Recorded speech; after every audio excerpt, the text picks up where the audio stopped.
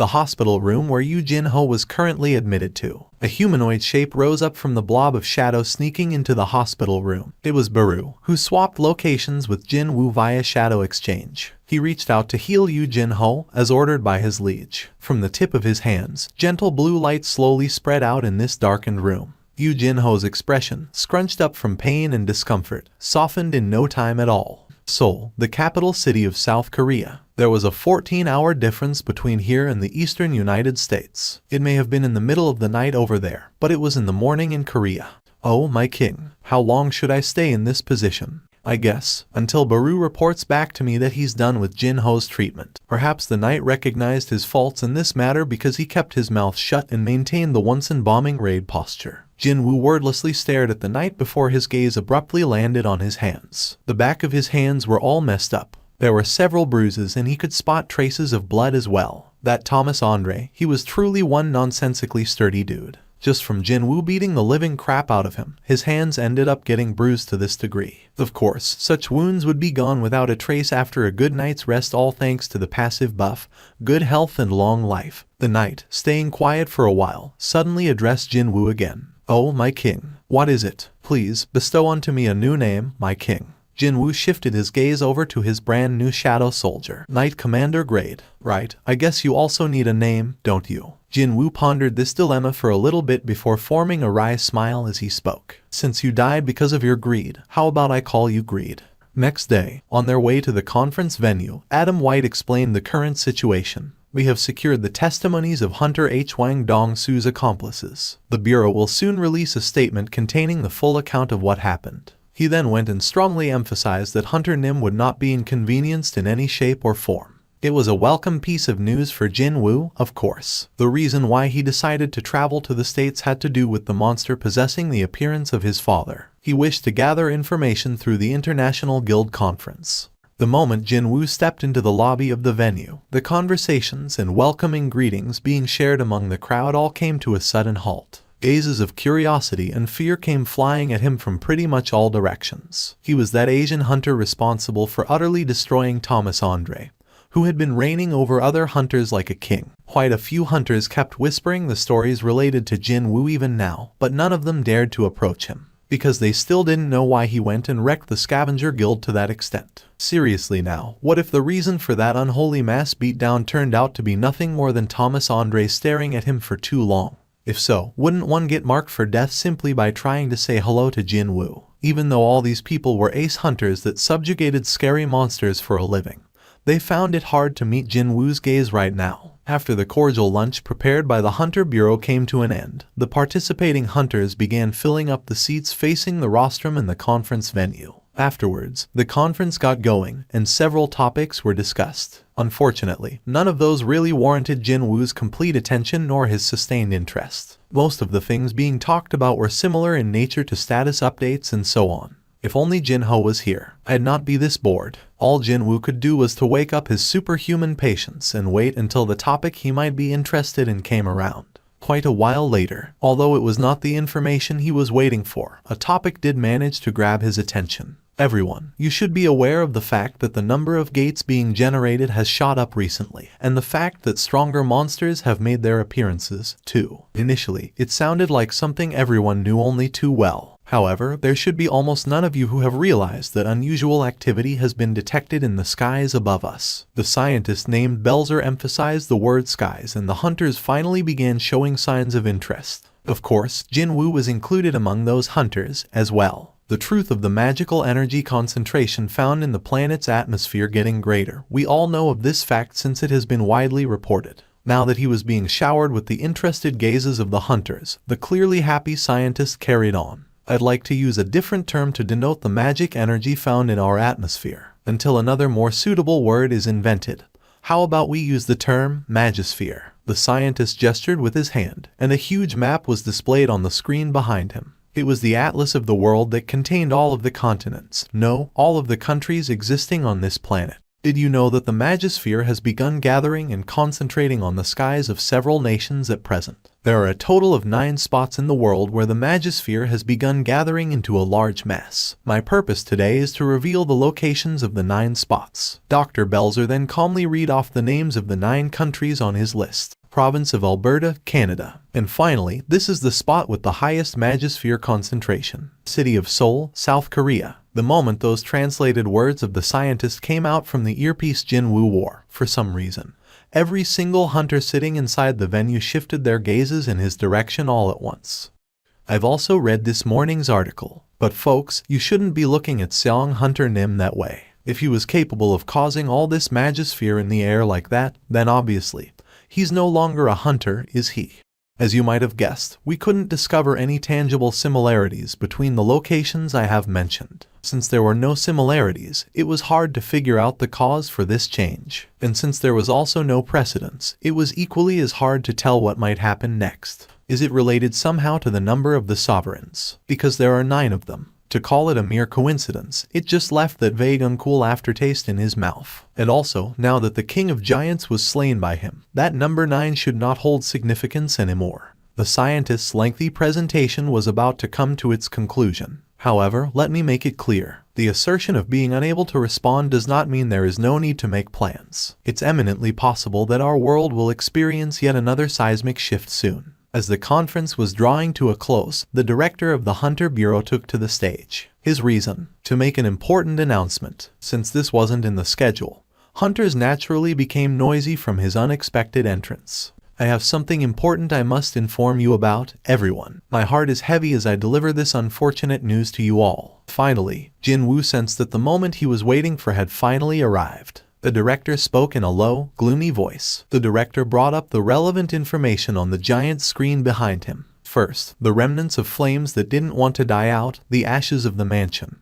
And then, Christopher Reed's dead body with a hole in his chest. Hunters confirmed the death of the Special Authority rank awakened via the provided video footage as well as the several still images on the screen, and reacted by gasping out in shocked moans. Not one person present was able to dispute the fact of that man being dead now. As expected, the surprised hunters began their outpouring of questions, but the director firmly shook his head. Instead, I'm sorry, but I'll answer your questions only after this presentation comes to an end. There was a far more important matter still to be carried out instead of answering the questions. We strongly suspect this man is the perpetrator of this crime. A man's face now filled up the entirety of that giant screen. Almost immediately, the gathered hunters realized that something was amiss. That Asian man's face, wasn't it uncannily similar to someone else sitting inside this conference venue? But then, these hunters also recalled what happened to Thomas Andre, and none of them could voice the thoughts bubbling up inside their minds. Jin-Woo too closed shut his mouth. The photograph must have been taken moments after he had arrived at the Hunter Bureau for identification purposes. That face definitely belonged to his old man from his memories no matter how many times he took a look. Jin-Woo eventually bit his lower lip. How come it's my father? Dungeons were supposedly the territory of the rulers. He couldn't tell why they sent a monster with the outer appearance of his father. Regardless of what their intentions were, though, Jin-Woo could still feel the bubbling pit of rage slowly building up its intensity deep within his heart. Too bad. Hunters nearby completely mistook that rage for something else and they did their absolute best to not look at his way. Do not look back. Do not look back. They just look similar, that's all. Just similar and nothing else. Asians all look alike, right? Right. But still, that is just so. The director branded Seong-il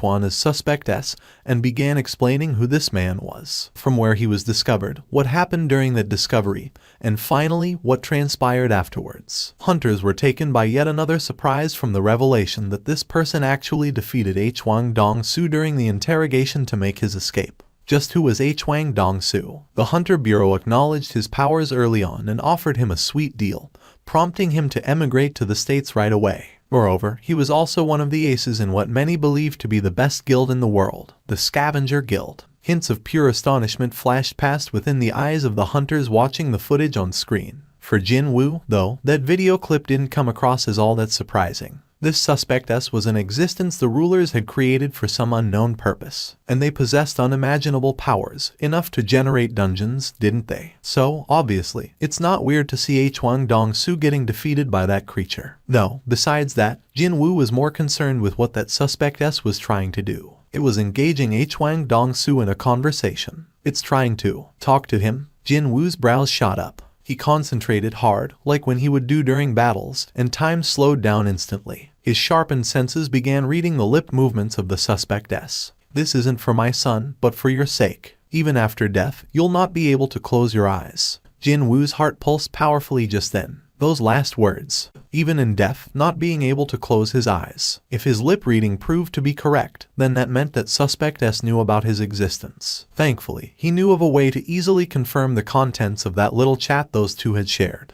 Jin-Woo suppressed his wildly pounding heart and called out the name of the brand new addition to his shadow army. Greed. Greed already knew what Jin-Woo wanted to know through their shared mental link, so he immediately made his reply. All the thoughts in Jin-Woo's head were getting more and more complicated and confused. The lengthy explanation of the director was coming to an end. We're planning to ask you, the guilds of the world, to help us track down and apprehend this suspectess if you discover this man's whereabouts.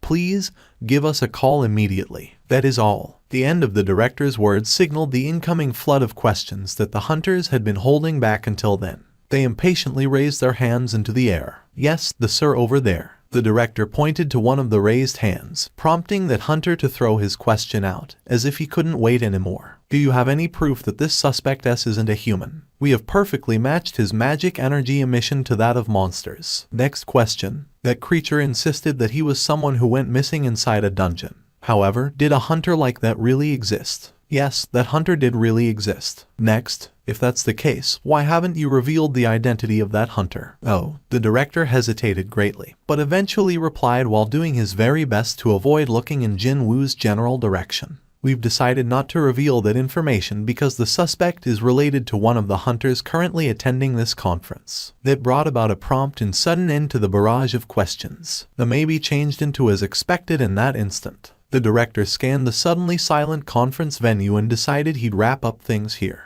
Are there any other questions? It was then, someone sitting at the end of the audience seats at the back raised his hand. Even before the director could call out his name, this guy opened his mouth first. Even then, don't you think it'll be better to release the identity of that person if you really want to arrest them? Hunters didn't have to turn around to see who asked that question in that weighty voice. It was spoken in Chinese, and it came from a certain middle-aged man. One of the special authority rank hunters was looking straight at the director with a somber expression on his face. Dozens upon dozens of China's top hunters, including his own guild members, sat to his right, left, and front. The director seemed to be at a loss, but Liu Zhaijin continued to press on. Although it had been urgently decided earlier in the day to seal the information on the identity of suspect S, the director realized that he didn't have much of a choice now and begrudgingly brought up it on the screen behind him. Beep. One press of the remote button and the information on Seongil Hwan filled up the giant screen. Soon, surprised gasps came out from several of the audience members. To think, the very first human-shaped monster to appear in dungeons possessed the exact same countenance as Hunter Sung Jin-Woo's missing father. How could there be such a coincidence? The once quiet interior of the conference venue was buzzing with the hushed voices of the hunters. Liu Zhaijin quietly stared at the screen before raising his hand again.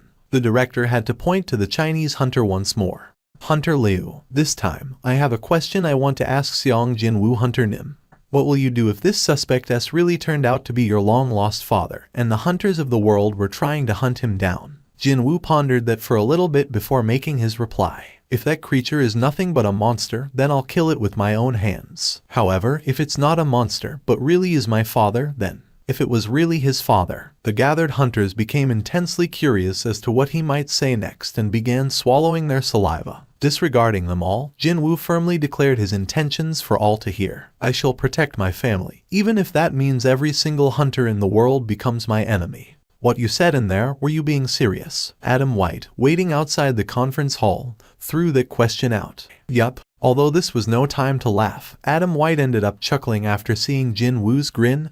Anyway, just who were the folks inside the conference hall? They were 500 or so of the top-ranked hunters from around 120 countries, who were invited by the Hunter Bureau to attend this conference. In other words, they were the top elites humanity had to offer. But then, this man went and said to them, even if it means every hunter in the world becomes my enemy, any all-tough guy wouldn't even dare to imitate what Jin-Woo had done. Most likely, there should be only 2 people in this whole wide world, including you, who could say something like that in there.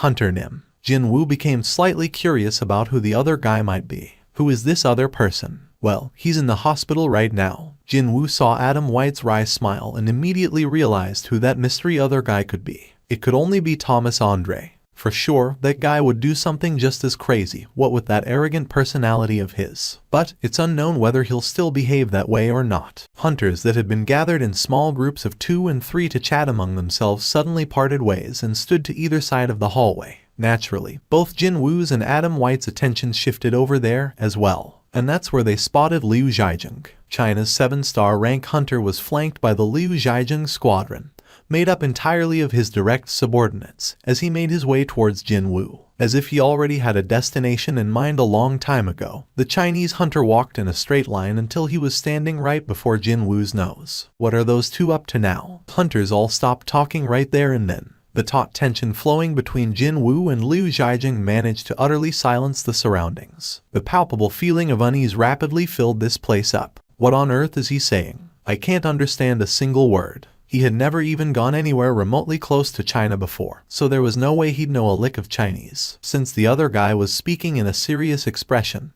he too decided to form a similarly serious one.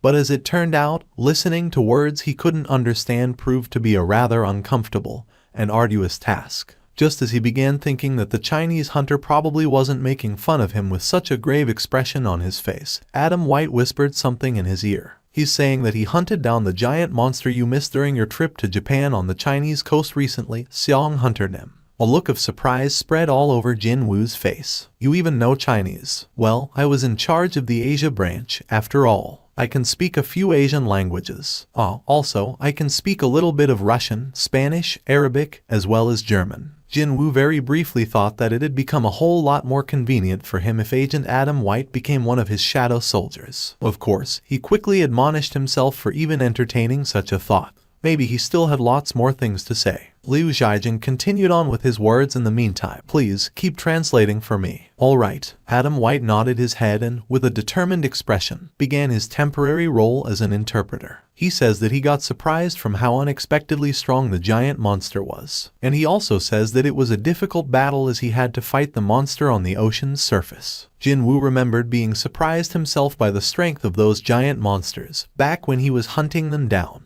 They had such huge bodies, yet they also moved around nimbly like wild beasts, too. Since Liu Zhaijing said he fought the monster over the water, which imposed a greater restriction on one's movements, his surprise should have been greater when compared to fighting the creature on dry land. As a fellow hunter, Jin-Woo could pretty much understand where the Chinese man's fluster stemmed from. The longer Liu Zhaijing's words got, the brighter Adam White's expression became. Ever since that encounter, he says, he's been meaning to meet you. He has been really curious to learn more about the person capable of easily hunting down all those powerful monsters. That's what he said. In the same breath that Adam White finished translating, Liu Zhaijing formed a bright smile and reached his hand out for a shake. It seemed that the previous serious expression came from his nervousness. Jin-Woo looked at that offered hand for a bit, before shaking it with a smile of his own. He had absolutely no reason to refuse a greeting offered up first by one of the best hunters in the world. Adam White had figured out what was going on here and could finally breathe a sigh of relief. As they shook hands, Liu Zhaijing said some other things with a smile. Jin-Woo looked at Adam White again. Sounds like he's making a joke, so what is he saying? Adam White briefly formed a lost expression, before the corners of his lips arched up. He says that he's really happy about you teaching Thomas Andre Hunter Nim a lesson. He doesn't even have to take a look to know that it was Thomas who instigated the whole thing first. Jin-Woo grinned at that one. But then, Liu Zhaijing's complexion darkened somewhat. Likewise, the smile on Adam White's face was wiped off as well. He quickly translated what the Chinese hunter was saying. That is why he will now pray even harder that Suspect S isn't actually your family member. He says that he doesn't want to fight against you, no matter what. Jin-Woo wordlessly nodded his head. The director opened the door to the room and Jin-Woo got to meet the gaze of a certain African-American woman waiting patiently for him there. It's been a while, Xiang Jin-Woo Hunter Nim. Likewise, Madame Selner. It was none other than the upgrader, Norma Selner, the awakened possessing a unique ability. He wondered if she had calmed down now that a bit of time had passed since their last encounter, but unfortunately, the light shining in her eyes was the same as before. Just what could make her move in spite of her fears? Jin-Woo's curiosity had definitely been stoked now. I didn't expect you to seek me out first, ma'am, so. Jin-Woo settled down on the seat opposite hers. Adam White, once more assigned as an interpreter, stuck close to Jin-Woo's side. I've been having the exact same dream every day.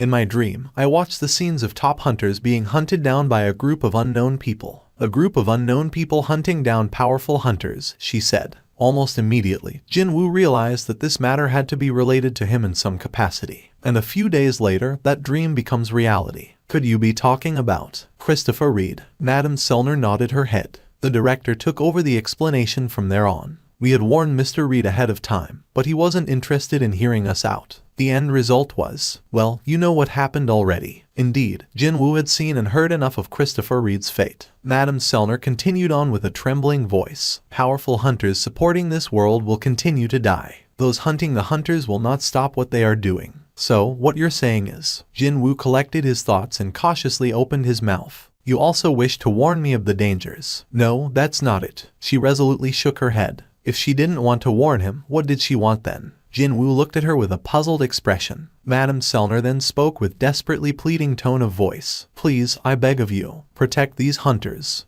While the dream kept repeating itself, I tried my best to memorize the faces of those hunting down the hunters. However, it was all for naught. She explained that all she could remember after waking up were faces covered in veils of darkness. And so, I decided to use another method. Even if it was just a dream, I'd use my ability to look into their true nature, their true form. Was that why you looked into my eyes last time? Yes, correct. Madame Selner readily admitted to how her ability worked. What I found within those people was limitless power. But, when I locked gazes with that thing, I had no choice but to wake up from my dream. Jin-Woo's gaze momentarily drifted lower and saw her fingertips tremble imperceptibly. When my eyes looked into it, I can still clearly remember the words and voice of that thing even now. Jin-Woo slightly raised his head back up again. Both the director listening in, as well as Adam White translating from the side, carried deeply tense expressions. Jin-Woo asked her in a calm voice, "What did that thing say to you?" "It said that I should quietly go back and wait for the war." Madame Selner began shuddering in horror after finally recalling that memory. The voice she heard in her dream was far more vivid than any other sound she heard in reality. Unlike the frightened woman, though, Jin-Woo was focused on the word war instead. That was his clue. It's similar to what the King of Giants told me, isn't it? The battle between the rulers and the sovereigns, didn't the King of Giants say it? That they were gearing up for war. Most likely, the rulers weren't the only ones preparing for this upcoming battle. If that was the case, then, just which side did the beastards hunting the hunters belong to? Although he felt curious about this, he still hadn't heard a reply to his original question. So, he asked again. How does that relate to you asking me to protect other hunters? Because I saw the same power sleeping within you. Her cautiously mouthed words slapped wide-awake Jin-Woo, and in the face, the power of the Shadow Sovereign. That's what she saw on that day, hiding deep inside of him. Since she saw the same type of power from the assassins in her dreams, their identity had to be sovereigns. Jin-Woo's expression hardened. They are existences above the hunters, and in order to stop them, we need you who possess the power that equals theirs. Hunter Nim. The director quietly listened up to hear and finally entered the conversation. In all honesty, I wasn't convinced by the claim that no one can protect the hunters besides you, Sung Jin-Woo Hunter Nim.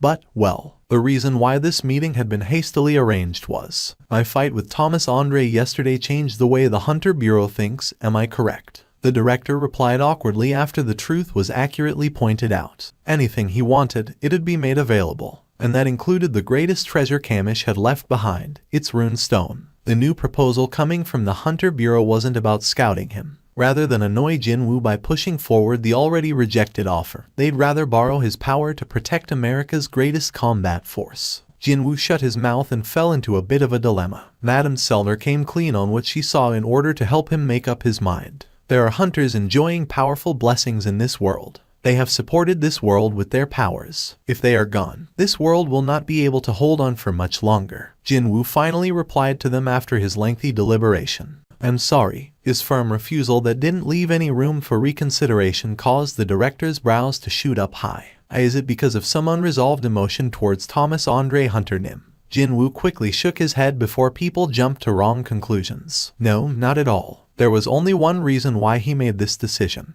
It's only because I don't know anything about the enemies I'll be facing. Even if he had a rough idea about what their identities were, he hadn't encountered them once yet. It was only obvious that he'd not make any promises on protecting someone else when he had no clue on the enemy's capabilities. Jin-Woo wasn't some amateur who'd readily make promises when he wasn't sure whether he could keep them in the first place. I'll observe the situation for the time being, and then he'd take care of those things he could handle first. Can you get me the list of the hunters you people wanted me to protect? Have you changed your mind? No, but I'm curious about something else. Oh, Adam White struggled to hide his disappointment. He got his hopes raised up before being shot down. Still, he didn't think this was all bad news, because it indicated that Hunter Sung Jin-Woo was still interested in this problem one way or the other. And also, can you organize an opportunity where I can meet the ones found on that list? There is a big party organized by the Bureau. All the hunters attending the conference are invited. If you wish to meet them, you can most likely do that there. Hunter Nim. The moment he stepped into the banquet hall, everyone's attention was laser focused on him in an instant. Look, isn't that? Yes, I saw. He's right in front of us, but I can't even feel his presence. He's on a completely different level, and with all the attention being poured on him, it was only natural that even Yu Jin-ho would be subjected to their intense scrutiny as well. In that case, the hunter next to him must be. He fought Thomas Andre in order to rescue that young fella. The situation had settled down somewhat by now after the Hunter Bureau had released the public statement. On one hand, every hunter in here was deeply shocked by the fact that Jin-Woo was willing to clash against the entirety of the Scavenger Guild for the sake of his rank D hunter comrade. But on the flip side, they were also getting a heavy case of goosebumps, knowing that the declaration he made towards the end of the conference's first day was not a bluff at all. In any case, now that the Bureau had cleared up the air, lots of hunters were beginning to seek out a chance to engage Jin-Woo in a conversation. This was the result of his public image going through a revamp of sorts, going from a monster capable of pummeling the freakishly strong Goliath, to that of a monster who'd not hesitate at anything to protect his comrades. The thing was, though, the very first person to pluck up his courage and made his approach was not a hunter, but a chairman of a very famous global corporation specializing in dealing with monster remains. It's my honor to meet you like this, Sung Jin-Woo Hunter Nim. The businessman introduced himself first, and then, we'd like to purchase the remains of all the giant-type monsters you have hunted down in Japan. Do you have some time to discuss this matter in greater detail? This is a good opportunity. Jin-Woo grinned affably and introduced Yu Jin-ho next to him to the businessman. I'm in charge of the raid aspect of the guild. I usually leave all the business-related discussions to my trusted vice master over here. I'm Yu Jin-ho, vice chairman of the Jin Guild. Ah, yes. Hello. It's a pleasure. I don't usually discuss business-related matters in occasions such as this one. But if it's you, Mr. Chairman. Jin-Woo watched on as Yu Jin-ho expertly guided the businessman to somewhere better suited for a conversation like the one they were about to have, and formed a satisfied smile. This kid, he's finally acting like a proper vice chair now. But Jin-Woo's eyes sharpened almost instantly afterwards. Now that the pair of potential obstructions went away, the real thing would begin now. Adam White got close to Jin-Woo. Here is the list you asked for. The screen of the tablet PC he handed over displayed the 10 names of the hunters who could all legitimately be called the world's best in numerical order. We at the Bureau had taken all the feats each hunter had achieved and converted them into points so we can assign them numbered rankings. These 10 people are the ones with the highest amount of hunter points in the world. The hunter points, he said. Jin-Woo was intrigued by the fact that the feats and achievements of a hunter were represented through a points system. He then realized that his name wasn't on the list and asked Adam White, "Where am I on this list? If we were to include your feat in hunting down the giant-type monsters in the points tally, then you should be around here." The American agent pointed in the spot between 3rd and 4th. The names of Liu Zhaijing, Thomas Andre, and Christopher Reed occupied the spots above. The mere fact that he was already located beneath those three when he hadn't been a rank S hunter for long attested to all the incredible feats he managed to achieve so far. The 4th place is India's Siddharth Bakshan, and the 5th spot is. The first 5 spots naturally belong to the 5 surviving Special Authority rank hunters. As for the spots below, they were also occupied by some of the most decorated, celebrated hunters in the world. It was then Jin-Woo stopped reading the list and raised his head after he heard a bit of commotion rising up. An unexpected appearance of a certain guest had thrown the party-goers into confusion and chaos. Confirming who this guest was, Jin-Woo handed the tablet back to Adam White. Hunter Nim. You don't need to worry. As he expected, this guest displayed not one hint of hesitation as he strode straight towards Jin-Woo. He even proceeded to step aside Liu Zhaijing, trying to dissuade him in the middle of the way. and stopped right in front of the Korean hunter. Jin-Woo mouthed the man's name, Thomas Andre. Jin-Woo didn't lose his relaxed demeanor even when Thomas Andre was standing before him. However, the same couldn't be said about pretty much all of the onlookers staring at him, and the American with his arm wrapped in bandages. They were getting properly freaked out now. The burly American looked at his Korean counterpart, who was at least a good head shorter than he was. Hunter Sung Jin-Woo, I want to ask you a question. My arm. Thomas Andre raised his left arm, currently wrapped tightly in bandages. I heard that the damage from the magic energy attack left behind on this arm was so great that healers were unable to fix it. Doctors told me the same thing. They said that, although it's healing bit by bit, it'll take a long time before I can use my arm properly again. He used his left arm to block Jin-Woo's fist, lugging around a considerable amount of magic energy. Right after the fight ended, the bones in the arm disintegrated into a fine powder, and there was a chance that he'd never get to use his left arm ever again. Traces of bitter battle left behind all over his body gifted him with all sorts of aches and dull pains. However, the pain also gave him the clarity of mind to think about what happened, and then think some more. But he failed to arrive at an answer, and having no choice, he decided to seek Jin-Woo out like this. If it was you, you'd have no problem finishing me off, or any of my guild members, the ones who kidnapped the Korean's comrade in this foreign land, and proceeded to attack him when he came to rescue the captive, were Thomas Andre and his underlings. Just as the statement released by the Hunter Bureau had alluded to, even if Jin-Woo decided to kill every single scavenger guild member, he would have escaped any punishment from the US government. Of course, they wouldn't have any means to prosecute him in the first place. However, Sung Jin-Woo took the lives of no one, save for Hwang Dong-soo. Thomas Andre was really dying to know the why of it all. Too bad for him. Jin-Woo's answer was so simple that it instantly rendered his deep pondering of the past few days utterly pointless. Because none of you committed a crime worthy of death. Jin-Woo found it hard to overlook Thomas Andre's arrogant attitude. But still, the American only showed up back then to protect one of his own guild members, Hwang Dong-soo. It was the same story for the rest of the Scavenger Guild members, too. Thomas Andre's thoughts were even more complicated than before he heard the answer, but on the flip side, he felt much more refreshed and could form a relaxed smile now. I'd like to treat you to a good meal after my arm heals up. Can you leave your contact detail with my manager lady over here so I can call you later? Thomas Andre sounded cautious as he bade goodbye and turned around to leave. Laura was on standby behind him until then and lightly bowed her head. Her boss didn't even take a second look behind him and exited from the banquet hall. Every time he took a step forward, the partygoers parted to the side as if he was Moses and they were the Red Sea. Laura watched his distancing back before shifting her gaze over to Jin-Woo. My guild master was expressing his gratitude towards you not killing any of his guild members just now, Hunter Nim. He might look that way, but in reality, he is far sheer than you think. Oh,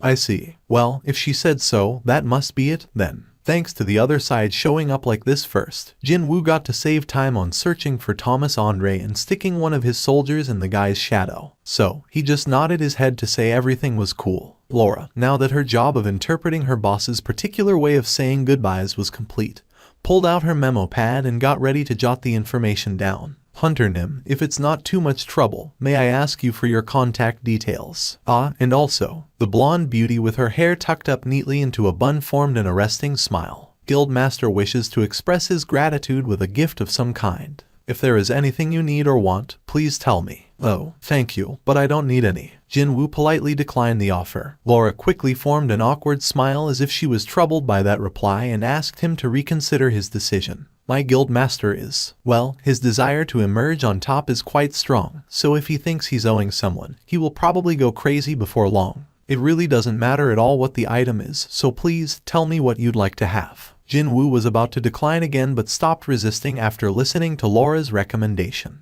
He figured that, although he didn't really need anything, it was against etiquette to reject the other side's show of goodwill again when they were willing to go this far. If it's a useful short sword or a dagger. He had run into quite a few opponents with incredible defenses recently, and the pair of Demon King's short swords was proving to be ineffective against them. He thought that it might not be a bad idea to swap his weapons for something else with the aid of the Scavenger Guild. Even if no useful item came out from this deal, he'd have nothing to lose anyway. Short swords or daggers. I see. Thank you, Hunter Nim. Laura smiled brightly after hearing his reply. She finished jotting down on her memo pad and also left the banquet hall. By the way, there's one person missing, isn't there? I don't see the 6th person on the list in here. But, how did you? Jin-Woo shrugged his shoulders, and Adam White nodded his head as if he understood. All right, trade secret, was it? The American agent continued on. We lost all contact with that person a few days prior to the conference, unfortunately. The Brazilian government is searching for that person's whereabouts in secret, but they haven't found any concrete leads yet. Jin-Woo nodded his head. He got to attach a shadow on the number 2 of the list, Thomas Andre, just now. The 3rd place Christopher Reed and the 6th Brazilian hunter were not around, which means there are 7 people left.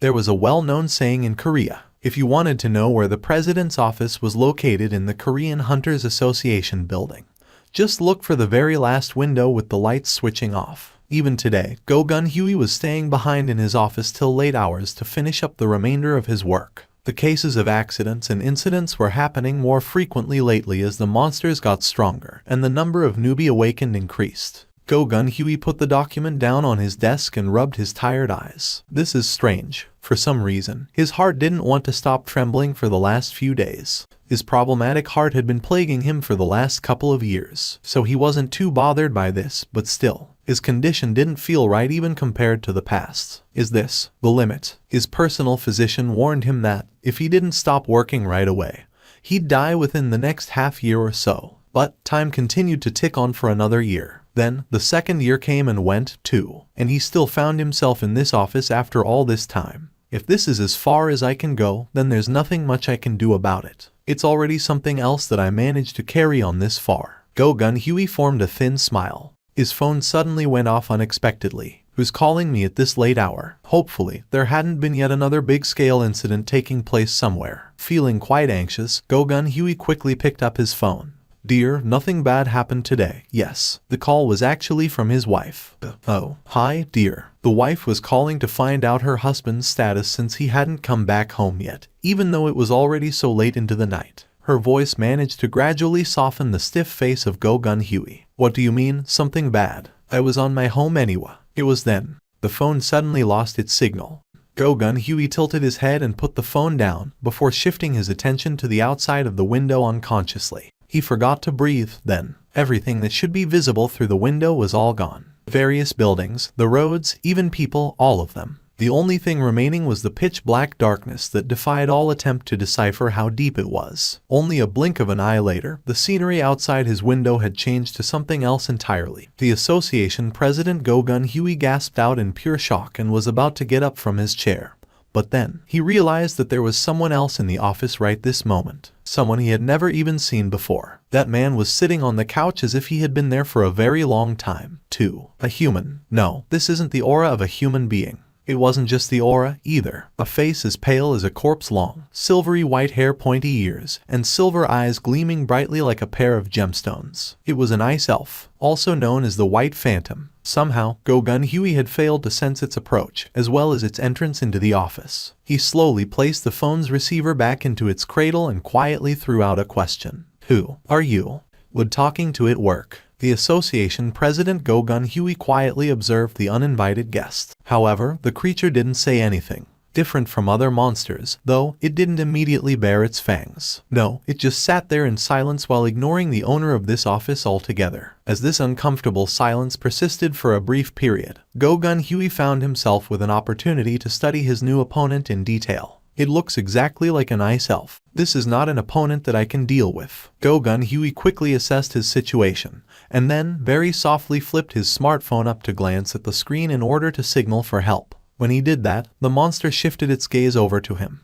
Go Gun-Huey confirmed that the smartphone had no signal, just as the creature had said, and put the device down. Am I dreaming a bad dream right now? Not only did a monster intrude into the HQ of Korea's Hunters Association right in the middle of Seoul, it even began speaking in Korean, too. It was then. Go Gun-Huey felt a sharp pain brush past his left shoulder and quickly grabbed it tight. Something happened the moment this monster pointed at him. He cautiously lifted his hand away to discover a cut wound on the shoulder, as if something sharp had sliced him up. The truly mystifying thing was, even though his flesh had been sliced open, not a drop of blood came from the wound. The monster was still sitting relaxedly on the same spot in the couch. Go Gun-Huey nodded his head. I see. So, this is reality. In that case, let me ask you again. Just what are you? The monster slowly stood up from the couch. At the same time, couches, the coffee table, and other furniture nearby the creature were shoved violently away and crashed into the walls. The furniture froze up in an instant and got stuck on the walls. Oh my god. Go-Gun Huey's eyes opened wider. The goosebumps-inducing chill slowly permeated into the office of the association president. Just who would dare to label Go-Gun Huey as a weakling in this world? However, he realized that he couldn't dispute that claim. The creature before his eyes possessed this Mount Tai-like authoritative power, and whenever it opened its mouth, its voice reverberated and exploded like a thunderclap. This thing was on another realm compared to him. He possessed incomparably excellent senses, so he could instantly figure out the differences between his and his opponent's power level. A powerful explosion swept away the spot where Go-Gun Huey had been standing on. White smoke created from the extreme coldness rose up like a veil of fog and covered the surroundings until it was impossible to see anything. But then, a pair of flames emitting pure light began burning brightly within this smoke. Those were a pair of eyes glowing in a golden hue. The monster confirmed the color of the light oozing out from the screen of whiteness and formed an eerie smile, before throwing the remaining clump of cold air in its other hand. Go-Gun Huey swung his arm and swiped that cold air away. It was flung away and crashed heavily against the wall. The cold air exploded and the entirety of the wall was blown away. Through the gaping opening, one could see a space filled with endless pitch-black darkness. The white smoke obscuring the view slowly dissipated, and the unheard association president Go-Gun Huey was revealed in full. Not just his two eyes, but his whole body was enveloped in this stupendous golden aura that wavered around gently in the air. You separated the president's office and hid it in between dimensions. Quite impressive. A completely different voice than how he normally sounded came out from Go-Gun Huey's mouth. The monster began speaking again. Unlike the tone of voice that sounded emotional, the monster's expression remained unchanging. With a frozen, stiff face, it continued to speak. This time, it was Go-Gun Huey's expression's turn to harden. Not only him, but the locations of all the rulers had been exposed, and 2 had already lost their vessels, as well. Such a counterattack was out of the ruler's expectations. The monster formed a creepy smile. Do your worst, Sovereign of Frost. Go-Gun Huey roared out thunderously. The wavering golden aura surrounding his body intensified by a step, before transforming into a figure emitting this bright light from his entire body. The darkness filling up the space beyond was illuminated brightly in an instant. However, even though it was being subjected to this incredible power, the Sovereign of Frost didn't bother to wipe that ridiculing smile off its lips. Ice-cold white light oozed out from the Sovereign's eyes. At the same time, the floor beneath its feet began freezing up. Just like how the bright golden light was enveloping Go-Gun Huey, the intense and bitterly cold air surrounded the Sovereign's entire figure. And then, the creature bared its fangs. At this moment, when the Sovereign had let down its guard, Go-Gun Huey instinctively realized that this could be his only chance and dashed forward like an arrow to pounce on the Sovereign. Unfortunately, the opponent's reaction was definitely not slow, either. The golden light and the cold air got into a messy tangle and caused a series of intense explosions. But, as the battle became protracted, Go-Gun Huey's movements visibly dulled. Compared to his enemy, the injuries on his body continued to accumulate. As his actions got harsher and heavier, more and more white steam leaked out from his panting mouth. The length of time a patient at death's doorstep could fight while stuck in such coldness was at best 2 minutes tops. Just as the Sovereign had alluded to, the result of this fight was already set in stone. His stamina had already reached its limit. Go-Gun Huey had already expended more than the permitted amount of magical energy his body could handle. His eyes became bloodshot, and blood began leaking out from the corner of his lips. Too bad, all of his efforts were for naught. A sharp ice spike stabbed directly into his chest and emerged out his back. Go-Gun Huey spat out a mouthful of blood.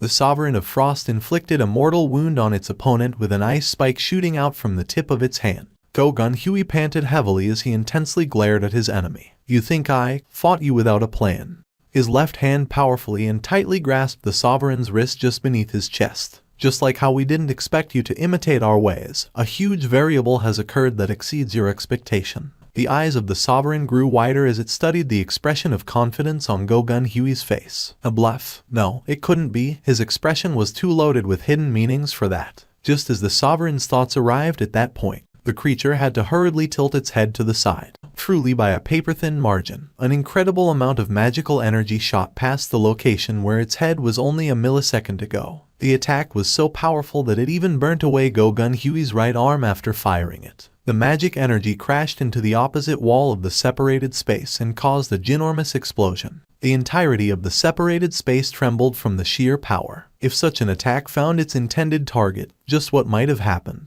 That was dangerous. Too bad for the human. The Sovereign had sensed the enemy's intention in that instant, and as a result, was able to dodge it at the very last possible moment. The Sovereign stared at Go Gun-Huey, who must have exhausted all of his remaining energy from that attack, and formed a smile. That smile was clearly one of ridicule. However, Go Gun-Huey was smiling along as well. That's right. The Sovereign discovered that smile floating up on the pale, waning face of the human and began feeling this puzzling sense of encroaching ill omen. How come it was being overwhelmed by this creeping chill, even though victory was at hand? Its puzzlement didn't last for long, though. Crack. The Sovereign's gaze quickly shifted to its rear. The barrier separating this space from the outside was crumbling into pieces after that enormous magical energy slammed into it. Was this his original intention? Even then, didn't this act ultimately a meaningless resistance? It was then. The consciousness of the ruler dwelling within the old man's body raised the corner of his lips. Will it really be that way? Soon, the barrier shattered completely and the space regained its original appearance. Lights from the other buildings, cars on the streets below those buildings, and the president's office, too. Everything returned to their original place, which meant Go Gun-Huey summoned up the last of his strength and shouted at the ground beneath him. Now, from beneath his feet, a blob separated from his shadow and rapidly transformed into that of a certain ant. This creature avoided the Sovereign altogether and, while screeching out loudly,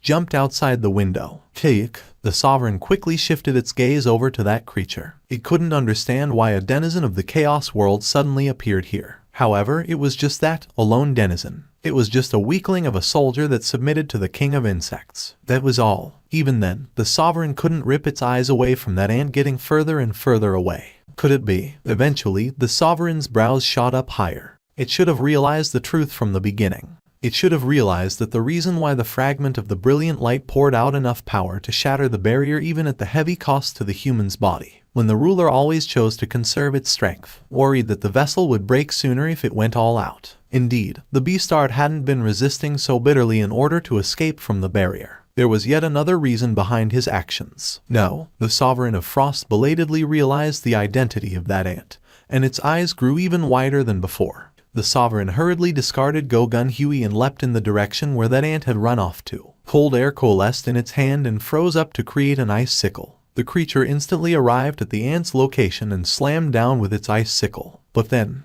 the wrist wielding the sickle was immediately grabbed by someone's hand. The grasping power was so great that the Sovereign couldn't retract its arm at all, no matter what. But, even before the creature had any time to be surprised by that power, its neck was grabbed hard, too. The Sovereign of Frost confirmed just who appeared in the spot where the ant had disappeared from and felt its heart tumble to the pit of its stomach. And then, it asked in a disbelieving tone of voice. Meanwhile, Jin-Woo grasped the neck of this Sovereign of Frost tightly so it wouldn't be able to escape, and shot at a puzzled look. An ice elf. Jin-Woo had a bit of history with the monsters called ice elves. Didn't he encounter these creatures when he stumbled into a red gate for the first time in his life? How rueful did he feel back then, after seeing the boss mob Baruka slipping out of his hands while leaving only a dagger behind? Just remembering that event brought back all the bad emotions he felt then after failing to extract that monster's shadow. And here I was, having just barely forgotten about it. While gripping the monster tightly, he asked this mysterious ice elf a question. The monster gritted its teeth and shook off Jin-Woo's hands.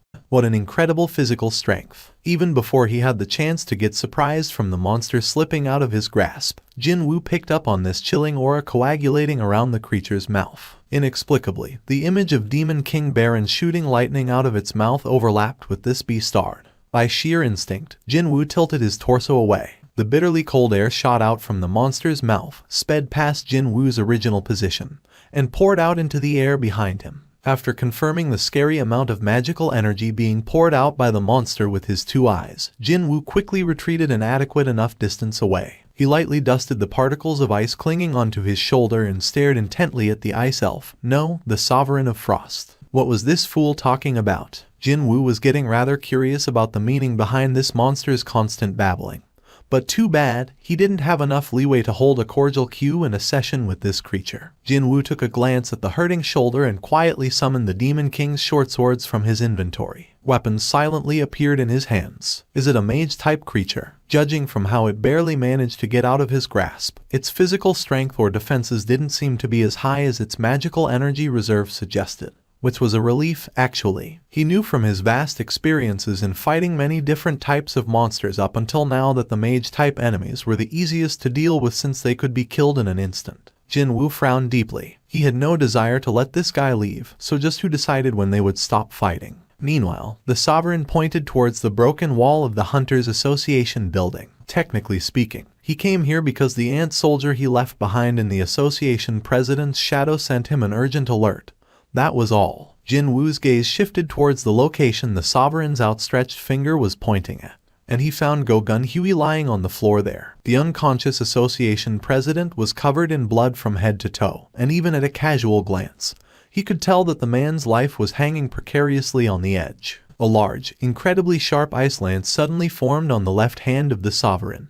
The moment the creature's words came to an end, the lance flew towards Go-Gun Huey. Jin-Woo's eyes widened. He pushed his concentration to the absolute max, causing the flow of time to slow down greatly. He watched the lance fly agonizingly slowly, but accurately, towards the unmoving association president. Ruler's authority. He tried to use his invisible hand to stop the ice lance, but the magical energy of the one who threw it easily thwarted his attempts. Enraged, Jin-Woo shifted his glare at the Sovereign of Frost. The Beastard was waiting for Jin-Woo's answer. That was. He bit his lower lip before dashing towards the spot where the association president Go-Gun Huey had collapsed on. The air where Jin-Woo used to be wavered and tumbled about from the explosive power. Just before the lance landed, he arrived by Go-Gun Huey's side first with almost no time to spare and dragged the unmoving man away from the weapon's trajectory. Further enraged by this cheap tactic, Jin-Woo raised his head to look, but the Beastard was already jumping into a small gate to escape from this battle. In a rush, he quickly summoned Baruka's dagger from the inventory and threw it. Dagger rush. The dagger flew in a dead straight line and accurately stabbed into the Sovereign's shoulder. The Sovereign of Frost glared at the dagger in its shoulder, then glared at the one who threw it next at Jin-Woo and gnashed its teeth. It soon disappeared into the depth of the gate. Jin-Woo was thinking of chasing after the creature, but seeing the gates gradually shrink in size,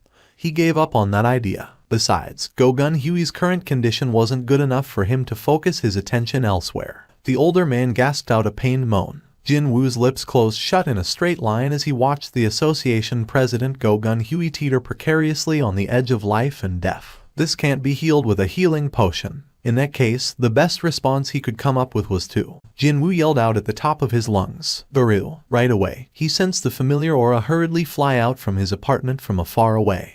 Baru smashed past several walls after flying in with all his might and entered the president's office, before kneeling down in front of Jin-Woo. Have you called for me, oh my king? Jin-Woo cautiously lowered Go-Gun Huey's upper torso on the floor and took a step back. There was so much blood dripping out from the association president that Jin-Woo's hands were now painted crimson just from supporting the older man's torso for a few seconds. Jin-Woo's complexion grew gloomier as he stared at the droplets of blood fall to the floor from his fingertips. Baru did as his master willed it and approached Go-Gun Huey. He began using up all of his magical energy healing the gravely injured man. Unfortunately, the complexion of the dying man didn't want to improve at all even with such a concerted healing effort. Baru panicked and opened his mouth. My king. Baru's scared eyes shifted over to Jin-Woo as he spoke. My healing magic isn't working on him. I can't heal this man. What? He didn't seem to be exaggerating, because Baru's hands were shuddering as he continued on with his healing magic. Even Jin-Woo could sense the enormous amount of Baru's magic energy being spent right now. At this rate, even the former Ant King would keel over from exhaustion. Jin-Woo halted the healing effort and sat down next to Go-Gun Huey to take a closer look at the man's current condition. Despite Baru's near-selfless efforts, the association president's vitality had weakened even further than before. Whatever that attack was, the hole in Go-Gun Huey's chest didn't want to close up even after Jin-Woo poured in a whole bottle of the most expensive healing potion sold in the store. Out of sheer desperation, he even summoned out the bottle of divine water of life, but before he could use it, someone grasped his wrist. Please, stop. It was Go-Gun Huey. He managed somehow to force his eyes open. Association President. His breathing remained heavy as if it was on the brink of cutting out. He still got to confirm the faces of Jin-Woo and Baru next to him, though. You did come for me. Thank you. A weak smile spread on Go-Gun Huey's face. Please, hold on for a little bit longer. I'll take you to a hospital right now. Jin-Woo's urgent voice only managed to earn a shake of Go-Gun-Huey's head.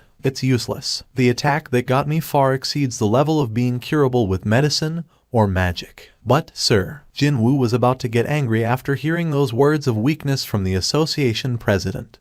But he had to stop. Go-Gun-Huey's trembling hand was grasping his, that was why. Listen to me. As if he was spurring on the dying embers of life for one last hurrah. Go-Gun-Huey's brows rose up high, his eyes opening up wide. I was able to get in touch with the will of the great beings. I saw their plans, who our common enemies are, and the things that we must do. The blood pooling in Go-Gun-Huey's mouth gurgled and welled up. What a relief that you're here with us. To think you'd possess that kind of power. Thank you, God. Tears began welling up in Go-Gun-Huey's eyes as he stared at Jin-Woo. He then grasped the young hunter's hand with both of his own and spoke with a trembling voice. Gates and dungeons weren't for them. In order to protect us, they chose this method, and cough. At that moment, Go-Gun-Huey coughed and reddish-black blood spluttered out from his mouth. Jin-Woo hurriedly tried to use the divine water, but Go-Gun-Huey shook his head. He knew the condition of his own body better than anyone. Sometime in the future there will come a time when you must make a decision. When you do, I pray that you remain on the side of mankind. Hearing the pain-gasping voice of Go-Gun-Huey,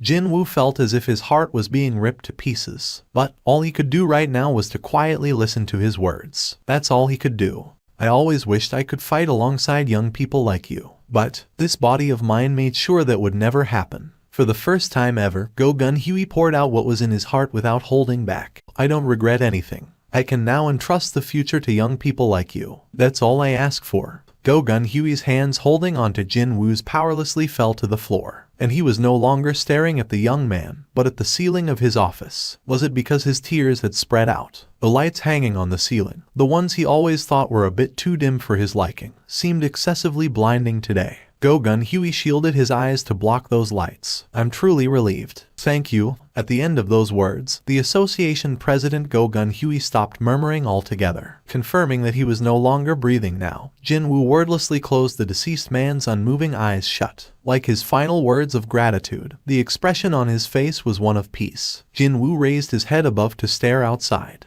He saw through the destroyed wall the raindrops falling from the cloudy sky. The sky that had been gloomy since the early morning. Next day, several headlines dominated the front pages of countless newspapers. The first news item was about Brazil's greatest hunter, Jonas, being found on the vicinity of a river as a corpse. The second one was about the grisly murder of the Korean Hunters Association president after his chest was stabbed through by an unidentified assailant. And finally, the news of hunter Sung Jin-Woo returning to South Korea. First, it was Christopher Reed. Next, Brazil's top hunter, Jonas. And finally, the Korean Hunters Association president, Go-Gun-Huey. The news of these hunters dying, thought to be some of the world's best, was revealed to the public one after the other and caused substantial chaos in their wake. If the enemies were capable of murdering the hunters who stood at the apex when it came to fighting power, then just who would be able to catch them? People finally realized that, although hunters existed to hunt down monsters, they too could be hunted down in turn by their supposed prey, just like everyone else. This only served to create yet another layer of terror in the people's hearts. Regular folks were being protected by the hunters, but then, who was protecting these hunters? Was that monster so strong that you couldn't stop it? Hunter Nim. Jin-Woo shook his head. When I got here, it was all ready. Jin-Woo formed a gloomy expression again and Woo Jin-Cheol's head dropped lower in the end. I'm sorry. I'm sure you're also feeling really bad right now. I was just frustrated and that ended up troubling you. Woo Jin-Cheol knew better than anyone that Jin-Woo was not responsible. That was perhaps why the latter's attempt at trying to console the former only made it worse. I still can't believe it. Woo Jin-Cheol's gaze remained fixed on the floor as he carried on. How could he die? He was urging me the day before to return as soon as possible because he wanted to hear about everything that happened in the US. Jin-Woo patiently waited for Woo Jin-Cheol as the latter struggled to finish his sentence. What did the association president say to you? Before he closed his eyes, he said that he felt relieved. Pardon? Woo Jin-Cheol raised his head, surprised. He felt relieved that the future could be entrusted to the young hunters, like myself.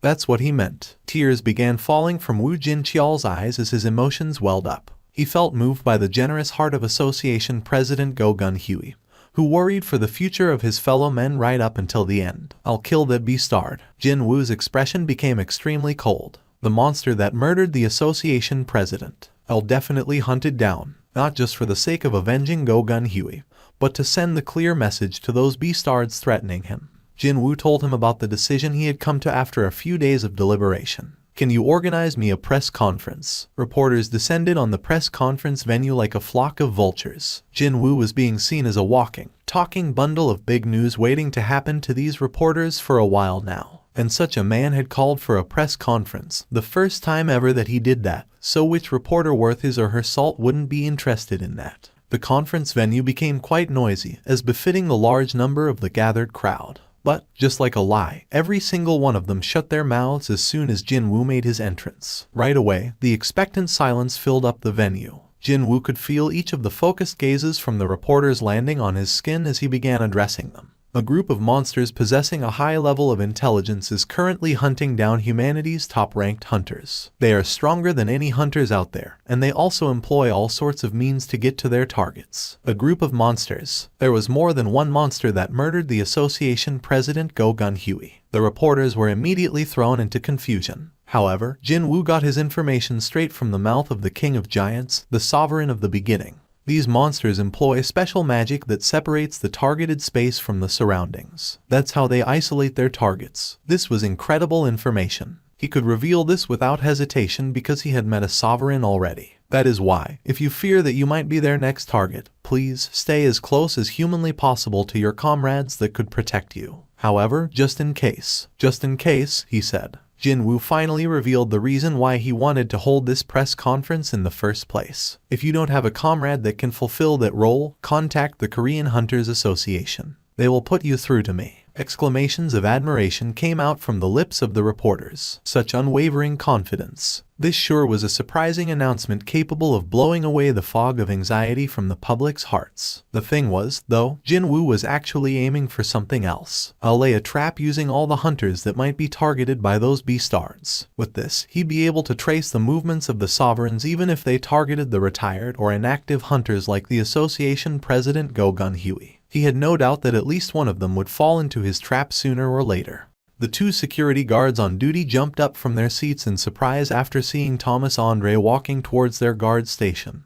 But he simply signaled at them, telling them to settle back down. Beep. He pressed his thumb on the fingerprint scanner, and the automated door slid open. He and the top manager of the guild, Laura, stepped into the underground storage facility located below the guild's building. The two guards who got spooked by Thomas Andre's presence were rank hunters in reality, since he stayed in the building's penthouse suite and would be informed immediately if something happened. The number of people who could step into this storage facility were extremely few. Thomas Andre didn't hesitate for a second and headed straight into the deepest part of the underground facility. Are you really planning to gift him with those, sir? They finally gained access to the chamber housing those after another round of fingerprint scanning. What's the matter? Do you believe this is too much for the price of my guild members, as well as my life? No, sir, that's not it, but, well, you think he's not good enough as a hunter to wield these guys, then? Laura knew that talking to him now was a waste of time. Since she knew retorting to him wouldn't work anyway, she decided to close her mouth shut for now. Meanwhile, Thomas Andre stood before the items he was searching for. These weapons didn't even suit him at all, yet he couldn't help but feel his heart tremble every time he stood before them. No matter how many times I look at them, they still look cool, Thomas Andre murmured in admiration, and Laura tried to dissuade him one last time, her voice sounding slightly unwilling. Sir, there are only 2 of these in the entire world. Yup, that's true, and it'll stay that way. I'm sure it will. Even then, will you still give them away? That's why I'm giving them to him. Thomas Andre formed a smirk. It had been almost 8 years since these guys were crafted, but the searing light coming off of them hadn't diminished by a single bit. The best hunter needs the best weapons. Don't you think it's too much of a waste to let them rot in here? As if to answer him, a pair of short swords resting within the metal case reflected the spotlight, the glare of the blades remaining sharp and cold. Late at night, Jin-Woo stood on the rooftop of the 100 stories tall Daesung Tower. Powerful gusts of wind constantly blew at him as he stood at this dizzying height, but his body didn't even sway for 1 second. His eyes were fixated on the cityscape below. He could see the streets of Seoul filled with the palpable air of grief. One of the electronic advertisement boards was playing a documentary detailing the life of the association president Go Gun-Huey. Jin-Woo's sharp glare scanned every corner of the city like a hawk searching for prey. Meanwhile, his shadow soldiers were searching through Seoul with greater efficiency than before. perhaps owing to the fact that they felt familiar with the order as it was similar to the one he issued in America. A great deal of information flowed into Jin-Woo's mind, but none of them was what he wanted to know. No matter how much of the city was searched, no traces of that ancient white phantom could be detected. As expected, this method isn't going to work. Jin-Woo knew all too well that using a method like this to catch a monster who was capable of freely entering and exiting a dimension through gates was not the answer. Back then, he tried to stick a shadow soldier on the beastard before it made its escape so he could chase after it later. But that ended in failure, because that creature didn't have that one little thing that all existences possessed. It didn't have a shadow. It's supposed to be a spiritual body or some such, right? The King of Giants did say that both the sovereigns and the rulers were made up of the spiritual bodies, so they couldn't be turned into shadow soldiers. If that was the reason why that sovereign didn't possess a shadow, then Jin-Woo no longer enjoyed the benefit of having the greatest method of tracking someone down. However, it doesn't matter. The King of Giants warned him back then, once Jin-Woo's existence was known to the remaining sovereigns, they would not sit back idly and suck on their thumbs. That's what he said, meaning, these sovereigns would come knocking on his doorstep sooner rather than later, not to target the association president Go Gun-Huey, but him as their sole target. But when that happens, he would. The heavy and intense killing intent spread out from Jin-Woo. However, Jin-Woo wasn't the only one getting ready for a battle. The Sovereign of Frost, after successfully escaping to the hideout, summoned other sovereigns who had already descended on this planet. 3 men and 1 woman appeared within this frozen cave. The Sovereign of Frost addressed these 4 kings, and then it proceeded to explain what it saw and heard to its new guests. The sovereigns weren't even bothered in the slightest by the coldness of the cave capable of freezing a person's flesh and blood, but after hearing the story, their atmosphere became incredibly frosty in mere seconds. Also, wasn't that the reason why the Dragon Emperor couldn't descend to this world, too? The Sovereign of Frost resolutely shook its head. 2 of the sovereigns who had sensed the lingering power of the Shadow Sovereign back in Jeju Island could only agree with their comrade at this point. The atmosphere remained frosty as the Sovereign of Frost continued on. Too bad, the response to its request for aid was indifferent, to say the least. This made some sense. Their opponent this time was seen as one of the most powerful kings among the 9 kings that ruled over the Chaos world. A battle against him was the same as killing yourself. It was only obvious that these sovereigns would become extra hesitant by the prospect. One of the sovereigns spoke up. The Sovereign of Destruction. If it was him, then the betrayer would be dealt with quite swiftly. However, the Sovereign of Frost growled angrily at its comrades. The dagger that stabbed into its shoulder, the wound inflicted from that encounter was no ordinary physical injury, but one that directly bruised its ego. The Sovereign of Frost had a score to settle with the Shadow Sovereign. Even though its resolution was unwavering, one of the sovereigns still stepped away. Another sovereign brought up the incident of the King of the Demons, Baron, who unwisely went up against the Shadow Sovereign and disappeared from the spot, as well.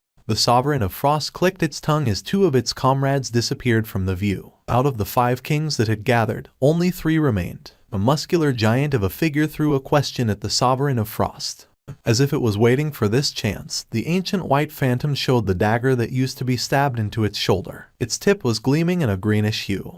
More precisely, it was the poison of a manticore. It might not be effective against sovereigns, but it was still a fatal substance powerful enough to rot away the flesh of the regular denizens of the Chaos world just from simple, innocuous contact. That man had coated his blade with the poison in preparation of the future events. It was indeed a meticulous and smart thing to do, but it was also not the Shadow Sovereign's original style. This was the clear evidence that the human was in charge of that body. The Sovereign of Frost respectfully asked the 2 remaining comrades. Its powers were about the same compared to the Shadow Sovereign, who was still a mere human. However, if 2 other sovereigns supported its cause, then it was sure of subjugating the human Shadow Sovereign. The 2 remaining kings exchanged glances between each other before nodding their heads. The Sovereign of Frost swore in its heart that it'd teach the true meaning of terror to that puny little human responsible for wounding its shoulder with a dagger. The corner of the ancient white phantom's lips curled upwards. To fill the vacant association president's position, an executive-level meeting was held among the vice president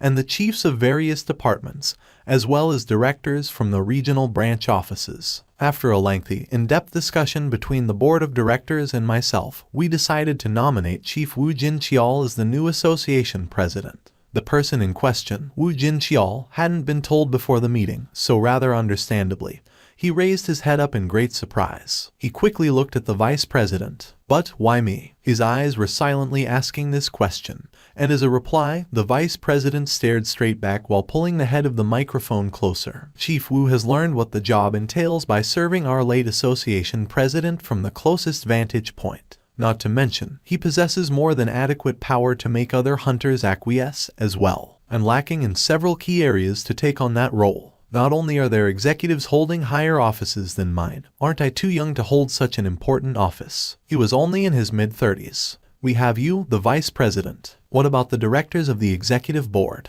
Directors from the various regional branch offices. Wu Jinqiao looked at the faces of all these powerful men and asked the vice president once more. There are this many excellent candidates present, so why am I being nominated as the replacement for the late association president, sir? The vice president switched his mic off. The official stance of the board of the directors had been communicated in full by now, so it was time to get to the meat of the matter, the unofficial stance. The mic being switched off prompted the attending staff members to pay even greater attention. No personnel within the association, including myself, possesses the ability to persuade South Korea's greatest combat potential. The greatest combat potential affiliated with the Hunters Association. There was no need to mention that person's name as everyone present could already picture his face. The special authority rank hunter capable of shifting a country with his individual power had to kneel before Sung Jin-Woo. How could a measly little association demand anything from someone like that? The only thing they could do was to politely make a request and wait patiently for a reply.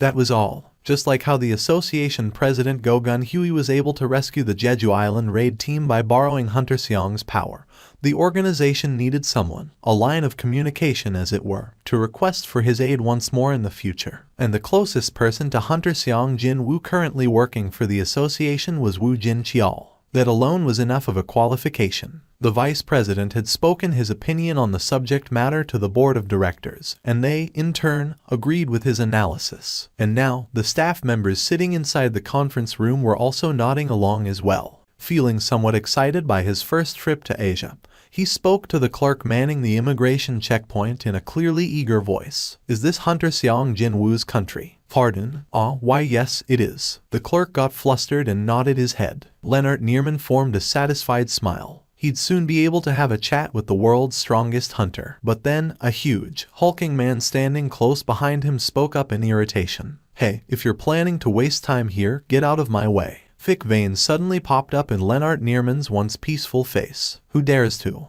Look here, friend. What you said just now, you think you can repeat word for word straight to my face? Leonard Neerman stood with a heavy frown etched on his face. The man in front of him, taller than the German by at least a head, took off his own sunglasses and growled menacingly. Get the FCK out of my way. Leonard Neerman immediately recognized who this burly man was and his expression hardened like a rock right there, and then he hesitated before opening his mouth. Please, go ahead first. Thomas Andre used his wide shoulders to brush past the German hunter and stepped into immigration control. The act of apologizing was the job reserved for Laura following him from close behind. What a giant he was, it was not for nothing that people attached the nickname of Goliath to him. Thomas Andre discovered the face of the immigration officer rapidly turning pale, and put the sunglasses back on before forming a genial smile. Is this Mr. Seong's country? Within the Jin Guild office, for Yu Jin-ho, this office had become far more comfortable than his own place. But right this moment, it felt as if every passing minute was as agonizingly long as an hour. He sneaked a glance at the clock hanging on the wall. It said 16:10 p.m. It had been over 2 hours since that man had shown up here. Gulp. Worried that his unconscious saliva swallowing had made too much noise, Yu Jin-ho quickly sneaked a glance at the unannounced guest to the side. Unfortunately, his gaze ended up meeting the guest's eyes hidden behind a pair of sunglasses. The big man replied with a refreshing grin. Yu Jin-ho forced his stiff facial muscles to form a grin of his own,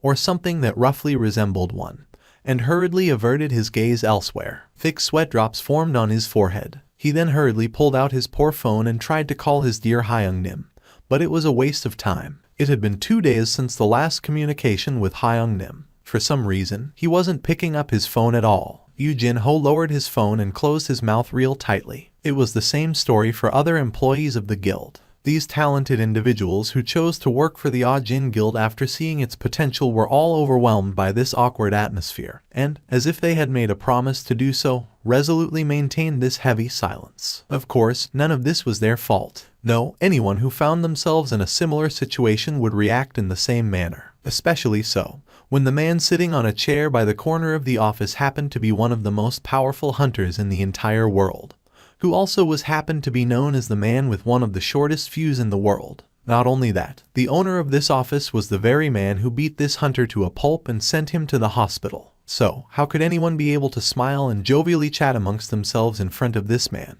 He was, of course, Thomas Andre. The hunter standing on top of the world had come to visit Jin Guild to meet Jin-Woo.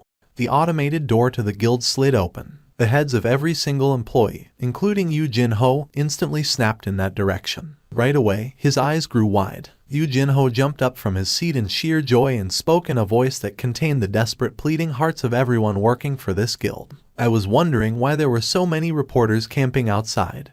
But this. Jin-Woo helplessly stared at Thomas Andre, grinning back at him. Looking at that expression, the American didn't seem to be hung up over what happened before. So what brought him all the way out here? Funnily enough, though, it was Yu Jin-ho who welcomed Jin-Woo way before Thomas Andre could. Hyung Nim, why couldn't I get a hold of you for so long? Well, I was busy. Hang on a minute, now that I see your clothes. Yu Jin-ho faltered and stopped moving. Jin-Woo's clothing bore countless pieces of evidence of the harsh battles he must have gone through. It was like looking at Hyung Nim after he concluded his giant monster hunting trip. If Hyung Nim was fighting non-stop, to the point he couldn't contact anyone for 2 days straight, then just how many monsters were sent back to hell by Hyung Nim's short swords?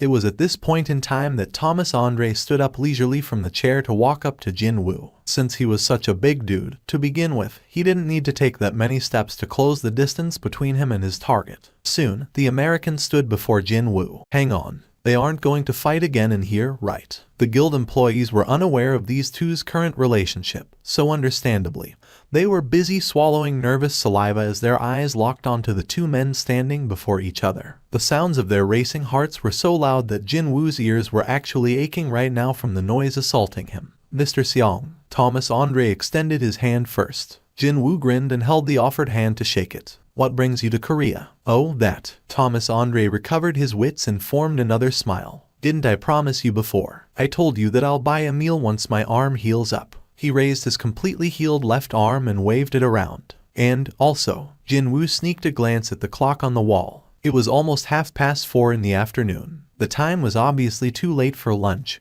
but it was also a bit too early for supper. Jin-Ah killed her footsteps and sneaked like a crafty little cat to clothes and her mom busying washing dishes. Either mom didn't hear her daughter's footsteps, or maybe she did hear them but decided to pretend that she didn't. She didn't react to Jin-Ah closing the distance. And then, in the end, Jin-Ah got close enough to hear her mom's breathing before hugging her tightly. Mom, too bad for all of her efforts, though her mother didn't seem to be surprised at all. She simply responded with a gentle voice. Are you feeling bored? NG, I am. Appa doesn't want to come home, and Mom doesn't want to play with me. While Mom was sleeping in the hospital, Jin-Woo performed the role of the substitute mother to his sister. To help Jin-Ah focus on her studies, he did his best to act as the sole breadwinner and took care of all the chores around the family home. To her, he was her sibling, her parent, and at the same time, her friend. That was why Jin-Ah often missed her Appa's presence around the family home as he grew busier and busier every day. Every single one of her fellow countrymen knew her Appa's face and his name by now, but what was the point if she couldn't really get to see him anymore? And so, here she was, trying to fill the hole Jin-Woo had left behind with her mom and her warm words of encouragements. Jin-Ah clung to her mom's back like a cicada holding onto a tree for a while before opening her mouth. Mom, let's move house. Mom's hands momentarily stopped moving before resuming their actions. A smile formed on her lips again. Do you want to move to somewhere else? Yeah. But what will we do? Mom really likes this place, you know. Why do you like such an old apartment? Jin-Ah lightly rebuked her, but Mom simply smiled back and her hands continued to move briskly. Actually, Jin-Ah knew why her mom didn't want to leave this old apartment. She knew the reason why her mom still persisted in staying here while paying the monthly rent, when her Appa was making the kind of money that regular people would never get to touch in their lifetime. She was still waiting for her missing husband, her children's father. She was hoping that, maybe one day, he'd stumble back here. Jin-Ah couldn't remember much about her father now and felt that waiting for him was a waste of time. But her brother hadn't mentioned moving house again after he heard Mom's reasoning. Still, I like this apartment. Mom gently persuaded her daughter again, prompting Jin-ah to spin on her heels to leave, her cheeks puffing up unhappily. Mom quickly turned around and looked at Jin-ah with a face that said, "I forgot." She had just remembered that the weather forecast warned of rainfall later in the evenings. "Sweetie, can you take the washing from the veranda and bring them in?" "Mom, you only call me sweetie when you need me to do stuff." Still, she didn't mind being called that, as evidenced by her happy humming as she made her way to the veranda. As befitting of Jin-ah, who was more or less an expert at performing chores like this, she quickly took down the washings and placed them in the basket. But then, her rapid hands suddenly stuttered to a halt. She realized that the sky above had darkened even before she noticed it. Did the rain clouds arrive already? Naturally, she raised her head up to look above, and her eyes opened incredibly wide next. The basket filled with washed clothes fell out of her hands. Even though Seoul was infamous for its clogged roadways, such a traffic jam seemed improbable in the middle of a weekday. Did another gate pop up in the middle of the road again? The overall atmosphere of the road seemed far too suspicious for something as simple as that. In fact, all the drivers had stopped their cars and stepped outside to look up into the sky. It wasn't just the drivers, either. Even the pedestrians on the sidewalks, people on the zebra crossings, every single one had come to a dead stop and was looking up at the sky above their heads. Woo Jin-cheol dazedly stared at the sky before a look of pure, unadulterated shock took over his face. How can something like that be?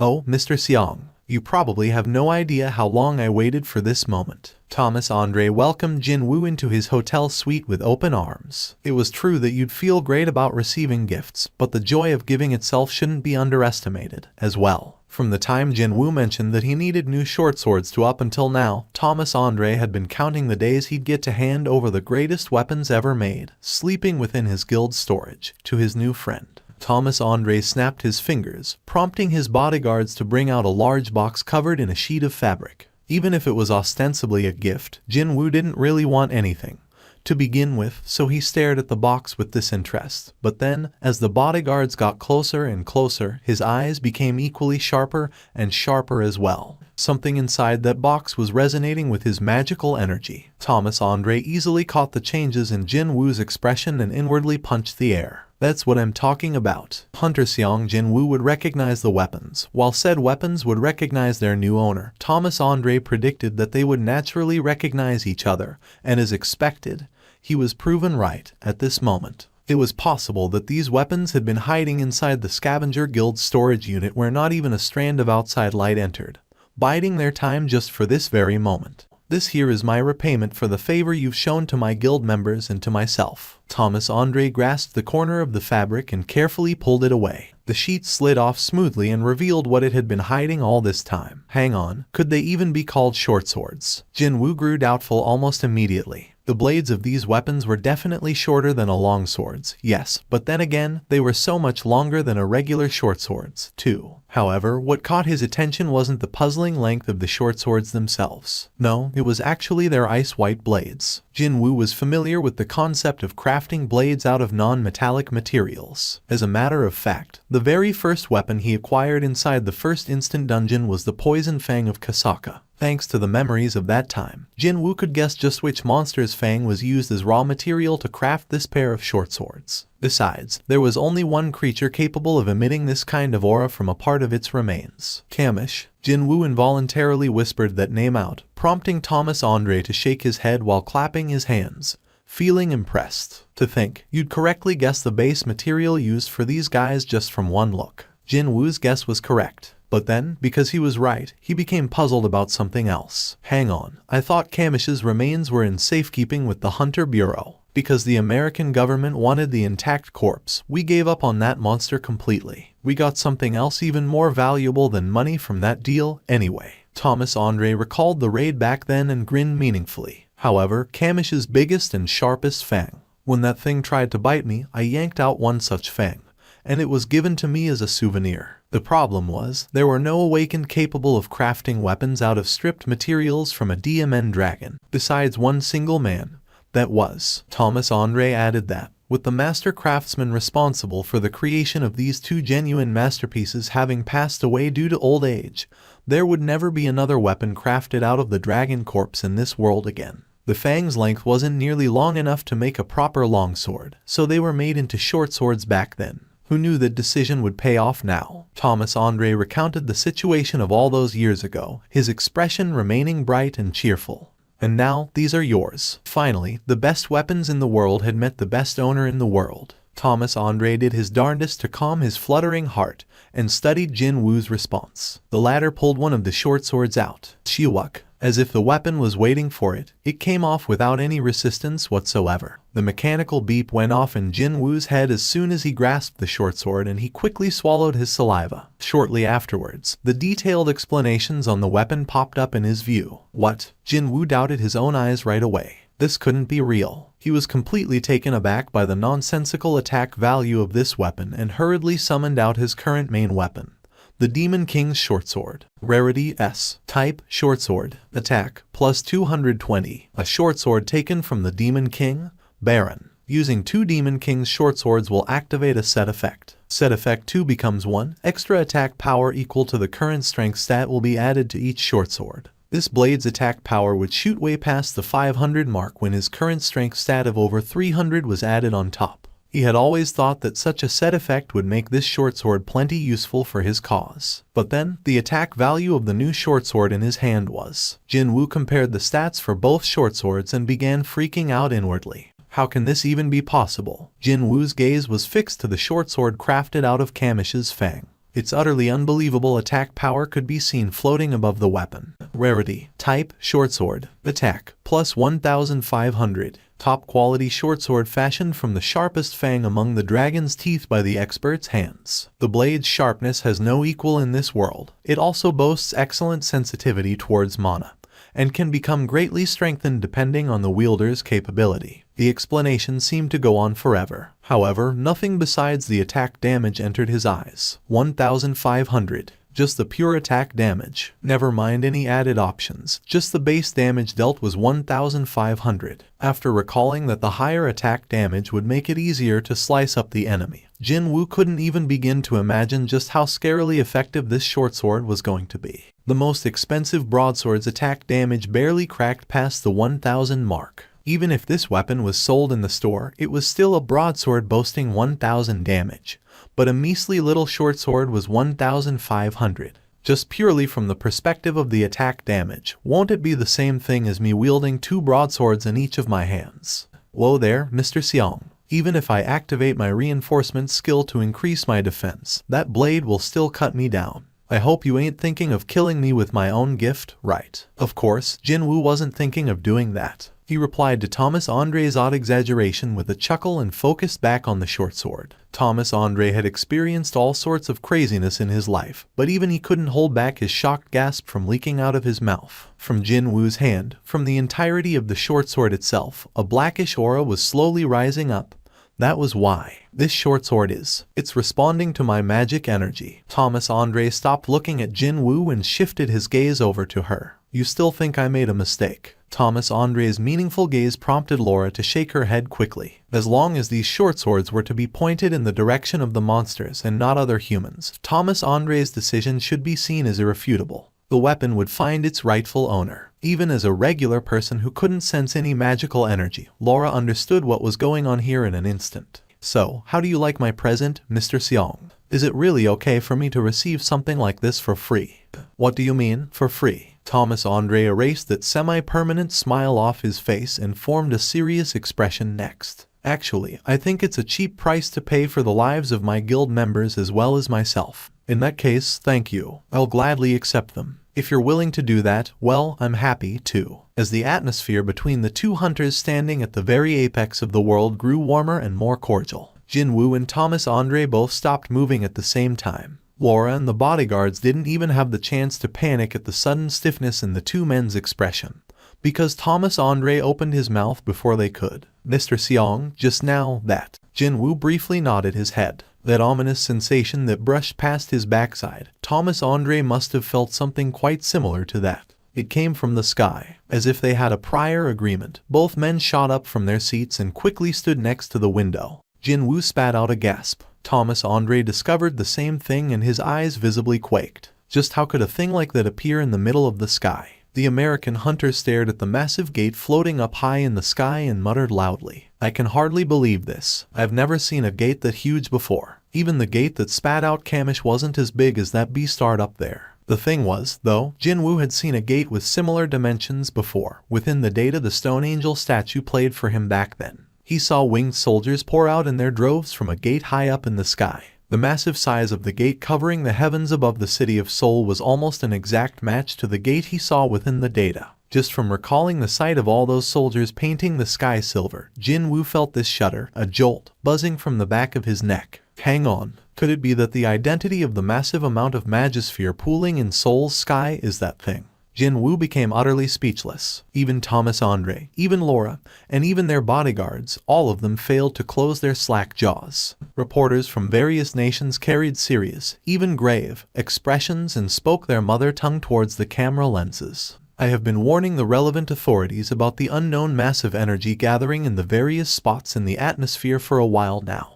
The giant gate appearing in the skies of Seoul is merely the beginning, I fear. We will be seeing gates just as horrifying as that one over the skies of many other countries in the future. What you're implying there is, Doctor, there are more than one or two places with such ominous phenomena in the world. That's what I'd like to emphasize today. The scientist then went on to explain again what he told the hunters participating in the International Guild Conference. Doctor, you have been researching the gates and monsters for a very long time, am I correct? You're correct. In that case, can you tell us your opinion on what would be the smartest response we can come up with in this situation? Not just the audience members present, but even all the viewers at home watching their TV sets, leaned forward to pay closer attention to the good scientist's next words. Unfortunately for them, what he said was something everyone could say, too. We can only pray. He shifted his gaze over to the audience members and continued on. We can only pray that this unprecedented event doesn't end in tragedy.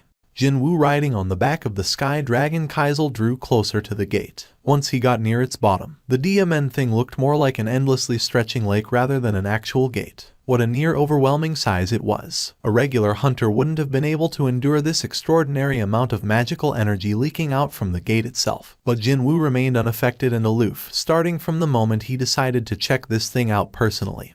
For the first time ever since becoming an awakened, he encountered a rather strange situation. He couldn't enter the gate.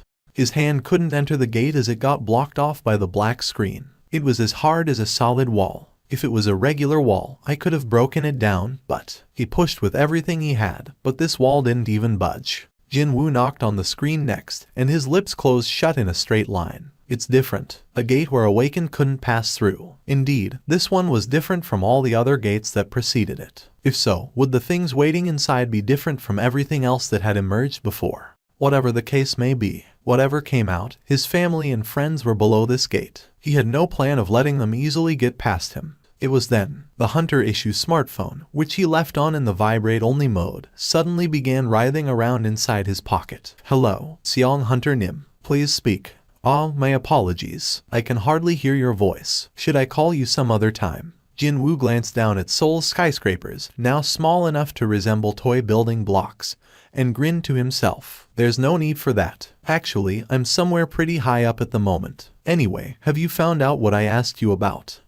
Yes. We couldn't locate a single gate, Hunter Nim. Not one new gate has appeared. Yes, that's correct. We couldn't be sure if this was a phenomenon unique to us or not, so we contacted hunter agencies in other countries. But all the new gates suddenly vanished from the world when the supermassive gate appeared above the skies of Seoul. It had been about 3 hours since this supermassive gate had appeared in the air. What were the odds of every gate in the entire world all coincidentally vanishing at the same time? It's not a coincidence, obviously. May I ask why you wished for us to find the locations of the highest ranking gates? It was a bit troubling to honestly answer that. Well, he couldn't really come out and say that he just wanted to test the short swords boasting 1,500 attack damage he got from Thomas Andre as gifts before this uselessly huge gate opened up, now could he? In that case, we don't know what's going to happen tomorrow, so someone needs to plant an apple tree, don't you agree? Oh, an apple tree, I see. It's a wonderful saying. In a certain top luxury hotel in Seoul, there was a man wordlessly looking down at the cars trying to escape the city clogging the streets below from his suite's window. He was Thomas Andre. Laura quietly approached him from behind. Her hands were grabbing onto the travel case filled with her luggage. "Master, will you still not leave with us?" "That's right." Thomas Andre lightly tapped the window with his finger. He was pointing at the gate. "How can I leave behind something that big and beautiful and run away?" "It is big, but beautiful, sir." Thomas Andre's eccentricity was well documented by now, but for him to say that horrifyingly huge and ominous gate was beautiful, just as Laura, his manager, was feeling puzzled by his declaration, he turned around to look at her. "Anything that makes your heart palpitate is beautiful." He placed his hand on his own chest to confirm his heart pulsating there. Ever since he saw the gate, his heart had been racing non-stop with nary a sign of fatigue. From the dragon spitting out flames, that massive gate, and even the power of Hunter Sung Jin-Woo, all of them are beautiful things to me. He couldn't be understood by normal logic. Laura shook her head helplessly, but still couldn't hide her smile either. Thomas Andre lowered his hand away from his chest and grinned brightly. "Besides, all gates have disappeared, so what's the point of going back now? However, the Hunter Bureau is getting worried, sir." "Worried?" she said. Thomas Andre began chuckling at the notion of someone being worried about his well-being. "What a funny notion that is, worrying about me. Is there any place safer than right next to Hunter Sung Jin-Woo?" Even Laura forgot what she wanted to say after hearing Thomas Andre's words. It was no secret that the Hunter Bureau had asked Sung Jin-Woo to protect the world's top-ranked hunters. Thomas Andre smiled back at the clearly speechless Laura and turned away from her. He stared at the gate that had exceeded the classification of huge and entered the realm of supermassive. It floated high up in the skies above Seoul, its surface quietly rippling. "If that thing's not stopped here, then there will be no future for us anyway." A calamity that even Sung Jin-Woo may not be able to stop would occur 8 more times around the world. Who would be able to stop them? Thomas Andre himself, or China's Liu Zhaijing, maybe other special authority rank hunters. What an absurd notion that was. "That's why I wish to witness everything." Thomas Andre's gaze drifted off towards Laura's reflection on the glass, and a smile floated onto his lips again as he spoke. "I wish to witness whether this will be the curtain call of human history, or the beginning of a new chapter." Inside the empty gymnasium, "Oh, my king." Baru was so moved by the display of his king's power that he urgently dashed out to kneel in front of Jin-Woo. This humble and weak servant can't hide his deep, heartfelt emotions from his liege's bottomless, limitless power. It seemed that Jin-Woo really needed to block the historical drama channel on TV for the time being. It'd be sad news for his mother, who enjoyed watching those dramas, but still. Of course, it wasn't as if he couldn't understand the reason for Baru's overexcitement. Jin-Woo's own heart was pounding away from this power that exceeded his wildest imagination. After all, the scale of destruction the Kamish's wrath left behind. Would a dragon large enough to cover the sky attacking at full power cause such annihilation? Both in terms of sharpness or destructiveness, these short swords easily exceeded his previous weapons by a great deal. A pleased smile formed on his lips as he alternated his gaze between the 2 Kamish's wrath shortswords before storing them in his inventory. Well, now that the testing is over, it was time to take care of the aftermaths. Jin-Woo had been drunk on the power of his new weapons, but he eventually came back down to earth. And after he saw the crumbled wall of the gymnasium, he felt his own heart crumble to pieces as well. He borrowed this place for a little while, yet he messed it up to such a degree. What was he supposed to do now? Jin-Woo deeply deliberated on his options before contacting the association president Woo Jin-cheol on the phone.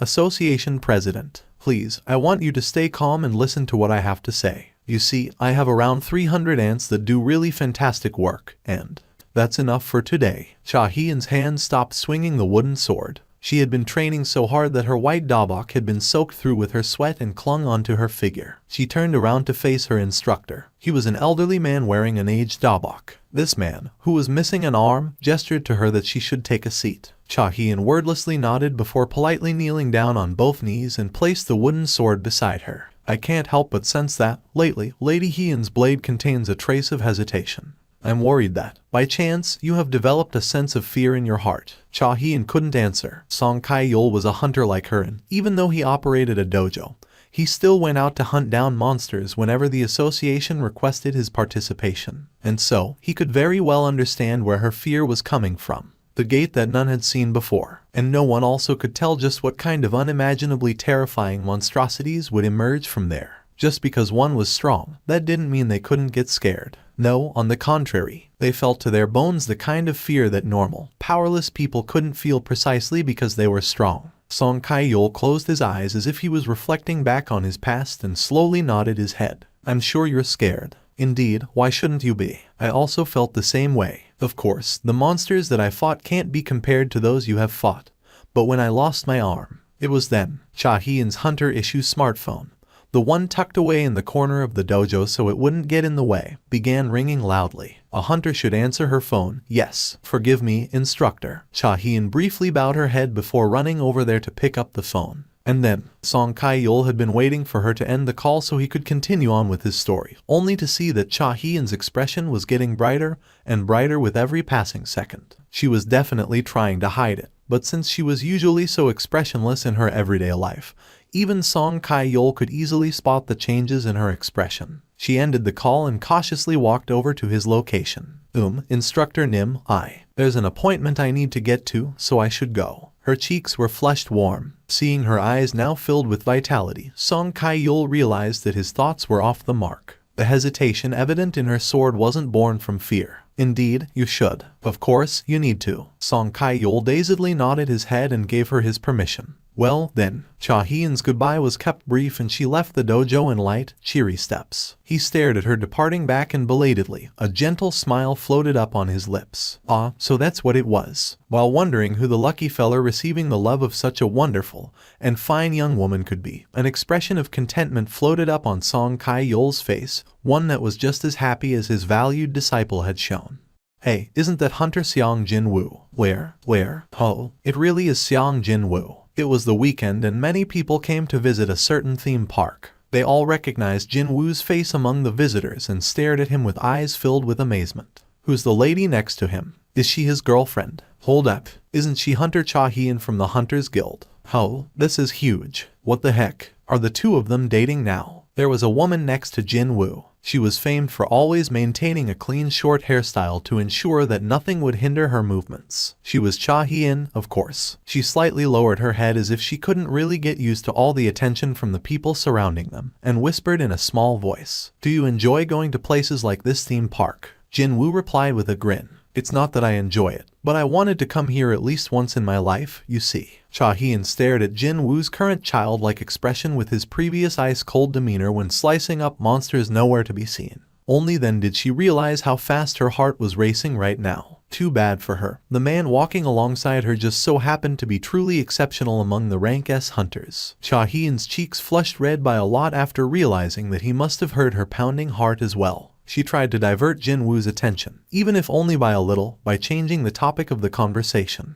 If you wanted to come here, then why me? Miss Hien is the only friend I have. Pardon, since when did she become friends with Hunter Sung Jin-Woo? She racked her brain trying to recall the memory she clearly didn't possess before she unconsciously looked up. That's when her eyes locked onto Jin-Woo's rather mischievous grin. You know, in front of that strange stone statue. Ah, that day. Back on that day when she and her colleagues entered the dual dungeon to rescue Jin-Woo, that angel statue asked her the question, didn't it? What is your relationship with Sung Jin-Woo? A friend? It seemed that Jin-Woo remembered that brief exchange. You were listening back then. Well, yeah, somehow I could hear you. I have better than average hearing, you see. She felt a tiny bit wronged here somehow, but she knew that even back then, she ended up being saved by him rather than saving him, instead. It was then she became conscious once more of just how many times Jin-Woo had saved her life. By the way, what was the identity of that strange dungeon? She had been waiting to hear his explanation on this one ever since that day. Unfortunately, he figured that now wasn't the right time to tell her. Can I tell you later when I've managed to properly sort out my own thoughts first? Even I can't tell what's what at the moment. Cha-Heen nodded her head to say that she understood.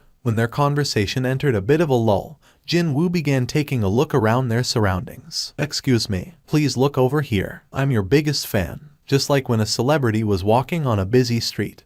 People crowded around the two like a swarm of bees and were busily snapping away with their smartphones. Jin-Woo's face was far more well known to regular people than some superstars nowadays. That was because, regardless of which TV channel they tuned into, they would always play clips containing Jin-Woo's face ever since that supermassive gate appeared in the air. If this was any other day, he'd simply smile and let it slide.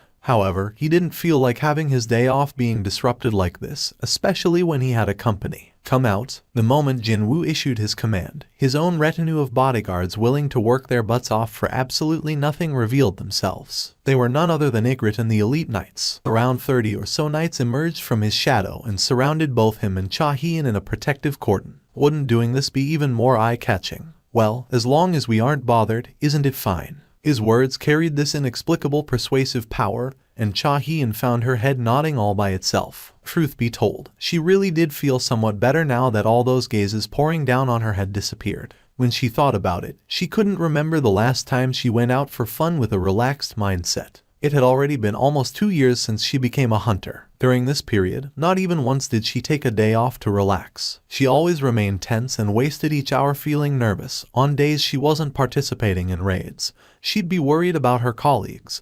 And when she was in the raid, then she'd be worried about making mistakes. But for today, it's a different story when I'm with him, a man she can depend on. When she was with Jin-Woo, it felt as if she no longer had to meet the expectations of her comrades that depended on her and could go back to being just a regular woman living her life. He scanned the theme park's various rides, before pointing at the roller coaster falling at a scary speed from a dizzying height and asked her, "Should we get on that one?" Okay. Since she answered too easily, Jin-Woo felt unconvinced and pointed at another ride. "How about that one?" "It's okay, too." "In that case, how about the one next to it?" "That's also okay." "Everything's okay." "Yes, they are all okay." Jin-Woo stared at the excited face she made during her answers and simply chuckled to himself. What the heck? I guess I wasn't the only one who wanted to come here. Since she didn't seem to hate this place, Jin-Woo's mind could relax even further now. He lightly grasped her wrist and led her to the nearest ride. "Well, then, why don't we ride all of them?" Unfortunately, it wasn't as fun as he imagined. As luck would have it, Jin-Woo got to sit on the very front of the roller coaster. While the people behind were screaming their heads off, he spectated on the passing scenery without feeling much of an excitement. Huh? That kid's gonna drop his ice cream pretty soon. Oopsie, I knew it. Hold on, the food court was over that side. But it's still too early to buy dinner, so even though the roller coaster was rushing forward at full tilt, everything seemed to have come to a crawl, like extreme slow motion, to Jin-Woo, and he was feeling really bored right now. Around at the same time, he discovered his companion with a similar sort of expression on her face sitting next to him. Smirk. He couldn't help but chuckle here. Jin-Woo asked Cha Hee-in as she continued to swim in her dazed thoughts. "Is it not fun playing around here?" No, it's fun." Since her conversation partner possessed sharp hearing, she found it convenient that she didn't have to shout at him. "Then, why haven't you screamed at least once so far?" They had already ridden on 5 different attractions so far. All of them could be described as top thrill rides to normal people, but she hadn't even muttered out the common awe once yet. She too was a rank S hunter, maybe not as extreme as Jin-Woo, but she had also surpassed the realms of normal people by a wide margin as well. Suddenly, he felt rather relieved by the fact that he wasn't the only one so far removed from the other people here. It was then he was tempted to show her the world that he saw. Baru sensed Jin-Woo's desire and hurriedly began dissuading him. "It'll be fine. Besides, I'll put you in charge of catching her if she falls off. If you fail to do so, you know already, right?" Now that the voice of dissent had been suppressed, Jin-Woo spoke to Cha Hee-in next. "Instead of this, do you want to ride on something really exciting?" "Something really exciting?" After the roller coaster came to an end, Jin-Woo led the still puzzled Cha Hee-in out to a large plaza. "Hurry, come on up." She realized that Jin-Woo had already climbed up on the back of the sky dragon and became utterly flabbergasted. You want me to ride that creature?" Cha Hee-in looked down as the crowd below gradually grew distant and swallowed her saliva. For sure, the sense of tension she felt right now was on another dimension when compared to being on those theme park rides. Almost instinctively, her arms went around Jin-Woo's waist. "Hold on to me tight. We're going to fly now." Was there a reason for more explanation now? Because he definitely could feel an incredible amount of pressure being exerted by Cha Hee-in's arms wrapped around his waist. What the heck? A regular guy would have been folded in half. But this showed how scared she must have been feeling right now. Jin-Woo had half succeeded in his mission and spoke loudly with an excited voice. "Kaisel, go faster, faster." As Kaisel began flying at its fastest speed, Cha Hee-in's screams, heard for the very first time today, resounded out right behind him. They entered the storm clouds where rain and wind wildly lashed out. They flew so close to a mountain range that they could almost touch it.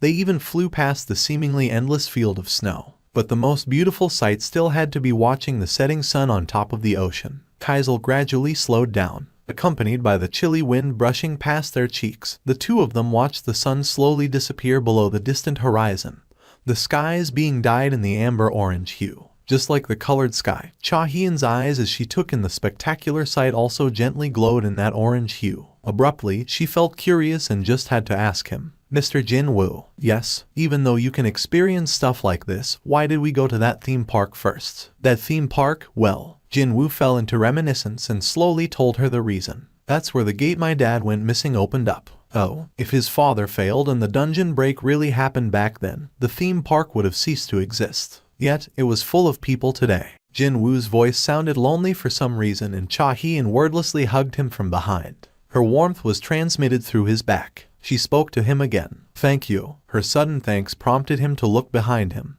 But since she was pressing up close to his back, there was no way he could see the expression on her face. Pardon me. I wanted to say thank you for everything. You've been helping me out all this time. So, through their bodies pressing against each other, through her warm breaths tickling his neck, and from her powerfully beating heart, he sensed from her what she wanted to say. Indeed, this was enough for him. Jin-Woo smiled softly and commanded Kaisel to head in the opposite direction. Where are we going now? Cha Hyun sounded somewhat rueful as she asked him. Jin-Woo replied with a smile. There's something I want to show you. The destination they got to after a lengthy flight wasn't Korea, but Japan. More specifically, an area designated as a restricted zone, which meant that there was not one soul to be found here. Even the wild animals were driven away by the horrible auras oozing off from the monsters, and thus no one lived in this area. In this expansive forest where not even the breathing of a small animal could be heard, Kaisel slowly made its descent. The sky dragon lay flat on the ground and Jin-Woo climbed off first. He turned around to assist Cha Hyun next. Where are we? She had been experiencing some extraordinary sights for almost the whole day today, and so she expectantly began scanning her new surroundings with curious eyes. However, besides the near endless sea of trees, she couldn't see anything particularly interesting out here. Jin-Woo sneakily bought a blanket from the system's store and laid it down on the ground before opening his mouth. There's no fun if I let you in on the secret already, so why don't we lie down first? Eh? Did she hear him wrong? Unfortunately,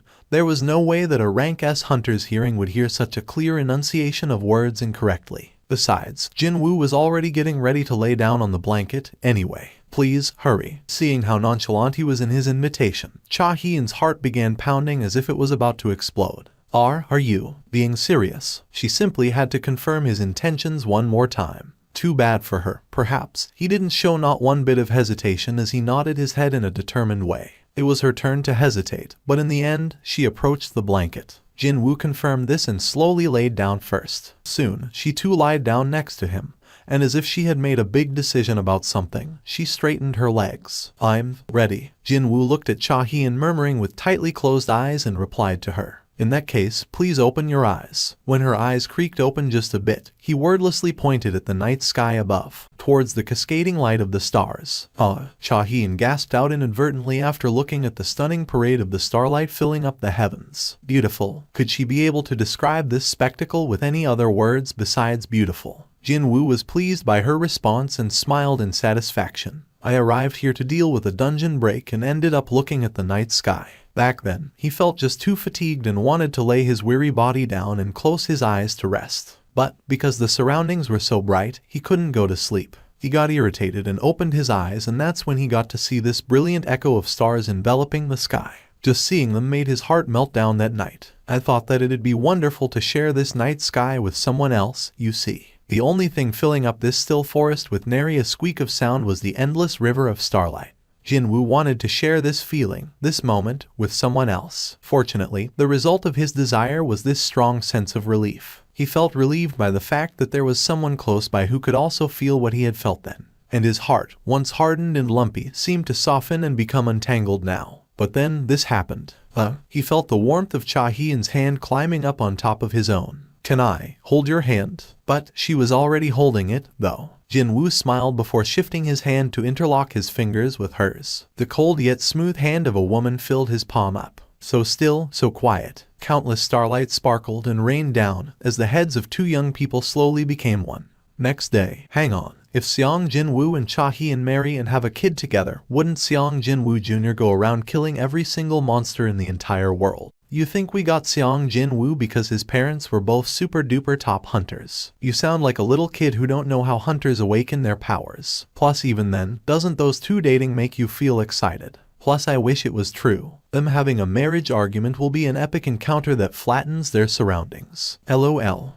I live in the outskirts of Seoul, and when I saw that gate floating in the sky while traveling near Gangnam, I thought the world was coming to an end. But now that I see the hunters going on a date like this and enjoying their lives, I feel like there's hope left for us still, and I'm relieved by that. Plus I hope TV stations will stop playing special reports on the gate now. Plus Sung Jin-Woo Hunter Nim, Cha-hee and Hunter Nim, whether it's a super massive gate or a super duper massive gate, please stop it for us.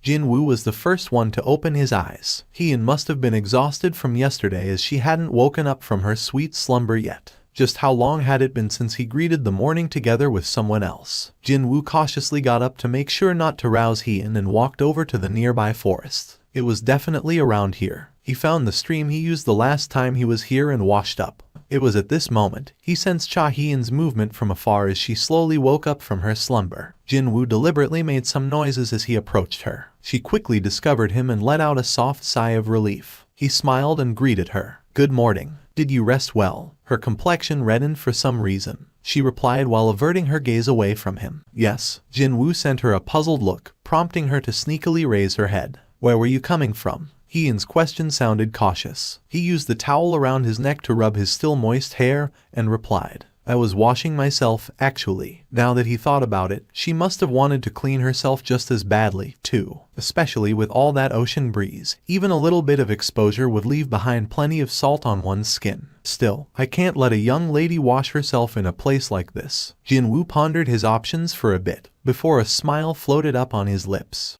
"I know a hotel with a killer breakfast nearby, so how about going there for our meal?" Although she didn't verbalize her answer, Hee-in must have felt really hungry because she immediately nodded her head, her lips firmly closed shut. Jin-Woo reached out to her and helped her to stand back up before summoning Kaisel out again. Hee-in tilted her head while looking at the sky dragon unfurl its wings. "But, didn't you say it was nearby?" "Well, it's about a 5-minute distance if I run with everything I have, so would you like to run alongside me, then?" 5 minutes at Jin-Woo's top speed. Hee-in quickly calculated just how far that would be in her head, and without saying anything, she climbed on the back of Kaisel. "Yup, it's great that she understands me so quickly." Jin-Woo grinned and took his place in front of her. Kaisel flapped its wings and flew up. The Koreans had seen Kaisel fairly often on TV, so their reactions were not as severe.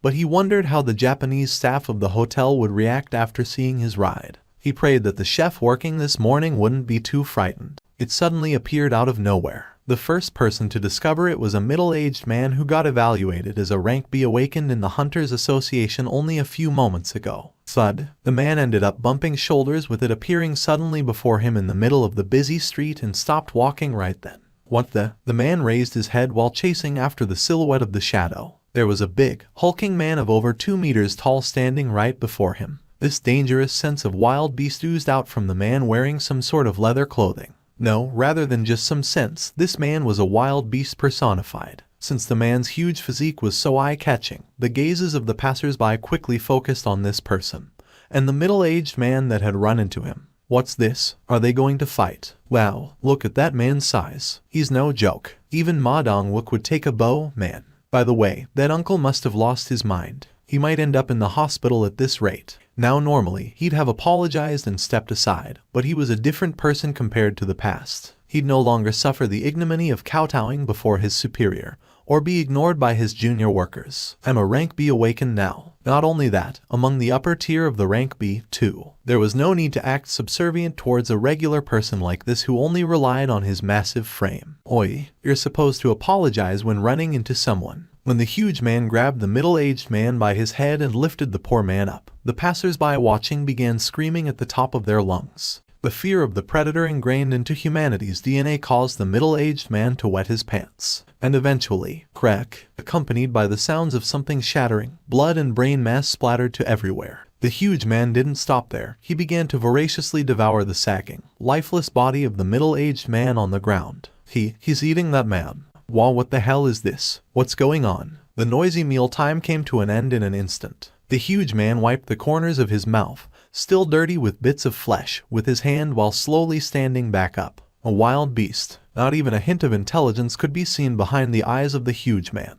They definitely resembled a wild beast's eyes now. While many people screamed and ran away, there were just as many who had failed to recognize the severity of the situation and continued to spectate on the next actions of this huge man. This wild beast roared out towards the humans around it. The thunderclap-like roar paralyzed all who listened. They stood there on the spot shivering, tears rolling down their cheeks. Before anyone had noticed it, sharp fangs were jutting out gloriously from the huge man's mouth. It was the king of beasts. The roar from the sovereign of beastly fangs bearing its sharp canines reverberated loudly against the entirety of the streets. The association president Wu Jin-Cheol finally received the report on the horrifying being that appeared in the middle of the city without any prior warning. How many victims so far? At the moment, it's impossible to tally the number of the dead, sir. The thing was first spotted in the district of Myeongdong, and while moving in a straight line, the creature proceeded to kill every human it laid its eyes on. When taken into account the direction this creature has taken, its destination could be. It's the Hunters Association, isn't it? Wu Jin-Cheol bit his lower lip and clenched his fists. We've got our hands full worrying about the DMN gate right now, but just where did such a monster even? Unfortunately, there was no time to stew in his anger right now. No, he had to come up with a solution to stop that thing somehow. What about Sung Jin-Woo Hunter Nim? We still can't contact him. God DMN it. He cursed out involuntarily. Only a few minutes ago, he heard the news that a guild stepped forward to stop this monster only to be annihilated without being able to do anything. The only consolation right now was that the creature moved at a slow pace as if it was waiting for someone to show up. But still, it didn't take a genius to figure out that, as long as it was not stopped soon, the total number of victims would end up being astronomical. In such a situation, the fact that the country's most powerful combat force couldn't be reached was probably the worst news imaginable. It was then, a welcome piece of news came at his way. I just learned that a world-class hunter staying nearby is getting ready to stop the monster. What? Really? Who is it? That is, ranked as the #1 in the German hunter community, Lennart Nierman could sense the aura of the monster approaching closer as it dyed the streets red with blood. Will I be able to win? Even though he was doubtful, as a hunter, there was no way he'd ignore the screams of terror coming from the innocent citizens. And when he took a look at the brightening expressions of the escaping citizens as they recognized him, the hunter ranked 12th in the American Hunter Bureau's Hunter Point list, Lennart Nierman was overcome with this great weight of responsibility bearing down on his shoulders. Yes, it was not a matter of whether he could do it or not. No, he simply had to do it. That was the purpose, the duty of a hunter. Maybe. The reason why he ended up staying in Seoul was probably the trickery of fate so that he could stop that monstrosity with his own 2 hands. Lennart Nierman formed a grave but determined expression and undid a couple of buttons on his shirt. Just as he was about to take his step towards the monster that finally revealed itself at the far end of the street, a heavy voice came from behind him. Get out of the way. Jin-Woo's smartphone began ringing off the hook as soon as he entered the reception range. From the Hunters Association. His expression hardened when he confirmed who the caller was. Could something bad have happened while he was away for a bit? He quickly answered the call. Seong Hunter Nim, why couldn't we get a hold of you? I was outside the reception range until a moment ago. Perhaps because of being contaminated by the frequent dungeon breaks, it was almost impossible to contact outside when within that vast ocean of trees. However, he thought it was more than sufficient enough to leave behind his shadow soldiers with those whom he wanted to protect. That's what he believed. Could the supermassive gate have opened up while I was in the forest? But there should have been at least 2 more days left still. A monster has appeared in the middle of Seoul and is going on a rampage. Jin-Woo had been feeling energized after enjoying a rare break from the action. But now, he felt as if his heart had fallen to the pit of his stomach. How big is the size of the monster horde? No, there's no horde. It's just one creature. Just one. Currently, all Korean hunters had gathered in Seoul.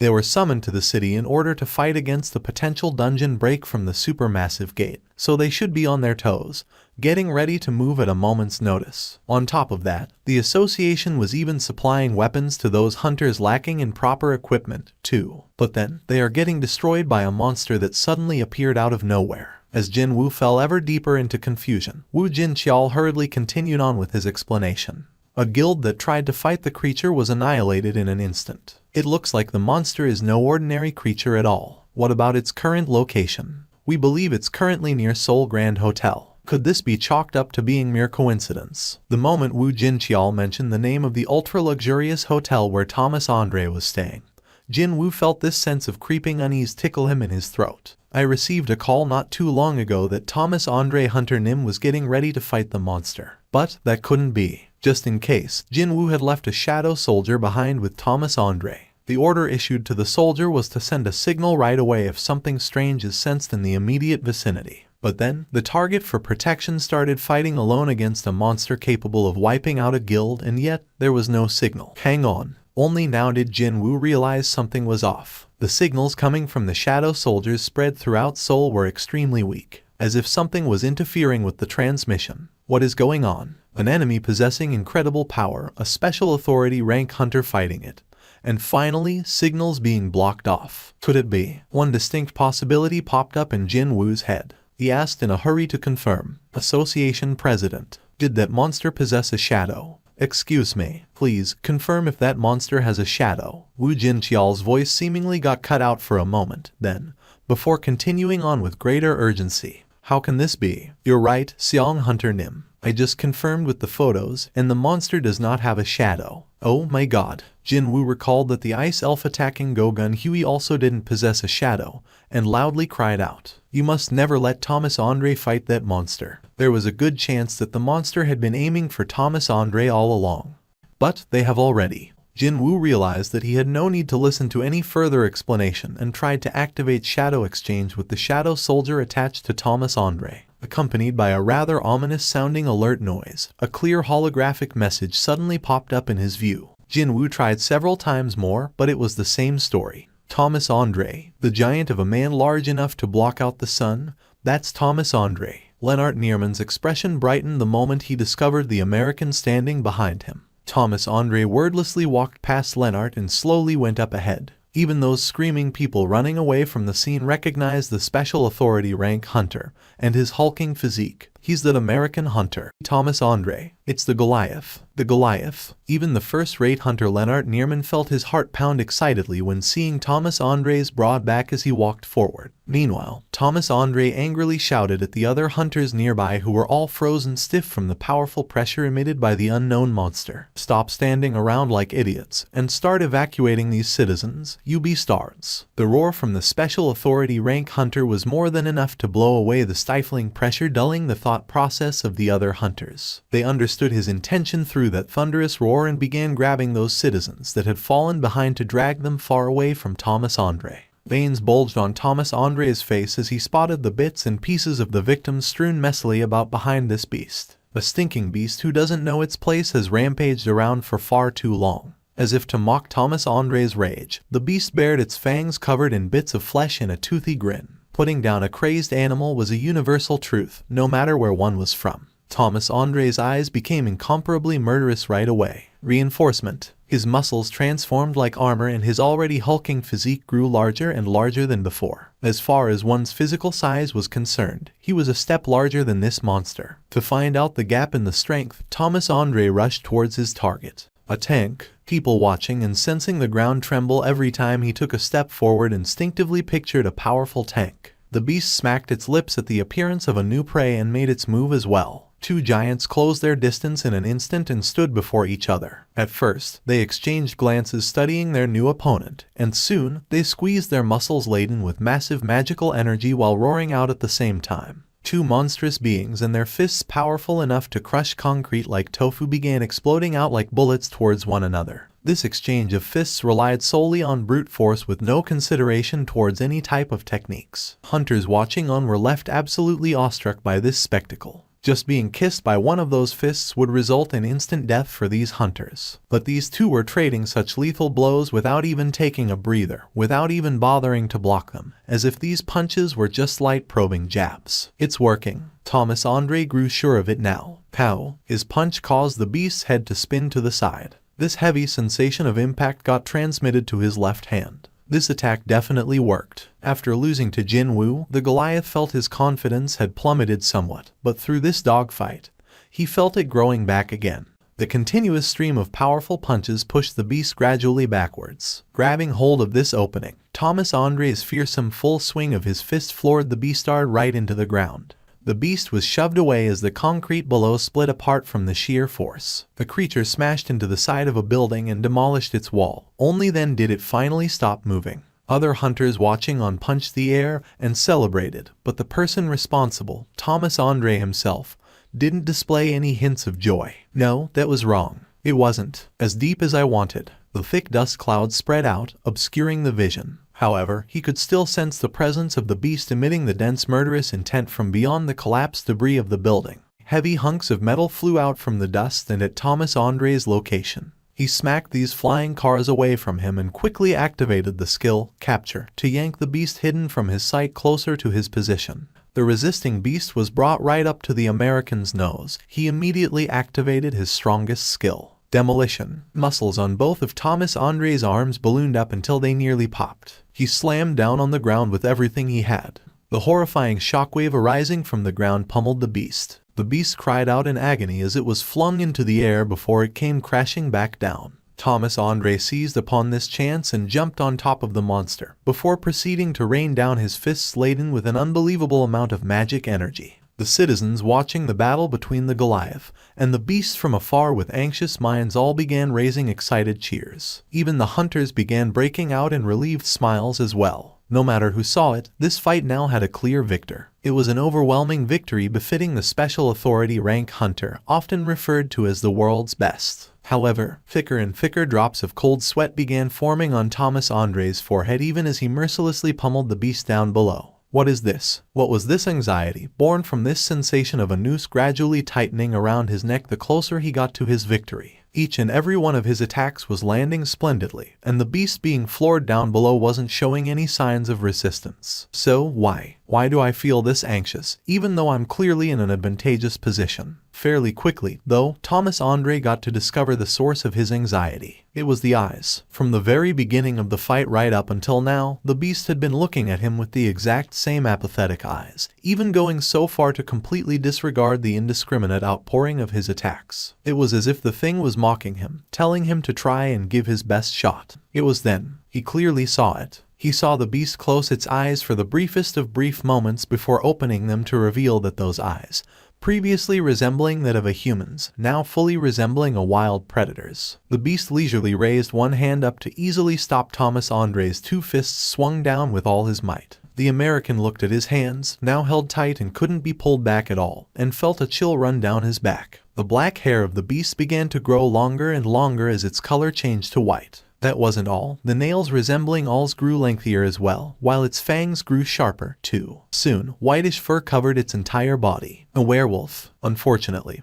there never had been a single instance of a white werewolf making its appearance in 10 years of humans going on raids. You, just what is your true identity? Thomas Andre threw that question out as he felt this ominous chill from the disgusting, vile magical energy oozing out from the beast's eyes. Too bad. The creature didn't bother to answer him and proceeded to shatter the bones in the human's hands with nothing but sheer physical strength. Unbridled astonishment. The strongest hunter screamed out and everyone else in the vicinity couldn't hide their shock and astonishment. How can this be? All those watching the two beings fight, whether in the location itself or through various screens, prayed fervently in their hearts that this wasn't the end of this battle. Too bad. The beast snatched and then slammed Thomas Andre's wrists into the ground as if to mock their prayers. It was then the beast, in the midst of enjoying the pain of its prey, discovered something odd just beyond the human. The beast stopped its attacks. What it was glaring at, as if to bore a hole into it, was Thomas Andre's shadow. The beast stabbed its hand deep into the shadow and grabbed something within the subspace. When the creature pulled its hand out, an ant soldier hiding inside the human's shadow was dragged out along as well. The beast stood upright again. The ant soldier, its neck tightly grabbed by the powerful grip, desperately struggled, but the monster didn't even budge from the spot. This one was a soldier belonging to the Shadow Sovereign. It was impossible to destroy an immortal soldier like this one through regular means. However, the creature holding onto the ant's neck was no ordinary being, either. The Sovereign of Beastly Fangs was a higher existence. It simply focused the energy inherent within the spiritual body to erase this ant soldier from the very fabric of existence altogether. The ant soldier spat out a short death throw and turned into dust, returning to the void beyond. The beast grinned as it watched the gray ash scatter in the air. It was then Thomas Andre got up and positioned himself behind the beast before anyone had noticed it. He then wrapped his arm around the creature's neck and secured his grip with the other arm. If he lacked teeth, then he'd bite with his gums instead. Thomas Andre continued to gasp out breathlessly and concentrated on this final attack. There would be nothing left after this. His eyes shot wide open in concentration as he clenched his teeth. He heard the displeasing noises similar to bones being crushed into powder. If that was the sound of the enemy's neck breaking, then there was still a chance of victory here. I've done it. Unfortunately, the incoming rush of pain had been slightly delayed by the adrenaline coursing through his body. Thomas Andre bore the full brunt and screamed out in agony. The beast shattered the American's arms, locked onto its neck with nothing but sheer physical hand grip. It then grabbed his head with both hands before proceeding to slam him down on the ground. Viewers watching this scene through their screens saw the Goliath's arms dangling around and quickly averted their gazes. It was a scene they simply couldn't bear to watch with their eyes open. Too bad. The horrifying scene didn't stop there and continued on. The beast pounced on the sprawled Goliath and began biting him.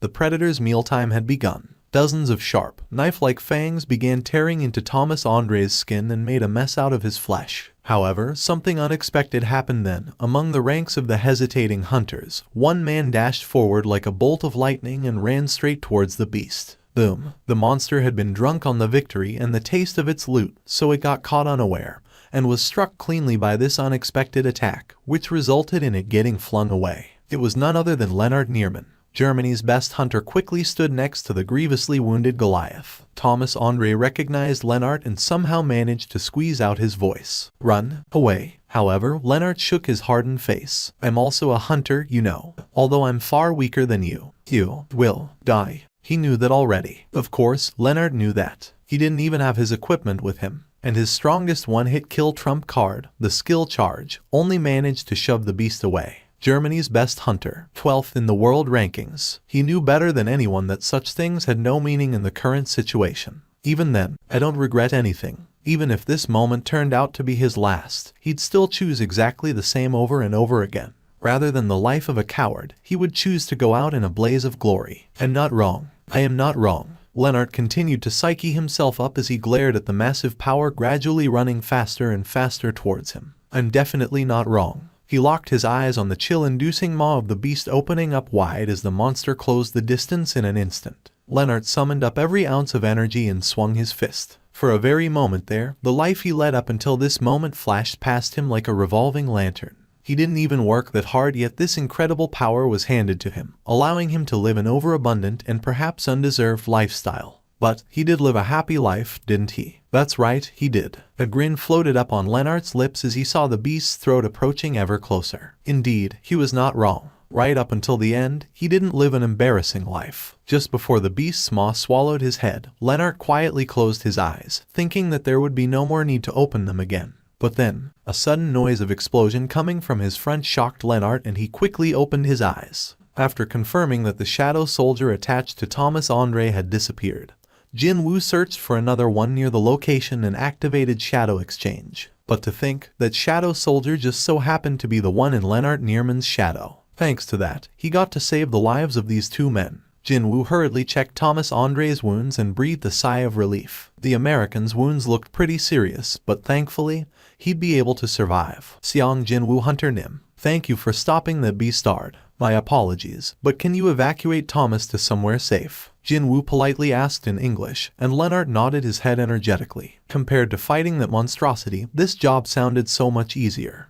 Yes, you don't have to worry about that one. The German cautiously lifted Thomas up and hurriedly distanced himself. Meanwhile, Jin-Woo shifted his gaze over to the beast, raising its body up. Tangible, horrifying, murderous intent oozed from the creature. He sensed power on another realm compared to other monsters from the beastard. I knew it. His guess was on the money. This thing possessed a similar sort of aura to the ice elf he met earlier. It was, indeed, one of the sovereigns that were hunting down the hunters. The thin, fog-like smoke suddenly coagulated into a singular mass before morphing into a humanoid shape. Isn't that? It was the ancient ice elf, the sovereign of frost, hiding its presence as a fog until now, had finally revealed itself. Jin-Woo realized that the fog wrapped around the city was not a natural phenomenon the moment he came in contact with it. And this time, it was from his behind. A weird female voice harsh enough to grate his ears came from behind him, and Jin-Woo quickly looked back. And that's where he discovered a spectacle that made him doubt his own eyes. A horde of insects poured out from the sewerage and began merging into one to assume the shape of a humanoid female. Jin-Woo's expression hardened, now that he found himself suddenly surrounded by his enemies. And then, he realized it. They gagged his shadow soldiers by confusing the signals, not because they were worried about their hunt being disrupted by him.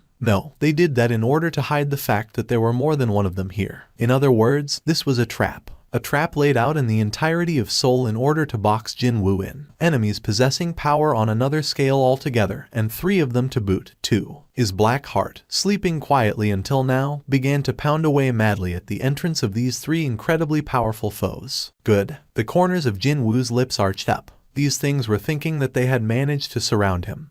But the thing was, he wasn't alone. In reality, they were the ones surrounded now. Jin-Woo kept his senses ultra-sharp in order to not miss their movements and summoned out his army that'd surround his enemies. Come out.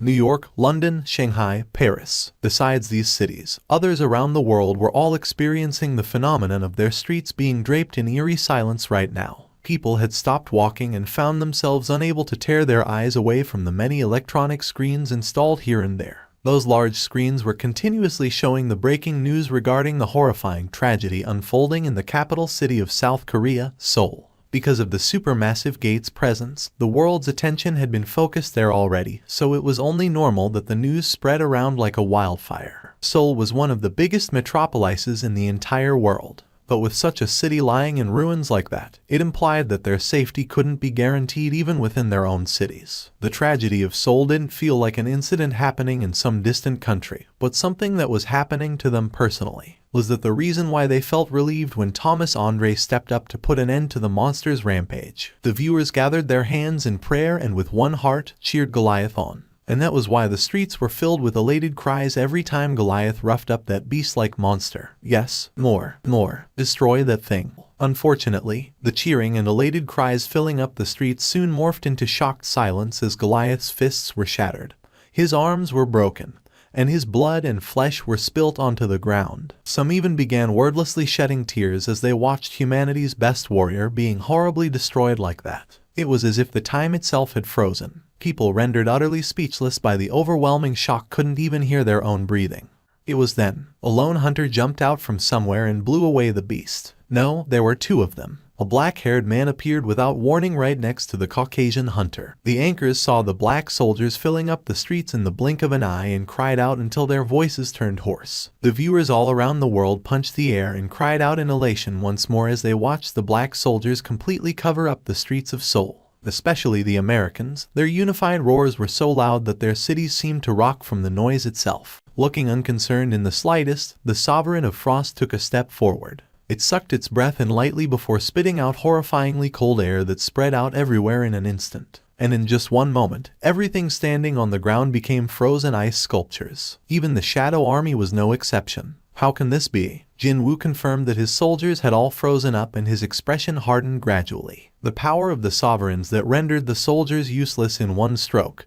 He had experienced something like this before, when he was facing off against the Sovereign of White Flames, Baron, back in the Demon's Castle Instant Dungeon. If there was one glaring difference between then and now, that would be him having to face 3 enemies instead of 1. The soldiers trapped within the ice couldn't be freed even with his ability to store them back in his shadow. The Sovereign of Frost sounded confident of its victory after imprisoning the Shadow Army. However, Jin-Woo's killing intent didn't waver for a second even under the current situation. The tip of the Kamish's wrath held in his right hand was pointed at the Sovereign of Frost. You will definitely die today. The war potential of the Shadow Army always had been supplementary to his own. It was too bad that he couldn't rely on his soldiers now, but even then, he wasn't thinking of letting that Sovereign of Frost leave here alive. After all, he had a score to settle with that beastard. Perhaps the ice elf felt the aching from the wound on its shoulder inflicted by Jin-Woo the last time, since its expression crumpled unsightly rather quickly. The creature then raised its arms as if to lift something up, and suddenly, golems made out of ice rose up from the ground.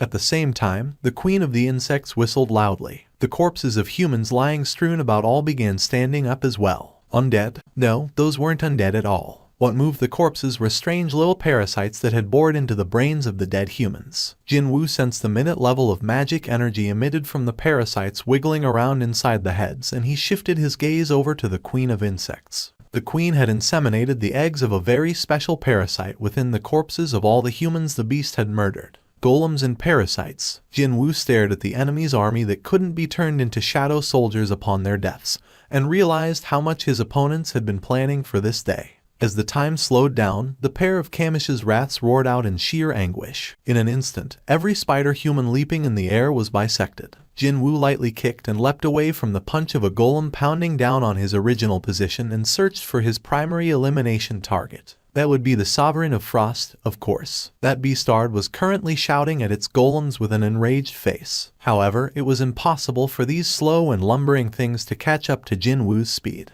He used ruler's authority to fling himself at the Sovereign of Frost. Like a bullet, he flew forward in a scarcely believable velocity. He closed the distance in an instant. The Sovereign of Frost was panicking. Jin-Woo swung his short sword with great power. His aim was the skin on the beastard's face that resembled the bark of an aged tree. Unfortunately, just before the Kamish's wrath could split the creature's face in half, something really hard blocked the trajectory of the blade. The beast, the Sovereign of Beastly Fangs, responded to Jin-Woo's attack with lightning-quick reflexes and blocked the short sword in time. The beast toothily grinned, its disgusting teeth full of blood and flesh now on full display. However, Jin-Woo also replied with a smirk, the humans laughing. Even before the beast had the time to sense the ominous foreboding, Kamish's wrath was suddenly enveloped in the black aura. Slice. The beast's wrist that rightfully boasted incredible hardness was cleanly severed from its arm. It was then Jin-Woo picked up on some powerful energy above him and he quickly looked up.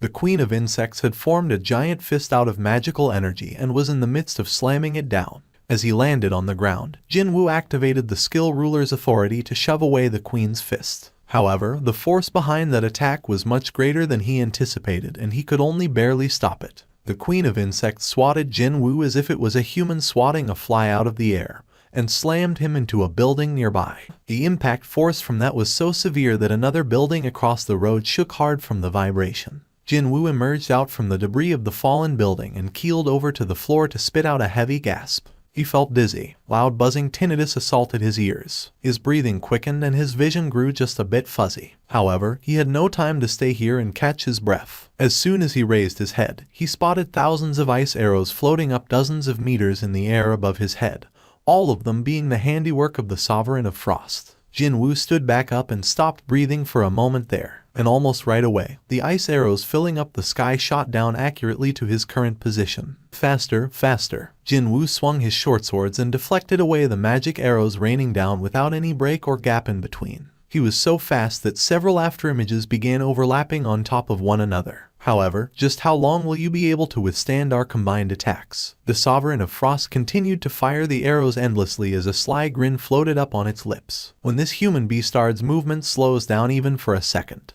it was then. Stab. The ice elf's quaking eyes looked down to confirm the short sword stabbing deeply into its chest. The liquid staining its hands was its own blood. When it raised its head to look, the insolent human was glaring right back at the Sovereign, having had enough leeway to throw one of his short swords even in the midst of deflecting all the ice arrows. I told you, didn't I? You won't be getting out of here alive. The Sovereign of Frost, thoroughly enraged while controlling its ice golems, the spider humans controlled by the Sovereign of Plagues, and finally, the Sovereign of Beastly Fangs that had regenerated its severed wrist. The latter moved its new wrist this way and that to test it out, before summoning out its own sword from the subspace. Just like Jin-Woo had done, all of their movements were caught in one go within Jin-Woo's vision. He grasped both Kamish's wraths tightly and calmly collected his breaths as his enemies rushed at him again. Accompanied by the noise of something solid splitting up, he was greeted from behind by a voice that sounded so much more brilliant to his ears today. My king, Baru. Even before he felt happy at his master looking back at him, all those little nicks and scrapes on Jin-Woo's body entered Baru's vision first. They were caused by the insect woman when she smacked his liege into the building just now. A mere insect woman dared to lay her hands on his king. She dared to touch his king. Baru's anger reached a new height and he flew directly at the Queen of the Insects. The thunderous screech of Baru reverberating throughout the battlefield that used to be city streets rendered the Sovereign of Frost quite surprised. Such a thing shouldn't even happen. It took a closer look at Baru's power in the emergency mode for a second there, and spat out a gasp of shock next. This power didn't belong to some measly shadow soldier at all. Each and every single one of the soldiers with martial grade acting as the Shadow Sovereign's hands and feet could be considered as destruction personified. The Sovereign of Frost couldn't have imagined that it would see a martial-grade creature today and failed to hide its astonishment. In the meantime, Baru had arrived right before the Queen of Insects, the target for his unquenchable rage. "Shut up, you crazy wench." At the back, the Sovereign of Frost. From the front, the Sovereign of Beastly Fangs. Scary attacks from the two monsters possessing powers on another level rained down on him. Lennart Nierman was sure of it now. He was sure that there was no one else around here that could chase after the battle of those three with their bare eyes except himself. As long as the grievously wounded Thomas Andre remained lying on the ground while being treated by the healers surrounding him. Even then, he couldn't clearly chase after Jin-Woo's movements with his eyes. Only sighs of admiration kept leaking out of his mouth. Hunter Sung Jin-Woo was not being pushed back by an inch even though he was fighting against the beast that subdued the Special Authority rank tanker with brute strength, as well as a monster that froze up the vast ground with a single breath. And soon, Hunter Seong's shape simply melted into thin air, and only the series of unending metallic clangs reverberated around the battlefield. Thomas Andre couldn't win against his curiosity, roused up from all those suspicious explosive noises, and had to ask, "What is going on?" Lennart murmured with disbelieving voice, unable to tear his gaze away from Jin-Woo. "It's as if I'm looking at the end of the world." Lennart spat out his genuine thoughts stewing in his head, not even bothering to dress it up in fancy words, and shook his head. Jin-Woo heard Baru's scream and his head snapped in that direction. The former Ant King was being trampled under the Queen of Insects' foot and was putting up a desperate struggle to escape, but it was proving to be inadequate. At that moment, Jin-Woo's eyes widened. Magical energy was leaving Baru's body and his existence was gradually thinning out. Could that be how the soldier attached to Thomas's shadow was erased, too? Jin-Woo's expression hardened. He couldn't afford to lose Baru like this. That guy was one of his most precious soldiers and at the same time, the greatest fighting power within the Shadow Army. If Baru disappears and stops distracting the Queen of Insects, then this precarious balance will break down. This problem was also linked to his current battle as well. Jin-Woo once more shook off the ice spear and the blade heading his way, and dashed towards the Queen of Insects. Since the Queen was far too focused on destroying the most powerful Shadow Soldier, it discovered Jin-Woo's approach a little too late. Carrying a horrendous amount of magic energy, slammed into the insects wrapped around the Queen and blew them away. After its true visage was revealed once more, the Queen failed to disguise its fluster. It hurriedly spat out a green-colored liquid onto Jin-Woo's face, but he simply activated Ruler's authority to deflect it away. As for the obvious poison remaining in the air, his passive buff easily neutralized it. The powers of the Sovereign of Plagues couldn't threaten Jin-Woo in the slightest, and she was already within his attack radius. In that brief moment, a cold gleam flickered within his eyes. Just now, the Sovereign of Frost didn't die when its heart was pierced. There was a good chance it'd be the same story for this Sovereign of Plagues, too. In that case, since he had no idea where this creature's weakness was, he might as well continue to attack until he found it. Jin-Woo got even closer until he was within touching distance to the Queen of Insects and gripped his short swords real tight. Violent slash.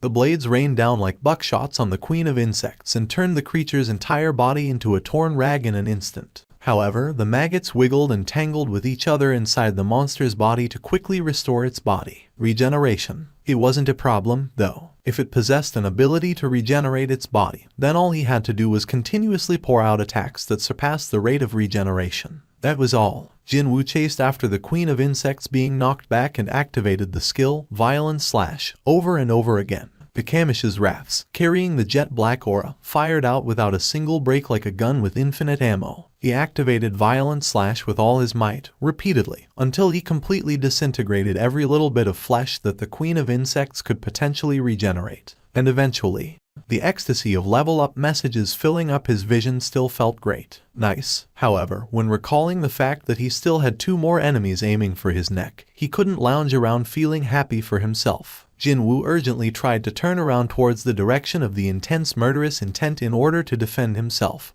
But his enemy was just a little bit quicker. While he was preoccupied with killing the Sovereign of Plagues, someone rushed towards him and extended its long hand. 5 separate strands of sharp wind blew in from behind his back. Jin-Woo discovered 5 claws plunging past his chest. The beastly Sovereign had completely transformed itself into a werewolf and accurately stabbed Jin-Woo's back with 5 blade-like claws on its right hand. All 5 had penetrated through his vital point. Jin-Woo's body froze up at that moment. The pair of Kamish's wraths fell from Jin-Woo's hands. The Sovereign of Frost stood before him, Icy cold air spun and coagulated in the ice elf's hand and created an ice dagger. The ice dagger stabbed Jin-Woo in his belly. Completely assured of its victory now, the ancient ice elf began moving that tree bark-like skin to form a contorted grin. The beastard leaned in closer to whisper in Jin-Woo's ear. The Sovereign of Frost distanced itself from Jin-Woo's ear and stared at his hardened expression before forming an insidious grin.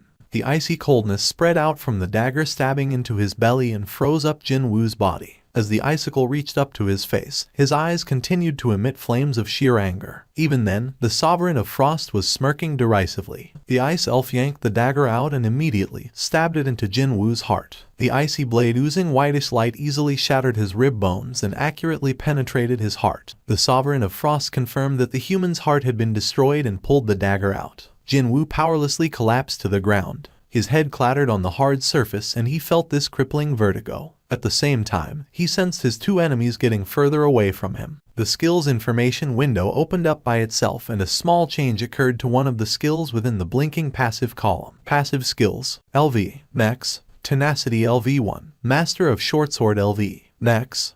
Passive skills: Evolution LV, Max, Tenacity LV1, Master of Shortsword LV, Max.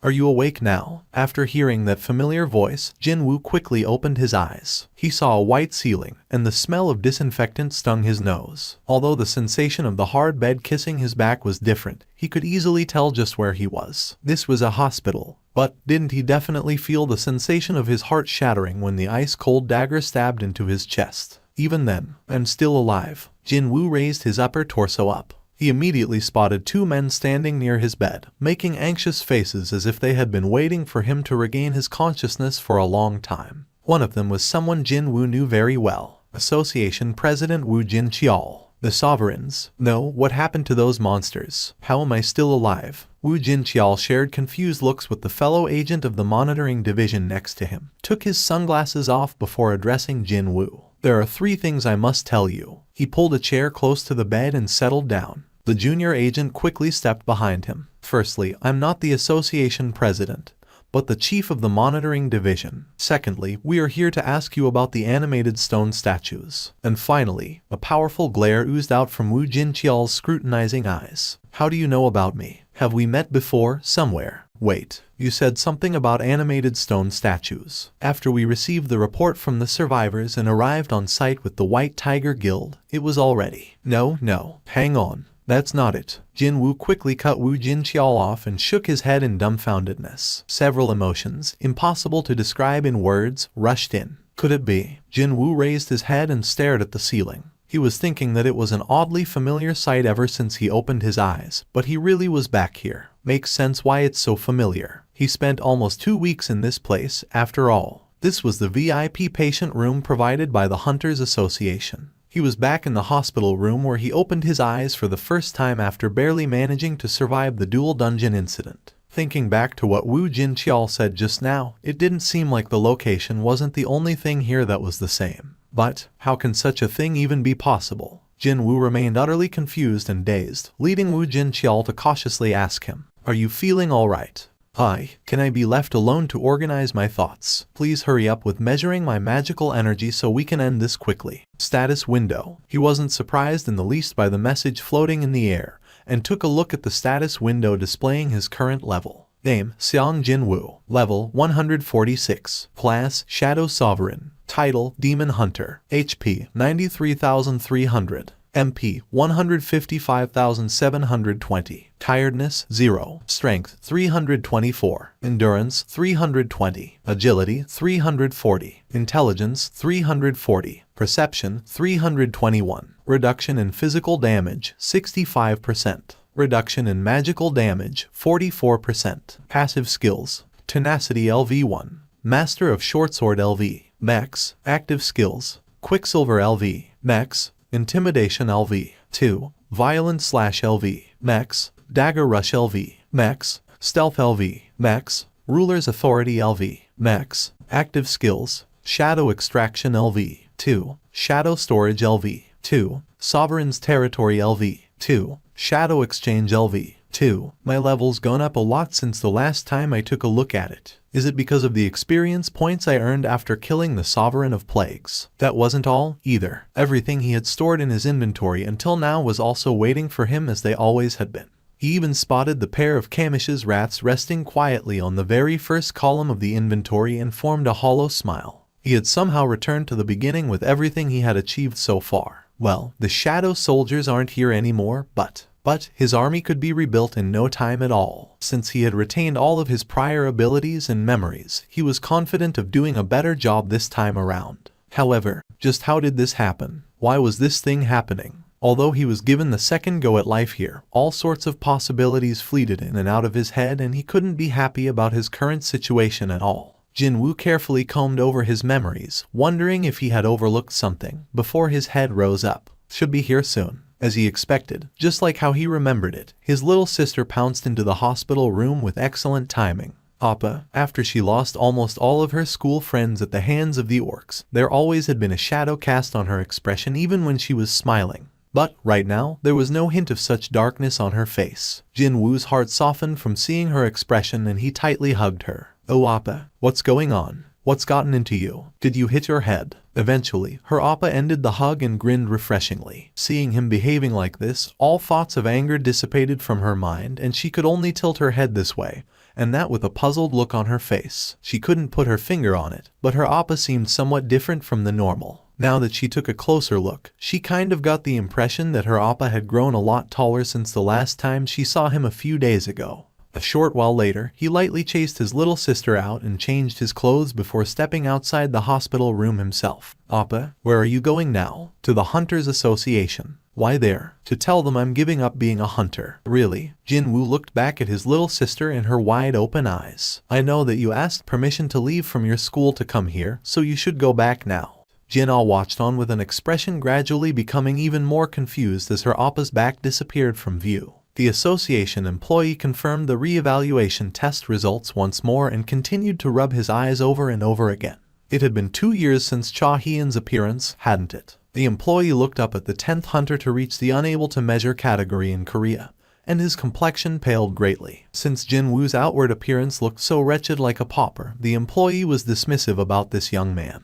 But to think, he turned out to be a genuine rank S hunter. The device we have right now can't measure your magic energy level. Sung Jin-Woo Hunter Nim. I know, but before we do the retest, I'd like to speak to the association president first. Will that be alright with you? Why you mean, the association president? Yes, Jin-Woo was already familiar with the re-evaluation procedures. I shall escort you to the office of the association president. I know where it is already. Thanks for the offer, but it's okay. Jin-Woo bade a short goodbye and walked straight to the elevator. The employee looked at his departing back with an expression of utter loss. How can an outsider know where the president's office is? Too bad for the employee. The elevator stopped on the correct floor where the association president's office was. Jin-Woo stepped out of the elevator and immediately discovered a familiar face walking past him in order to enter the lift. He turned around to address this man. Excuse me. The man pressed the door open button to stop the elevator when Jin-Woo turned to look at him. Are you talking to me? You haven't disclosed the fact that you possess the stealth skill. You're an upper rank hunter, but your name wasn't on the list of those under the association's strict management. The hunter affiliated with the monitoring division, Kong T6 expression hardened instantly. But how? Someone will ask you to avenge his daughter soon. I don't care what happens to the criminals. However, if the innocent hunters get hurt in that incident, you will die by my hands. Understand? Jin-Woo emitted just a little bit of his killing intent, causing Kong T6 to flinch and reach into his waist. However, it wasn't there. Kong T6 continued to rummage around his waist for a while before finally realizing that his knife had disappeared. You looking for this? Jin-Woo casually tossed a knife up and down before handing it back to him. You get only one warning. Knowing that this young man could easily dissect him into tiny little pieces if he wanted to, Kong T6 slowly nodded his head while pocketing the knife. And then, he asked a question as Jin-Woo turned around to leave. Look here, man. Just who are you? Have we ever met before? Jin-Woo didn't bother to reply and quietly continued to make his way to the association president's office. Jin-Woo's steps came to a halt. Go Gun Huey, still alive, was sitting behind his desk going through his documents right now. Jin-Woo stood by the doorway and stared at the association president with eyes filled with nostalgia. Meanwhile, Go-Gun Huey chuckled good-naturedly. Although you opened my door with so much confidence, it seems that you're a bit lacking in spirit there. It's fine for you to come inside, Sung Jin-Woo Hunter Nim. Go-Gun Huey studied the young man before him and spoke up first. Seeing that you came to see me right away after your re-evaluation test, may I assume that you know about the normal procedures? Yes, basically. In that case, let me not beat around the bush and be direct with you. Before that, I'd like to make a deal with you first, Association President. A deal. Initially, Go-Gun Huey felt rather flustered by this young man, who was acting as if he knew he'd be a rank S hunter from the beginning. However, being spunky was an excellent weapon wielded by the young, was it not? What is it that you want from us, Hunter Nim? Please, change the regulations so that even the summoned creatures called out by the hunters are counted as raid team members. You want me to change the regulation? That's a rather difficult request, isn't it? I expect an attractive offer from you, powerful enough to sway my mind. Jin-Woo took his time before making his reply. I will kill all the ants on Jeju Island. Right now, replenishing his army took precedence over everything. And Jeju Island was practically crawling with the finest quality monsters ready to be turned into shadow soldiers. As long as this offer was accepted, not only would he get to solve the issue of filling up the ranks of the shadow army, he would also be spared from the headache of not having usable members in the future as well. Before he woke his mother up with the divine water of life, he wanted to finish this part of the job first. However, what Jin-Woo said came across as a desire to kill himself to Go-Gun Huey's ears. Don't say something that nonsensical, young man. Such a reaction was fully expected. Jin-Woo didn't lose his cool and calmly released all of the magical energy resting within himself for a very brief moment. A bottomless and vast power defying all attempts to estimate its true scope spread out from Jin-Woo's body. The truly strong could recognize a fellow strong being. The association president, often called the sky above the sky, shook his head in utter disbelief. How? Just how? What on earth is this? He powerfully shuddered. Never before in his entire life had he felt this amount of magic energy emitted from another human being. A special authority rank hunter. No, this power had far surpassed their levels. The association president simply couldn't bring his slack jaw to a close. I can take care of all the ants on Jeju Island. Didn't Go-Gun Huey once say that doing so was his life's wish? The older man was about to chide Jin-Woo for being immature and reckless, but after seeing the resolute expression on Jin-Woo's face, his own expression quickly changed as well. Are you being serious? Jin-Woo nodded his head. This is something only I can do. Please, leave it to me. Jin-Woo took a long sweeping look at the corpses of ants strewn about from one end of the land all the way to the other side.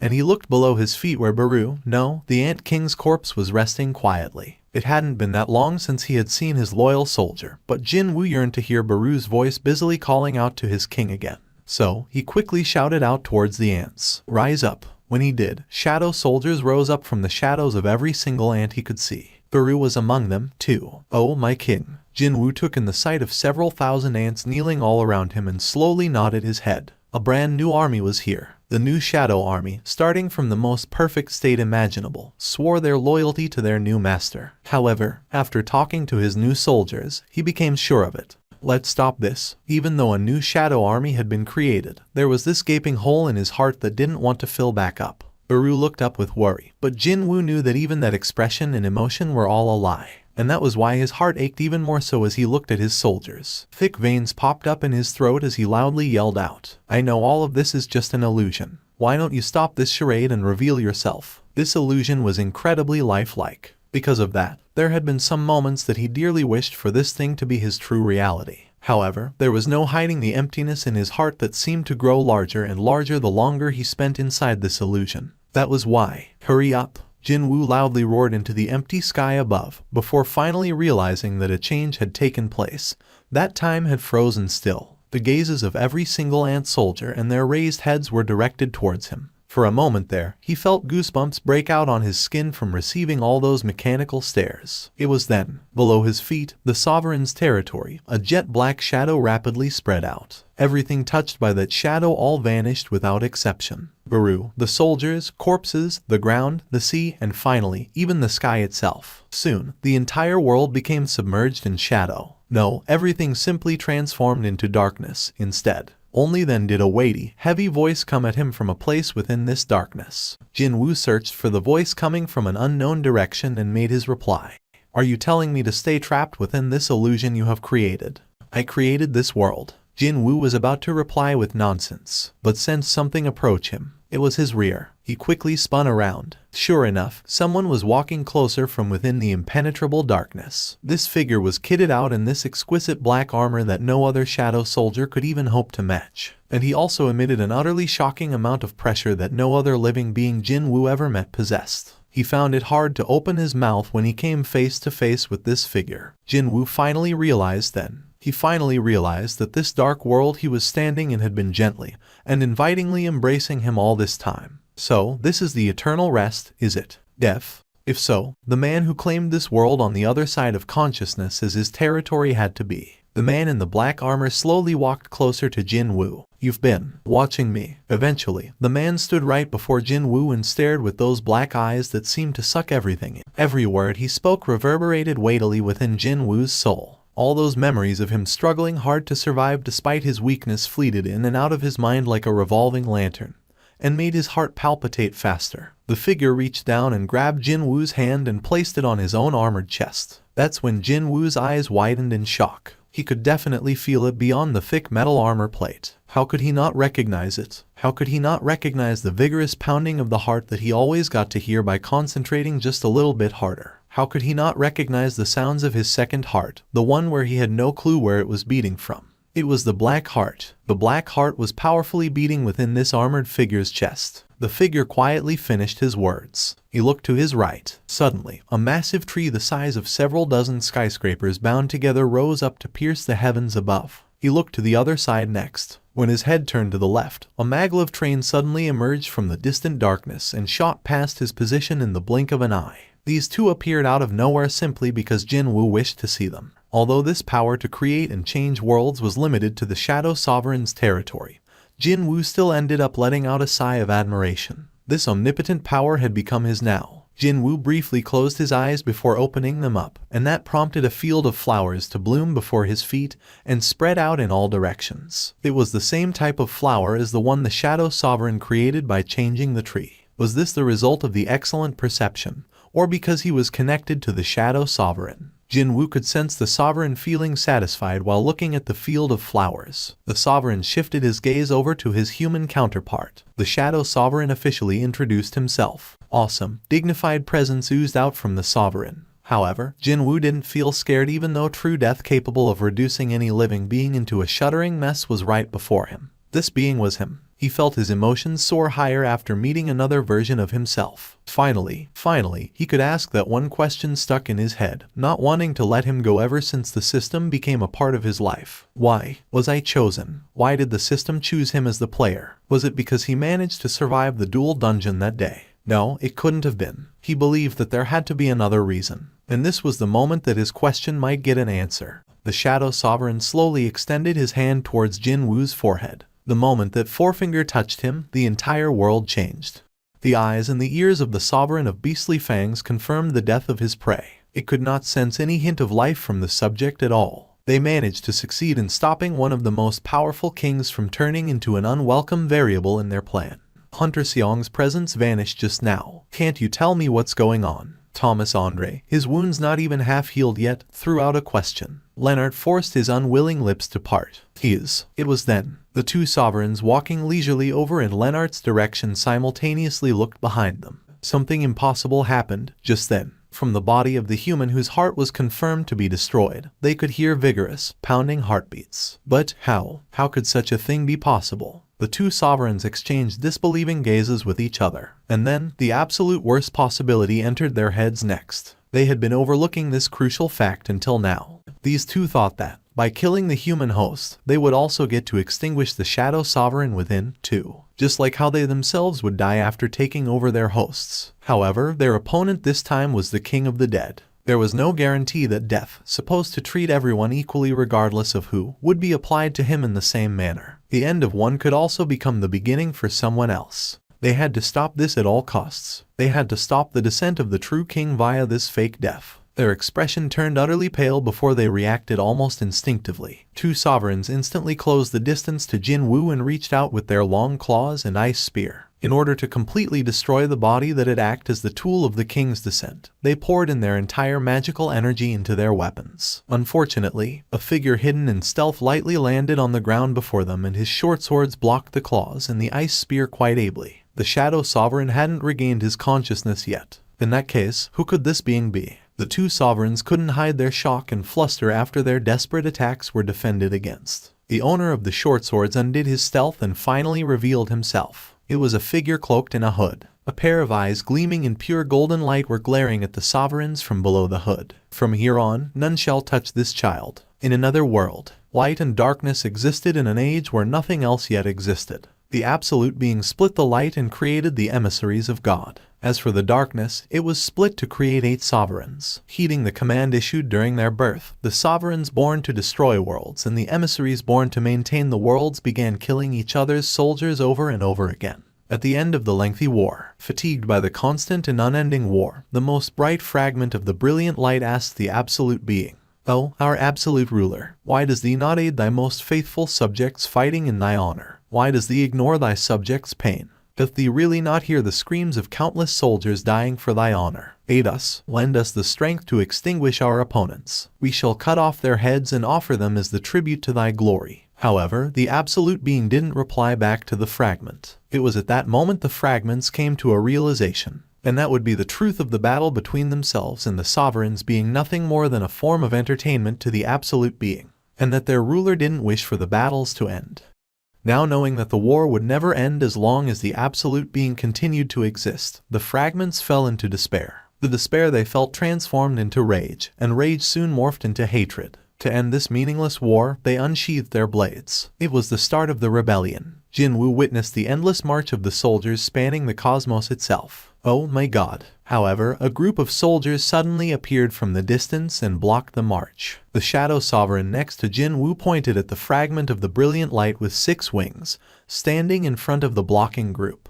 He was the sole emissary of God who stood up against the rebellion of the other emissaries. In the end, though, the pitiful number of soldiers he led powerlessly fell before the united armies of the emissaries. The fragment of the brilliant light never lost his absolute loyalty until the end. He died watching his brave subordinates get swept away by their enemies. He thought that this was the end. But when he reopened his eyes within the embrace of the darkness, he came to realize that the Absolute Being had hidden a certain power inside of him. For that eventuality when everything went wrong, the Absolute Being had hidden a truly fiendish power capable of ending everything, inside its most loyal slave. And so, floating within this endless abyss of darkness, the Sovereign of Death had finally opened his eyes towards his power. He tore off the remaining traces of his wings, all burnt away from the battle, and crafted brand new armor out of the surrounding darkness. Souls sleeping within this abyss heard the call and swore eternal allegiance to their new king. He led his brand new army and made his return. But when he finally came back, everything was already over. The remaining fragments of brilliant light had killed the Absolute Being and called themselves the new gods,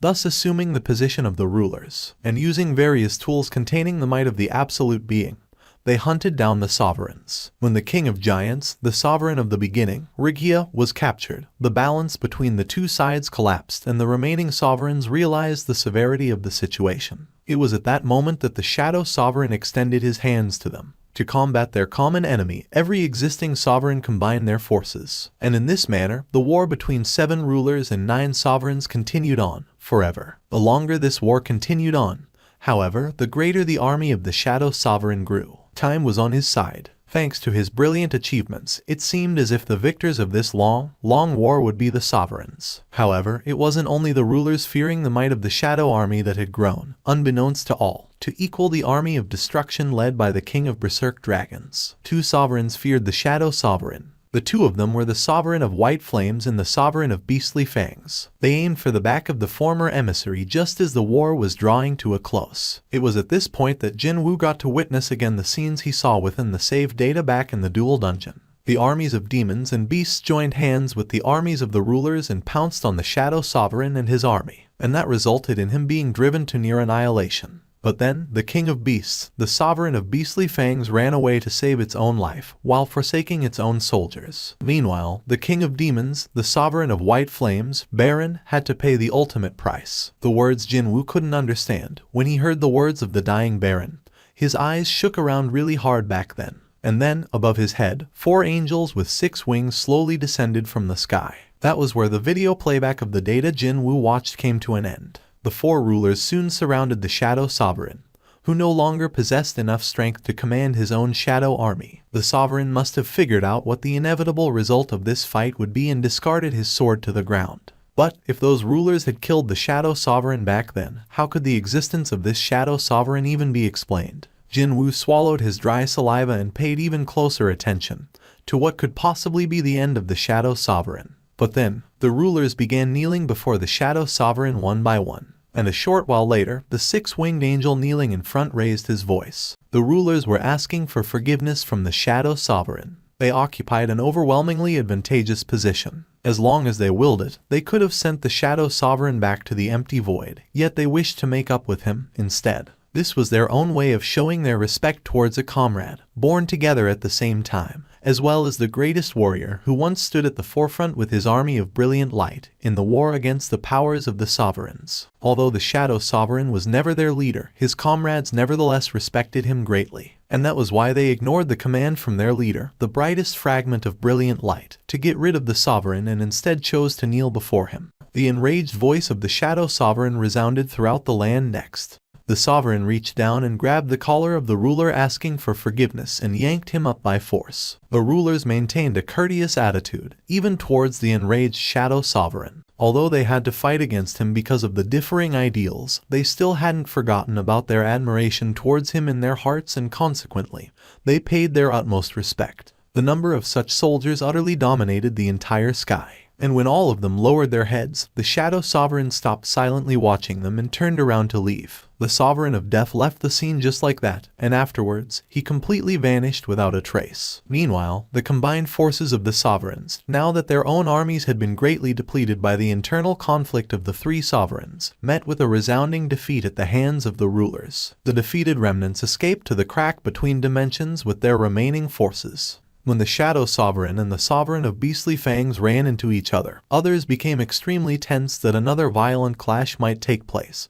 But due to the intervention from the Dragon Emperor, the feared event didn't come to pass. The Dragon Emperor then accepted the Shadow Sovereign back to their fold once more with open arms. So, this guy is the king of Berserk Dragons, the Sovereign of Destruction. The insane level of power oozing out from nothing more than just a glare even made Jin-Woo's teeth clatter. Having evacuated to the crack between dimensions, the sovereigns avoided the ruler's detection and searched for a new world where they would nurture their army again. Countless galaxies and planets flew past Jin-Woo's eyes, and eventually, the footage came to a stop right before a certain planet. Through their concerted efforts over a long period of time, the sovereigns succeeded in tunneling a portal from the crack between dimensions to Earth that existed in another dimension. And thanks to the entrance of unprecedented enemies, mankind couldn't avoid the fate of being annihilated. Jin-Woo's expression hardened as he watched the cities get reduced to smoldering rubble, as first seen inside the Demon's Castle Instant Dungeon. Is this what will happen in the future? Jin-Woo's eyes quaked powerfully from that unexpected answer. But his shock could linger around only for a short while, because the Shadow Sovereign continued on with his explanation.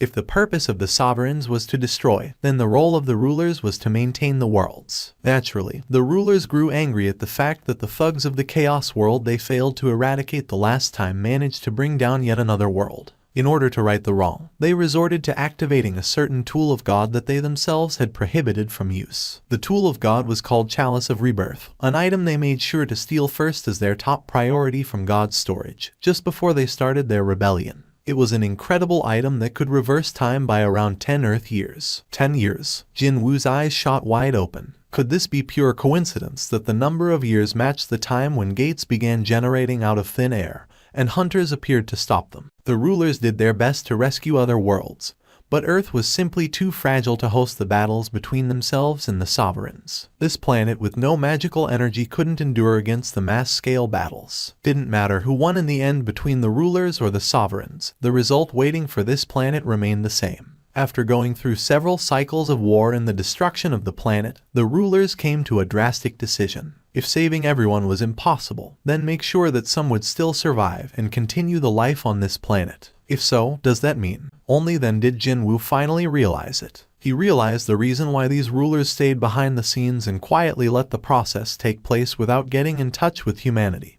even if they knew that there was a calamity coming. Humans capable of surviving in the changed world are. If humanity learned that everyone in the world would die soon with the sole exception of the small number of people referred to as hunters, would the human societies be able to function properly ever again? While the rulers busily tried to fix their mistakes several times, the sovereigns also began modifying their plan continuously as well, until the tool of God couldn't be used anymore. Hold up, are you telling me that there's a limit to this chalice of rebirth? There was a hint of this tangible bitterness in his voice, and that prompted Jin-Woo to turn his head towards the Shadow Sovereign before he had time to even notice it. I'm asking you because it was brought up first, but how can creations kill the creator? Even if machines were created for the sake of humanity's convenience, they could still harm humans depending on how they were utilized. It was a similar sort of reason as to why humans feared artificial intelligence they themselves had created. Jin-Woo nodded his head. Soon, the figures of several familiar sovereigns appeared around Jin-Woo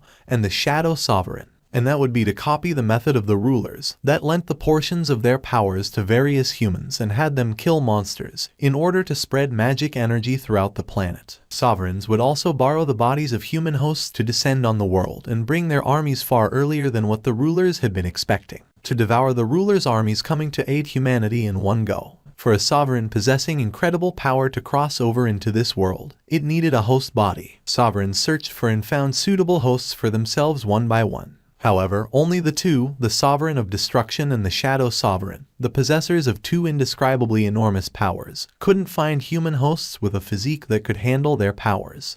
The Architect. This wizard, referred to as the Architect by the Sovereigns, promised to aid the Shadow Sovereign's descent to this world for the price of turning him into a true immortal. Since he was already somewhat interested in the ongoings of the human world, the Shadow Sovereign agreed to this offer. Unfortunately, no human alive could handle the power of death. Obviously, the Architect became rather anxious as time ticked by. While the Architect was sweating buckets trying to locate suitable candidates, the Shadow Sovereign actually went ahead and found himself a potential host first. Jin-Woo raised his head, as if there were hundreds of monitors displaying all sorts of varied and colorful images of him. His past self doing various things appeared in all directions. He had been working as a hunter for 4 years. Jin-Woo was ranked E, not only that, at the bottom of the lowest rank, too. Yet, despite experiencing the life-threatening dangers of dungeons every day, he didn't stop entering them. It was all for the sake of his mother and his little sister. He sacrificed himself for his family and desperately struggled on.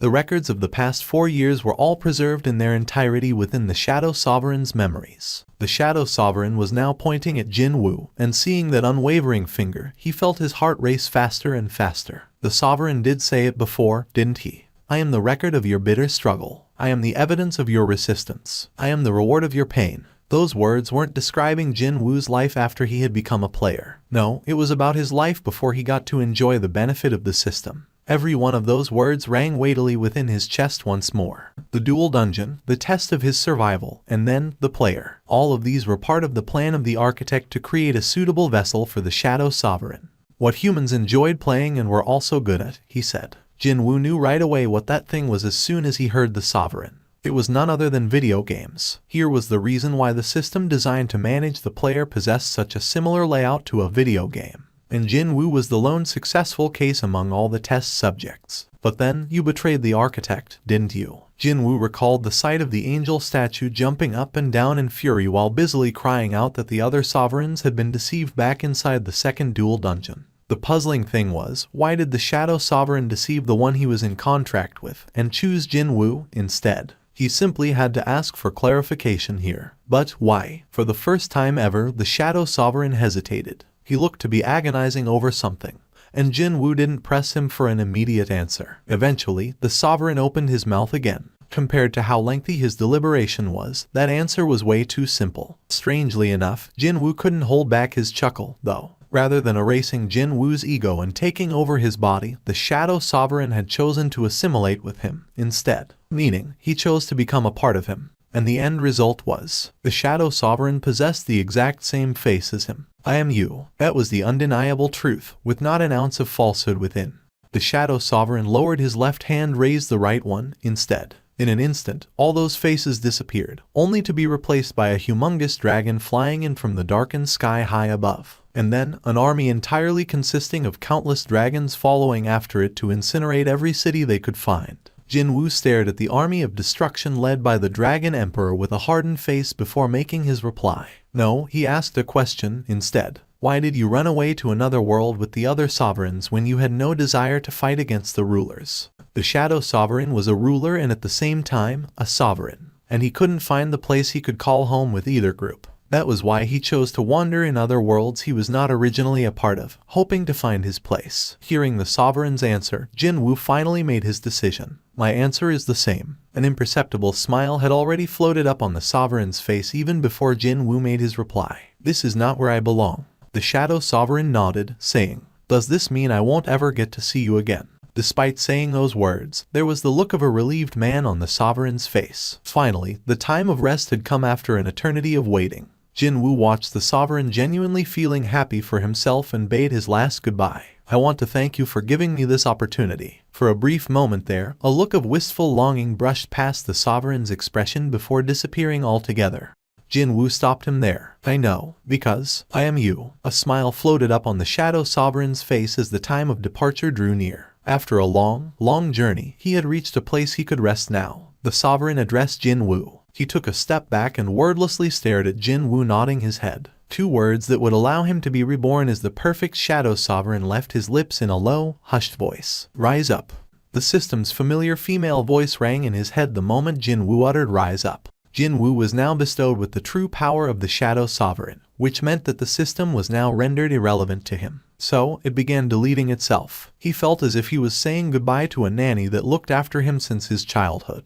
Goodbye, my king. I pray that you find the peaceful rest you dearly wished for so long in the land of eternal sleep. Finally, even the system message signifying farewell popped up. 2 icons of yes and no blinked in the empty air. Jin-Woo shifted his gaze, one last time, to the Shadow Sovereign. Even until the end, the former angel hadn't lost that content smile of his, because that would be the lasting image engraved in his heart, after all. That was why Jin-Woo also smiled back. With a smile, he issued his final input to the system. Yes, a powerful wind pressure being generated at the same time with an explosion of light forced back the Sovereign of Beastly Fangs and the Sovereign of Frost. The former regained its posture first, its brows quivering. The body of the robe-wearing enemy was now burning in golden flames. That light was the symbol of the rulers. This Beastard was, without a doubt, a human that borrowed their powers. However, why were the rulers aiding one of the most powerful sovereigns out there, the Shadow Sovereign? The Sovereign of Frost cried out. The man wearing the robe didn't even bother to reply.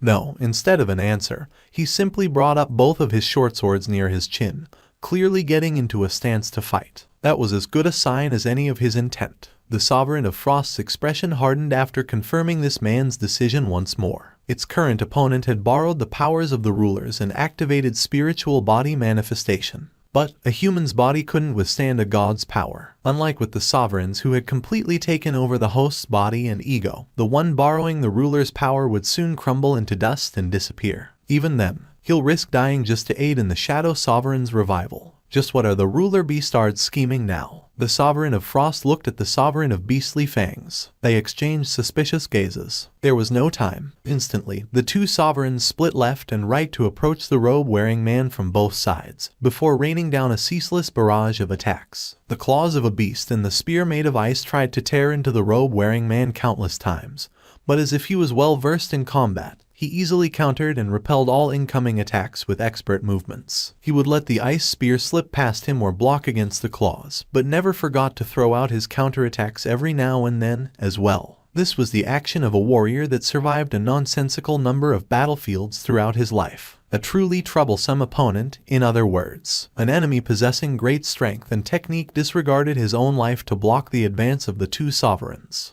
The robe-wearing man blocked the weapons that carried incredible amounts of magical energy belonging to 2 sovereigns, and then shoved them away once more. The sovereigns landed some distance away, correctly judging that it would be quite difficult to get a desirable result in time. At this rate, it was then the Sovereign of Beastly Fangs suddenly reverted from its werewolf appearance back to its human form and spoke up. As it turned around to leave, the Sovereign of Frost hurriedly cried out to stop its comrade. The Sovereign of Beastly Fangs shook its head. It possessed sensory perception far exceeding the norm, and after picking up on the subtly changing atmosphere, its body shuddered ever so slightly. The gaze of the Sovereign of Beastly Fangs went up to the sky before shifting back to the Sovereign of Frost. Veins bulged on the neck of the clearly agitated ancient ice elf. Too bad. The Sovereign of Beastly Fangs remained rather collected in its reply. The Sovereign of Beastly Fangs was triggered by those words, and it angrily grabbed the collars of the ancient ice elf. Back then, the Sovereign of Beastly Fangs got to witness the depths of the Shadow Sovereign's powers when he faced off and survived against 6 huge armies consisting of the Beast Army, Demonic Army belonging to the White Flames, and lastly, the armies of the 4 rulers. Such a monster was about to show up here, so who cared about one's dignity in such a situation? It was fine if others ridiculed the Sovereign for hiding behind the Dragon Emperor. It'd do anything if it meant surviving until the end.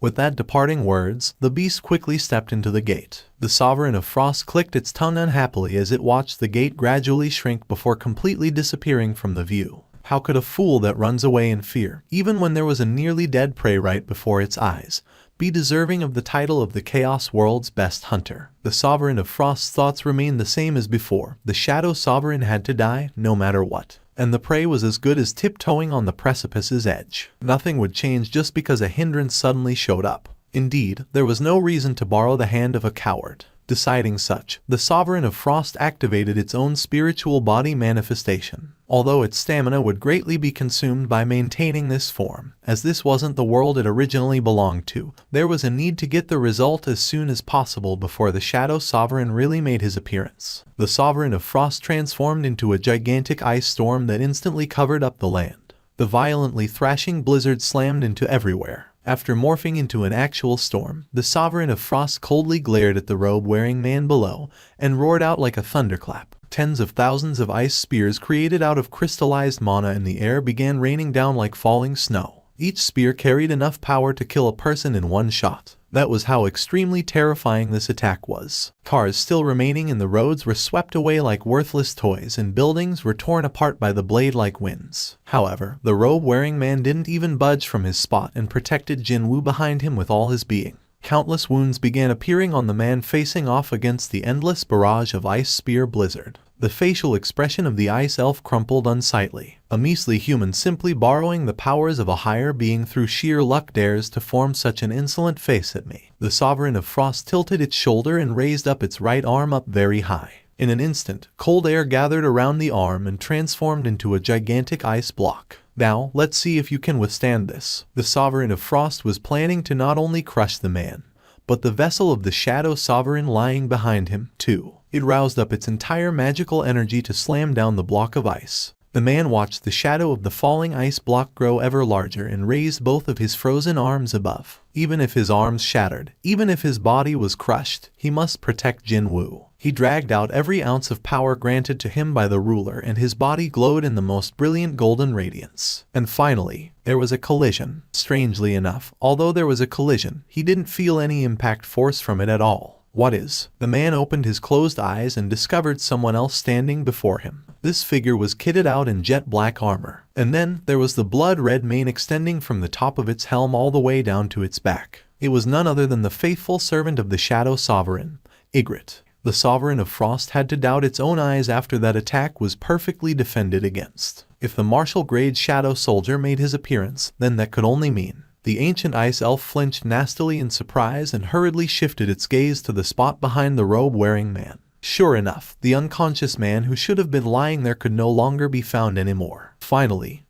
the Sovereign of Frost understood what the Sovereign of Beastly Fangs had said before running away. Ygritte turned around and politely knelt down and lowered his head. Baru, having appeared alongside Ygritte, screeched out loudly as if to announce the return of his master, and quickly knelt down while facing the same direction. And between the two, Jin-Woo calmly walked out. He took a sweeping look around the messily destroyed surroundings and threw a question at the Sovereign of Frost. Did the beast run away? Only after facing off against the true Shadow Sovereign did the ancient ice elf realize the reason why the King of Beasts made its hasty, scared escape earlier. Even though it was the sovereign of all things existing within the cold, it was still trembling pitifully before the Lord of Death standing before it. Jin-Woo continued on. I didn't permit it. Jin-Woo didn't even give the ancient ice elf enough time to get flustered and simply closed his eyes. He rapidly expanded his sensory perception to his surroundings in search of the unique magic energy signature belonging to the Sovereign of Beastly Fangs. The range of his perception exceeded past the border of South Korea in an instant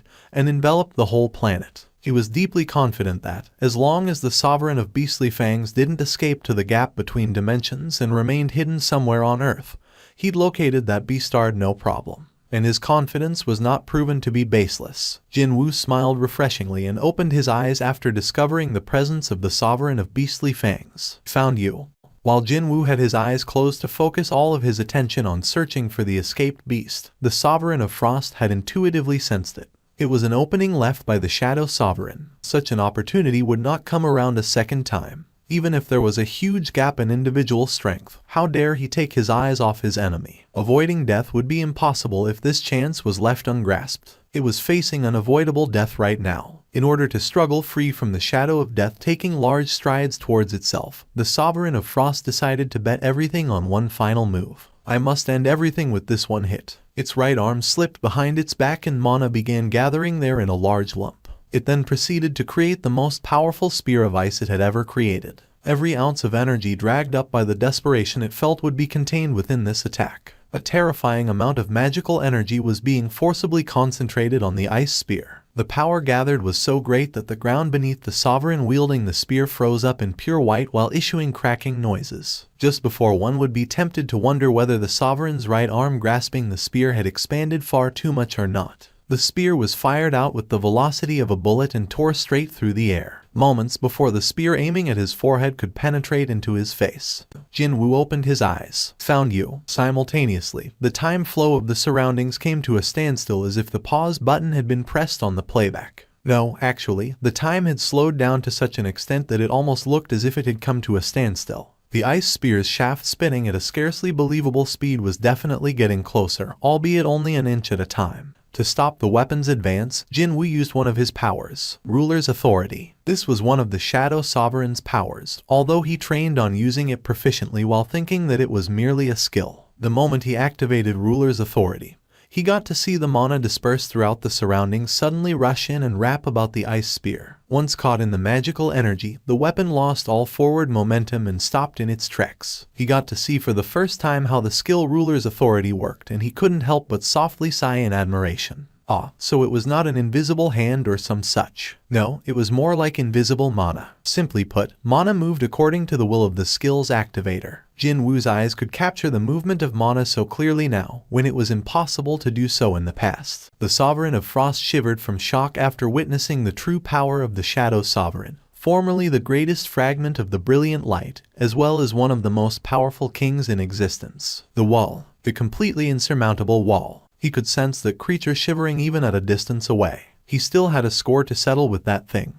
Jin-Woo recalled the face of the late association president Go Gun-Hui and his expression became colder in an instant. However, he wasn't the type to expose his emotions that easily. The enemy he wanted to kill the most would be disposed of at the very end. He'd make sure that the opponent would get to enjoy enough time to shiver in terror from the unavoidable death. Suddenly, Jin-Woo's figure slowly submerged into the shadow beneath his feet.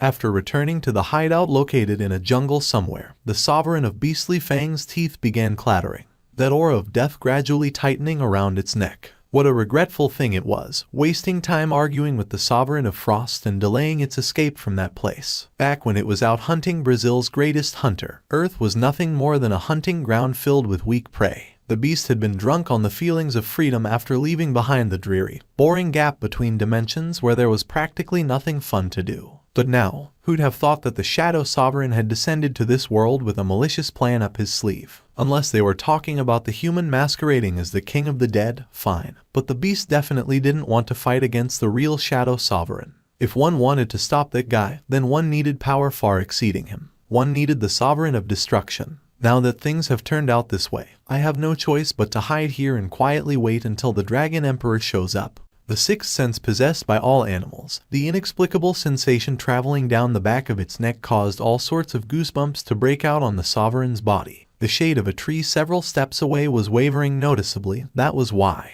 The voice thickly laden with despair leaked out from the mouth of the Sovereign of Beastly Fangs after picking up the scent of death quickly permeating into its hideout. Could it be? He chased after me all the way to here. The terror of death seemingly had invaded deep into the beast's bone marrows, and as a result, the creature trembled greatly in pure fear. And when Jin-Woo's entire frame completely emerged back into the world, the Sovereign of Beastly Fangs got low to the floor and bowed its head. And then, words spoken with a trembling voice leaked out from its mouth now facing the ground. This was the instinct of an animal in full display. When facing against an opponent that couldn't be beaten and also, escaping from it was impossible, then one should bow one's head. The beast's instincts were quite strongly recommending this course of action. Since the Sovereign of Beastly Fangs possessed the characteristics of a wild animal, it readily discarded its dignity and pride to stay loyal to the demands made by its instincts. The beast had assumed the most subservient posture it could. Jin-Woo briefly observed the king of the beasts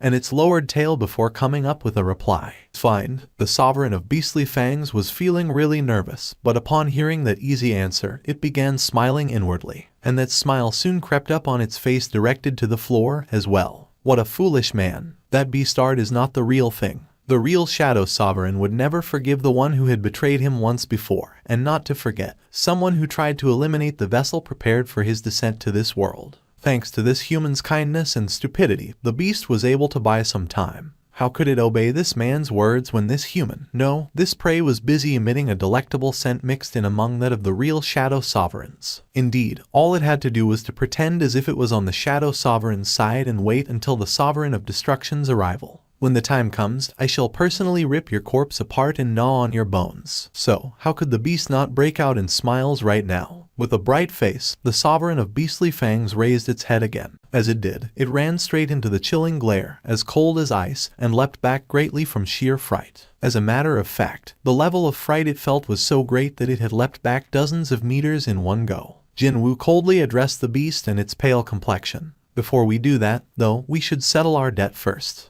Withstand 5 attacks from me, and I shall forgive you. That was the same thing as telling the beast to survive 5 fatal attacks. It was at this point that the beast finally realized that Jin-Woo never planned to let it go from the beginning. The Sovereign of Beastly Fangs roared out in a final show of its pride. The Sovereign of Beastly Fangs activated spiritual body manifestation and rapidly transformed into a gigantic wolf. Although it was incomparably smaller than the one from the Shadow Sovereign's memories, perhaps owing to the fact that this wasn't the creature's original world. Still, the King of Beasts wielded enough power to destroy this world and then some. Now thoroughly enraged, the giant wolf loudly howled at the Shadow Sovereign. It was right then, a strand of chilling wind brushed past the face of the huge wolf. Searching for the presence of Jin-Woo that had simply vanished from its view, the creature quickly took a look behind. And that's where he was, having moved there before the wolf had noticed it. With an audible plop, something fell to the ground. For a moment there, the wolf forgot what kind of a monster was standing before its eyes and lowered its gaze. After Jin-Woo disappeared from the scene, the Sovereign of Frost was left stuck in a rock in a hard place. It'd be logical to escape if there was no chance of victory. But then, the gaze of the ancient ice elf landed on the 2 martial grade soldiers belonging to the Shadow Sovereign. Forgetting about the ant beastard busy treating the human puppet of the rulers, the remaining one was a huge problem. It was none other than Ygritte, also referred to as one of the 2 wings of the Shadow Army, who was keeping a close eye on the Sovereign right now. This Black Knight's nickname was the Knight of Death. He was the greatest knight there ever was, accompanying the Shadow Sovereign to participate in many battlefields and killing countless enemies in the process. But then again, the ancient creature was not some measly little soldier, but a sovereign. If it fought with everything it had, then bringing down 2 martial grade soldiers wouldn't be difficult at all. No, the real problem was with these 2 possessing immortality-like abilities. They would continue to regenerate infinitely until the Shadow Sovereign ran out of his power. This was really bad news, considering that the Sovereign of Frost had to waste a lot of its stamina by activating its spiritual body manifestation. In a spot of ground a bit of distance away, Jin-Woo emerged from the shadow. This is so convenient, not being restricted by the cooldown now that the system is gone. All restrictions on his abilities had been unshackled. That allowed him to return to this spot in an instant. Jin-Woo shifted his gaze over to the Sovereign of Frost over yonder. He then lightly threw something in his hand in the direction of the ice elf. The Sovereign caught that object drawing an arc in the air, before its eyes trembled greatly from shock. The Sovereign of Frost cried out in sheer panic, But Jin-Woo didn't even bother to make his reply. The Sovereign of Plague, the Sovereign of Beastly Fangs, and now the Sovereign of Frost. The deaths of these three would serve as Jin-Woo's warning to other sovereigns. The ice elf watched as Jin-Woo dashed forward as if he was gliding on a smooth surface and urgently fired out multiple arrows of ice in a last-ditch attempt. Jin-Woo accurately drove the Kamish's wrath into the shoulder of the Sovereign of Frost, on the exact same spot where the dagger had struck in the past. He did that to remind the creature about the late association president Go Gun-Huey, suffering from the pain on an incomparable scale than the last time. The Sovereign of Frost's head rose up high as it screamed at the top of its lungs, before the second short sword could strike it, though. The ice elf hurriedly gathered the cold air in its mouth and fired it out. Jin-Woo reached up and simply covered its mouth, just as the cold blast of air, unable to break free of his hand, went on a rampage inside the elf. Jin-Woo reverse gripped his other short sword and stabbed it deep into his opponent's chest. He heard the sounds of its ribs breaking and its heart being penetrated cleanly. It was the exact same attack that he suffered not too long ago. However, Jin-Woo knew that such an attack wouldn't be able to kill the Sovereign of Frost, since he had prior experience of killing two other sovereigns. The beast died on the fourth attack. The chilling light shone coldly in Jin-Woo's eyes. How long will you be able to endure? Terror filled up the eyes of the Sovereign of Frost as it looked down at Jin-Woo. This man was the Sovereign of Death. Weren't those eyes the exact same as the merciless warrior that slew all the enemies he came across in an endless battlefield? Only now did the ice elf realize just who had offended, and began shuddering from the crippling fear. Shortly afterwards, the short sword stabbing into the creature's heart sliced down lower and tore the Sovereign's body into a rag. Breaking news, just in. We have learnt that Hunter Thomas Andre, previously thought to be fatally wounded, is still alive, and his ambulances have arrived on location just in time to take the victims to the nearest hospitals. Those monsters that massacred the citizens are no longer moving. They all turned into ash and nothing remains of them now. Breaking news pieces announcing the end of the battle continued to stream out of their TVs. The excitement and elation of the people showed no signs of dying down at all. And then there was this one man. There was this one particular man who was perhaps far more elated than anyone else on this planet. And that was none other than the current association president, Woo Jin-Cheol. He hurriedly yanked his smartphone out and, with trembling hands, he searched for and played a certain video clip saved on his device. He had watched this footage so many times. It was the footage of the late association president Go Gun-Huey being murdered, taken by the CCTV cameras inside the president's office. There was an unknown man captured in the footage. That man appeared and disappeared too quickly within this grainy footage, so Woo Jin-Cheol couldn't be sure. But now that he took a second look, didn't this mysterious creature look almost like the monster that Hunter Sung Jin-Woo had killed just now? Even the scenes of the frozen floor rapidly melting away were an exact match. In that case, only then did he realize just what kind of enemies Jin-Woo had been fighting until now. It was the murderer of the late association president. And then, Woo Jin-Cheol recalled the conversation he shared with Jin-Woo back when the latter came to pay his respects to the late Go Gun-Huey. A powerful jolt traveled down his entire body. Hunter Sung Jin-Woo hadn't forgotten about that day's promise. And now, the monster responsible was dead. By his hands. Woo Jin-Cheol's nose became reddened and he raised his eyes, now wet with thick tears, to look at the TV screen. The camera was zooming into Hunter Sung Jin-Woo's face, looking somewhat tired now. Woo Jin-Cheol could more or less understand what that expression signified. From somewhere deep within, a powerful emotion welled up uncontrollably. From here onwards, the late association president should be able to rest in peace. Woo Jin-Cheol recalled the memories of Go Gun-Huey, a man he greatly respected, and inwardly muttered his gratitude towards Jin-Woo. "Thank you very much, Hunter Nim." Jin-Woo coldly looked at the Sovereign of Frost scattering away before turning around. The two martial-grade soldiers waiting in the distance until the end of that foolish sovereign's punishment approached Jin-Woo. Baru expressed his unreserved joy of being able to see his master again with his entire being.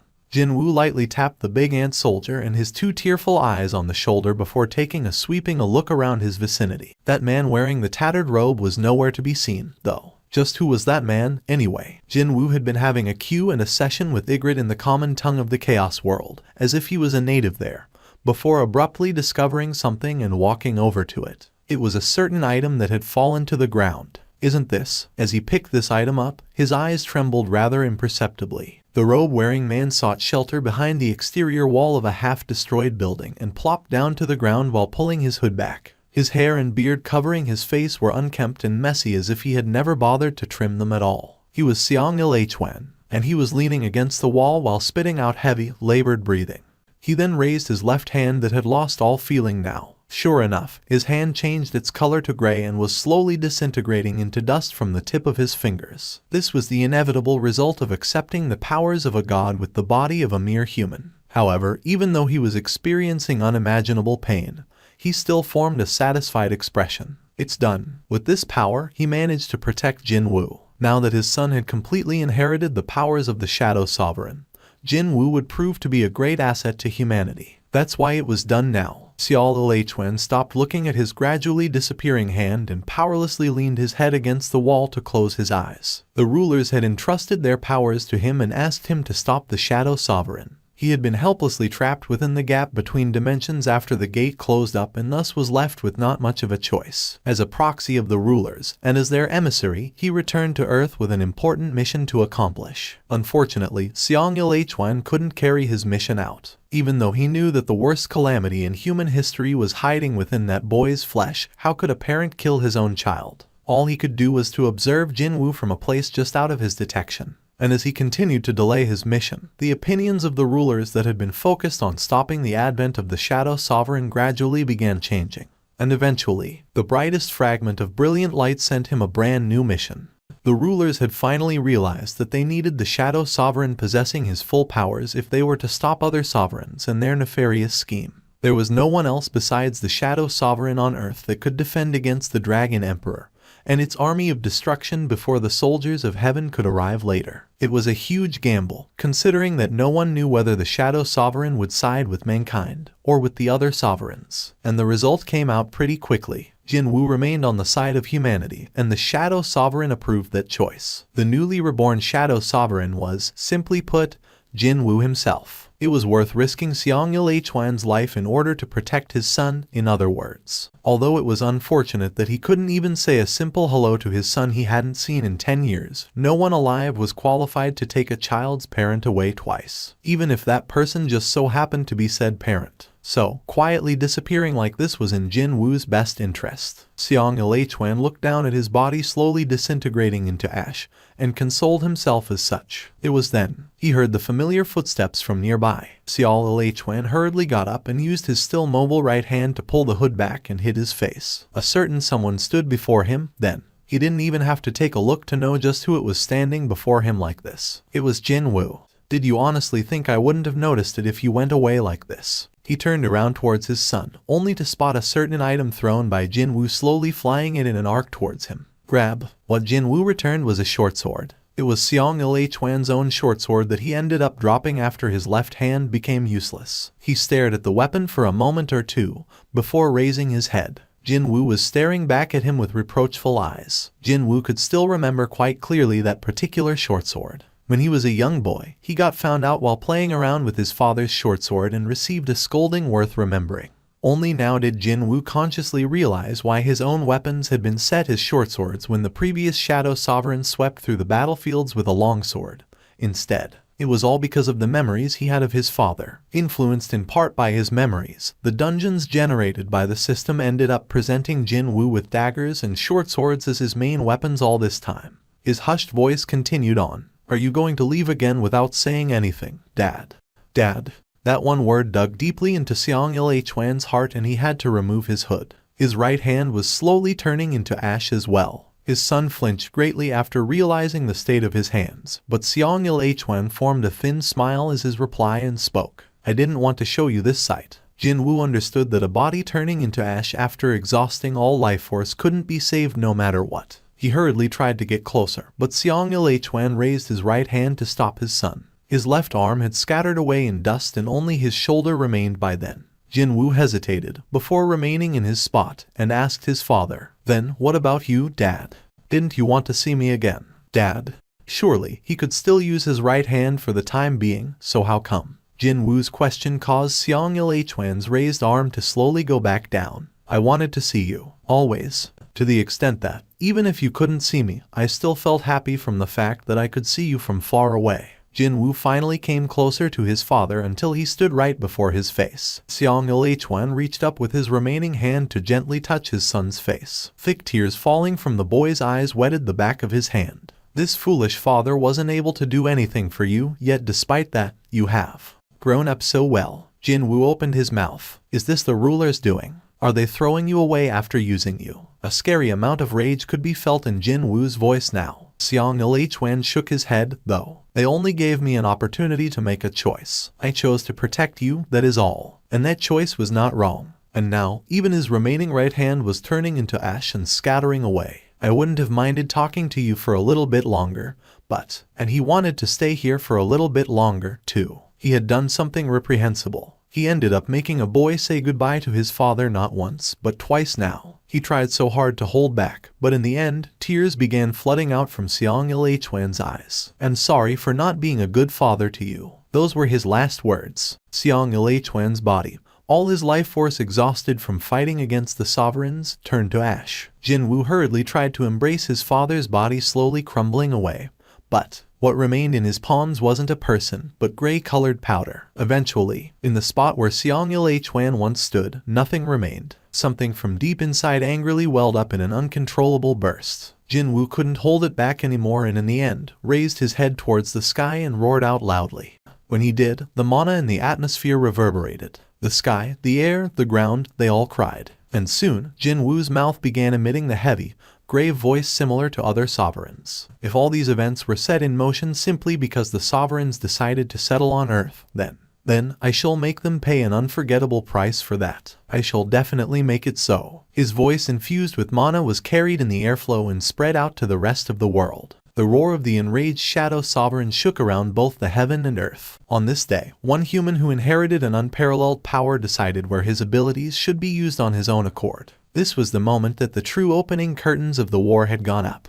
The two men in charge of the two best local guilds, Choi Jong-in and Baek Yun-ho, also spat out sighs of relief and looked at each other with wide grins. "Hey, Chairman Baek, I thought your complexion wasn't so good a few minutes ago. I wonder if you have settled down now." Representative Choi, "I think you need to wipe your cold sweat first before worrying about someone else. I have a spare Chung Simwon on me, so if your heart is still fluttering badly, you can always ask me for one. You sweated so much. Why don't you use this handkerchief to wipe your face first?" The masters of two guilds that competed for the top spot in the local ranking started a rather pointy war of nerves. However, they could joke around in this manner only because the situation had been resolved now. The long day was drawing to a close. In the end, the Hunters Association had to announce the identities of the monsters that appeared in Seoul as unknown. However, there was no doubt about the scale of devastation those creatures left behind being truly enormous. Countless people either died or were gravely injured. The number of collapsed buildings or destroyed cars were too numerous to count.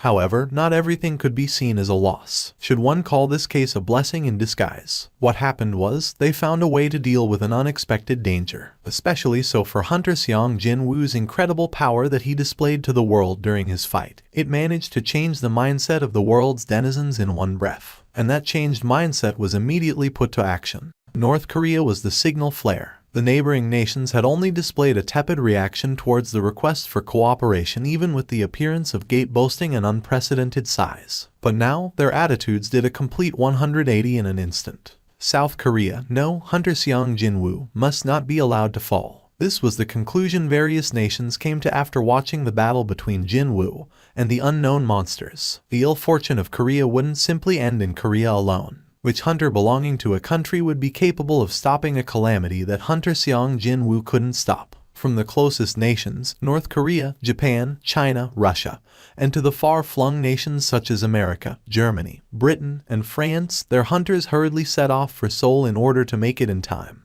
There was only one thought within their minds. We need to aid Hunter Sung Jin-Woo and block the supermassive gate, no matter the cost. The notion of Jin-Woo being their final defense line had been instilled within them after witnessing his feats. And now, not just South Korea's own hunters, but the entire worlds were gathering in the capital city of this small nation in East Asia.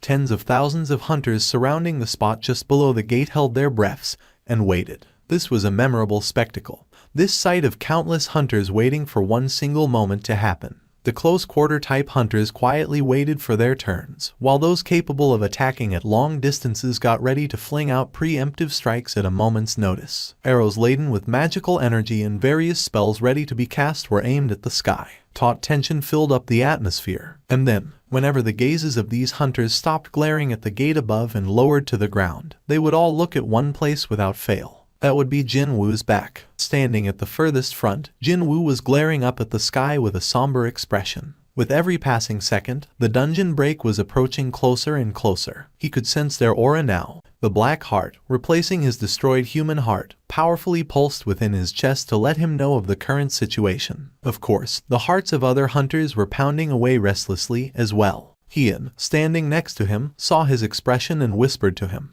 "I think it's my first time seeing you so tense like this, Mr. Jin-Woo." "Really?" Jin-Woo smirked to let her know that it was nothing. Hien also formed a light smile as a reply and looked back at the gate while unsheathing her blade. She too had sensed that the beginning of the life or death battle was here soon. However, she was mistaken about something. Jin-Woo placed his hand on his chest and silently closed his eyes. He felt the pounding of his heart. The emotion welling up in his chest was neither nervousness nor terror. No, it was excitement. "See, they are coming." The gate's been opened. Finally, the gate began opening up. The wall separating this world and the gate disappeared, and certain things staying within finally began pouring out in endless droves. These creatures completely blotted out the sky in no time at all. The hunters below became completely dumbfounded by the number of descending creatures that seemed to be at least over 100,000. But how? How can that many monsters? At the same time, there are just too many. Gasps and screams thick with despair exploded out from here and there. All those certain things must have been under the influence of gravity reduction magic, because they all landed on the ground very slowly. "Attack! Hurry, attack! Everyone, attack!" Before those things land on the ground, they should try to reduce their numbers, at least by a little bit. Hunters sensed that their opportunity was here and began making their moves. Magic spells ready to cast gleamed brightly from their hands, and bowstrings aimed at the sky were all pulled taut. Tankers raised their shields up right near their chins to get ready for close quarters combat with those descending things. But then, before the concentrated firepower from the hunters could pour out,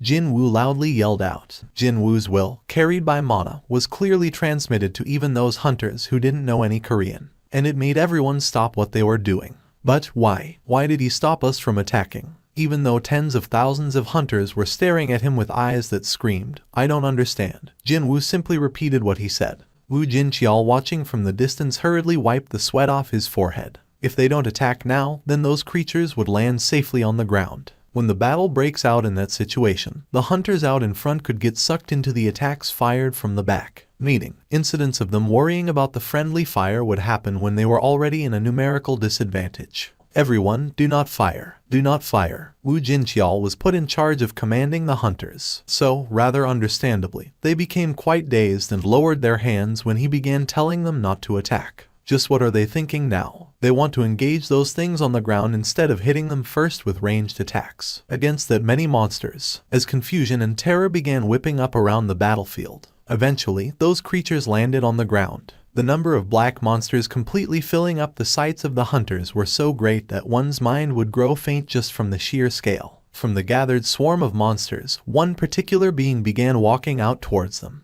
Jin-Woo, too, stepped forward. Just what was going to happen from here onwards. Hunters couldn't even breathe properly and closely watched Jin-Woo. Jin-Woo stopped walking, and the monster also stopped walking as well. And then, the monster, looking at Jin-Woo, suddenly knelt down on the ground. And at that moment, the soldiers behind it also knelt down at the same time.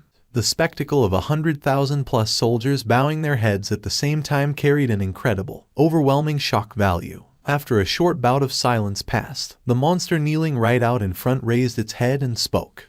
50,000 or so hunters from all corners of the globe, here to defend against the supermassive gate, watched dazedly as the black monsters began kneeling before Jin-Woo. Jesus, this sea of soldiers wrapped in black armor or black smoke seemed to go on forever. Every single one of these creatures possessed an incredible amount of magical energy, but there was something else that made the gathered hunters doubt their own eyes even more. That.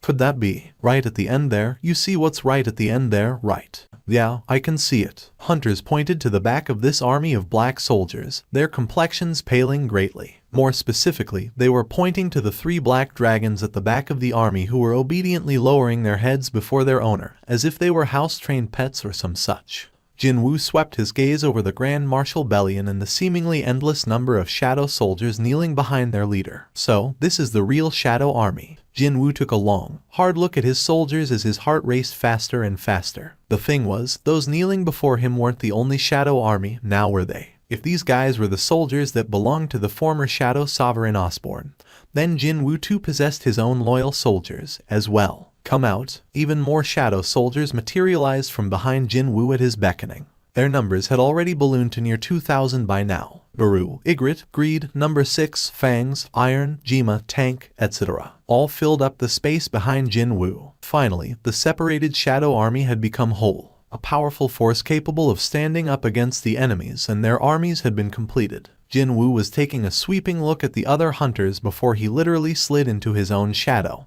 and disappeared without a trace. That's how he vanished from everyone's sight. The protagonist of this chaos, Hunter Sung Jin-Woo, just where could he be right now? The Korean Hunters Association was inundated with telephone inquiries, lodged seemingly by the entire world. Their only reply so far had been, "We don't know either." That, though, was like adding fuel to the already burning flames of interest for the event the world had laser-focused onto. Jin-Woo put aside the curiosity of many people for the time being and made his way to the Sea of Trees in Japan. This vast expanse of abandoned land was just about the perfect place to observe the movements of the entire Shadow army. Jin-Woo stood at a far distance, while the 130,000-plus army was split in two and stood on either side of a vast field. "Start," he issued his order inwardly, prompting the two columns of armies to powerfully rush towards each other. The sounds of their feet pounding on the ground seemed to rock the earth. The distance between the two columns of rushing soldiers closed up in an instant, and just before they were about to clash head-on, Jin-Woo shifted the platoons that fell behind in the rush right behind the other column and had them surround the opponents in this mock battle. Was that all? In a location where there was a shortage of soldiers, he sent reinforcements. When some soldiers were left isolated, he simply unsummoned them and brought them back out in an adequate enough location. The smoothness of his actions was like a river flowing to the ocean. Deployment and manipulation of soldiers based on the experiences of battles he fought so far also applied to this 100,000-strong great army as well. "That's enough." Jin-Woo spoke in a soft voice, but that was still enough for the Shadow soldiers to hear his will. After stopping this mock battle, Jin-Woo took a look to his side. "So, what do you think?" The Grand Marshal Bellion spoke in an amazed, admiring tone of voice. "I've never thought about mobilizing the forces in this manner. I can only express the emotions of awe and shock, my liege." It seemed that, to Bellion, controlling the combatants in this manner was a fresh concept to mull over, even though he had roamed countless battlefields with the former Shadow Sovereign. Especially the part about utilizing the aspect of freely summoning and unsummoning Shadow soldiers. That part left him with quite a pleasant surprise. Meanwhile, Baru sneaked closer to him and spoke in a serious voice. He had been rather quiet for some reason lately, though. "Oh, my king." Jin-Woo turned around to look at Baru kneeling on the ground, his head lowered deeply towards the ground as he opened his mouth. "I beg of thee to bestow unto me an opportunity to compete for the position of the Grand Marshal." "The position of the Grand Marshal, you say? But didn't they already have a Grand Marshal?" Jin-Woo felt puzzled by this, before abruptly recalling the system's information on the highest grade of Shadow soldiers available. In that case, could he be? Sure enough, Baru raised his head. "As a Marshal of the army, I'd like to challenge the Grand Marshal Bellion." When the system was still around, it did mention something about what Baru was talking about. There could be only one occupying the position of the General of the army. So, soldiers that recently reached the Marshal grade must establish a hierarchy with the one before it. Didn't the system say something like that? If you were to assume the General of the army was the Grand Marshal, then indeed, Baru, as the recently promoted Marshal, possessed the qualification to challenge Bellion. Perhaps befitting an ant-type monster familiar with living in a large community, Baru wanted to establish the proper pecking order between the marshals, it seemed. Meanwhile, back in the Korean Hunters Association, the activities taking place inside the association's emergency response conference hall were a lot more bustling than before. Even though the so-called emergency situation had come to an end yesterday, the international media is still hounding us, demanding us to release an official statement already, sir. The American Hunter Bureau is requesting us to release the information on Sung Jin-Woo Hunter Nim's current whereabouts. The Seoul Metropolitan Fire and Disasters are asking us if it's okay to bring back the evacuated citizens. The Hunter Channel's famous The Jimmy Show wants to interview Sung Jin-Woo Hunter Nim. Jimmy or whatever can kiss my ass. If he's able to, tell him to find the guy and try his luck there. The number of calls flooding the association was inconceivably high. Just why did Hunter Sung Jin-Woo's summons have to come out from there? This employee's words were tinged with a certain amount of dissatisfaction. Woo Jin-cheol's drowsiness was driven away in an instant. He immediately made this employee stand at attention before him. In that case, do you, Mr. Seong-won, think it would have been better if monsters came out from that supermassive gate yesterday? Is that what you're saying? Pardon me, sir. No, that's not. The subordinate couldn't hide his fluster. Woo Jin-cheol let his sharp scolding fly. Regardless, if the phone calls you've been receiving until now weren't about TV stations asking for interviews but relatives of the deceased hunters asking for the news of their loved ones, do you really think you can continue working with just the thoughts of things being too hectic for you? The subordinate employee couldn't even meet Woo Jin-cheol's glare. Even if you were nominally an employee of the Hunters Association, as long as you hadn't worked out in the field, you'd never really understand it. They would never understand just what hunters had to go through during emergency situations. They would never understand just what kind of things unfolded and got buried inside dungeons, enshrouded in the darkness where no one could see you, going through all the potential scenarios that could have gone down during the raid of the supermassive gate. What happened yesterday was easily the best result one could ever hope for. Over 100,000 monsters popped out, but no one got injured. Nothing was destroyed. Not only that, all those monsters were absorbed into Hunter Sung Jin-Woo's fighting force. Just who could have imagined it? Indeed, no one could have dreamed such a result that far exceeded one's expectations. That was how Woo Jin-cheol got to endure, with a smile on his face, all these mountains of work that probably required him to go through a few sleepless nights to finish. But to think, there was an employee of the Hunters Association busy complaining about yesterday's events just because his body became a bit fatigued. How could he even dare to say something so nonsensical? If Hunter Sung Jin-Woo was present nearby, Woo Jin-cheol would have stepped up to slap some sense into this employee well before the young hunter had a chance to get angry. That was how deeply Woo Jin-cheol understood what Jin-Woo was going through. Baru extended his claws until they couldn't be extended anymore and screeched out loudly. Meanwhile, Bellion wordlessly unsheathed the sword mounted on his hips. So far, he seemed to be a type of swordsman similar to Ygritte. But then, Jin-Woo's gaze was fixed to Bellion's sword now. The blade looked rather uniquely shaped. Hang on, can I even call that a blade? As a matter of fact, the blade resembled the body of a centipede in that it was made up of dozens of connected sections. As if they were done with their preparations, both of them looked at Jin-Woo simultaneously. Begin. The moment the signal was given, Baru dashed forward immediately. He closed the distance with a stupendous turn of speed and powerfully swung his claws. Bellion proceeded to block and let the attack slide past him. And then, as Baru's momentum took him further away, the current Grand Marshal spun around to face the distancing ant soldier. It was then Jin-Woo's eyes widened. Bellion pointed with his sword and it suddenly stretched out like a long snake to fly towards Baru.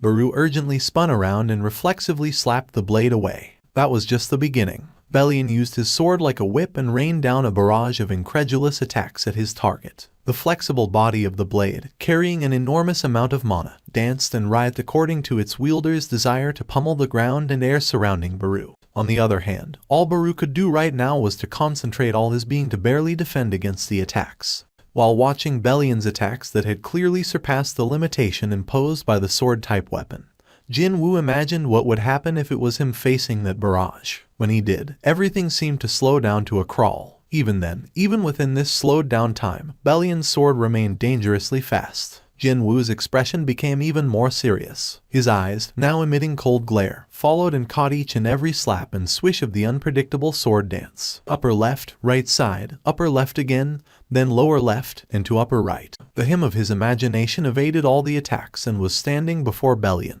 And then, he cut the soldier down. In Jin-Woo's imagination, Bellion's neck rolled to the ground. It only took a blink to get to that point. Bellion momentarily sensed this chill-inducing feeling of his neck being cut off, and flinched grandly as he took a look in Jin-Woo's direction. Oops, he ended up being a bit carried away after discovering a rather interesting weapon. Meeting Bellion's rather panicky gaze, Jin-Woo replied with an apologetic expression. But that only lasted for a moment. Baru didn't miss this opening and viciously slapped the irritatingly tenacious blade away, before dashing towards Bellion like a bolt of lightning. Unfortunately, against Jin-Woo's own expectation, the one to stab his weapon in the midriff of his opponent was Bellion. What an unexpectedly fast motor reflex. On top of that, a scary power capable of destroying everything with each attack. This was Bellion, the soldier who wasn't left wanting for anything as the Grand Marshal of the Shadow Army. Still, one should never let one's guard down. It was a wee bit uncool to talk about one of his soldiers in this manner, but well, the truth was, the biggest plus point of an insect was its tenacious vitality. Sure enough, Baru suddenly expanded its body size even with a sword stuck to his belly. He swung his humongous fist down on the head of his opponent. The power behind that punch was so great that a part of Bellion's helm broke off and scattered black smoke in the air. Almost right away, Baru followed up with his second attack. No, he tried to. Baru's wrist was caught by Bellion's powerful grip just in time. A moment later, boom, Baru's chest was punched powerfully and he flew backwards in a straight line. The shockwave generated at the same time from his flying figure swept up the forest surrounding him, and the trees were yanked out of the ground from their roots and all, before being flung away to the sides. A long and straight path suddenly got carved out within the sea of trees. Baru hurriedly unfurled his wings to stop his body from being flung away endlessly. Unfortunately, just as he somehow managed to steady himself, Bellion had already arrived right before his face. That was followed by a powerful slam towards the ground. Like a meteor crashing into Earth, a huge crater caved in on the ground and Bellion lightly landed inside. In the middle of this crater, Baru was hurriedly getting up to respond to his opponent. That's enough. Bellion realized that it was his liege stopping his fist and quickly withdrew his attack. My liege. The Grand Marshal hurriedly knelt down and bowed his head. You did well. Jin-Woo praised Bellion with his eyes for not holding back anything and displaying his prowess like that. He then walked over to Baru collapsed on the ground. My king, I can still. Jin-Woo studied the faltering, unsteady Baru with pitying eyes before asking him out of genuine curiosity. Hey, Baru, why are you so dead set on the position of the Grand Marshal?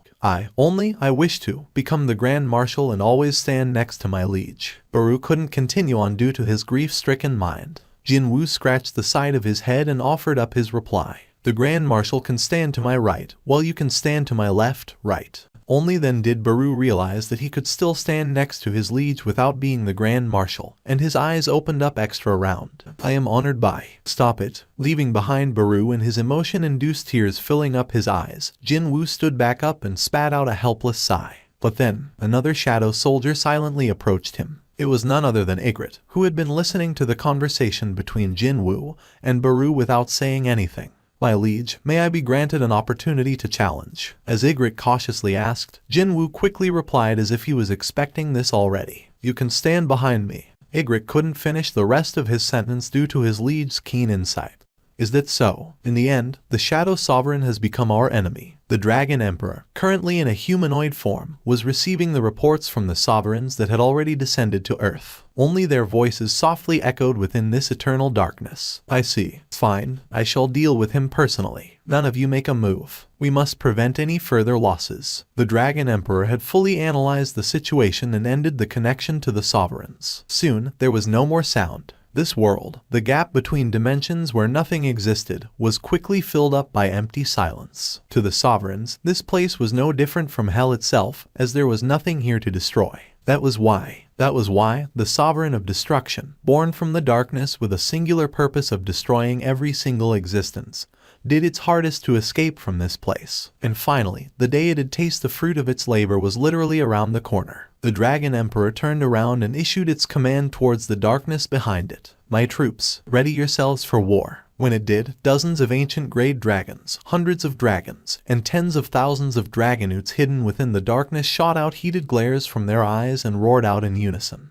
The first thing that caught his attention was Fangs, who had already gigantified himself, and the three dragons. Dragons, carrying serious expressions, conversed in hushed tones with Fangs for a bit, before whispering something else amongst them. And then, the biggest dragon stepped out of the group. What are they trying to do now? He could see that every other shadow soldier in the vicinity of the four giants scatter away in panic and thought that the mood was getting a bit suspicious over there. Soon, though, that big dragon spat out a long pillar of flames into the sky. Fang smirked after checking out the thickness of the flames and took a step forward as well. An enormous pillar of flames exploded out from his mouth and rose up high to brightly illuminate the dark night sky. While the high orcs were whistling and cheering on from the distance, the dragon's shoulders sagged visibly as he turned around to slink away. It seemed that they decided to bet on who possessed the stronger flame attack. However, isn't it cheating to use the bead of avarice during such a bet? Perhaps knowing that he was in the wrong, Fangs was trying to sneak his bead of avarice back into his pocket.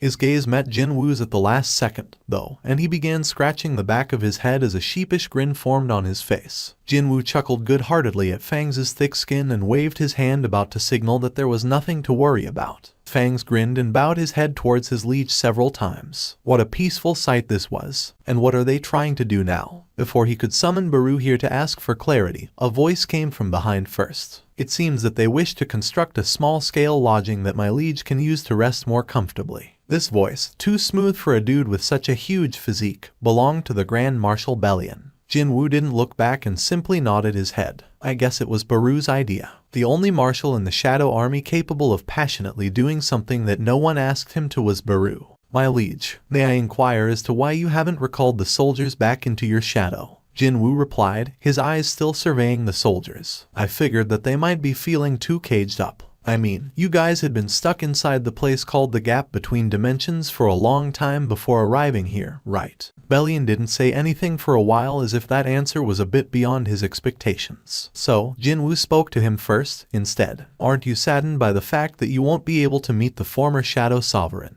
Osborne, again. Jin-Woo was painfully reminded of what it felt like to lose someone precious to you only a few days ago while watching his father disappear. Bellion's emotions should be similar to that. It wasn't difficult for Jin-Woo to understand the sense of loss the loyal Grand Marshal must have been feeling. I've been protecting the former liege's side from the moment he decided to stop the rulers rebelling against the Absolute Being. And after he acquired the power to rule over death, I was the very first one to volunteer to become his loyal soldier. Bellion explained himself in a calm manner, his voice unwavering. I have spent almost an eternity acting as his support, but not even once have I ever questioned his decisions. I wish to know more about Osborne from your perspective. Would you like to tell me? But, my liege, it might be a very long story. That's perfect. I was actually in need of a long story to kill some time until I felt sleepy, you see. Jin-Woo returned his gaze to his front, and Bellion quietly settled down next to his sovereign. This event happened back when I was still a fruit of the world tree. A fruit. You were a fruit. Every single soldier of the heavens is born as a fruit on the branches of the world tree. It is a truly gigantic tree large enough to blanket the entire sky with its branches alone. As Jin-Woo focused on the story with an incomparably grand opening, the night continued to wear on. Beijing International Airport, the biggest and busiest airport in the whole of China, was now bustling even more than ever before, all thanks to a huge throng of people present today. There was only one reason for this. The best of the best Chinese hunters that went to lend aid to the Koreans were coming back home today, that was why. It would be the same story in other countries as well. But at least in China, the highly ranked hunters were treated as superstars famous enough to summon up a sea of adoring fans wherever they showed up. Many people are cheering you on for your brave decision, Liu Hunter Nim. On the other hand, those questioning why we had to aid the Koreans are also quite a few in number as well. By any chance, do you have anything you'd like to say to them, Liu Hunter Nim? Liu Zhaijing took his sunglasses off and glared at the reporter, who is walking around spewing something that's stupid. Pardon, not paying any heed to the reporter and her wide-open eyes, Liu Zhaijing continued on with what he wanted to say. Are their heads nothing more than decorations? Can't they read a map? Don't they know which country is next if you move your eyeballs up from Korea? One giant monster that wasn't stopped in Japan crossed the sea and almost made it onto the Chinese mainland. What I am saying here is that something similar could have happened, but on a far, far greater scale. I and my comrades agreed with that notion and we went there to prevent that from happening. Liu Zhaijing's torrent of harsh language put an immediate end to the stream of toxic comments. He continued to speak, his voice rising up higher and his glare getting sharper as if he was addressing the toxic commenters directly. If there are people still spewing crap like that, then tell them this. I, Liu Zhaijing, am not confident of stopping an event that Hunter Sung Jin-Woo also failed to stop. That's why we went there to help him out, so if you're unhappy about that, why don't you try and catch monsters with your own? Liu Zhaijing continued with his tirade, which made his supporters really happy, but then, he abruptly stopped talking for some reason. Could it be that he finally realized the camera was rolling? Of course not. Liu Zhaijing was probably the only person in the whole of China capable of pouring out insults and swearing on live TV without worrying about repercussions. But then, someone like him had been rendered utterly speechless as he took a look outside the airport. Just what could have happened? Oh my god. Above Beijing's skies, a massive darkness was slowly descending. Sung Hunter Nim, by any chance, have you heard of the breaking news yet? Jin-Woo shook his head. After the raid of the supermassive gate, he headed straight to Japan and made it back to Korea only a little while ago before coming to the Hunters Association straight away. He didn't have any opportunity to check out the news or any mass media coverage, really. Besides that, if something serious happened while he was away, Yoo Jin-ho would have informed him the first thing after he entered the office. Seeing how grave the expressions on the faces of the association employees, even Jin-Woo's own expression hardened. Did something happen? Woo Jin-cheol pulled his phone out and showed him the real-time footage being recorded right at that moment. Jesus Christ, can you see that? Holy cow. Doesn't that gate look even bigger than the one generated in Korea? 8 supermassive gates all revealed themselves in various parts of the world. Half in fear and half feeling mystified by this development, people were filming these gates and uploading the footage on social media. Breaking news poured in from all parts of the world.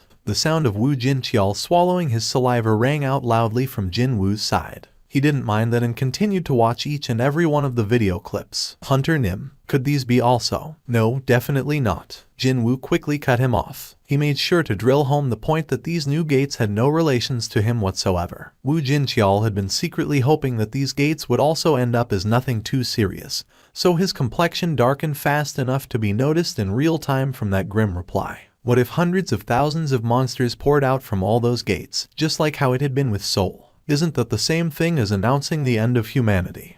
Association President, do you trust me? Woo Jin-cheol nodded his head. Yes, of course, I trust you. In that case, I hope you will believe everything I'm about to show you. Excuse me. Just like how the former Shadow Sovereign had done, Jin-Woo reached out with his index finger and placed it against Woo Jin-cheol's forehead. The moment his finger touched, darkness filled up the older man's eyes, and countless images brushed past within his vision. Jin-Woo showed the necessary amount of information to the association president, and nothing more. That would be the rulers and their plans, as well as the sovereigns. And then, the armies those sovereigns were summoning to this world, as well. Woo Jin-cheol had witnessed the powers of these sovereigns with his own eyes now. Once the images stopped flashing by, he began gasping out breathlessly. This can't be. Just how can such a thing? Woo Jin-cheol had believed it. He believed that God had gifted special powers to a small number of selected individuals in order to safeguard humanity. He believed that this was precisely the reason why hunters had to fight against the monsters and protect other people. But if everything Hunter Sung Jin-Woo had shown him was true, then he had been too arrogant. He had made a grave mistake. Hunters, no, the awakened were simply the process of cultivating a small number of humans that might survive the aftermath of the true war about to take place. This was not a war between humanity and sovereigns. It was a war between sovereigns and rulers, 2 organizations boasting unimaginable might. Indeed, it was they who were going to fight. However, a huge variable entered into this fray in the form of a certain man. And now, with the armies of the sovereigns arriving much faster than expected to this planet, mankind had only one being they could place their hopes on: the unexpected variable. How can this be? Woo Jin-cheol's fingertips trembled as he raised his tear-filled gaze. Seong Hunter Nim, are you planning to fight these things all by yourself? Even if the enemy possessed a powerful force, he couldn't just give up without trying something first now, could he? At least, Jin-Woo had never lived his life in that manner. That was why he quietly nodded his head. Yes, Woo Jin-cheol wanted to help him in any shape or form, so he quickly asked, in that case, what should we? No, what should I do to help you, Hunter Nim? Now that the expected question came out, Jin-Woo calmly replied with the answer he had thought of before arriving here. Can you gather the representatives of the world in one location, please?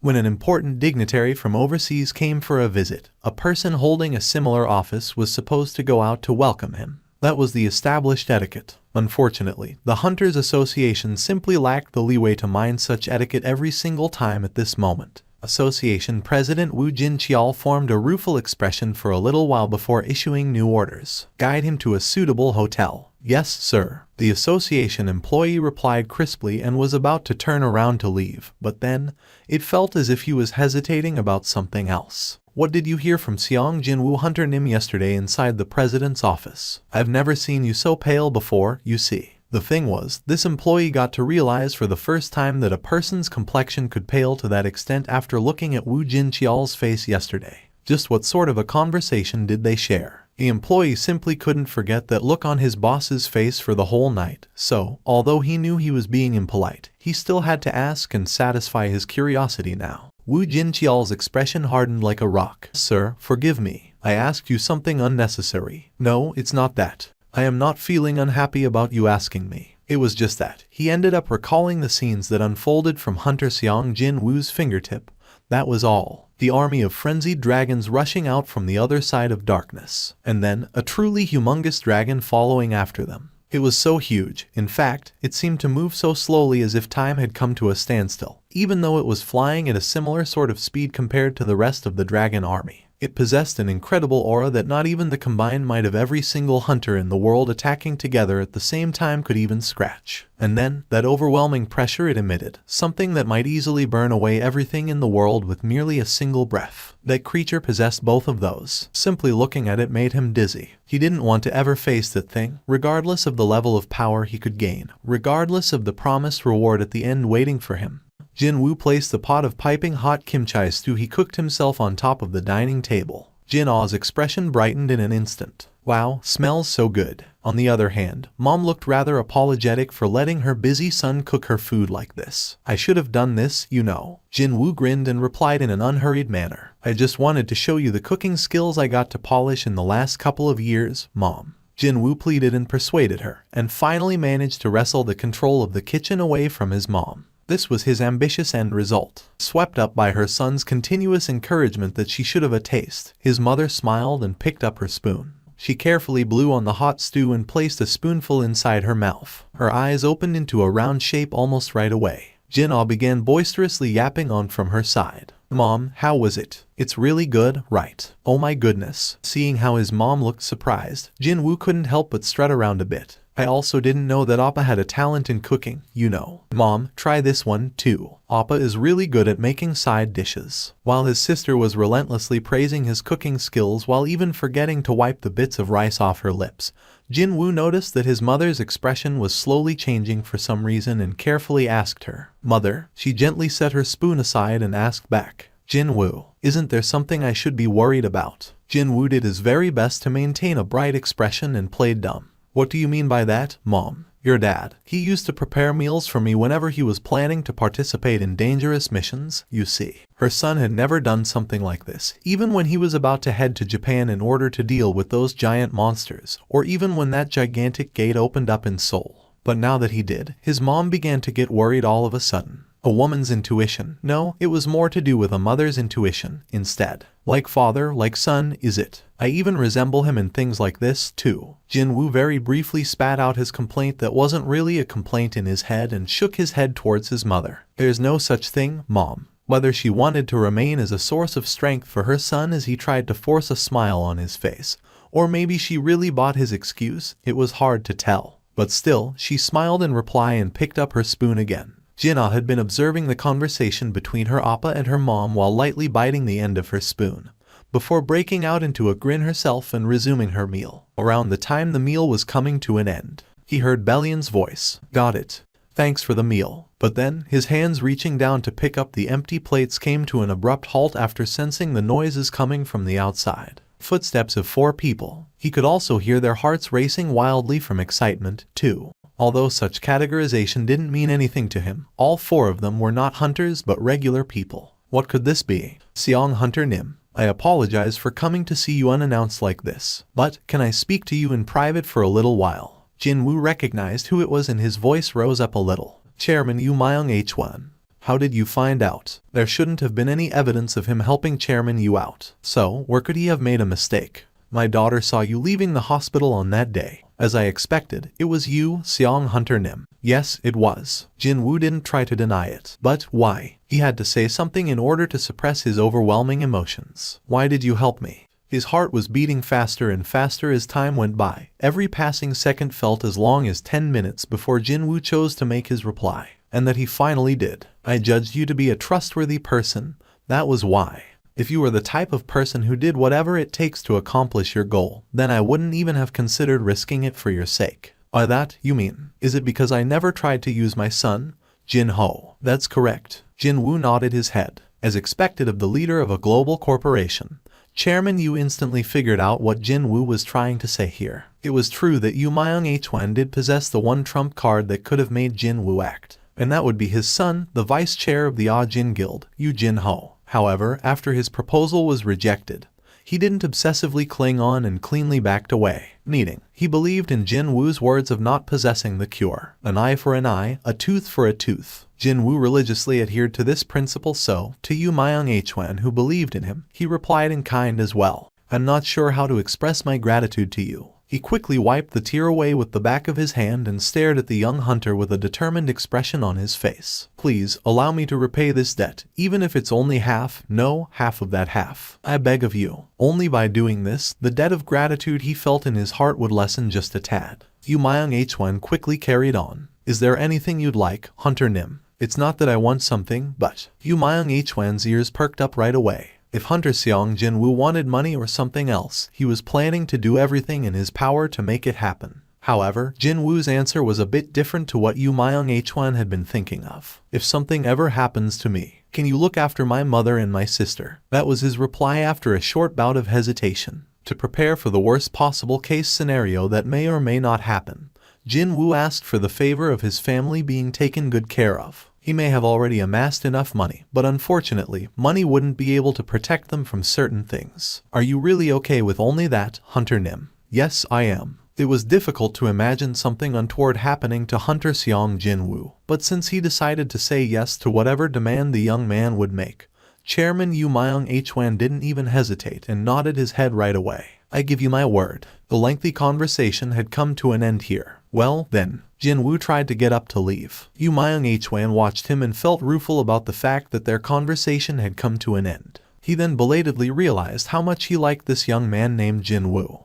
Jin-Woo turned around to take a gander at the so-called lodging built on the summit of the hill. Baru, get over here. Now. Baru dashed forward from the bottom of the hill right up to the summit in the blink of an eye and knelt down before Jin-Woo. Oh, my king. Head, floor. Even before those words finished coming out of his king's mouth, Baru quickly rammed his head on the ground. Right away, Jin-Woo yelled out, how can you call this a small shelter? Am I supposed to take a break inside that? Setting aside its size, is this even a shelter to begin with? Baru cowered from Jin-Woo's loud shouting and replied with the voice of a guy being wrongfully accused. For a lodging befitting my king, at the bare minimum, it must be. Jin-Woo slowly massaged his forehead. He had completely overlooked the small fact that ants specialized in building houses. Indeed, he should have seen just what the human-sized ants possessing greater physical strength than superhumans might end up creating in the name of a mere house. He slowly raised his lowered face and ended up being overwhelmed by the dignified air of the so-called small shelter once more. What about that black flag flapping around at the end of this castle? That, just what were you thinking when putting that up there? It was then. Bellion hurriedly ran to where his master was and suddenly planted his head on the ground alongside Baru. Jin-Woo was rendered speechless for a while and alternated his dazed gaze between Bellion and Baru. He slowly turned around and shouted out, my soldiers, now commence with the combat drill. With that, the thunderous roars of the shadow soldiers powerfully reverberated throughout the land.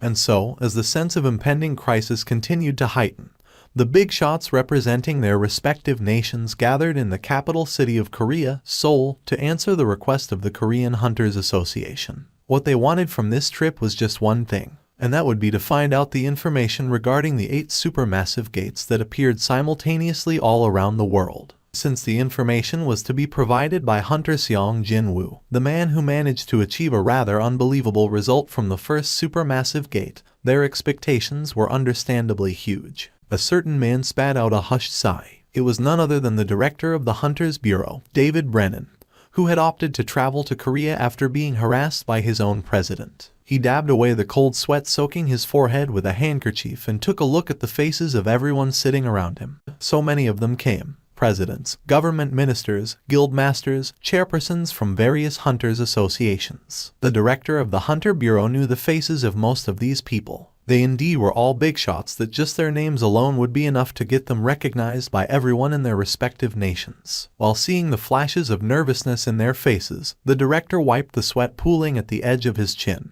Regardless of who it is, everyone's feeling the heat. They may all look calm and collected on the surface, but they also knew that inwardly, every single one of them here was anxiously stomping their feet. Well, even the director himself was feeling the same way, after all. How wonderful would it be if Hunter Sung Jin-Woo stepped forward to say that this gate crisis should end painlessly, and there's nothing to worry about. If only he could deliver that message to the higher-ups, the POTUS busy pressuring him would instantly back off. Then, It would be a wonderful opportunity to restore his damaged pride, in other words. However, if the truth was completely the opposite, then the director felt his heart tumble to the pit of his stomach. He swallowed back his dry saliva and confirmed the time. His wristwatch was precisely pointing at 2:55. 5 minutes remained until the announcement time. While listening to the ticking of the second hand that sounded unusually loud for some reason today, the director raised his stiff face. Around the same time, having finished inspecting the Shadow Army just now, Jin-Woo asked Bellion next to him, "If I die, do you get to command the Shadow Army as its Grand Marshal?" Bellion shook his head. As long as their master's head was attached to the right place, not one soldier's life would be extinguished. The strong point of the Shadow Army was the loyalty of its soldiers that moved only for the sake of their master while not even caring about their own lives. But if one were to flip that around, the moment their master was met with a serious problem, then the Shadow Army would be finished right then and there. The pros and cons basically worked in the same manner as two sides of a coin. Depending on the situation, the good could become bad, while the weakness could become a strength instead. Surely, his enemies wouldn't overlook that point, now would they? Didn't that mean he could exploit that, too? "My liege, we do not stand a chance in a full-scale war, my liege." A baritone voice filled with power and conviction, spoken in a low, deep tone. "How big do you think is the difference in the combat force?" This time, Bellion replied, "We cannot be certain, but it could be well over 100 times larger." Only Baru had no way of knowing the scale of other armies, so he quietly listened to the conversation of his master and the other marshals. Jin-Woo's expression stiffened. Didn't that mean, in the best-case scenario, his enemies possess over 10 million soldiers? 100 times? Huh. Jin-Woo mulled over the numbers before replying in a low voice. "I never was planning for all-out, full-scale warfare anyway." What he meant here was that he never entertained the idea of full-scale warfare while discarding the advantage of his army, where one could become all, or that all could revert back to being one. Jin-Woo pulled out his smartphone vibrating noisily inside his pocket. He answered the call, but even before he could say something, the familiar voice came out from the device's speaker. "Hunter Nim, it's me, Woo Jin-Chial. Ah, yes, hello. As you have requested, representatives from various nations have gathered in the auditorium. Where are you now, Hunter Nim?" The corners of Jin-Woo's lips arched up and he replied as matter-of-factly as he could. "Ah, yes, I've just arrived there now." "You've arrived? But when?" But at that very moment, he got to discover Jin-Woo standing right behind him. Woo Jin-Chial unwittingly spat out a surprised gasp and blinked his eyes for a moment there, before a helpless grin formed on his lips. He quietly pocketed his phone away. "I guess that question has lost much of its meaning now. You know, asking you where you are." Jin-Woo reciprocated that smile and shrugged his shoulders once as his reply. Currently, they were standing inside the waiting room of the auditorium. Beyond that door, representatives from various countries filling up every available seat were waiting for Jin-Woo's entrance with bated breaths. "Hunter Nim, are you really planning to tell the truth to these people?" "Yes, I am. Once they learn of the truth, there could be huge unrest breaking out everywhere. And more than a few nations won't be able to deal with such unrest." "I know that. That would be an obvious development." Even the rulers knew that things would unfold this way, and hid their intentions right until the end. However, even if everything were to come to an end through the upcoming event, shouldn't one know what's happening to them? At least, I mean, it's one hell of an unfair thing not knowing what killed you, isn't it? That's why Jin-Woo decided to tell the truth to everyone. It wouldn't only be him that might need time to prepare themselves in the heart, after all. Seeing Jin-Woo's determined expression, the association president Woo Jin-Chial could only nod his head. "I see. If that's what you've decided, then." Jin-Woo turned back towards the door and slowly entered the auditorium. Almost in an instant, all unimportant noise disappeared within the venue. Hunter Seong Jin-Woo. He's finally here. The attention of every single one gathered here focused on one man standing on the rostrum, Jin-Woo. "I know that things will become incredibly difficult for everyone." His voice seemed to softly ripple within the eerily silent auditorium. Jin-Woo's ears could pick up on the noises of representatives swallowing their dry saliva along with their violently pounding hearts. Funnily enough, the louder their heartbeats became, the calmer Jin-Woo's own heart got. The light shining in his eyes became more determined than before. "Am I actually feeling calmer than before?" From a certain moment on, Jin-Woo had completely regained his composure. He calmly addressed his audience with these closing words. "However, no one alive will be able to avoid fighting the upcoming battle. Those creatures will appear before you, and they will try to destroy everything you hold dear. How were they supposed to take this? Once Jin-Woo's lengthy explanation came to an end, an uncontrollable fluster floated up on the faces of representatives. Even the carefully chosen contingent of reporters forgot their jobs and were too busy looking at each other's reactions. The auditorium that used to be draped in eerie silence was now filled up with loud chatter in an instant. Eventually, someone unable to beat back his fear-filled curiosity and shouted at Jin-Woo, "Why you expect us to believe that story? How could anyone believe the story of horrifying creatures capable of destroying everything on this land, creeping ever closer to this planet?" That voice of an elderly man was now filled with a palpable sense of desperation. "Evidence, show me the evidence. Without that, I won't ever believe you." These representatives from various nations willfully forgot about the many miracles Jin-Woo had shown them so far, and directed their furious words of denial towards him standing on the rostrum. Too bad for them. Just one swish of his hands was enough to silence them immediately. Dozens of gates suddenly appeared right behind Jin-Woo. Using the powers of the sovereign, he generated several tens of gates, which were basically a doorway connecting different dimensions. I don't need to create gates since traveling through shadows is faster for me, but still, there should be nothing more efficient for making these people understand than this method. Aren't those all gates? But how can such a thing even be? Hunter Sung Jin-Woo can create gates, and not only that, several of them at the same time in front of all these people. The eyes of everyone present began trembling powerfully, as if there was an earthquake happening right now. The director of the Hunter Bureau, David Brennan, continued to rub his eyes in utter disbelief. He was someone who personally witnessed the Dragon Kamish take its first step in this world as the dungeon break unfolded. But even then, he just couldn't believe this. "As I thought, it's working." Jin-Woo was satisfied by their reactions after witnessing the powers of the sovereign and closed the gates behind him. As if what happened only a second ago had been a hallucination, every single gate simply vanished without a trace, faster than the witnesses could blink. Hunter Sung Jin-Woo, the British representative, suddenly shot up from his seat and managed to attract everyone's attention via his shrill cry. "Could it be that you're one of them? The creatures that appeared from the first supermassive gate, weren't they summoned here to kill us all, to begin with?" His utterances caused pretty much everyone here to freeze up instantly. They unwittingly ended up imagining the worst possible situation. That was why. A vague, formless fear of Hunter Sung Jin-Woo being on the enemy's side began spreading among the hearts of these people like an infection. Well, didn't he just display the power to create gates that drove so many humans to their deaths and grips of terror right before their eyes? Jin-Woo wordlessly stared at the British representative for a while. Only then did the Briton finally realize the mistake he just made.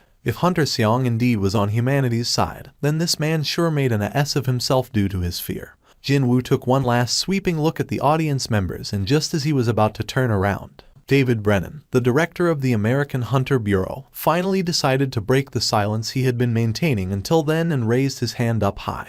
"I understand now what will come out those gates." How was mankind supposed to respond to this? The director tried to calm his shuddering heart and cautiously asked his question. "What should we do next?" Jin-Woo quietly studied the director for a little while, before slowly shifting his gaze to take in the faces of every single person present within the auditorium. Through his eyes, he could feel their worries, anxiety, nervousness, fear, shock, confusion, etc. Indeed, his sensory perception that had far surpassed the limits of a human didn't always prove to be helpful, especially in a situation like this one. A short while later, Jin-Woo made up his mind and gave them the best advice he could think of. "I pray that you get as far away from those gates as humanly possible. As far as you can. I hope that you evacuate to the furthest location you can find, even if it's only by a little." The ripples caused by the information Jin-Woo provided were enormous. It was none other than Jin-Woo who provided the info, a man who created an unbelievable spectacle with the first supermassive gate and shocked the entire world,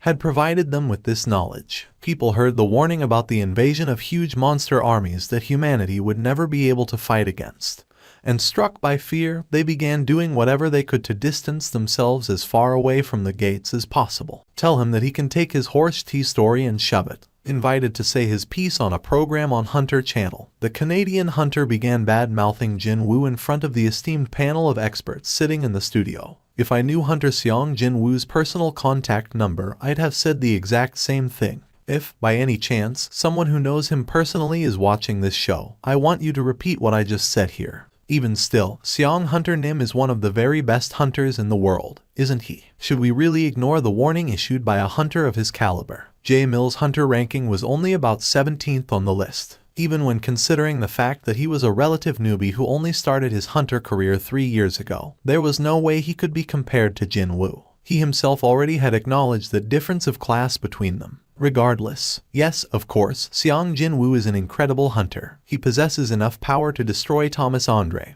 and then all those summoned creatures, too. However, just because he's an incredible man, that doesn't mean everything he says is credible, am I right? In that case, do you have any evidence that contradicts what Sung Jin-Woo Hunter Nim has said? What about Sung Jin-Woo, then? What evidence does he have? Hunter Sung Jin-Woo, you may have scared other people away with your bullshit, but let me tell you this. You won't get to monopolize all these gates. Why? Because I am not scared by you. Not even by a little bit. Leap. The association president Woo Jin-cheol switched the TV off. He quietly put the remote down and shifted his gaze over to where Jin-Woo currently sat. Hunters are gathering around J Mills in Canada as we speak. It seems that the nations possessing strong hunter systems, such as India, are preparing for their own raids. Jin-Woo didn't say anything and simply nodded his head. The choice was theirs to make, to begin with. As for him, he now needed to focus on the upcoming battle against the rest of the sovereigns. What will you do now, Hunter Nim? It's simply impossible to fight against all 8 armies at once. In that case, he needed to get rid of the one that threatened South Korea first, where his family was staying.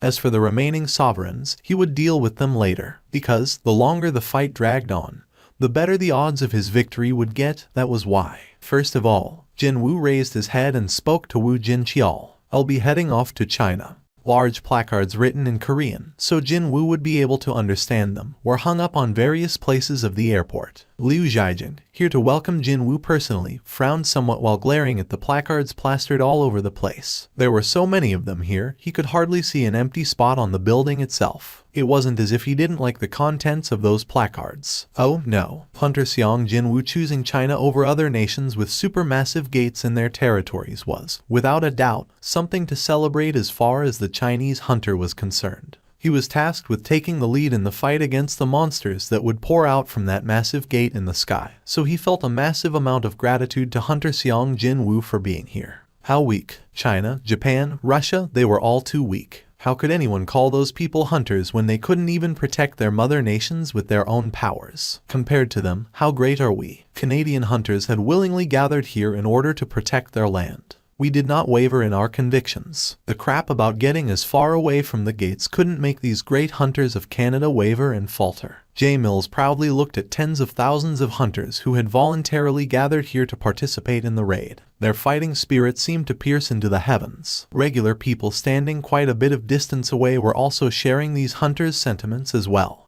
Citizens carrying around pickets of all sizes and various colors were cheering on the hunters. J. Mills stared up at the supermassive gate floating high up above his head and became convinced of his victory. Regardless of which monster shows up from there, we can win this. He felt really pumped up and, while turning around towards the other hunters, he raised both of his fists up high. He was then greeted by a loud, energetic roar. The preparation on the Chinese side had been completed as well. Just like how it had been like back in Seoul, a raid team consisting of several nationalities was surrounding the ground right below the gate. The biggest portion of that force was made up of, as one would expect, the elite Chinese hunters, which numbered well over 100,000. As befitting a nation boasting the highest number of hunters in the populace, the upper-ranked hunters carefully selected for this raid alone numbered over 100,000. Jin-Woo had warned them before that monsters far too difficult for humans to fight against would fall out of the gate in droves. However, looking at the headcount of over 100,000 hunters gathered here, a certain thought of maybe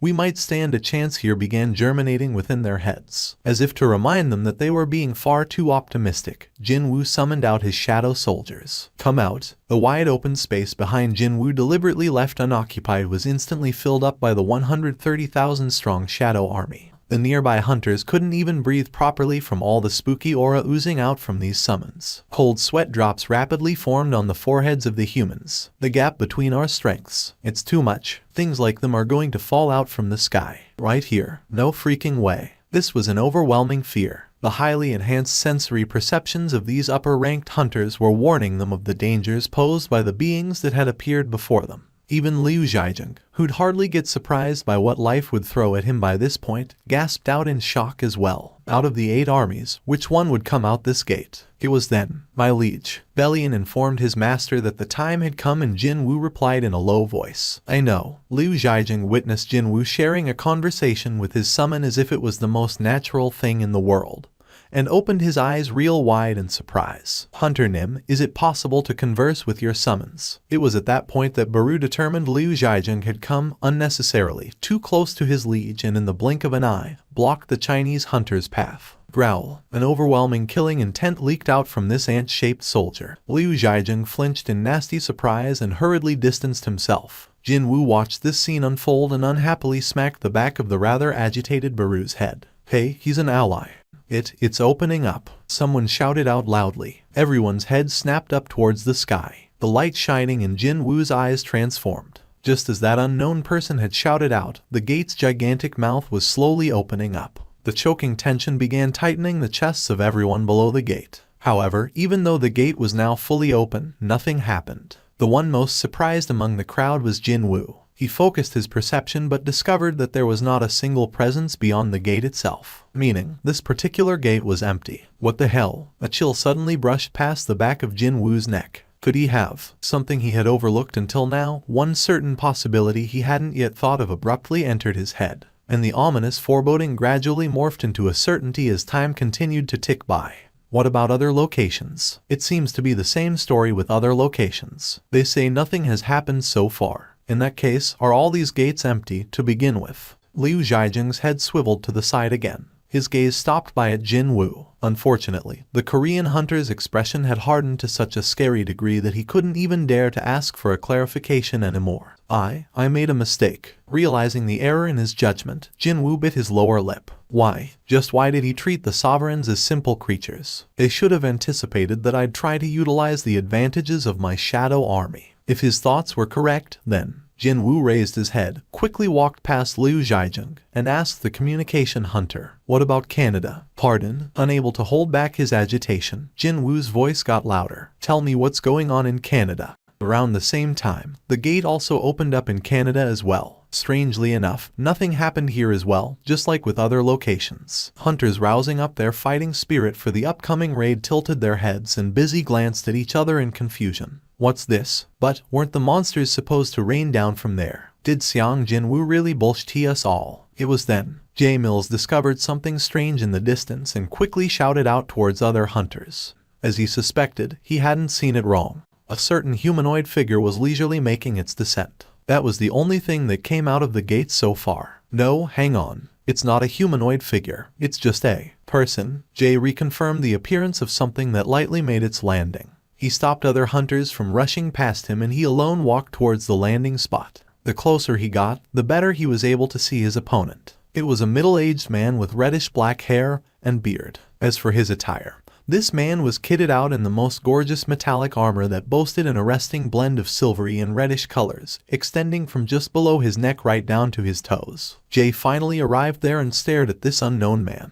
So, the process is, it asks the first person it sees if he's a king, and if the answer is yes, it submits to him. Is that it? It was unknown whether this mysterious man was a human or a monster. J. Mills studied him as the corners of his lips arched up. What if I am? Since he was the leader of all the hunters gathered here, it'd not be an exaggeration to call him a king now, would it? His voice was filled with his strong self-confidence. But then, when the mysterious man opened his eyes, the irises of a lizard hungry for blood blinked ominously from within. The situation in Canada is still. The hunter in charge of communications stuttered like a broken clock. Jin-Woo, feeling genuinely frustrated now, pulled out his smartphone. Instead, there was only one person who could give him the most accurate information as quickly as possible. Jin-Woo searched through his contact list before tapping on the contact number of the special agent in charge of the Hunter Bureau's Asia branch.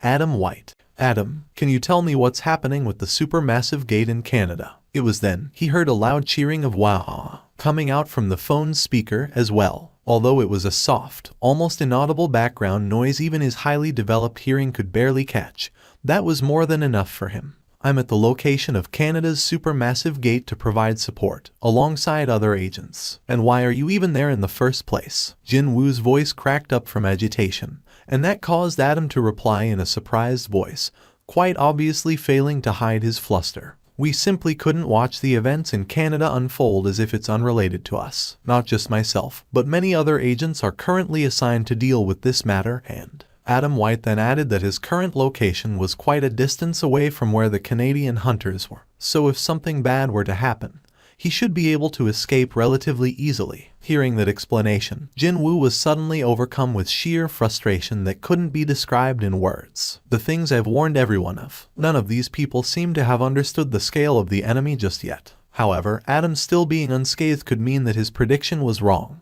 Jin-Woo collected himself and calmly asked his next question. What about the gate? Has there been any changes yet? No, it seems that the inside was empty, just like every other gates. It's really quiet here in the location, actually. What a relief that was. Even after taking into consideration the world pointing their fingers of ridicule and blame at him for his warning being false, he could still breathe a sigh of relief. His prediction seemed to be wrong. But then this happened. Right now, something is making its descent.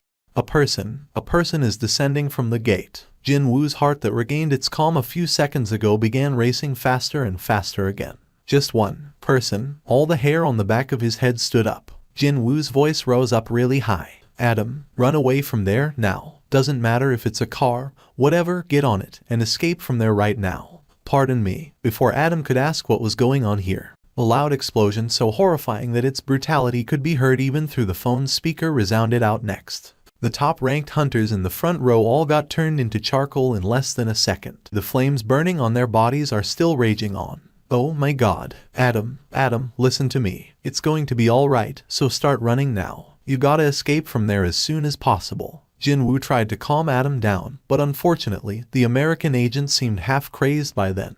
Oh, Jesus. Even though he began sobbing softly, he still explained everything he could see and hear to Jin-Woo as if doing that was his final duty. Dragons from the sky. Dragons and other monsters are pouring down endlessly from the gate. All sorts of monsters mixed in the horde. How could something like this even be? The emotions of sorrowful determination could be heard from his voice. Jin-Woo couldn't just sit back and listen anymore. Despite the risk, he connected his senses with the shadow soldier inserted into Adam's shadow. When he did, he got to see the spectacle the American agent got to see as well. It was as if he was seeing the scenes of the apocalypse. The High Orc shadow soldier currently being controlled by Jin-Woo reached out and grasped the wrist of the deeply terrified Adam. He screamed out in fear after seeing that High Orc kitted out in black armor, but he soon saw the shadow of a familiar man within the eyes of this monster. Still possessing the High Orc, Jin-Woo got ready to drag Adam White into the shadow below his feet.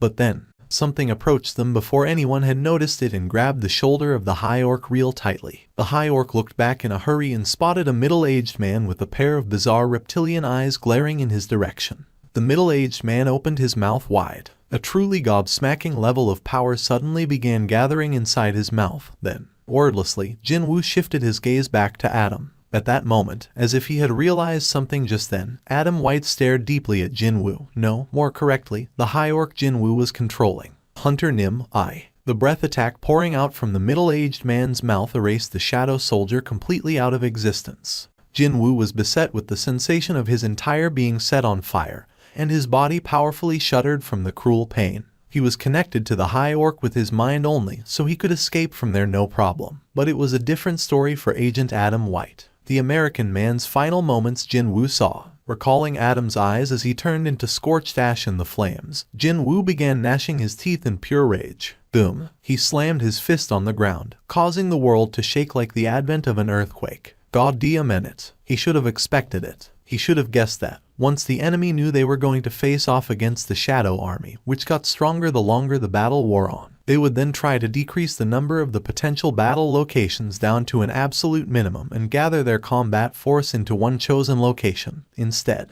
the Sovereigns even went so far to generate all 8 portals as if they were sticking to their original plan. They gathered their forces in the gate that's the furthest away from me. What a painful oversight on his part this was. His plan of increasing his shadow soldiers while other locations were being attacked and then make his counterattack went down the crapper in a spectacular fashion now. Liu Zhaijing realized from Jin-Woo's expression that something terrible had happened and cautiously approached the latter's side. Sung Jin-Woo hunt. It was then. The hunter in charge of the communication belatedly received the news and, with a completely pale face, hurriedly ran towards the duo. Hunters. Canada is. The rest of his sentence didn't need to be heard at this point. When Jin-Woo glared upwards, the gate covering up the sky was already disappearing from the view as if it had served its purpose now. The Dragon Emperor slowly closed its eyes and opened its arms wide to enjoy its own freedom. The pounding heartbeats of all living things, and their dying screams, the noises of all creations being destroyed continued to ring out like a wonderful symphony. It was then, accompanied by ancient great dragons powerfully landing on the ground, 2 other sovereigns gently landed in front of them.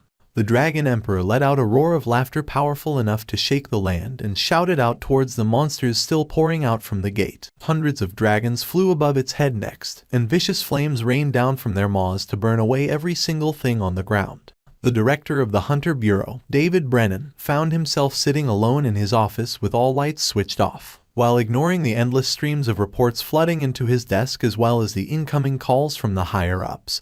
Inside his darkened office, images inside the muted TV screen flickered and danced. Monsters could be seen briefly in those images. He knew why the TV station covering the breaking news was playing the exact same footage over and over again. Because they are all dead by now. Just like every single Hunter Bureau agent sent there to support the Canadian hunters. Not one person would have survived that. Hunters, agents, reporters, and cameramen filming the scene. Every one of them dead. Thankfully, though, a cameraman risked his life and did his job, resulting in short footage that at least helped everyone with understanding the scale of the enemy's invading force. It's all over, the director suddenly yelled out like a madman. Hunter Sung Jin-Woo wasn't exaggerating back then. Dragons alone numbered in the hundreds. Behind those, giants, beasts, and insect-like things rushed out like tidal waves. They were creatures of calamity that mankind simply could never fight against. He now understood the reason why Hunter Sung Jin-Woo repeatedly told everyone in no uncertain terms to distance themselves as far away from the gates. This world was now over. But, still, what a crazy bastard. Didn't Sung Jin-Woo go to China with his summons in order to fight against creatures like that? How could he even think about fighting against them when he knew that such monsters existed? As the director's face paled like a man seeing a scary ghost, Jin-Woo quietly spoke to him. "I'm looking for something." What could he possibly be looking for when the world was facing certain annihilation? No, besides all that, was the man in front of the director's eyes the real Hunter Sung Jin-Woo, to begin with? Wondering if he got too drunk and was seeing things, the director roughly shook his head from side to side. But Jin-Woo's figure became even clearer and in focus from that action. "What are you looking for?" "The rune stone." Jin-Woo told the director precisely what he was here for. "The rune stone from Kamish, give it to me." His surprise lasted only for a short while. The director reflexively shook his head. As you may well know, Hunter Nim, the Kamish's rune stone is the Hunter Bureau's. That was when his words came to a choking halt. This DMN work-related habit of his. What about the Hunter Bureau? So what? Never mind the Bureau. The whole of the United States of America was about to go up in flames. So who cared about a measly little rune stone now? Looks like I haven't fully woken up from the booze yet. The director loudly slapped his cheeks with his palms. After his skin reddened up from the stinging impact, he finally felt as if his brain was getting in gear. His once blurry eyes regained their focus as well. He then arrived at a certain conclusion that to the Hunter Bureau, no, to the entire United States of America, the reason why Jin-Woo wanted the rune stone in the first place was far more important than its financial value. A short bout of deliberation later, the director asked cautiously as to not sour Jin-Woo's moods. "I can definitely give you the rune stone, but why do you need it?" Without a single shred of hesitation, Jin-Woo replied back, "I'll use it as a tool for my counter-attack." Through the eyes of the system, Jin-Woo got to confirm the skill sleeping within the rune stone in question pretty early on. It definitely contained a certain power of a dragon. There was a reason why he showed no interest whatsoever to this rune stone until now, though. This skill had a rather serious drawback, meaning it was a power he didn't need. However, the story has changed now. After descending to the 9th underground floor of the Hunter Bureau's HQ, the director and Jin-Woo now stood before the reinforced glass case that housed the rune stone in question. "Hunter Nim, you once told me that the monsters of the dungeons were sent here by the beings called the rulers, didn't you?" "Yes, I did." "In that case, what are these rune stones found inside the bodies of the monsters?" "They are gifts from the rulers to enable humanity to hunt monsters down more efficiently. What the rulers wanted was to spread mana around this world through violent clashes between monsters and mankind. The sacrifices made by humans were simply a side effect, not their true end goal. Indeed, these rune stones inserted into the monsters so, upon their deaths, their powers could be sealed within, were the sign of the ruler's consideration towards mankind's monster hunting. And so, Kamish's power was stored within this stone. Jin-Woo took hold of the dragon's power that would play the crucial role in his fight back. The director tensely observed Jin-Woo grasping the rune stone tightly and swallowed his dry saliva. Truly, can you truly stop the monsters with that thing? Well, I should at least give it a shot. Even at this very moment, the armies led by the Dragon Emperor were repeating the actions of destroying everything in their paths, and advancing forward before stopping to destroy some more. Thanks to the mana from the rulers fortifying the planet, the marching speed of the army of destruction had been pegged back somewhat. But that would only last for a short while. Soon, every inch of this land would be engulfed in the conflagration of war. There is something else as well. I'm looking for a person now. We're here. Jin-Woo nodded his head, because the director simply led the visitor straight into the apartment. I didn't expect you to pay me a visit during such times. Jin-Woo took a step forward and politely bowed his head towards the middle-aged woman. The moment she took a look at his entire being, she failed to stop the shocked gasp from bursting out of her mouth. Oh my gosh, he looked completely different from the last time she saw him. You're not the same person as the one I know. Her eyes began trembling fearfully. Back then, the darkness had been hiding deep within him somewhere, but now, he had become the perfect darkness itself. She could clearly see the power of death enveloping Jin-Woo. However, he quickly shook his head and corrected her misunderstanding. I'm still the same person you know, madam, except that I've become one with the darkness you saw inside me. Which words in the known vocabulary would be adequate enough to describe this truly wondrous development? Madam, you said that you can glimpse into the future, yes. To a certain extent, yes. In that case, can you tell me about my future? Before he was about to enter the battle properly, he wanted to see the end through her eyes first. He thought that, regardless of what she saw, he'd be more relaxed going in. Madame Selner hesitated somewhat before she nodded her head slowly. She reached out and grasped both of Jin-Woo's hands and closed her eyes. To look deeper into the inner workings of the darkness, she needed a big dollop of courage for that. However, she couldn't dare to refuse the request of a warrior about to go to war against the foes that required a far greater level of courage than hers. No, the level of courage required would be so great that it defied all attempts to compare it. The time flew past as if it was merely a moment, and when she finally opened her eyes, uncontrollable tears began trickling down her cheeks.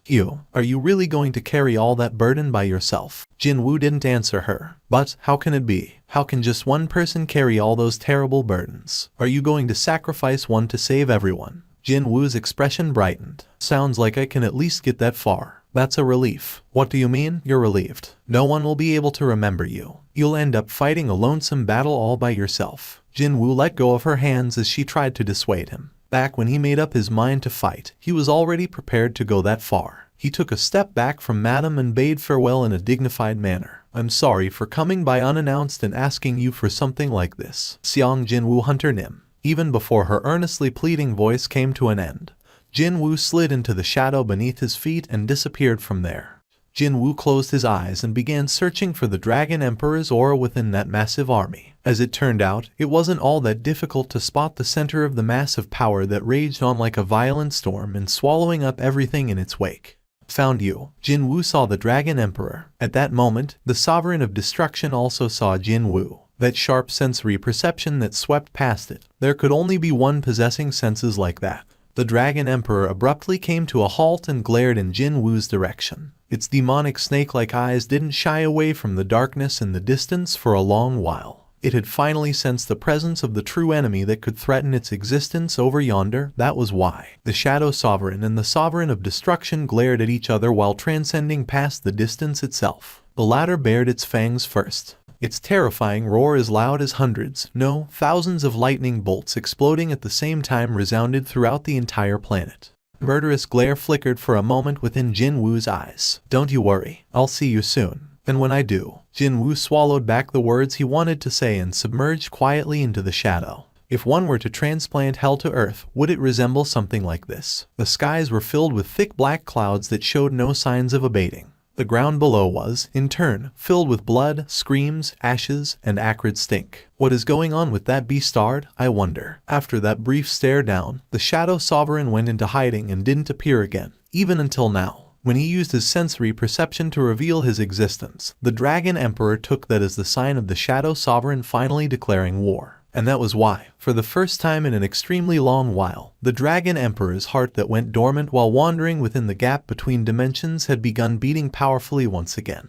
Finally, one of only a few enemies that could truly threaten its life had bared his fangs at it. The true war was at hand. To the Sovereign of Destruction, the sight of the battlefield filled with sheer, uncontrolled madness from all parties involved was pretty much the same thing as a marvelous gift from the heavens. Too bad, the event it had been waiting for didn't materialize. The Shadow Sovereign vanished without a trace and showed no signs of appearing again even after a nation of his kin had been annihilated completely. Of course, it'd be no different than killing himself to fight against the combined army of the Chaos World that easily numbered in the 10+ millions with just over 100,000 of his servants. However, if he was planning to run away from the get-go, he wouldn't have tried to threaten the Dragon Emperor even at the risk of exposing his current whereabouts. Could he be aiming for something else? The Dragon Emperor grew more anxious as time continued to pass by. Could it be? He's waiting for the annihilation of his kin so he can convert them all into his shadow soldiers. However, turning humans who didn't know how to wield mana into his soldiers wouldn't be much help against the army of destruction. Humans are coming, my liege. But didn't all the humans of this nation capable of wielding mana, hunters, die? If so, what could this be? The Dragon Emperor formed a puzzled expression and raised its head, and with excellent timing, countless missiles rained down from the sky. This was the final struggle of the weak creatures, so pathetically meaningless that even the Sovereign of Destruction felt sorry for them. Humans knew that their weapons not imbued with mana couldn't even touch a single hair on the army of destruction, yet they stubbornly refused to give up. This is getting boring. The brows of the Dragon Emperor quivered slightly. Anxiety morphed into annoyance, and soon, annoyance transformed into anger. The Dragon Emperor warned its underlings not to make a move and for the first time ever since setting foot in this world, revealed its true appearance. These fighter pilots had flown here while risking their lives in order to buy time, however little it'd be for the civilians to evacuate. But then, after seeing the truly nonsensical size of the personified calamity approaching them, every single one of these brave men and women became completely speechless. Mommy, the terror and shock of these pilots only lasted for a brief moment. Soon, the breath of pure destruction fired out in a straight line from the jaw of the calamity, swallowing up all of the fighter jets in the air. In less than 1 minute, the lives of these pilots couldn't even buy 1 minute, and their sacrifice was ultimately in vain. Unfortunately, the Dragon Emperor wasn't satisfied by these human sacrifices and raised its head to spew out a terrifying roar at the heavens. That was the Sovereign of Destruction declaring war against the Shadow Sovereign. Jin-Woo also heard that roar. His eyes, closed in stillness so that he could organize his thoughts, quietly opened up. It's time. The moment his eyelids lifted up, the sight of the lodging Baru had constructed immediately entered his view. Darkness and silence seemed to have taken over the dominion of this needlessly humongous room. Was it because the current atmosphere resembled the moments of eternal rest? Jin-Woo didn't dislike the combination of darkness and silence as experienced within this empty, wide-open space. He felt guilty about scolding Baru initially after clapping his eyes on this white fortress for the first time back then, so he quietly summoned the former Ant King to his side. Hey, Baru. Thanks. Baru had been silently waiting in Jin-Woo's shadow until then. He sneaked his head out of the darkness below to speak. Oh, my king. Yeah, I know. Jin-Woo cut off Baru's sentence even before another word could be uttered. This time, Bellion rose up to the surface from the side of the Ant King. It's far too dangerous, my liege. Even Ygritte emerged from below too, as if he was waiting for this chance. He knelt down and lowered his head, his voice sounding earnest. I share their opinions, my liege. All three marshals were trying to dissuade Jin-Woo from enacting his plan. Wordlessly, their master studied the trio. Shadow soldiers would never die unless their sovereign was killed off, which meant that they would always worry about the safety of their sovereign first and foremost. However, sometimes one had no choice but to make a move even though he knew of the dangers waiting for him on the other side. For Jin-Woo, this was one such occasion. Osborne, the former Shadow Sovereign, said that he liked this aspect of me. That would be the aspect of him willing to tackle the seemingly dangerous problem head-on first to see what's what. Even though he looked cold and calculating on the outside, Jin-Woo continued on. If he was in the same situation as I am now, what would he have done?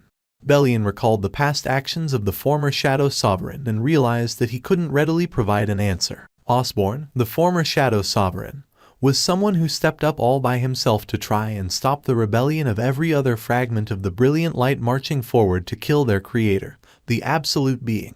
If it was him, he'd never give up on his duty regardless of the situation facing him. Once Bellion's thoughts arrived there, he raised his faltering head up high. Jin-Woo was smiling back at him.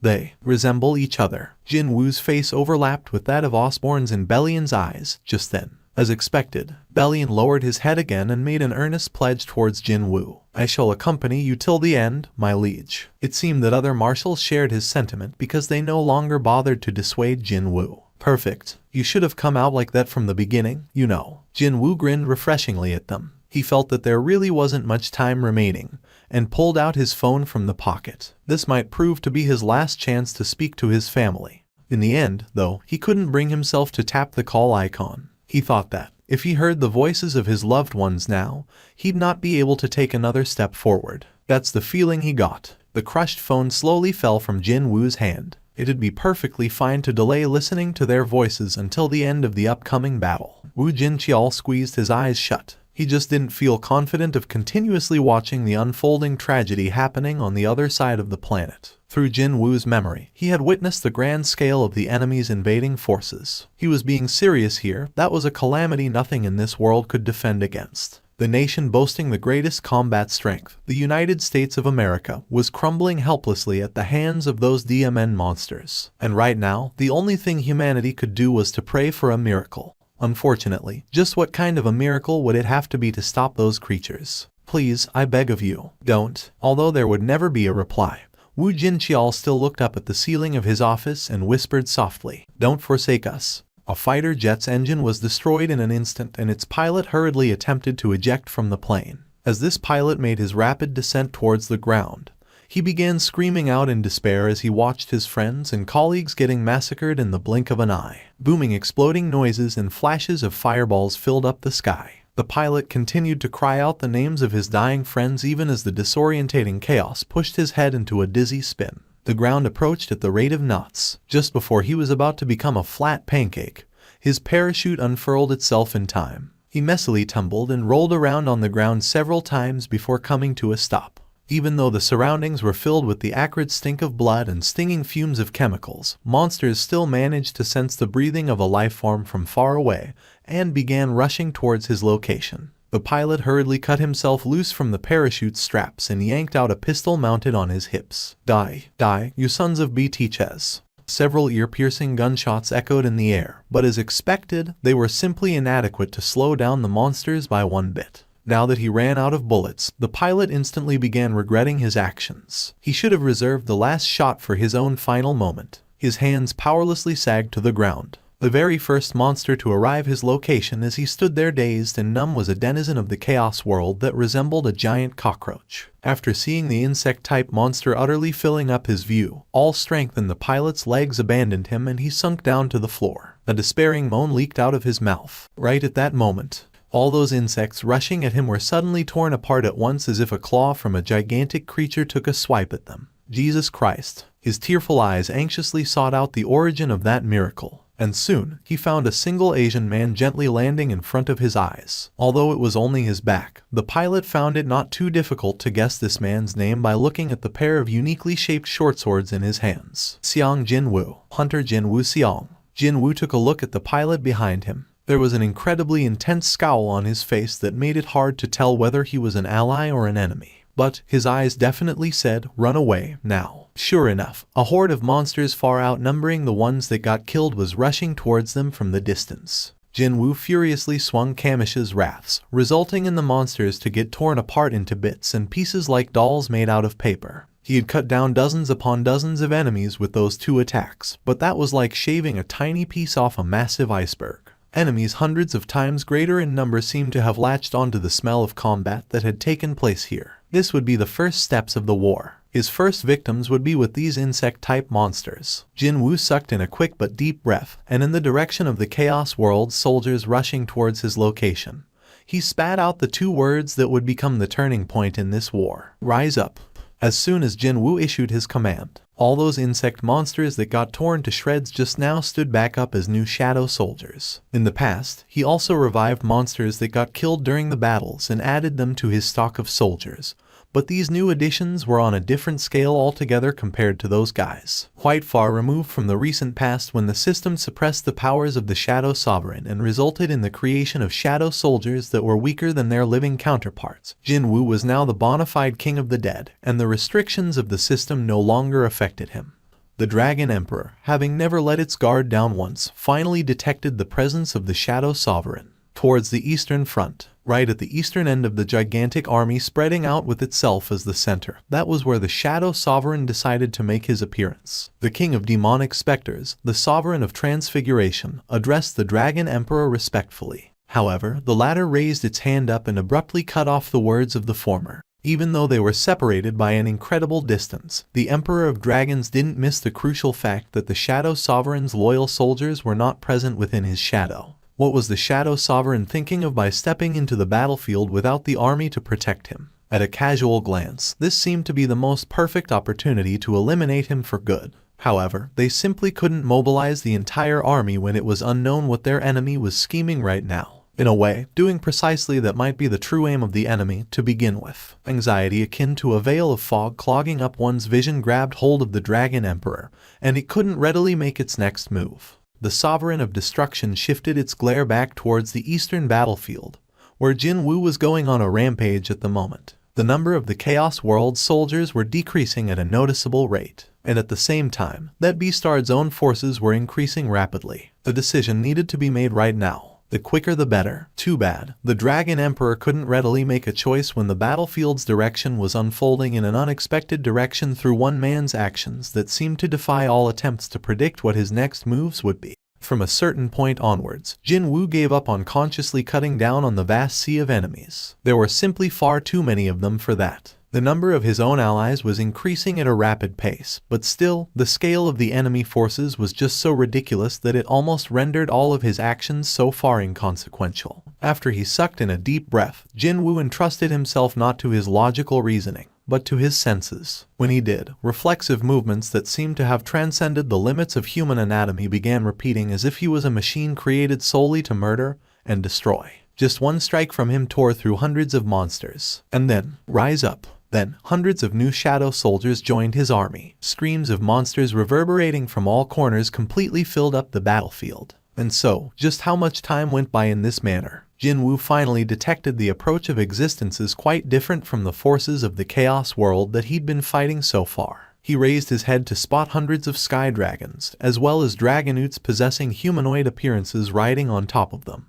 Completely blanket the sky above. Is the army of destruction finally making its move? However, he still couldn't sense the presence of the Dragon Emperor yet. Not yet, There was no need to be disappointed, though, because he had plenty of time on his hands, after all. Besides, if that Beastard was reluctant to make a move, then all he had to do was to give it a good enough reason. A dragon that was previously hidden from his view by the swarm of sky dragons revealed itself, and he witnessed a cluster of energy gathering in the flying creature's jaw. Sure enough, the horrifying breath of a dragon made up purely of flames fell from the sky. Having accurately fired the breath attack on the target, this dragon then increased its altitude. The enemy's presence couldn't be detected. Could the human have been melted away by its breath, then? Thinking that it had reached a safe enough altitude, the dragon stopped flying up and looked down at the ground to confirm the fate of the Shadow Sovereign. The raging flames died down and the black smoke dissipated, but not a trace of the Shadow Sovereign could be seen anywhere. Where is he? It was then. A presence could be felt on top of the dragon's head. A chill-inducing sensation brushed past the back of this creature's neck, but by then, it was already too late. You Beastard. Even before the dragon could look up, Jin-Woo standing on its head stabbed down with Kamish's wrath. Sharp black aura shooting out from the tip of the short sword penetrated clean through the dragon's head and exited from underneath its chin. Rather obviously, the dead flying lizard lost its ability to stay airborne and helplessly fell towards the earth. Rise up. Just like that, the dragon and hundreds of dragonutes began rising up again right behind him. The Dragon Emperor also felt it. Its own army shouldn't even be compared to the ragtag bunch calling themselves soldiers that belonged to other sovereigns. But now, a portion of its proud army had been lost to the Shadow Sovereign. With that, the situation was now beyond the point of wait and see in regards to whatever schemes the Beastard had cooked up. The event of the army of destruction being swallowed up by the Shadow Sovereign must be prevented at any cost. The Dragon Emperor issued a new order to the ancient class dragons waiting for their chance to participate in the war, and just in case, it issued a different command to the Sovereign of Transfiguration. Hundreds of gates connected to the battlefield in the east suddenly materialized in front of the Dragon Emperor and the ancient class dragons. I shall not let you escape. With that thought in its head, the Dragon Emperor and its eyes burning in the flames of rage disappeared into the gate. Finally, the army of destruction, shrinking back and not doing anything until now, was forced to make their move after the Shadow Sovereign successfully managed to provoke them. Quite unlike in the east where the violent storms of power were on a collision course, a comparatively quieter battle was coming to an end on the opposite side, on the western front. The American military that had set up their final defensive line here was tragically being torn apart by the fangs and claws of the monsters. What these soldiers had bet their last hopes on were the weapons used by the hunters. Unfortunately, there was simply no way that these regular people could effectively use the hunter-issue weapons that were originally designed for raid situations. And so, the American military rapidly crumbled away in defeat. The role of the marauding army's spearhead for the Western Front was also given to the insect-type monsters that possess great agility and sharp senses. Just before their sharp mandibles split open wide to swallow him up, a certain figure stepped before the platoon commander faster than any of the insects could and took the hand grenade away, while blocking the attacks of the monsters with his bare back. The commander could only look up in a total daze at the man blocking his view, who was also at least a good 2 heads taller than he was. Thomas Andre. The surviving soldiers quickly recognized who these people coming to their aid were and bright expressions filled up their faces. It's the Scavenger. They're hunters from the Scavenger Guild. Thank you, Lord.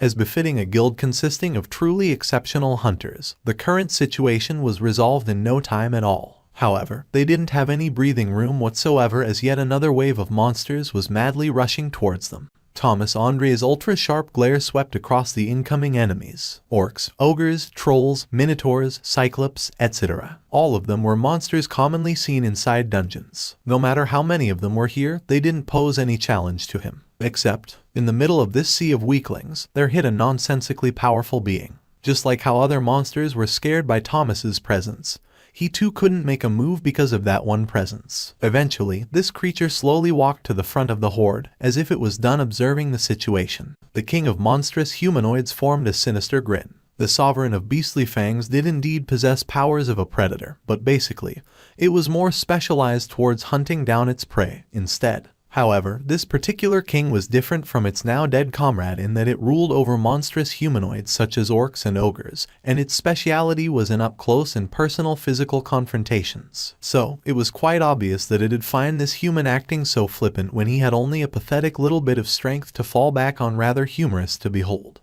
The king of monstrous humanoids, the sovereign of Iron Body, began unleashing its enormous mana reserve, pressuring the opponent's fighting spirit through aura alone. This was a display of confidence from the sovereign, implying that it could easily kill off a measly human like Thomas Andre in a heartbeat. But then, in stark contrast to the hunters behind him with their rapidly paling complexions, the vessel of the rulers didn't seem to lose his relaxed demeanor at all. The sovereign began to wonder if this human had some sort of a scheme, a trick up his sleeve. But then, the darkness suddenly spread out from beneath his feet and in the blink of an eye, completely covered up the land. The sovereign's brow quivered greatly. Shadow. This was, without a doubt, the skill belonging to the Shadow Sovereign. At that moment, a familiar voice suddenly rose up from right behind Thomas Andre. The Grand Marshal Bellion sent his greeting in a polite yet still threatening tone of voice. And right behind him, over 130,000 Shadow soldiers, hiding within Thomas Andre's shadow while patiently biding their time, were rising up above the ground at the same time. The elite Shadow soldiers numbering over 130,000 that managed to survive the last war under the guidance of their sovereign erased their presence as much as possible and hid within the human's shadow. It was a trap. Now suddenly finding itself coming face to face with the Shadow army, the sovereign of Iron Body felt this dizzying sensation of being sucked into a quagmire. They got me. Currently, the army manning the western battlefront didn't possess enough power to face off against the Shadow army. Not only that, the ones leading this army of the dead were Bellion and Ygritte, so the sovereign in charge now had to worry about its own neck instead. Most likely, the Shadow army, no, the Shadow sovereign, was aiming for this result. I need to let them know. The Sovereign of Iron Body urgently tried to communicate with the Dragon Emperor. However, some kind of power was blocking its attempts to send the word out. Could it be? Did the Shadow Sovereign plan this far ahead? The Sovereign of Iron Body hurriedly activated its sensory perception to locate the source of the power interrupting the contact with the other side. When it did, it discovered a certain high orc shaman standing next to Ygritte, diligently murmuring out some kind of an incantation while holding onto something small in his hand. That DMN creature's spell was disrupting all forms of communication with the other sovereigns. The spell from the Commander Grade Fangs, now that he had experienced a rebirth as a true shadow soldier, as well as borrowing the power of the Beat of Avarice, was more than strong enough to perform that role. Fangs blushed slightly when his gaze met that of the king he used to serve. Even then, he didn't try to stop casting his spell. The king of monstrous humanoids, the Sovereign of Iron Body, felt as if it was being made fun of after looking at Fang's smile. An uncontrollable rage welled up from deep within. No, hang on. This tactic was not something the Shadow Sovereign would have cooked up, never mind his shadow soldiers. Indeed, this was not how the Shadow Army conducted its business. This army used to proudly announce the approach of unavoidable death right in front of their enemies every single time. This was a human's way of thinking. The current Shadow Sovereign, the human, had perverted how the war was supposed to be fought. Didn't he possess any pride as a sovereign? Now thoroughly enraged, the Sovereign of Iron Body expanded its muscles. As his body ballooned up to a near-bursting size, thick veins bulged up on its various muscles. The Sovereign of Iron Body roared out. It then arrived right in front of Fangs in less than a blink of an eye, but its path was suddenly blocked off by Baru. The former Ant King grabbed both hands of the Sovereign and began a contest of pure physical strength. He glared at the enemy and growled in the language of the monsters. As a reply, the Sovereign of Iron Body exerted enough power to twist and yank off Baru's arms while shouting out even louder than before. And when that happened, an ear-splitting screech exploded out from Baru's mouth as his entire body quickly expanded to double his previous size. The Dragon Emperor saw it. It saw the corpses of countless soldiers of the Chaos World that died during its brief period of hesitation, as well as the number of shadow soldiers that matched those that had fallen. Figurative flames erupted out from the Dragon Emperor's eyes as it strode outside the gate. The end of its glare was locked onto Jin-Woo, currently swallowing whole a portion of the Chaos World's army after becoming a literal giant storm in their midst. The man, that beastard, must die. The Dragon Emperor didn't even have the necessary time to transform back to its original appearance, so it hurriedly fired the breath of destruction. Instead, it's him. Jin-Woo's figure vanished from the spot. Right afterwards, all the soldiers of the Chaos World as well as the new Shadow soldiers were exposed to the breath and got incinerated without a trace. Jin-Woo made his timely escape and settled down on a location not too far away. Ending its breath attack, the Dragon Emperor glared right at him. Countless gates opened up behind it, and through them, ancient-class dragons and dragonutes revealed themselves. And so, the King of Berserk Dragons, the Sovereign of Destruction, had entered the fray. What appeared now alongside it was the main portion of the Army of Destruction. Forces capable of destroying this planet in one day had been mobilized in their entirety just to deal with the lone Shadow Sovereign. And in front of them stood the King of Kings, the Sovereign that lorded over other sovereigns, the Dragon Emperor. Just like the army of dragons choosing to stand behind the Dragon Emperor, the Shadow soldiers also stood right behind Jin-Woo. Advance. Jin-Woo had his Shadow soldiers, initially brought to one location, march forward again. An expression of confusion floated up on the Dragon Emperor's face. He saw my soldiers, yet he wishes to confront me head-on. Those were the actions of an insane fool. As if to mock the Dragon Emperor's suspicion, the Shadow soldiers simply rushed forward towards their enemies. Dragons immediately fired powerful, vicious flames at them.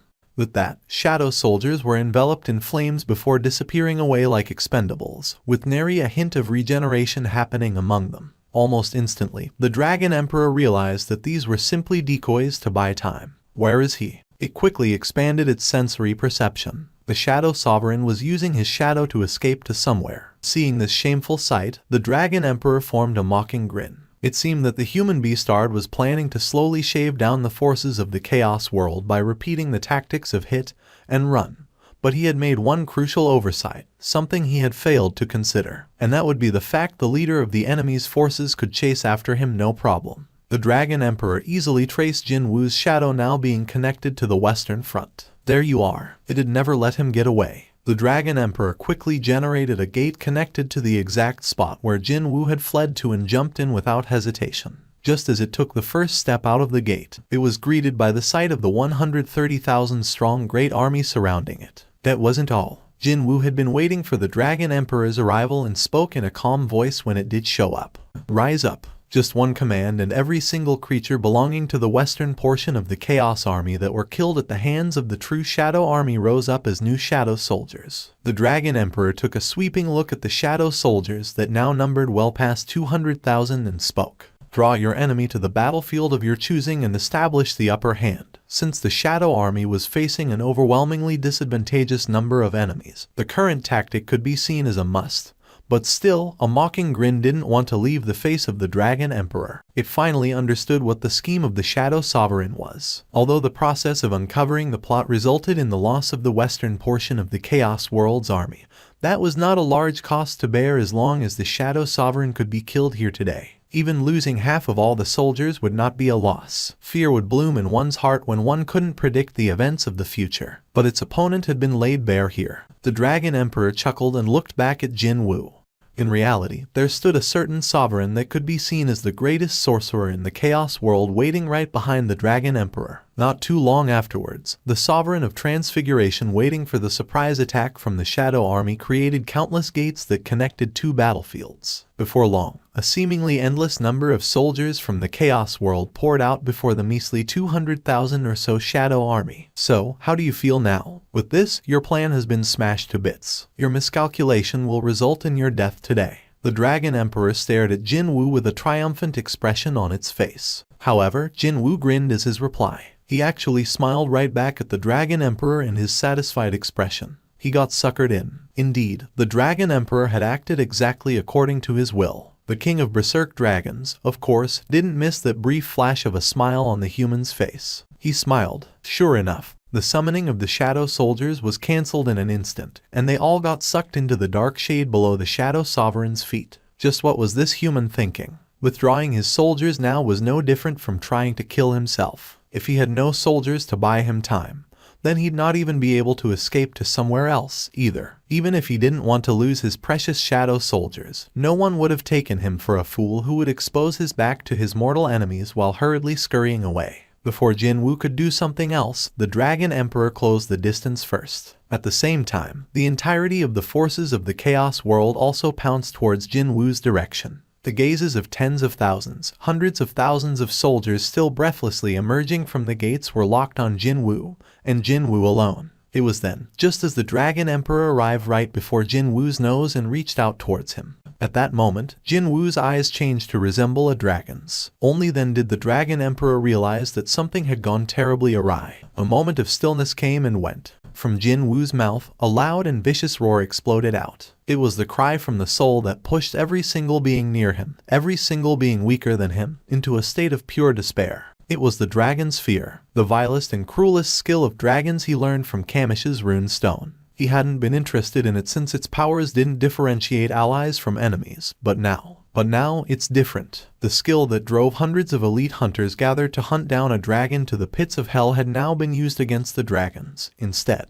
Just like how Kamish had done to the human hunters all those years ago, the Shadow Sovereign froze up all the soldiers of the Dragon Emperor, too. There was no being alive that could break from the effects of fear produced by the near-bottomless supply of mana belonging to the Shadow Sovereign, save for one lone individual, and that would be the Dragon Emperor. After making every single one of the enemy forces freeze up in an instant, Jin-Woo reached out and grabbed the Dragon Emperor's arm next. The brows of the King of Berserk Dragons crumpled. Jin-Woo gripped the arm tighter as a grin suffused on his lips. "You, come with me for a sec." Having succeeded in his endeavor of inviting the Dragon Emperor to the true battlefield of his own choosing, Jin-Woo quickly distanced himself away from his opponent. And now, finding itself in a location very far away from its underlings, the creature began scanning the surrounding scenery with mystified eyes. A place on the opposite side of the world from where your army is. What particularly drew one's attention was this huge white-colored fortress built up on the top of a hill. The Dragon Emperor pointed at it with a black flag flapping in the wind on top. Something like that. Why did Jin-Woo briefly feel apologetic to Baru all of a sudden? Of course, there was no reason to get suckered into his enemy's pace now, was there? Well, I think that building's just about the perfect size to commemorate your death today. Only then did the gaze of the Dragon Emperor fix on Jin-Woo. He didn't try to avoid meeting that glare. The Dragon Emperor had been surrounded. However, its expression was not as gloomy as one would hope for in the current situation. The thing was, although it didn't mind the types of battles where it had used the overwhelming numbers to completely massacre its enemies, it also found the exact opposite of that situation quite enjoyable too, where it'd get to overwhelm the enemies alone. In short, it was an existence born solely for warfare. It was the incarnation of destruction. One who would not mind its own demise if it was all for the sake of blood, screams, madness, and destruction swirling in a dizzying storm of warfare. That was why the Dragon Emperor could smile brightly. At the end of those words, that smile vanished from the creature's face. Jin-Woo also sensed something at the same time. His senses that had far surpassed the limits of a normal human continuously rang loud warning bells. Along with a chill running down his spine, goosebumps broke all over his skin. It was then, like a scene from an unrealistic movie, a truly frightening roar scary enough to stop one's heart just from hearing it exploded out of the Dragon Emperor's mouth. This was the Dragon Emperor's fear, the ruler of all dragons. The level of terror previously never experienced before slammed into the Shadow Army like a massive shockwave. A seemingly endless chain of ripples began shaking the atmosphere. Even the ground quaked violently, as the shaking akin to an earthquake rocked the world. Jin-Woo detected an extreme amount of terror, pain, and confusion from his soldiers, and he urgently brought them back inside his shadow. During that process, vicious dizziness assaulted him and he wobbled unsteadily for a moment there. The Dragon Emperor finally ended its roar. The corner of its lips curled up after seeing how pale Jin-Woo's complexion was. The Dragon Emperor extended its hand out towards Jin-Woo. His gaze slowly lowered towards the extended hand. Jin-Woo gaze briefly lingering on the hand gradually rose up again until it stopped at the Dragon Emperor's face. The creature was carrying an expression full of compassion. A gentle smile formed on the Dragon Emperor's lips now. Once we cooperate and defeat the forces of the rulers, not only you and your family, even your country, no, even more than that, everyone living on this land will gain peace and freedom. That was the promise the Dragon Emperor was making here. Did he get enticed by the offer? A thin smile slowly spread on the face of the Shadow Sovereign as he quietly listened to the tempting words. The King of Dragons also formed a smile of its own. Too bad. Jin-Woo's reply was rather curt in nature. Don't make me laugh. The Dragon Emperor's expression hardened after hearing that pointed retort. You want me to trust a beast-starred with the eyes of someone that can barely hide its desire to kill me? The King of all Dragons grasped its forehead and guffawed for a long time.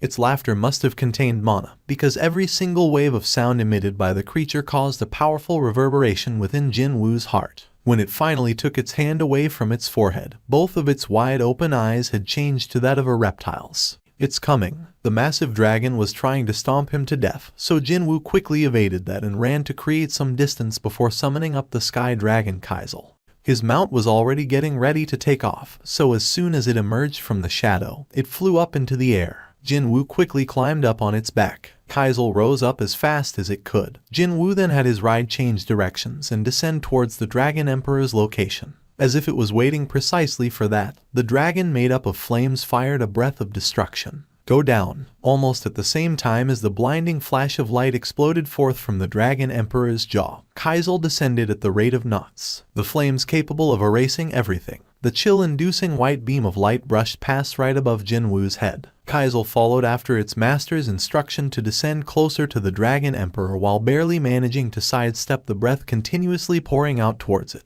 Jin-Woo gathered every drop of his mana while riding on the back of his mount. You did well, Kaisel. The gathered mana flowed into the Kamish's wrath held in his right hand. The black aura danced and tumbled about as if to signal that it was ready for that final strike. With everything in his power, Jin-Woo swung his sword containing all of his might towards the Dragon Emperor. The black aura that looked capable enough to tear through anything in a single breath split up like the claws of a predator, and took a powerful swipe at the head of the flaming dragon. However, how can this be? Jin-Woo's brows shot up high. There wasn't even a scratch on the creature's flaming scales. Instead, the unscathed Dragon Emperor began raising its head towards him. Jin-Woo's expression crumpled. Is it breath again? He got ready to quickly descend again in case another round of breath of destruction came at his way. But he was greeted by an ear-splitting roar instead. Dragon fear. Jin-Woo had developed some amount of immunity after experiencing it the last time. But it was a different story for his Sky Dragon. It couldn't withstand the roar from the Dragon Emperor and froze up in midair. Without even giving him any time to unsummon Kaisel, in came the ruthless beam of light signaling true destruction spat out by the king of all dragons. Even though they were in a free fall, Kaisel still twisted its body to push Jin-Woo away to a safer location, and collided head-on against the breath of destruction with its body. Jin-Woo cried out as he watched Kaisel disintegrate in an instant, not even leaving behind ash in the process. Utterly disregarding his wishes, the Sky Dragon was erased from existence without a single trace. Jin-Woo bit his lower lip and fired mana out from behind to fly into the chest area of the Dragon Emperor in an instant. And to make sure he wouldn't fall off, he grasped tight the scale of this nonsensically humongous creature. His palm was instantly scorched by the ultra-high temperature. Jin-Woo gritted his teeth and raised up the Kamish's wrath held in his other hand up high above his head. The short sword held in reverse grip was enveloped in the dancing black aura. Crack! The blade stabbing down with all his might managed to break past the scale. But that was all it could do. Sensing this ominous chill creep up behind his neck, Jin-Woo hurriedly took a look behind him. The giant arm of the Dragon Emperor was swinging closer to his location. To dodge that, he unhesitatingly jumped down. He rained down so many attacks, yet the Dragon Emperor remained standing, imperious like the legendary Mount Tai. It possessed the level of defense and attack power that not even giants could match up to. He realized that he couldn't subjugate this dragon by relying on the same tactics. I need stronger power. Indeed, he needed an even stronger power, the power that might bring down a giant covered in thick armor with nothing but bare hands. Just like how an insect small enough not to be noticed by one's eyes couldn't do much about a human being. One needed to become a mountain if a mountain was blocking his path. It was then. Hang on. Armor is it. A certain possibility flashed by like a bolt of lightning in Jin-Woo's head. If he could manipulate the power of darkness to create regular-sized armors, then couldn't he also be able to create something much larger and thicker than that, too? When his thoughts reached that far, the shadow beneath Jin-Woo's feet suddenly began growing much larger. Even the Dragon Emperor noticed this change. The blackish liquid bubbled and rose up from that shadow to wrap around the Shadow Sovereign, layer upon layer, his size abruptly increasing at an alarming rate. What is this human beastard trying to do now? The Dragon Emperor saw it. It clearly saw a gigantic shadow tall enough to touch the skies standing there proudly, and perhaps trying to reject an existence that shouldn't even exist in the first place.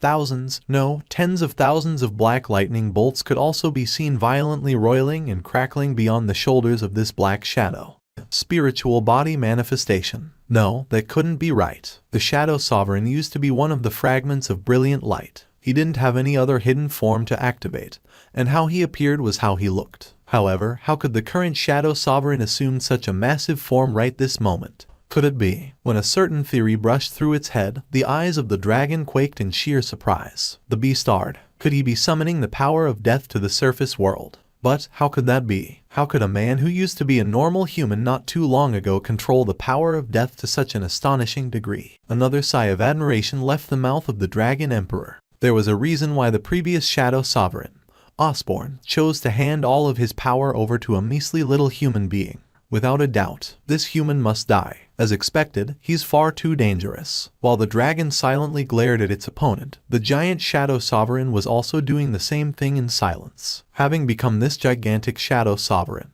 Jin-Woo shifted his surprised gaze lower to his hands that had also grown into a size easily exceeding his own imagination. Is this really me? He tried to move his fingers. The ginormous body that had become the darkness itself began moving according to his will. It wasn't just his body that had grown huge, though. From deep within his gigantic frame, the kind of dizzying power that defied all attempts to estimate how big it was gushed out infinitely. He had truly become a mountain in order to bring down another mountain. Jin-Woo raised his head back up again, and there it was, the personification of destruction rushing towards him. Violent flames and black lightning bolts scattered in all directions. Jin-Woo propped his body with his legs extended to his rear and stopped the charge of the Dragon Emperor. Their physical strength was about evenly matched. An even contest of strength briefly played out before the dragon suddenly bit Jin-Woo on his shoulder. Crimson-red flames danced around the bitten part. Jin-Woo didn't panic, though, and proceeded to grab and yank at the dragon's horn to pull the creature's head away.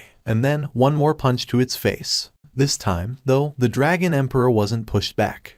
Almost as soon as it was shoved back, the dragon pounced towards him again, before opening its huge maw wide to take a big bite of Jin-Woo's side. For the first time since he began fighting against the Dragon Emperor, Jin-Woo couldn't hold back and spat out a pained cry. He used his elbow to smack down on the dragon's head several times, but the creature still lifted him up in the air and began shaking him around without mercy. An incredible pain akin to his waist being snapped in half rushed up from below. Deciding that enough damage had been inflicted on its enemy, the Dragon Emperor threw Jin-Woo to the ground. That was followed by another round of breath of destruction pouncing on him. When the conflagration-like breath swept by, one of Jin-Woo's arms had vanished. However, he didn't scream in pain. He just gritted his teeth. Whenever the two collided, the ground quaked and the heavens screamed. Every plot of land being showered by the falling flames was scorched black. Every square inch being struck by the black lightning bolts was ripped apart without mercy. A desperate battle ensued. From the sideline, Fangs witnessed the battle between two sovereigns with dazed eyes. At this grandiose yet frightening spectacle unfolding right before his eyes, the High Orc shaman was left completely flabbergasted, unable to turn his head away nor close shut his slack jaw. What if the Absolute Being created these beings in order to witness a fight of this magnitude? If that was the case, the High Orc Shadow Soldier thought that he might sort of understand the reasoning behind that decision. Indeed, the battle between these two was no doubt a world-ending calamity, but, at the same time, it was a spectacular once-in-a-lifetime event as well. Tears slowly fell from the eyes of Fangs as he continued to take in the sight of two godlike beings colliding with everything they had. The power of destruction and the power of death smashed into each other, writhed around, and shook the world to its very core. Lightning bolts, sparks of flames, and the screams of air being torn endlessly reverberated throughout the land. Eventually, the light receded and silence descended on the land. Jin-Woo reverted back to his human form from the giant shadow. He lay sprawled on the ground and panted heavily. His entire body was burning up as if flames had scorched him. He was covered in wounds from head to toe. His current status was an utter mess. He did his absolute best to control his heavy breathing while sucking in a lot of air. A short while later, he forced his fatigued body to slowly stand back up. Just beyond the veil of thick fog kicked up from the explosion, someone was making its approach towards him. Jin-Woo could only marvel wryly as the Dragon Emperor, in its human form, revealed itself. What a monster. The Dragon Beastard was not okay either, but compared to Jin-Woo's own condition, it was noticeably better off. That's my line. Too bad. Jin-Woo wanted to save the energy required to make that retort, so he had to swallow back his opinion. Instead, he wordlessly summoned the pair of Kamish's wraths and held them tightly. The Dragon Emperor also unsheathed its sword as well. Even though it no longer possessed enough strength to maintain its spiritual body manifestation, the king of all dragons still scrounged up every little bit of remaining energy in order to kill the human for good. The Dragon Emperor arrived before him in just one step and swung its longsword at him. The pair of short swords and one longsword clashed and clanged chaotically. Every time sparks flew off from their clashing blades, sweat and blood sliding off their wielders' bodies rained down on the surroundings. It was then one of the Kamish's wrath shattered after its edges had been badly damaged from attacking the Dragon Emperor's toughened steel-like scales earlier. He managed to tilt his body in time to let the longsword cutting down diagonally brush past him, but that resulted in him losing balance for a brief moment. The Dragon Emperor didn't miss that opening. It thrust forward its weapon in the blink of an eye and penetrated Jin-Woo's midriff. His actions came to an abrupt halt at the weapon that was uncomfortably close to his vital point. The Dragon Emperor chuckled as it addressed him, not even once doubting that it'd end up as the victory. The dragon in human form looked down at the face of its helplessly cornered enemy. Jin-Woo readily agreed with the Dragon Emperor's assessment. You're right. Its conclusion is around the corner. The dragon formed a half-puzzled and half-satisfied expression and scanned Jin-Woo's grievously wounded body before asking him a question. It was then. He seemed energyless and defeated, pretty much ready to give up. But in an instant, the light gleaming within Jin-Woo's eyes changed. The Dragon Emperor urgently thrust the blade forward. To its great surprise, however, Jin-Woo unexpectedly pushed himself forward instead of dodging backwards. The longsword brushed past his artery with barely a hair's width. I can do this. By paying the price of a grievous wound, Jin-Woo got near the Dragon Emperor's vicinity. He then summoned his father's short sword stored in his inventory. The dragon's eyes widened. Even before the creature could decipher this new turn of events, Jin-Woo's short sword stabbed deeply into his enemy's chest. The blade penetrated past the chest armor and stabbed the dragon's heart. Out of the blue, a loud chorus of vigorous warcry exploded forth from the heavens. The Dragon Emperor raised his head. It was greeted by an unbelievable spectacle just then. The army of the rulers, the soldiers of the heavens, were endlessly pouring out from a gigantic gate that wasn't there before. Their flapping wings began filling up the gloomy, clouded sky with the colors of whitish silver. Impossible. The Dragon Emperor inwardly freaked out. Without a doubt, there was no gate when it arrived here. So, just from where did that gate come from? And how could the soldiers of heaven enter this world so quickly? One would need an incalculable amount of energy to open up a portal connecting this world to the other side. So how? When its thoughts reached that far, the Dragon Emperor looked down with its trembling eyes at Jin-Woo on the ground, currently panting heavily on his knees. It wasn't the difference in experience levels, but he had been working towards this end result from the very beginning. To call the allies from the other side by tearing the space up with the collision of two great sources of power. The reason for attracting the attention of the army of the Chaos World. The reason for bringing it to this desolate location. The dragon took that as the human not wanting their battle to be interrupted by outside factors. But as it turned out, the Shadow Sovereign had a different goal altogether. Even then, the Dragon Emperor couldn't finish its sentence. There was a way, the vessels of the rulers. Weren't there still a few vessels, connected to the rulers through the lending of their powers, left on this planet? And that was how the fragments of brilliant light were able to prepare a gate in this location. The Dragon Emperor glared at Jin-Woo. Just for that 1 in 10,000 chance, he had chosen the method where even if he lost the fight, he'd still win the war before starting this battle. It was a complete defeat for the dragon, who only focused on the fight in front of its eyes and nothing else. Jin-Woo, barely managing to hold back the dizzying pain from all of his wounds, formed an energyless smile. It was you, wasn't it? It was you who told the sovereigns of White Flames and Beastly Fangs to ambush the Shadow Sovereign from behind. Rather than answering right away, Jin-Woo looked up at the sky filled with innumerable winged soldiers. He lowered his gaze back down to the Dragon Emperor a little later and formed a grin. Osborne wanted me to pass along this message. Jin-Woo slowly unfurled his middle finger. The Dragon Emperor exploded in pure rage just then. The deadly sharp claws rushed towards defenseless Jin-Woo kneeling down on the ground. Too bad, those claws couldn't reach him. The dragon raised its head next. From above, 6 angels, each with 3 pairs of wings, slowly descended all around the creature. Indeed, the conclusion of this battle had been around the corner. The Dragon Emperor recalled that brief conversation he shared with Jin-Woo and began forming a self-mocking smile. Soon, the spears belonging to the rulers penetrated the Dragon Emperor from all directions. While he was stewing in his emotions, the most brilliant light finished giving commands to its soldiers and returned to where he was. A truly beautiful life form that no known expression in human language could adequately describe folded its proudly unfurled 6 wings at once, after landing in front of Jin-Woo. Other rulers also landed behind the most brilliant light one by one. It studied Jin-Woo's current condition. At a casual glance, he seemed to be any other regular human being.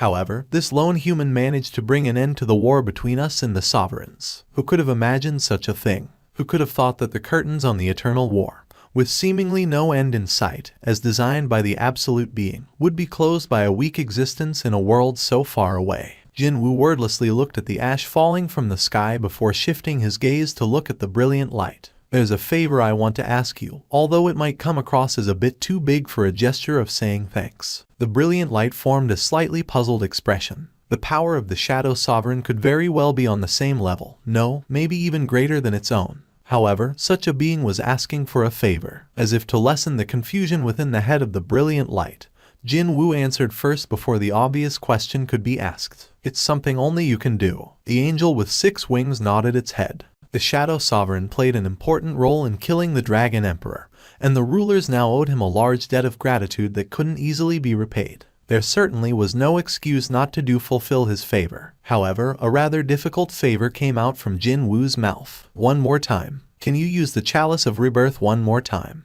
The brilliant light felt a shock akin to someone hitting it at the back of its head. Even the other rulers standing behind it couldn't hide their astonishment. As their leader, the brilliant light simply had to confirm it again. That's right. Jin-Woo nodded his head and explained himself. And after reversing the time flow, I'd like you to not send anything to Earth. I shall kill the sovereigns and their armies in the gap between the dimensions. The brilliant light was left flabbergasted by what Jin-Woo wanted to do after the time reversal and couldn't immediately say the words stuck in his mouth. Alone. He wishes to fight this war all by himself. Jin-Woo had heard the explanation on the Chalice of Rebirth from the former Shadow Sovereign. Even if the tool of God was used and time was reversed, the higher beings such as rulers and sovereigns would keep their memories. In that case, since he had inherited the power of the Shadow Sovereign through becoming one with Osborn's ego, his current abilities wouldn't disappear. Jin-Woo was planning to take this power as well as his memories and willingly enter the gap between dimensions. The brilliant light spoke in a disbelieving voice. Jin-Woo looked down at his father's short sword and calmly made his reply. Far too many lives were lost during this battle. I just wish to bring them back, that's all. If it meant he could bring them back by reversing time itself, then Jin-Woo was fully prepared to fight the sovereigns one more time. The brilliant light closed its eyes to give itself some time to think, and suddenly realized that it did empathize with Jin-Woo's answer. Regardless of what, though, reversing time remained a very dangerous action to take. Those words implied that a future far more cruel and horrible might be in store for this world. Meaning, the current development might be the best end result for everyone. The six-winged angel confirmed Jin-Woo's decision for the last time. Before he answered, Jin-Woo quietly closed his eyes and thought of the important people in his life. The eyes of the shadow soldiers inserted into their shadows allowed him to see them in real time. His mom and young sister were holding each other's hands with worried faces, anxiously watching the news coming from Japan on their TV. Cha-Hien had her eyes deeply closed as if she was ardently praying to someone. Meanwhile, the association president Woo Jin-cheol was also watching the news broadcast with tearful eyes. Jin-Woo felt their heartfelt emotions and a certain corner of his chest warmed up gradually. And when he opened his eyes, his mind was already made up. And going back to those people who still remained, and even to those who are no longer here. The faces of Association President Go Gun-Huey, Adam White, and his father all brushed past his mind. Lots more people besides them were sacrificed in this war. Jin-Woo swore that no one else would be lost ever again. The brilliant light clearly saw his unwavering determination. For a moment there, the angel thought the face of the former Shadow Sovereign had overlapped with that of Jin-Woo's just now. It was the face of its stubborn comrade that refused to step aside even though the soldiers of heavens completely blanketing the skies threatened him so he could protect its master, the absolute being. He might have been a scary enemy, but at the same time, the angel greatly respected him. Hold on. Jin-Woo quickly asked a question. What will happen to my shadow soldiers that didn't exist in the past? For instance, soldiers like Baru. Osborn's original soldiers would still remain within his shadow, sure. But what about others like Greed, who was a human named Hwang Dong-Soo back 10 years ago? Or Baru, who didn't even exist back then? The brilliant light explained according to what it knew. That meant that Baru would continue to exist, while Greed would disappear. He could now hear the soldiers crying out in sorrow from inside his shadow. Jin-Woo bade his goodbyes in his mind to those soldiers about to part ways with him and raised his head up with a smile. I'm ready. The brilliant light summoned out the chalice of rebirth from subspace and nodded its head. The blinding light enveloped the entire world. A small, easy-to-miss article about a middle school student who went missing after leaving behind a letter with the words "I've something to do" appeared on the corner of a certain local newspaper. And about 2 years later, the world became noisy for a brief moment after the middle school student who went missing suddenly came back home completely fine, as if everything had been a dream. But everything soon returned to its usual calmness, as it should. And then, time marched on, quietly. No incidents of gates, monsters, or hunters stepping forward to hunt those monsters ever happened again. Yoo Jin-ho found himself in the middle of a freshman welcoming party, but his expression remained quite stiff. The enticing odor of pork belly strips sizzling on the grill coming from here and there tickled his nose. But thanks to how tense he felt, he just couldn't work up his appetite at all. But how could this be? Although he was hiding his family background, for the time being, he still lived a life fitting for the last-born son of a wealthy keyball. For some reason, though, this diner specializing in the frozen pork belly didn't feel unfamiliar to him. But how come? Yoo Jin-ho tilted his head this way and that, leading one of his university seniors to lightly tap him on the shoulder. Hey, Jin-ho, come on, man. Loosen up, dude. Someone might think you're being led into a slaughterhouse or something. Yoo Jin-ho got flustered and his voice naturally rose higher. And no, that's not it, senior. What I'm saying here is, stop doing that for the time being, alright? You know, it'll be prudent to behave yourself in front of that senior, just in case. We have this really scary senior in our faculty, you see. Yoo Jin-ho's expression stiffened a lot worse now. You know, that kind of a guy. He doesn't just punish or discipline the juniors for no reason, but just by standing next to him. His incredible charisma is so If one were to talk about such a person, Yu Jin-ho also knew someone like that pretty close by, too. He briefly recalled his father's face, often referred to as the CEO of Iron Blood, before roughly shaking his head in order to get rid of the distracting thoughts. Perhaps he was getting properly drunk now. The senior began talking enthusiastically about this mysterious and scary senior all of a sudden. Hey, you know that athlete named Cha Hyun? Are you talking about Cha Hyun, who became really famous not too long ago as the idol of the athletics world? That Cha Hyun is the GF of our scary senior, you see. Here he comes. The senior jumped up from his seat after seeing a certain man enter the diner and hurriedly bowed his waist. Senior Nim, thank you for coming. After seeing the polite, disciplined greetings of his seniors, Yu Jin-ho realized that the drunk senior hadn't been exaggerating a thing until now. With the entrance of one single man, the atmosphere of the noisy, boisterous freshman welcoming party changed instantly. Dear Senior Nim, why did you have to choose the spot next to mine when there are so many available elsewhere? Yu Jin-ho spat out a sigh deep inside his heart, his head still lowered in dejection. But then, that scary senior suddenly presented him with a glass filled with a clear liquid. Take a cup from me. To think, a glass of booze given to a freshman was not one of those tiny little soju cups, but an actual glass cup. Yu Jin-ho thought that this action was as expected of a hardcore senior and cautiously took the offered cup, hoping to not make any mistakes here. I'm actually not that good with alcohol, though. He squeezed his eyes shut real tightly and forced the liquid down his throat. But then, his eyes shot open wide in surprise and he ended up asking a question at this unexpected development. Isn't this soda? It is. That supposedly scary senior was making an expression that was definitely not scary at all as he shook around a soda bottle. Why don't you and I drink this instead? For an unknown reason, the senior was forming the face of a person running into someone he really wanted to see after a long, long time of separation. Oh, and Jin-ho, I'm gonna feel really bad about myself if you keep calling me senior this and senior that. Okay. The senior filled the empty glass up with soda and spoke in a friendly tone of voice. From now on, call me Hyung. Hey, you don't want to. The once affectionate eyes of the scary senior suddenly changed to something far more serious. Yu Jin-ho instinctively straightened his back and energetically shouted out his reply. And no, I shall, Hyung Nim. Huh? After involuntarily spitting out the words Hyung Nim, Yu Jin-ho suddenly grew puzzled by how they felt so familiar to his tongue. Besides, hang on, have I ever told the senior what my name is before? He continued to tilt his head this way and that, and in the meantime, the senior lightly clinked their glasses. Cheers. For some reason, Yu Jin-ho realized that grin on the senior's face was not unfamiliar at all. The corners of his eyes grew reddened with moisture as he energetically clinked his own cup with the senior's once more. Yes, cheers. Yu Jin-ho's somewhat dissatisfied voice came out from the phone's speaker. Ah, Hyung Nim. Why haven't you come to the faculty classroom yet? Jin-Woo replied with a grin. I've got a small errand to run today, you see. Hey, Jin-ho. There's this really important matter I gotta take care of first, so can you sub for me during the afternoon class? Thanks.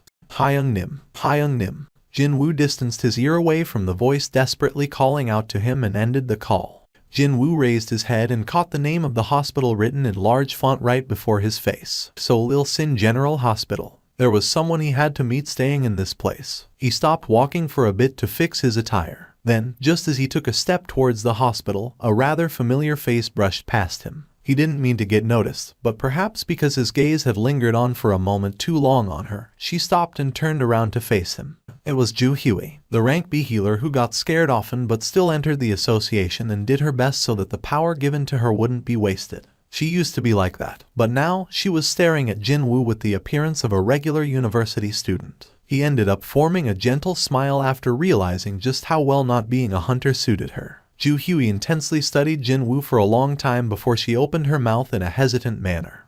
Excuse me, have we met somewhere before? The words of happy greeting rushed up all the way to the tip of his tongue. However, he chose to shake his head instead. No, I don't think so, and then turned around to leave without looking back. For a little while there, Ju Huey tilted her head this way, and that as she looked at Jin-Woo's departing back before she too continued on her path. He heard her distancing footsteps and formed a satisfied expression. He had protected her. He had protected the peaceful everyday lives. Whenever he ran into the evidence of peace created from his sacrifice, it felt as if he had reaped the benefits of all his hard work. That was why. That's enough for me. That was enough for him. Jin-Woo stood before the entrance of the hospital and took a look at his left palm with untreatable burned skin. He then slowly stepped inside the building. If someone asked him about this wound, he'd always reply like this, that he got this injury while saving the world. When the doctor in charge walked into a hospital room, a certain patient lying on the bed gestured at him to come closer. "Can you help me sit up, please?" The doctor hurriedly ran up to the bed and cautiously helped the upper torso of the patient lying on his back to sit up. "Thank you." It was then the doctor spotted a wooden bottle he had never seen before on top of a table next to the patient's bed.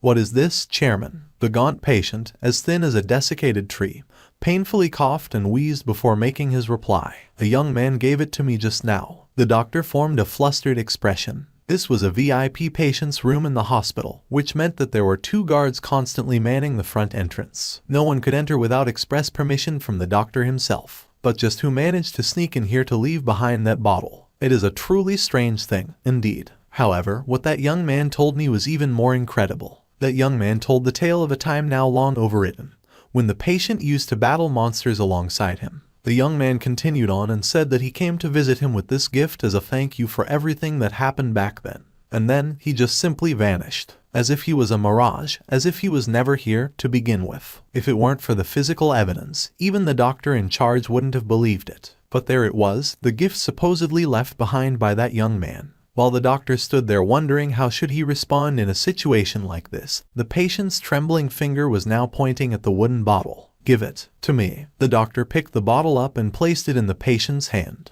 The old man sitting up in the bed studied the bottle and chuckled. He said that, as long as I drink what's inside this thing, my disease will be completely cured as if being washed away. "Chairman, you can't possibly be believing in the words of a... I'm tired." The chairman cut the doctor off. "Let me ask you this one thing. Even if I don't drink this, how long do I have left anyway?" The doctor couldn't make his reply. Even now, the absolute best that modern medicine had to offer only barely managed to keep the patient breathing. That was all. At this point, one could even claim it a miracle that he was still alive. The chairman lightly tutted as the doctor was unable to say anything. "If I drink this and things go wrong, I want you to write this down on my gravestone. Chairman Go-Gun Huey, buried in this place, having never given up, and fought against his illness right until the end." Mr. Chairman. As a doctor, he knew it was his duty to stop this, but he couldn't bring himself to do so when Chairman Go-Gun Huey formed a determined expression on his face while opening the lid of the bottle. He then began drinking the liquid inside with some difficulty. After making sure that every drop had entered his throat, Go-Gun Huey began recalling the face of that young man who left this bottle behind. He recalled those eyes specifically. Go-Gun Huey felt that it was definitely worth it to trust a man with such a powerful pair of eyes. And then, once he finished drinking every drop of this medicine, ba-dump, ba-dump, ba-dump, ba-dump, his dying heart began pounding healthily once more. His heart was beating again.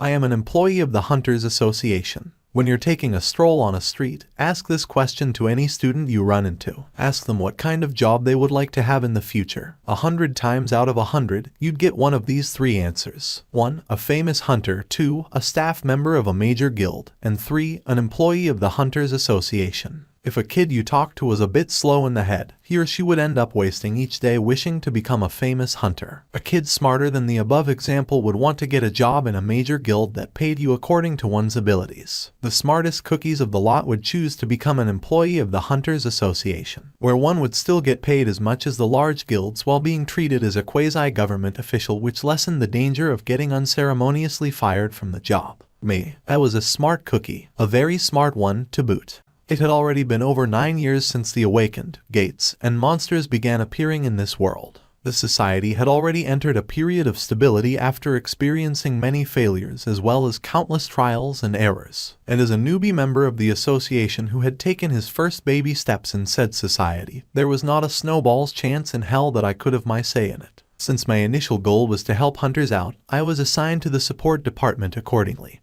But what waited for me there were all sorts of unrewarding miscellaneous tasks. And that was me being kind here. In reality, it was no different than taking care of the mess left behind by the hunters affiliated with the association. What's this? I heard that hunters in the area next to ours get a cup of coffee or snacks before going on raids. So how come we don't get any? There's this thing I urgently need to take care of, so can you give me an advance on this month's wages? If I participate in today's raid, there's no one to bring my child home, so can you do me this favor for me, please? Indeed, it was always something like this. Even if it was low-ranked gates worth not much money, someone still had to deal with it. But the number of hunters were limited, so their needs and wants had to be met no matter what. I told you people never to send Mr. Seong to my location, yet why didn't you listen to my requests? I had no idea what this guy was talking about, but first things first, which was to apologize. I'm terribly sorry, Hunter Nim. There must have been an error during the formation of the raid team. Can you please tell me what happened in detail? What the heck, my man? Forget about details or whatnot. I told you my team don't want to be responsible for a corpse, you know. You keep pushing this weak guy who gets injured from falling over on our team claiming that he's still a hunter. How do you expect us to take care of the aftermath if something happens? You guys do this again, and I'm just gonna quit right there and then, got that. The call was one-sidedly cut off there. I put the receiver down while repeatedly recalling the spelling of the word patience in my head.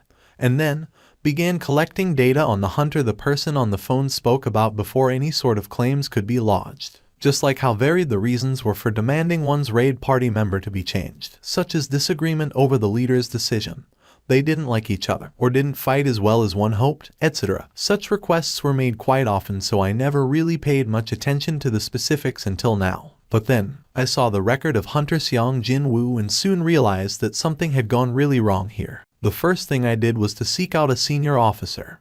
Unfortunately, neither my immediate superior officer, or the officer above him, or even the person above that guy, wanted to get involved in a matter that could potentially prove to be too much trouble for what it's worth. Eventually, I had to seek out the chief of the support department. Sir, this is a matter concerning a person's life. It's not going to get solved by itself when we continue avoiding reality like this. Chief was forming an expression of a deeply concerned man after seeing the junior agent suddenly transform from a well-behaved kid who worked hard without complaints to the current me. However, I didn't stop voicing the things that needed to be said out loud. What if that hunter dies during a raid, sir? What will we say to his surviving family members then?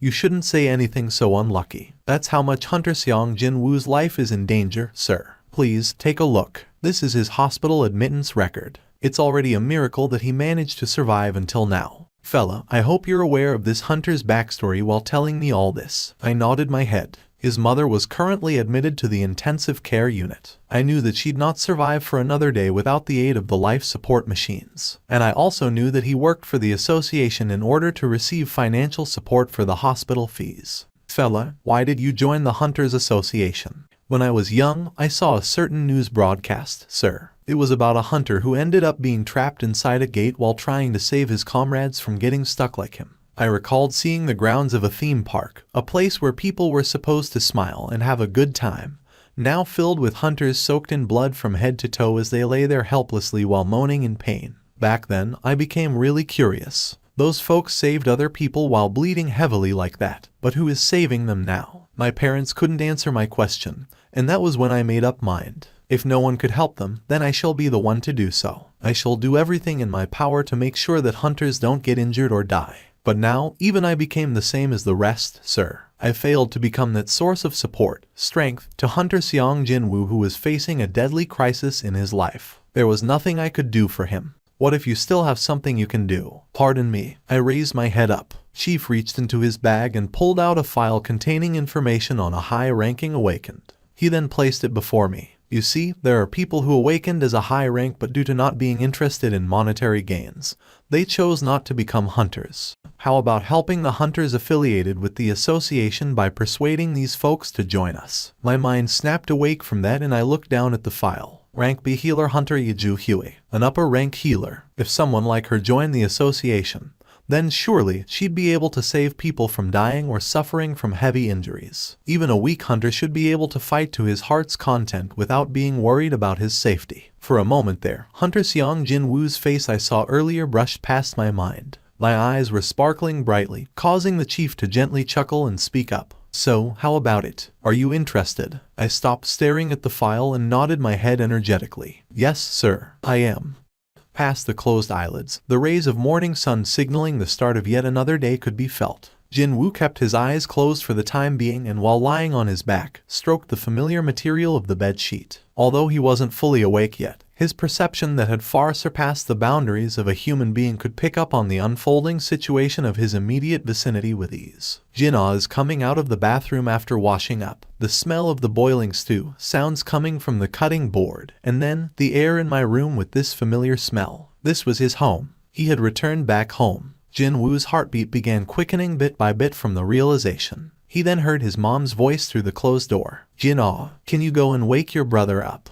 Before his sister could fully open the door, he slowly pushed himself up from the bed. When did you wake up? She stared at his already awake figure with wide open eyes, and Jin-Woo formed a deep smile as his reply. In front of his eyes stood Jin-Ah, who hadn't lost her friends to the monsters yet. Jin-Woo stood up from the bed and walked past his sister to enter the living room. Son, you're up. Mom stopped preparing breakfast and looked behind her after hearing his footsteps. From today onwards, he'd never get to see the sight of her trying her hardest to escape from the clutches of the eternal sleep that no one could wake up from. But the most welcoming scene that he really wanted to see again was. Jin-Woo heard the sounds of a newspaper page turning and quickly shifted his gaze towards the dining table. His father, waiting for breakfast to arrive by quietly reading the newspaper, felt his gaze and raised his head. The moment their gazes met, Jin-Woo felt this rush of breathless emotion. Father, he muttered the word father out unbeknownst even to himself. Seong-il-hwan formed a puzzled expression after hearing his son use a rather grown-up word when the boy always used the term dad up until now. Did his boy wake up after experiencing a scary dream?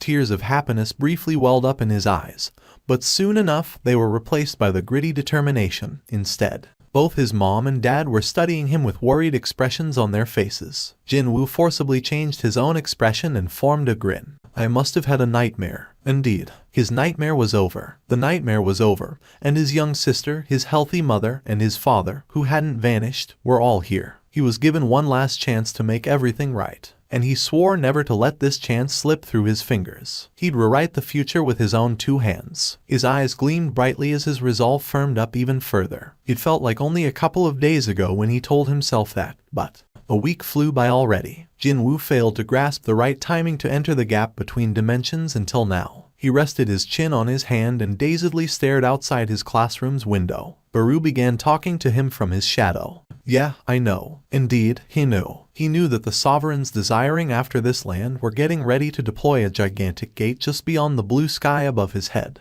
However, these last few days had been like a holiday for him, someone who had ended a big fight not too long ago. For a little while longer, wouldn't it be fine for him to fully enjoy these peaceful times for a little bit longer, especially as a reward for his hard work so far?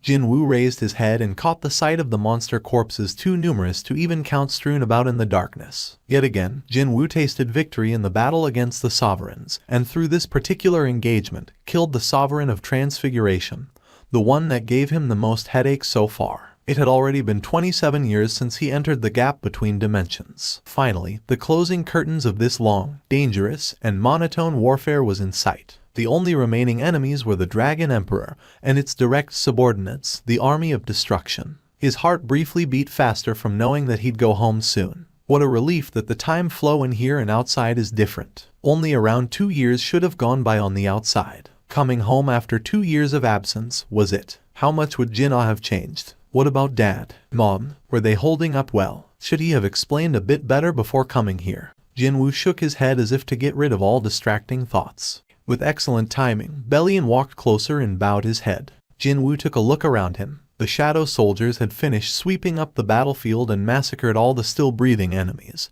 and now they stood in near infinite columns as far as his eyes could see, silently waiting for his next command. It was now the time to meet his greatest enemy, the one he so badly wanted to meet. It was time to go and greet the one who handed him his first defeat ever since becoming the Shadow Sovereign. The rulers intervened and the end result was flipped on its head. But without a doubt, Jin-Woo did lose to the Dragon Emperor in that battle.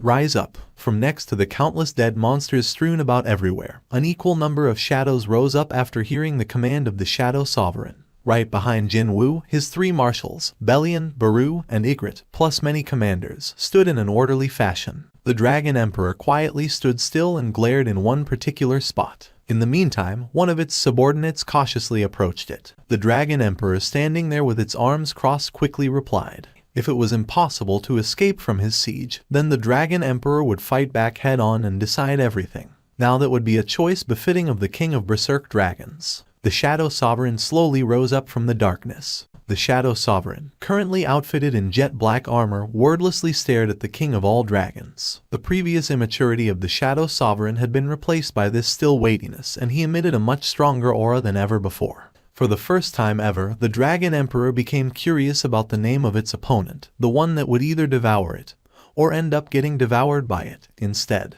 The name bestowed unto it by the Absolute Being, but revealed to no one until now, the Dragon Emperor readily revealed its name to the Shadow Sovereign. It did so in order to learn the Shadow Sovereign's name. The Dragon Emperor roared out loudly as if to shake the dimensions themselves, and the entirety of the army of destruction charged forward. Jin-Woo was far quieter than his opponent as he simply pointed to his forward. Right away, near 10 million soldiers made their move. At the same time, he too dashed forward towards the Dragon Emperor with everything he had. The end of the lengthy war was here.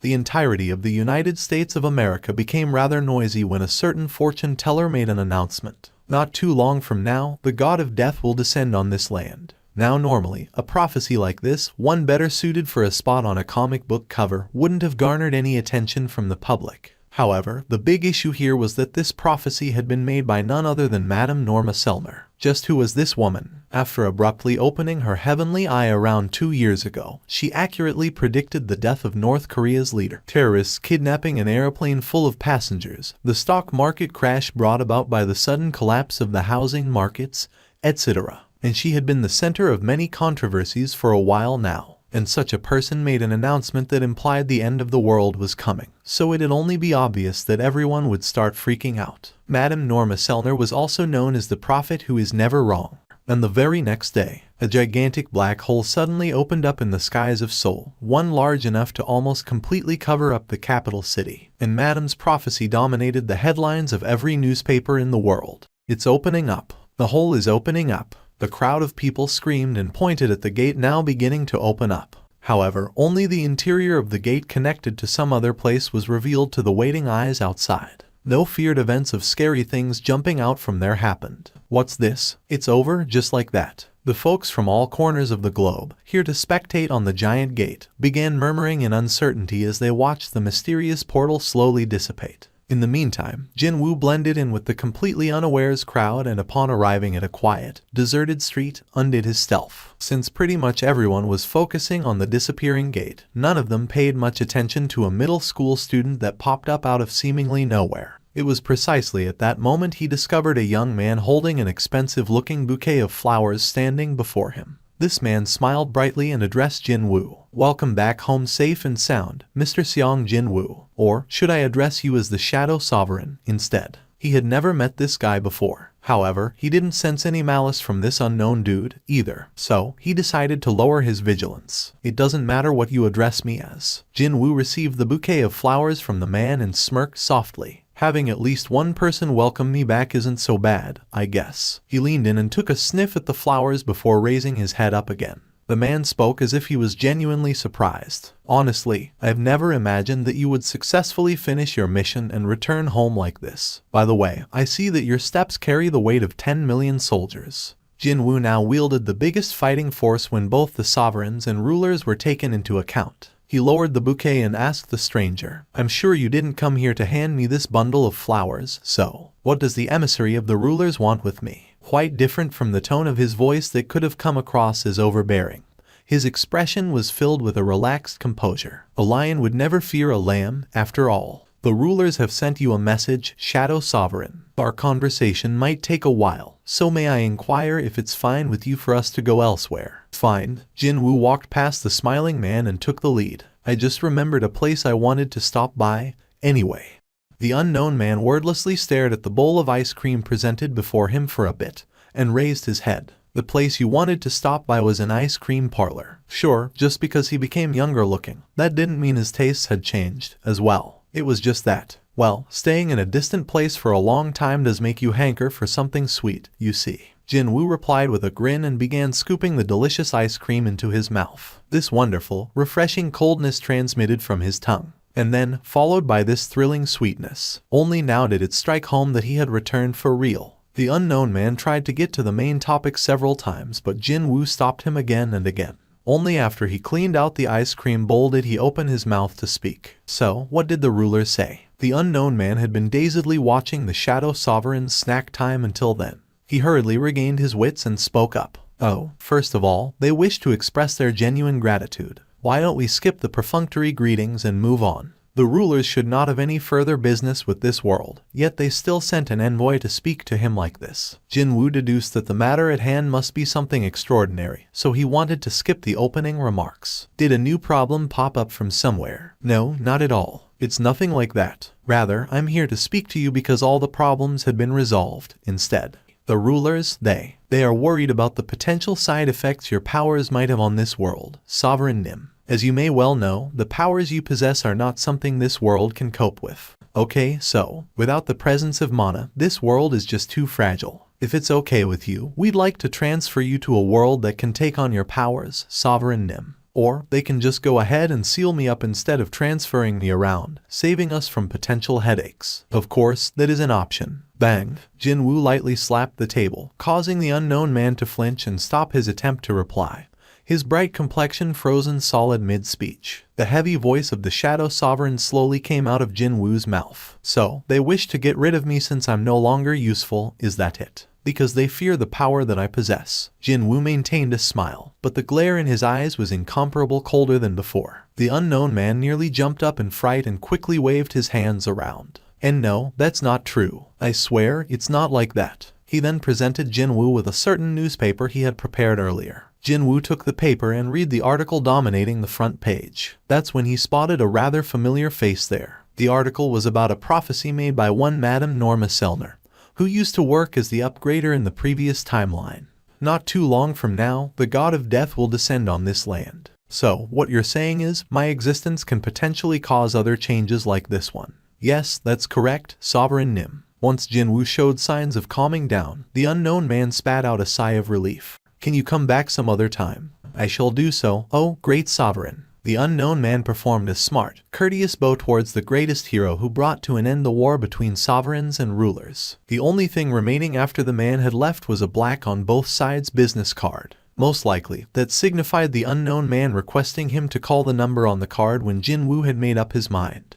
If all living creatures have a clear goal, a purpose in their lives, he was certain of one thing. As the Shadow Sovereign, he had fulfilled his purpose after stopping the invasion of the Sovereigns, as well as making sure that no weird phenomena occurred on Earth. Meaning, he had accomplished his goal. So, the enormous power that served its purpose would only become a headache that was hard to dispose of, just like the nuclear waste at the end of its life cycle. In that case, a question suddenly popped up in his head. In the end, have I become an existence surplus to this world? When the chain of his thoughts reached there, he spotted a certain familiar face jogging past the ice cream shop. As if he was entranced, Jin-Woo got up, pushed open the front door, and stepped outside. Without a doubt that moving forward, there would come many occasions in the future where he'd have to ponder whether remaining in this world was a good idea or not. However, as long as there is a reason for me to stay, even if it's just one, then. A teenage girl kitted out in an athletics uniform stopped jogging and turned around to look behind her. At the place where the scent she really liked was coming from, she discovered an unfamiliar teenage boy standing in front of the wide-open exit of an ice cream parlor. What's going on? Did ice cream smell this good before? The teenage girl tilted her head this way and that while glancing behind her, but in the end, she failed to solve her confusion and continued with her jogging.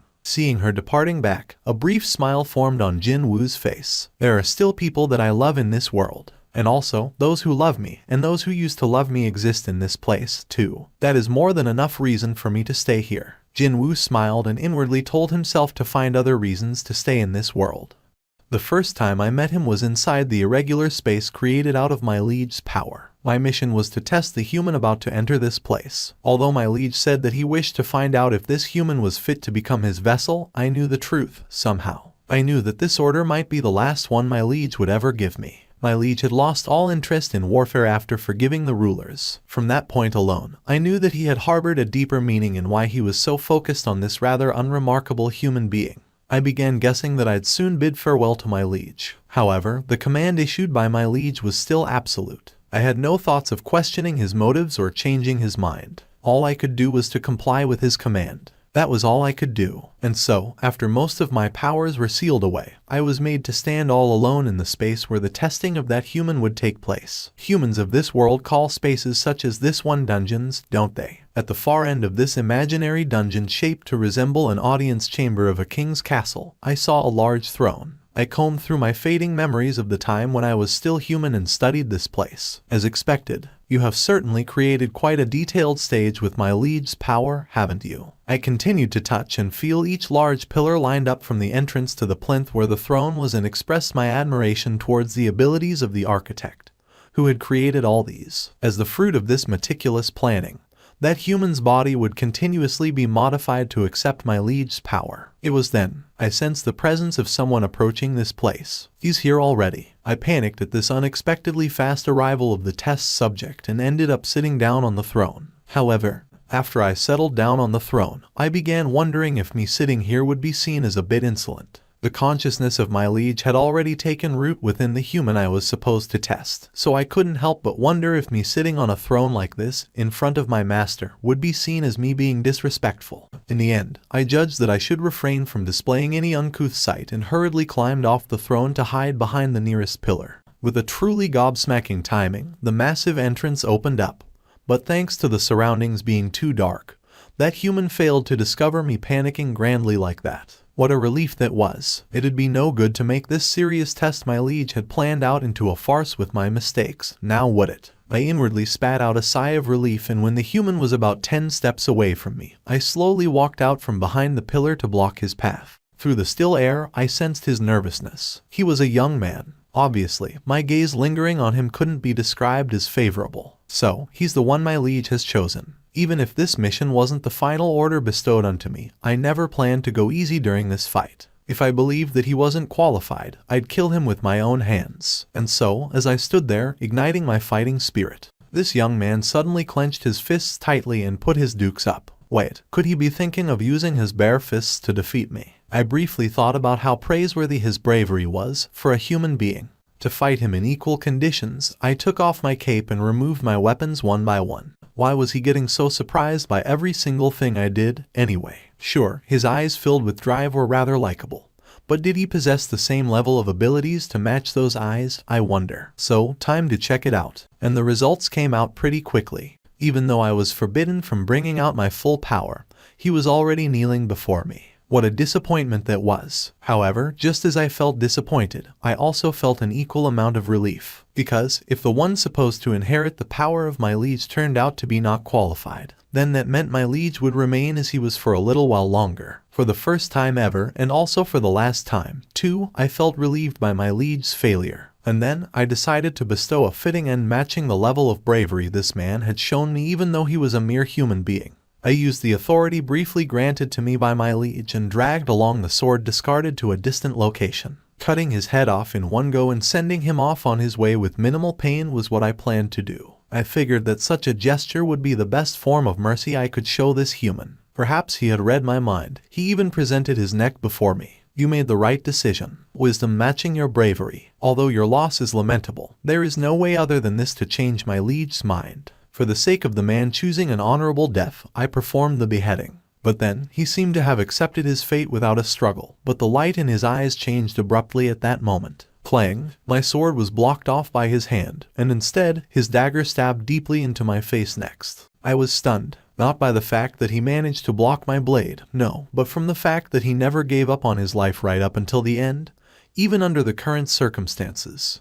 Also, although it was for a brief moment, I saw the light coldly gleaming in his eyes and belatedly realized that it was uncannily similar to the light within my liege's eyes. That was why my liege has. I completely lost all of my desire to fight, and was unable to respond to any of the continuous streams of attacks landing on me. I was slammed into the wall, and I was stabbed repeatedly. Eventually, the metal protector surrounding my neck couldn't endure and broke off. Since this was a test to confirm whether he possessed enough of a qualification, I should possess higher stats than he did. However, I still lost. And quite obviously, too, was this the result of me underestimating him after seeing him as just another human being, or a miracle brought on about by his tenacious nature that didn't know the meaning of giving up? As my consciousness blurred, I caught the sight of him raising both his hands up high to celebrate. Am I supposed to feel happy that my lead's choice turned out to be correct, or feel sad that I couldn't manage to change his decision? I couldn't decide, and that's how I lost my consciousness. It was, until that man came closer and shouted out, "Rise up," in my direction.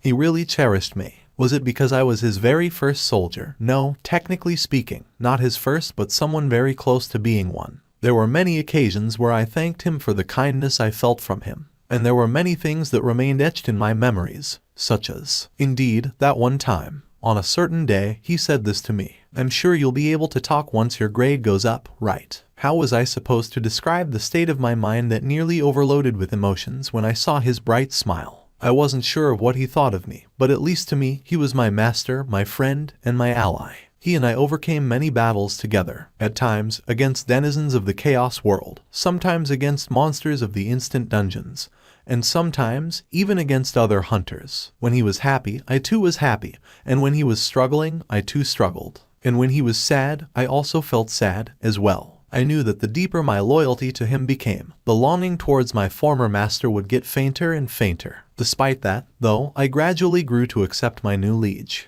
You have no idea how badly I missed my dignified comrades from the past. That's how I felt when I met Bellion again. And if I were being honest, when he taught Baru a lesson, I felt just a tiny bit refreshed. Just a bit. Too bad. My joy at reuniting with my old comrade didn't last long, because not much time passed by before Bellion became influenced by Baru's antics, too. Of course, there was no need to even mention the reaction of our new master. In any case, our boss's powers became even greater after absorbing the original Shadow Army that had been patiently waiting for his summons from the gap between dimensions. Contrary to my worries, he didn't treat the soldiers from the previous liege any differently from his own.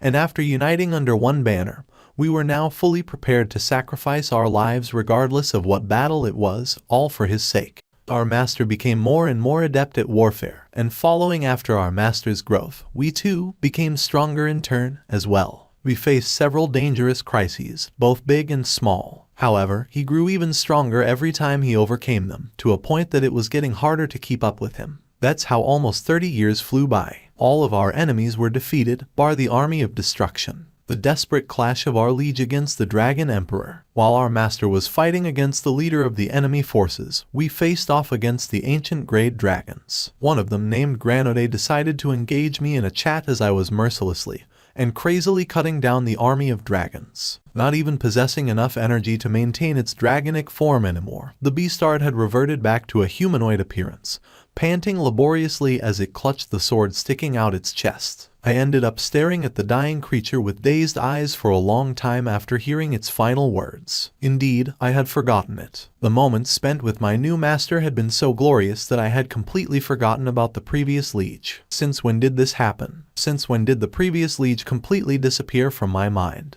Granode's breathing came to a stop a long time ago, and fierce skirmishes continued to break out all around me.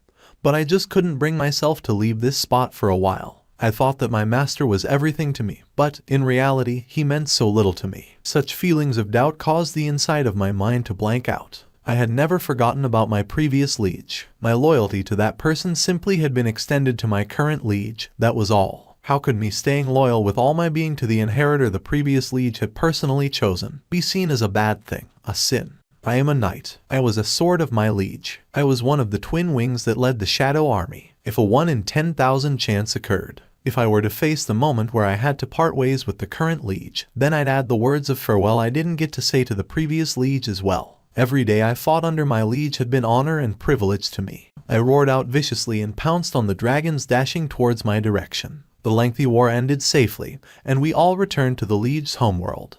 My liege was focused on studying until late at night. Hidden inside his shadow and sharing his vision, I decided to offer my advice.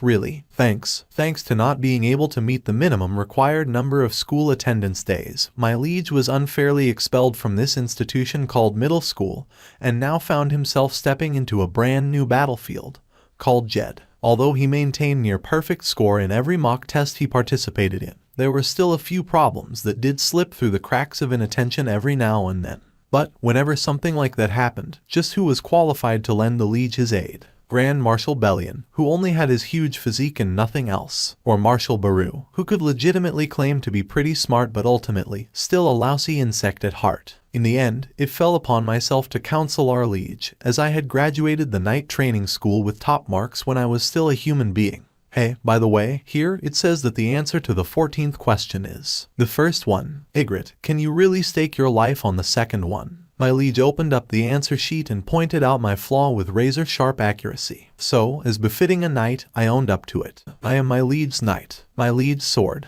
The battlefield of my liege is my battlefield. Now that he had stepped into a new war, it seemed that my glorious days would continue on for a little while longer.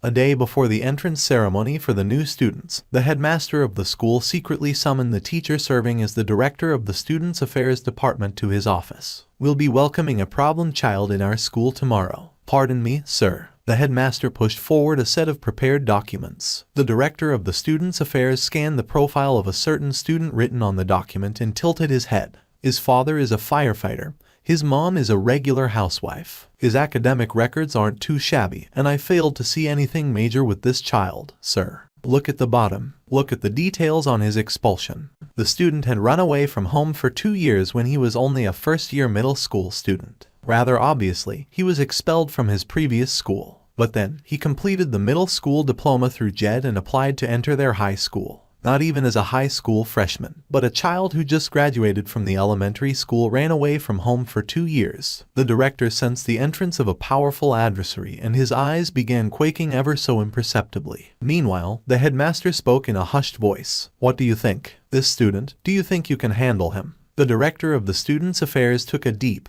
breath and closed the file of this problem child. Sir, you know very well already why I'm called the venomous snake. No matter what kind of a problem child he is, just leave him to me. I shall make sure to discipline him correctly so he won't go around causing trouble. His eyes were now shining with a sense of duty and unbridled confidence. The headmaster nodded his head in approval. Very good, then. I shall trust your judgment in this case, Teacher Park. The expression on the headmaster softened after hearing the assurance straight from the mouth of the director. The high school freshmen were gathered in the school's athletics field for the entrance ceremony. The new students used the gap created by the still lax surveillance of the teachers to form small groups comprising of the graduates from the same middle schools and noisily chatted away. It was then silence, like a lone shark scything its way into a school of sardines. The venomous snake, Teacher Park Gi-sul, made his sudden entrance and shot a scary glare, prompting the new students to hurriedly shut their mouths up at once. Who dares to make a noise? Rather unfitting for his name, Teacher Park Gi-sul was in charge of the physical training. But, fitting for a man who competed in amateur wrestling in his youth, he was blessed with cauliflower ears, a thick neck, broad shoulders, as well as muscular thighs. Everywhere Teacher Park Gi-sul's glare landed, kids quickly dropped their heads lower. Park Gi-sul continued to scan the faces of the new students and eventually located the problem kid in question. There he is. The moment he located his target, that content smile was wiped off from his face immediately. Even at a casual glance from far away, one could tell that the boy was no ordinary challenge. What with his height far taller than his peers, the hints of firm muscles all over his figure, as well as powerful vitality that could be gleaned from his eyes. So, that kid is Sung Jin-Woo. The thing was, an expert would be able to recognize other experts. No matter how wild they were as a student, they all would become a well-behaved sheep in front of him before long. And in case the boy decided to show off with inadvisable bravado, then Teacher Park simply had to reveal just a wee bit of what was in store for unruly children.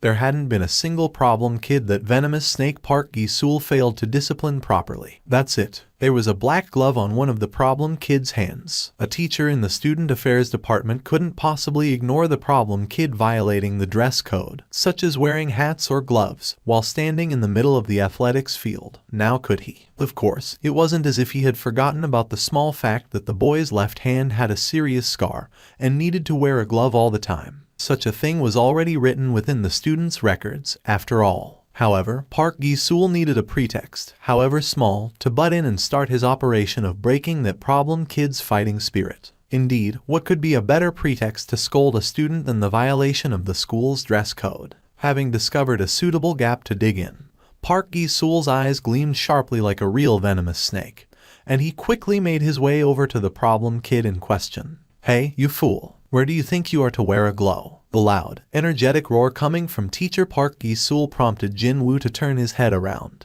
And then, his eyes met Park Gi-sul's. In that moment, teacher Park Gi-sul saw it. He saw the countless black monsters standing seemingly endlessly behind this problem kid. The entirety of the athletics field, filled with students, disappeared in darkness from Park Gi-sul's view, only to be replaced by the sight of a massive army of 10 million soldiers standing in columns that stretched endlessly towards the distant horizon. Everyone, keep quiet. Park teacher Nim, maybe you're feeling unwell somewhere. Now being on the receiving end of the worried gazes of his colleagues, as well as unsettled looks from the students, Park Gi-sul's face reddened up considerably from embarrassment. He shook off the support from his colleagues and quickly made his escape from the area. Bellion, hiding in his master's shadow, quietly whispered to Jin-Woo while watching the departing man's back grow further away. Yeah, it seems that he has seen you guys. Jin-Woo nodded his head. There were some people who possessed far keener senses than other regular folks, although there weren't that many. Such people would sometimes, not very often, mind you, discover that Jin-Woo was a bit different from everybody else. Just like now. Could this be one of the adverse influences I have on this world, too? He couldn't tell for sure. For a reason only known to him, Jin-Woo deliberately applied to a high school that was some distance away from his house. And naturally, he recognized no one in the new class. Well, isn't that obvious? He scanned the faces of other kids without feeling bummed out about it, a smirk slowly creeping up on his face. He was already well past the age where his heart would start beating nervously from the burden of sharing a classroom with kids he didn't know. If it was him in the past, he'd start greeting others even while under the vicious assault of awkwardness. But now, it just felt too annoying, so he didn't even bother. While other kids were busy scanning their classmates to see what was what, Jin-Woo simply took out a book he brought from home and opened it up. Maybe spending such a long time in the gap between dimensions, where there was not a sound to be heard, had changed him somehow, because he gained a renewed appreciation for reading a book in quiet stillness. But then, just as he got ready to spend some quiet time with himself, someone actually approached him to engage in conversation. Could you be? The voice sounded a bit powerless. Jin-Woo raised his head towards where that voice came from. The owner of the voice flinched a bit when their gazes met, but when he confirmed Jin-Woo's face, he seemed to have gained a boost to his courage. Why, you are Jin-Woo from 20 Middle School. Sung Jin-Woo, right? Who could this kid be? Jin-Woo's eyes narrowed slightly. He does look kinda familiar. I'm Oh Young-gil. We belonged to the same class during freshman year in middle school. Hearing the name helped Jin-Woo to remember. He was none other than the boy that kept glancing at the group of kids getting ready to go to the internet cafe with envious eyes. The boy with the buzz-cut hairstyle had grown up to become a high schooler now. As they shook hands, Jin-Woo felt this great sense of relief coming from the boy. Indeed, one would certainly feel relieved after finding a familiar face, a friend even. You live around here. My family moved house to the area nearby. But, just as the boy's words reached there, Jin-Woo had no choice but to stop him for a bit, slightly peeved by the fact that he was unable to enjoy this unlikely reunion with a friend to its fullest. Hang on. Jin-Woo turned his head to the side, and that was when 4 kids who didn't look to be a nice sort, even at a casual glance, surrounded him and young Gil. Hey man, you must be somebody important, right? You even have a glove. The hooligans pointed at Jin-Woo's left hand and cackled among themselves. Other kids in the class were scared and couldn't even meet these 4's glare, but in Jin-Woo's view, who had been fighting non-stop for almost 30 years, these 4 were quite adorable, actually. The quartet, oblivious of how they were being judged, continued their mission to provoke Jin-Woo, who had grown silent now. Hey, why don't you take off the glove? I wanna try it on, too. By the way, why did you put a glove on only one hand? Maybe you have a dark flame dragon on your arm, too. My right hand's dark flame is roaring out. They must have found something really funny, because all 4 of them burst out into boisterous laughter. Seeing them react like that, Jin-Woo formed a derisive smirk at them. When he did, the glare in the 4 hooligans' eyes changed. Oh, you think this is funny? Seriously, did this beastard plug his ears with crap or something? We told him to take the DMN glove off, yet he ignores us. What? What gives? You have a tattoo there or something? It was then, from his shadow, Jin-Woo heard the extremely agitated voice of Baru crying out. I ain't giving you permission. Stop it. Jin-Woo reprimanded Baru, and before the ant soldier's rage could be fueled even further, he took his glove off and showed the hooligans his hand. When he did that, a hideous burn scar starting from his palm to his wrist was revealed for all to see. The quartet of troublemakers became speechless from the scar that implied a pretty serious tale even at a casual glance. before they began mouthing some vague excuses. This guy, we were just fooling around, so why are you getting serious? Hey, dude, put your glove back on. I might have nightmares about it now. Well, perhaps realizing that this should be enough, the quartet withdrew from there. Jin-Woo didn't say anything and put his glove back on, before powerfully stomping on a certain blotch of shadow on the floor, sneaking towards the departing quartet. What were you planning to do after catching up to them? Baru was really incensed by those kids that dared to insult his liege, but Jin-Woo was ultimately successful in holding back the irate ant soldier. He raised his head again afterwards. Wasn't this good? He had already killed all the enemies that bared their fangs at him back in the gap between dimensions. Enemies that threatened him inside dungeons also lost their lives, too. However, this place was Seoul, the Republic of Korea, where there were no gates and no monsters to worry about. This was a place filled with peaceful, everyday normal stuff. Jin-Woo's gaze shifted over to the back of the quartet. When he did, the hooligans making their way to the rear of the classroom got tripped by the invisible something and fell on their faces as a group. Baru, currently being pushed down by Jin-Woo's foot, watched the boys tumble ungainly like that and shifted his dumbfounded gaze back to his liege. Jin-Woo smirked softly and settled down on his seat again after seeing the flustered expression of the female teacher, who just so happened to enter the classroom at that exact moment to discover that 4 of her students had fallen face first on the floor. With that, his high school life began for the second time. What? Track and field club? Young Gil asked with a surprised voice, while Jin-Woo nodded calmly as his reply. Yup. The reason why Jin-Woo chose this school, far from his home, instead of those nearby was because it was only this particular one that happened to have a track and field athletics department. Young Gil could only tilt his head when Jin-Woo replied that he'd joined the track and field team from today. Was Jin-Woo good at track in the past? He remembered hanging around Jin-Woo for only about a month or so. The memories of him playing that game really well were the only thing that came to the boy's head, but he just couldn't recall Jin-Woo doing anything particularly outstanding during physical training or club activities. No, Young Gil simply remembered Jin-Woo doing pretty much everything at his pace, which was leisurely. The senior with the biggest physique took a step forward and greeted the duo. What do you two want now? Jin-Woo briefly scanned the atmosphere of the team members and replied with a smile. I'd like to join the athletics club. The senior with big physique, the captain of the track and field team Choi Tae-woong, alternated his gaze between Jin-Woo and a shorter kid with a rather unhealthy complexion. You want to join the club? Yes, both of you. Jin-Woo looked behind, and Young Gil hurriedly shook his head. No, just me. After seeing Jin-Woo's continuously smiling mug, the seniors grew interested and gathered around the freshmen. Oh, what's this? We have an applicant wanting to join us. This is my first time seeing a freshman barging in here and wanting to join the team, though. He's not playing around, is he? Choi Tae-woong scratched the top of his head and scanned Jin-Woo from top to bottom before asking another question. You a student athlete? No, I'm not. Okay, you have experience running track in middle school. Although Jin-Woo was rather experienced in running all over the gap between dimensions to kill sovereigns, that wasn't something he could refer to as his middle school days, or running track competitively, so he could only shake his head with a wry smile. No, I don't. The seniors in the athletics club were ready to welcome this enthusiastic newcomer right up until that answer. But now, their complexions were hardening drastically. A freshman who hadn't even run track competitively wanted to enter the athletics club comprised only of student athletes. Wasn't this kid taking high school track and field way too lightly? One of the seniors blessed with a short fuse suddenly jumped into the conversation from the side.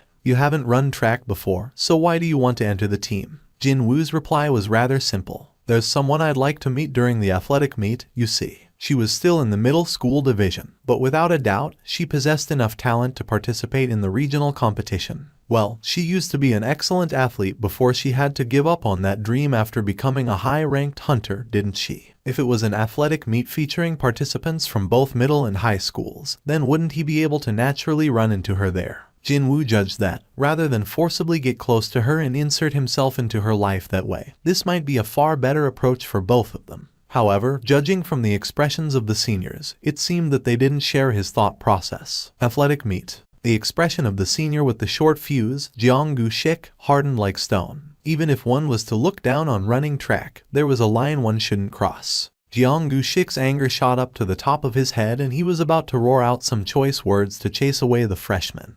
But then, Captain Choi Tae-woong formed a grin and gave his permission. Fine. Jeong-gu-shik looked back at his captain with an expression of a man failing to comprehend the situation. What? However, there is a condition. Choi Ti-woong used an expression that said be quiet to defeat Jeonggu Shik, and pointed at a glasses-wearing student busy stretching his muscles over yonder. You see that friend over there? Jin-Woo followed after the pointing finger and nodded his head. Yes, that friend is the worst runner in our team, a reserve from the second year. Meaning, you gotta at least beat that friend to earn the right to enter our team. That was a bold-faced lie. Even before he heard the explanation, Jin-Woo had already analyzed that particular second-year student's abilities, and as a result, he began chuckling inwardly. At first glance, that student's thighs and calves look lean and thin, but they are actually hard and well-trained, and confidence simply oozes from the rest of his body. Spying from the student's steady, relaxed breathing or his upright posture, Jin-Woo knew immediately that he was looking at no ordinary athlete here, meaning the third-year seniors were trying to make fun of him. How could Jin-Woo not laugh when their intentions were so easy to read like this? This beastard, he fell for it. Not just Jeonggu Shik, but everyone in the athletics club shouted out hooray. In their heads, a guy who can't even recognize the third-place finisher from the regionals last year wants to join the track and field team. Gimme a break. Very good. However, just running the track like that wouldn't be any fun, so how about this? If you win, you get to join the team. But if you lose, you do the team's laundry and cleaning for 1 month, free of charge. Sounds good. Jin-Woo. Young Gil tried to stop him, but Jin-Woo simply formed a smile that said, it's fine. Teacher Nim, how are you feeling now? Venomous Snake teacher Park Gi-sul replied half-heartedly at his colleague's question after they ran into each other on the corridor, and with hurried steps, he quickly walked past the confused-looking fellow teacher. Park Gi-sul's crumpled expression easily spoke of his current mood. I ended up making a fool of myself in front of all the gathered students today. He definitely must have made a mistake. Without a doubt, his strange hallucination was the fault of not eating a proper breakfast earlier today. Just as he mindlessly shifted his gaze down to the athletics field, his eyes grew extra large and he hurriedly lowered himself below the windows while spinning around. What the hell? Why is that kid running around the track with the rest of the athletics club members? It was then the director of the track and field team entered the lounge and discovered crouching Park Gi-sul. Why is the student named Sung Jin-Woo running together with the kids from the athletics team? That student's name is Sung Jin-Woo. The director took a look outside the window over Park Gi-sul's shoulder and formed a wry chuckle as if he still couldn't believe it. It seems that a freshman just showed up and said that he wanted to join the team. Kids tested him out, and as it turned out, he has a talent, so they just couldn't chase him away. Apparently, what they are doing now is to test his stamina. His stamina, you say? Yes, that's his 20th lap already. Just watching him going around is exhausting, so I quit first and came up here. Sports and sports clubs. There was no better alternative to get rid of one's overflowing hot-bloodedness of youth than sports. Several thoughts crisscrossed within teacher Park Gi-sul's mind. Then, student Sung Jin-Woo, the one he prejudged to be a troublemaker, seemed to be trying his best to discipline himself by joining a sports club. It's possible that I have been holding the wrong idea about him. Now that he thought about it closely, there was simply no way that a boy walking around with monsters would exist in reality. Student Sung Jin-Woo was just another exceedingly normal learner still searching for a place to call home within the fields of academia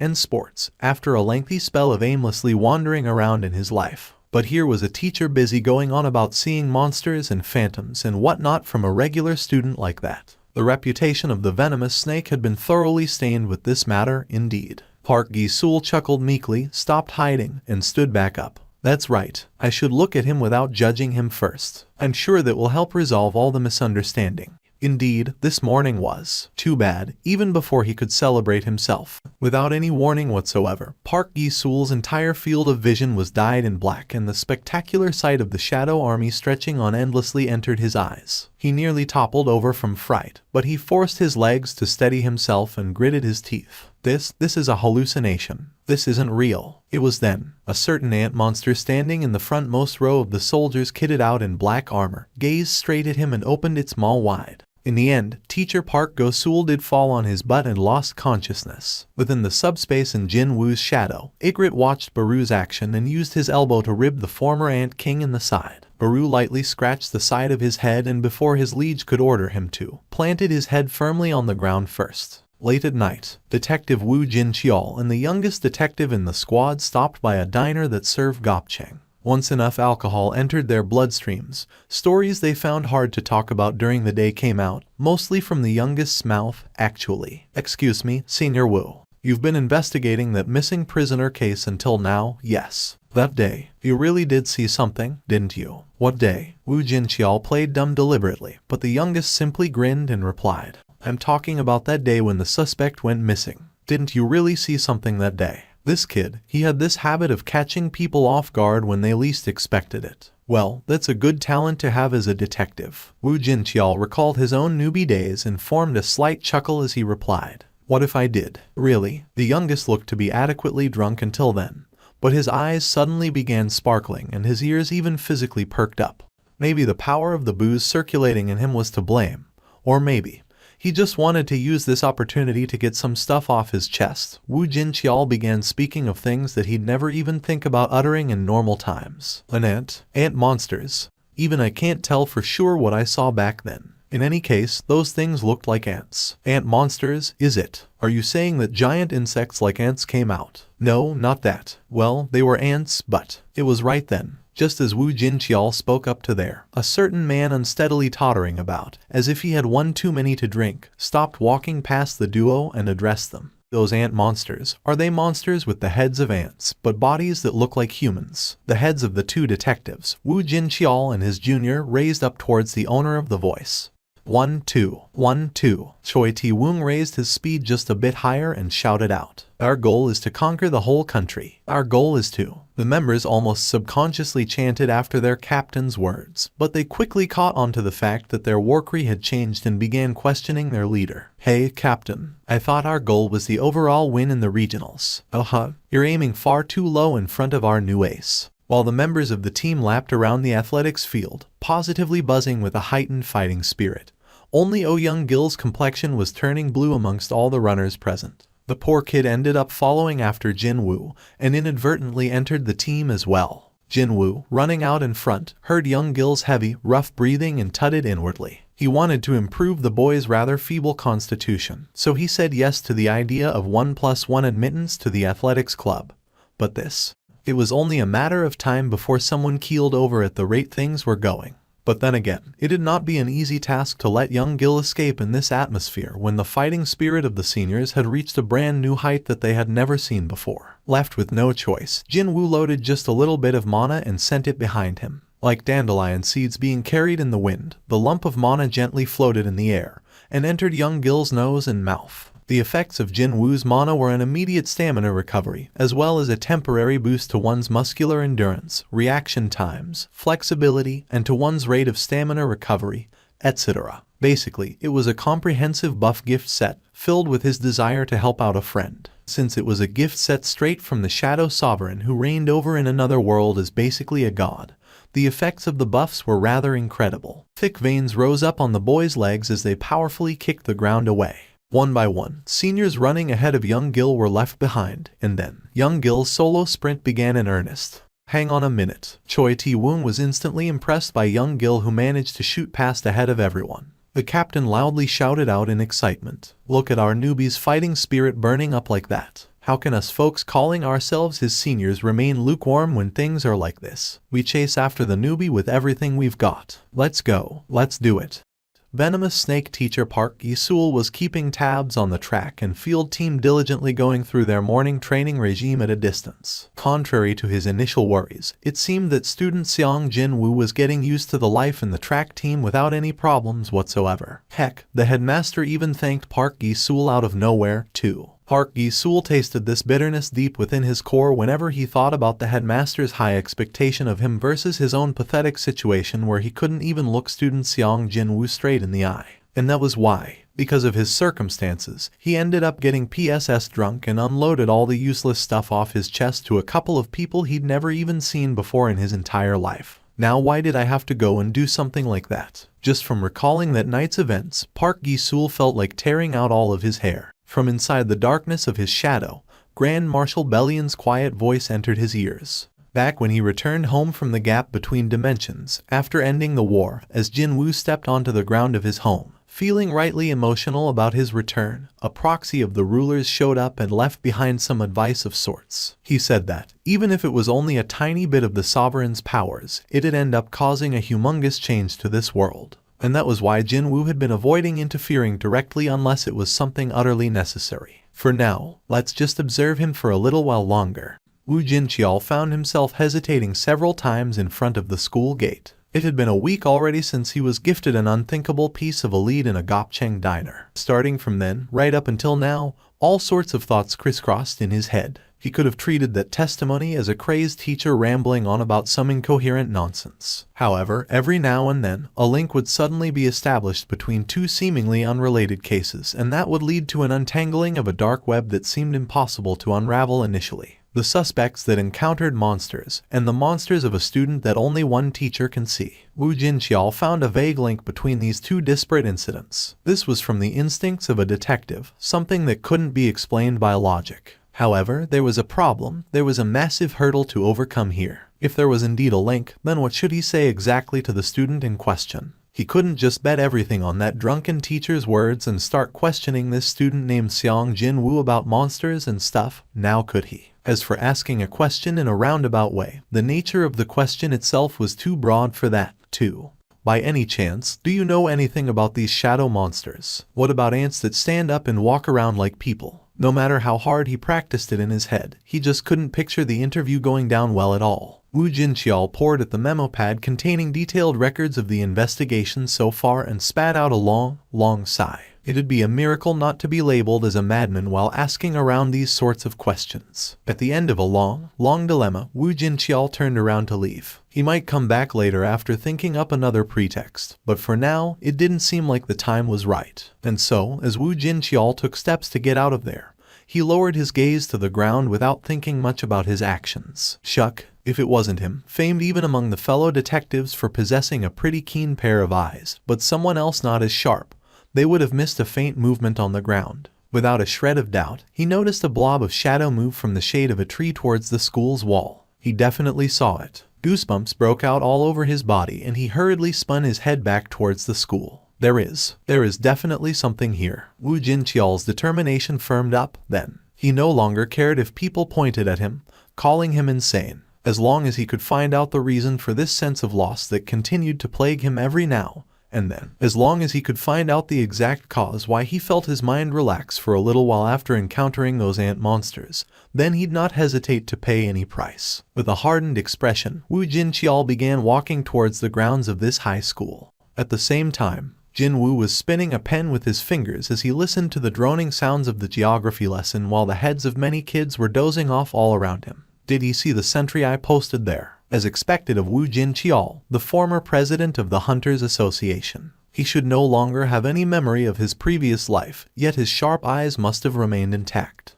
Soon enough, the knocking on the classroom's door resounded out, followed by the surprised voice of the geography teacher. Detective, it's not a big issue, actually. It's just that I have some questions to ask a student named Sung Jin-Woo. Oh, at the announcement that a detective had shown up, kids let out gasps of amazement and shifted their gazes to Jin-Woo. The thing that was coming had come. Jin-Woo's eyes remained closed throughout, but then, with that grin getting deeper, they opened calmly again. At that moment, Woo Jin-cheol was entering the classroom's door and his gaze met with a certain student's. Even though the geography teacher didn't specifically point the boy out, the seasoned detective knew that student was Sung Jin-Woo with just one look. Woo Jin-cheol's heart began pounding away, as if it wanted to explode.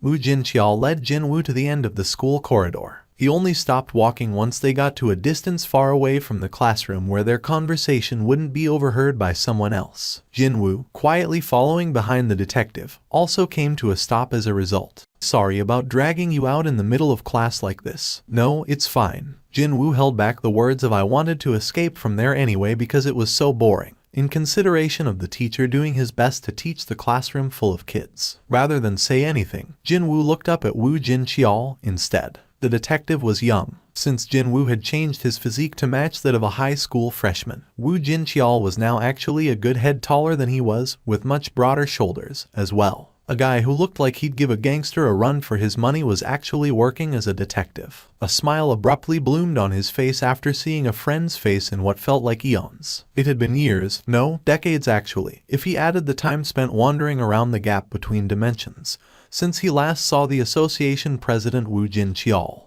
Even though Jin-Woo didn't want to show anything outwardly, there was not much he could do about his expression betraying him with a hint of happiness. However, Woo Jin-cheol was immediately beset with confusion after discovering the smile on the student's face. There would be only a handful of people alive who'd remain unflustered after suddenly being visited by a cop. And not only that, a detective with such a threatening face like his. More than that, was there a reason to say anything else when the person in question was just a high school student? However, this kid in front of his eyes was actually smiling. This boy, something's different about him. Woo Jin-cheol felt it the moment he stepped into that classroom.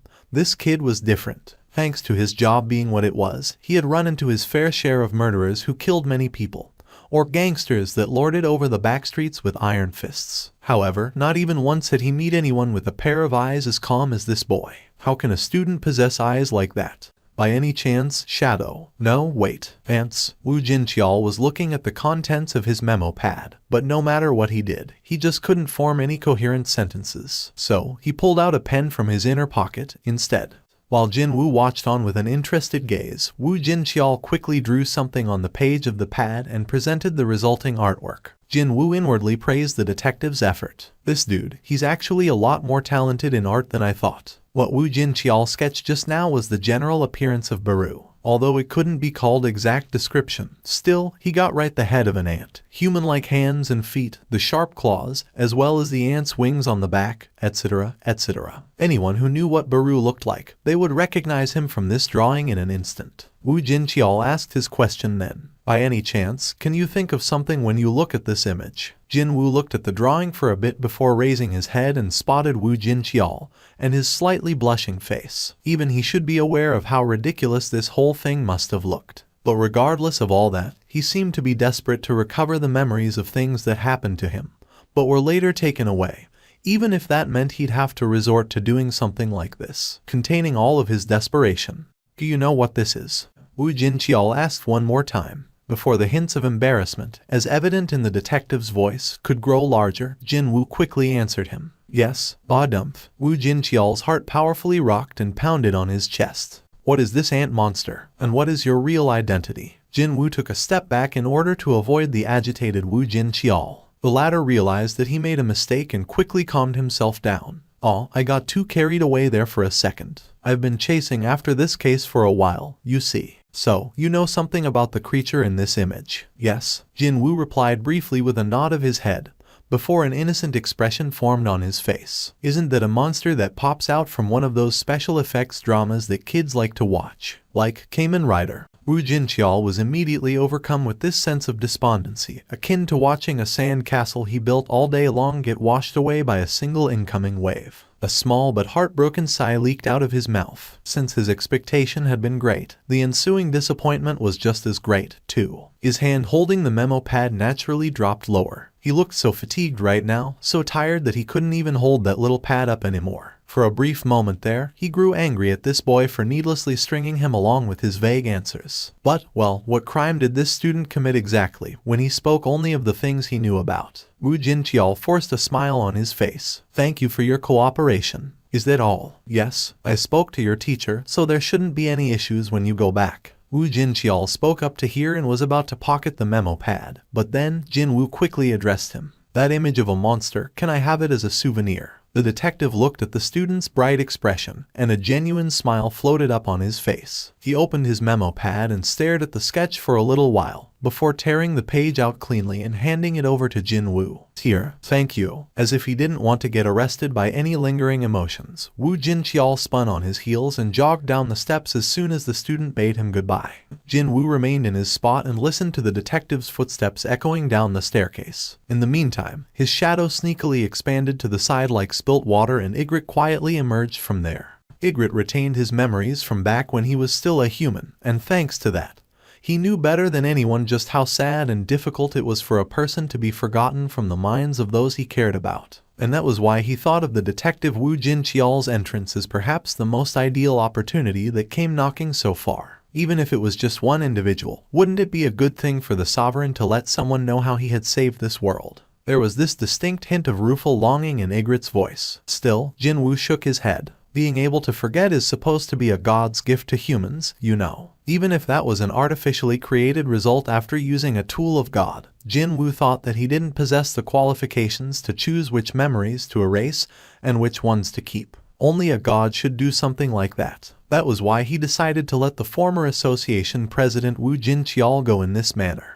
Once the break came, the boiling interests of the kids finally focused on Jin-Woo. Seriously now, just when would these kids get to experience a TV drama-like situation of a police detective suddenly barging into their classroom? It was only obvious that their unbridled attention would be focused on the protagonist of that tale. Even the girls who were interested in Jin-Woo before but couldn't say it outright hurriedly rushed towards him, and soon, a rather sizable horde of people formed around his desk. What happened just now? Hey, Jin-Woo, why did a detective Nim come to school? Jin-Woo grinned softly at the burning curiosity of his classmates and spoke of the fresh excuse he just cooked up on the spot. Well, he's someone that I know, and he just stopped by to ask me about something, that's all. Wowzers, that's awesome. You're an acquaintance with an actual detective. Jin-Woo, I'm so envious, you know. Jin-Woo found it hard to keep his laughter in check as the kids' interest began heading down a slightly unexpected direction. I heard from other boys that you got a killer body. Really? Are you an athlete or something? I saw Jin-Woo running on the track with the seniors from the school's track team the day before yesterday. Wow, look how broad his shoulders are. As the girls surrounded him from all sides, Jin-Woo began pondering how he should go about making them quietly return to their seats. But then, the quartet of the hooligans found one person hogging all the attention quite displeasing and decided to interrupt the fun. Hey, you, aren't you getting really popular now? Even a cop came to see you and all. Once this quartet entered the scene, the boys quickly retreated to their seats, while the girls began to quietly back away. A boy named Namjoon-shik, the one with the highest position within the quartet, began slapping Jin-Woo's shoulder that played host to the curious touches of high school girls not too long ago. The corners of his eyes began curling up. Does me being mischievous like this count as school bullying? Are you going to report me to the detective Nim now? It was then, a massive arm suddenly pounced from above and wrapped tightly around Namjoon-shik's throat. The hooligan grabbed at the thick arm as he began choking pathetically, and in the meantime, a familiar face revealed itself above the pale-faced kid. You have business with our beloved ace of the track and field club, boy. That face belonged to none other than the captain of the club, the third-year senior Choi Tae-woo, and he was being accompanied by another third-year, the senior with a short fuse, Jeong-gu-shik. All four members of the quartet found themselves trapped in armlocks and headlocks of their seniors, their complexions paling gradually from the lack of oxygen. Seniors, what brings you all here? We showed up to dissuade our ace from beating the living crap out of four idiots. Choi Tae-woong's large frame quaked as he roared out in a peal of loud laughter before he continued on. I forgot to tell you guys that we were planning to hold a welcoming party for our new members later today, you see. You and Young Gil both have free time today, right? Jin-Woo glanced at Young Gil and the latter nodded his head. Yes, we do. In that case, see you both after school. Still smiling, the seniors began leaving one by one. But then, Jin-Woo called out to them to stop their march out of the classroom. Seniors, where are you taking those four still stuck under your arms? These idiots. Choi Tae-woong exchanged some knowing glances with Jeong-gu-shik. Well, what should we do with them? How about we do an easy lap around the track, Captain? Soon afterwards, the loud shouts of "Conquer the whole country" slowly got further away from the classroom's interior. Several end-of-school bells rang around, and then, quite a few more bells later, Jin-Woo stepped out of the school's gate along with the rest of the track and field club members. Young Gil had now grown to appreciate the joys of sweating after getting used to the training regime of the club, although he did receive a few timely boosts from Jin-Woo every now and then. While Young Gil was listening to the advice of the seniors as he walked among them, Jin-Woo remained a step behind and eavesdropped on the unfolding conversations. It was, without a doubt, a peaceful sight of a normal day. Hey, Jin-Woo, what was up with those idiots earlier in the day? Should we the seniors speak to them nicely so they won't start anything stupid later on? Jin-Woo replied with an unconcerned expression. No, it's fine. I'm not doing this because I'm worried about you. No, I just don't want to see problems suddenly crop up and prevent you from participating in the regional meet because of those idiots. Jin-Woo grinned refreshingly. Don't worry, I won't let that happen. It was then, someone suddenly popped out from behind the shadow of the gate's wall and called out to Jin-Woo. Seong Jin-Woo Hunter Nim. It was as if time itself had come to a standstill just then. Jin-Woo froze up on the spot and slowly shifted his head in the direction of that voice. Detective Woo Jin-cheol had been waiting for Jin-Woo until now. The latter's voice trembled slightly, But how? Having finally gotten his confirmation from Jin-Woo's reply, Detective Woo Jin-Cheol's eyes began tearing up. As I thought, you're him.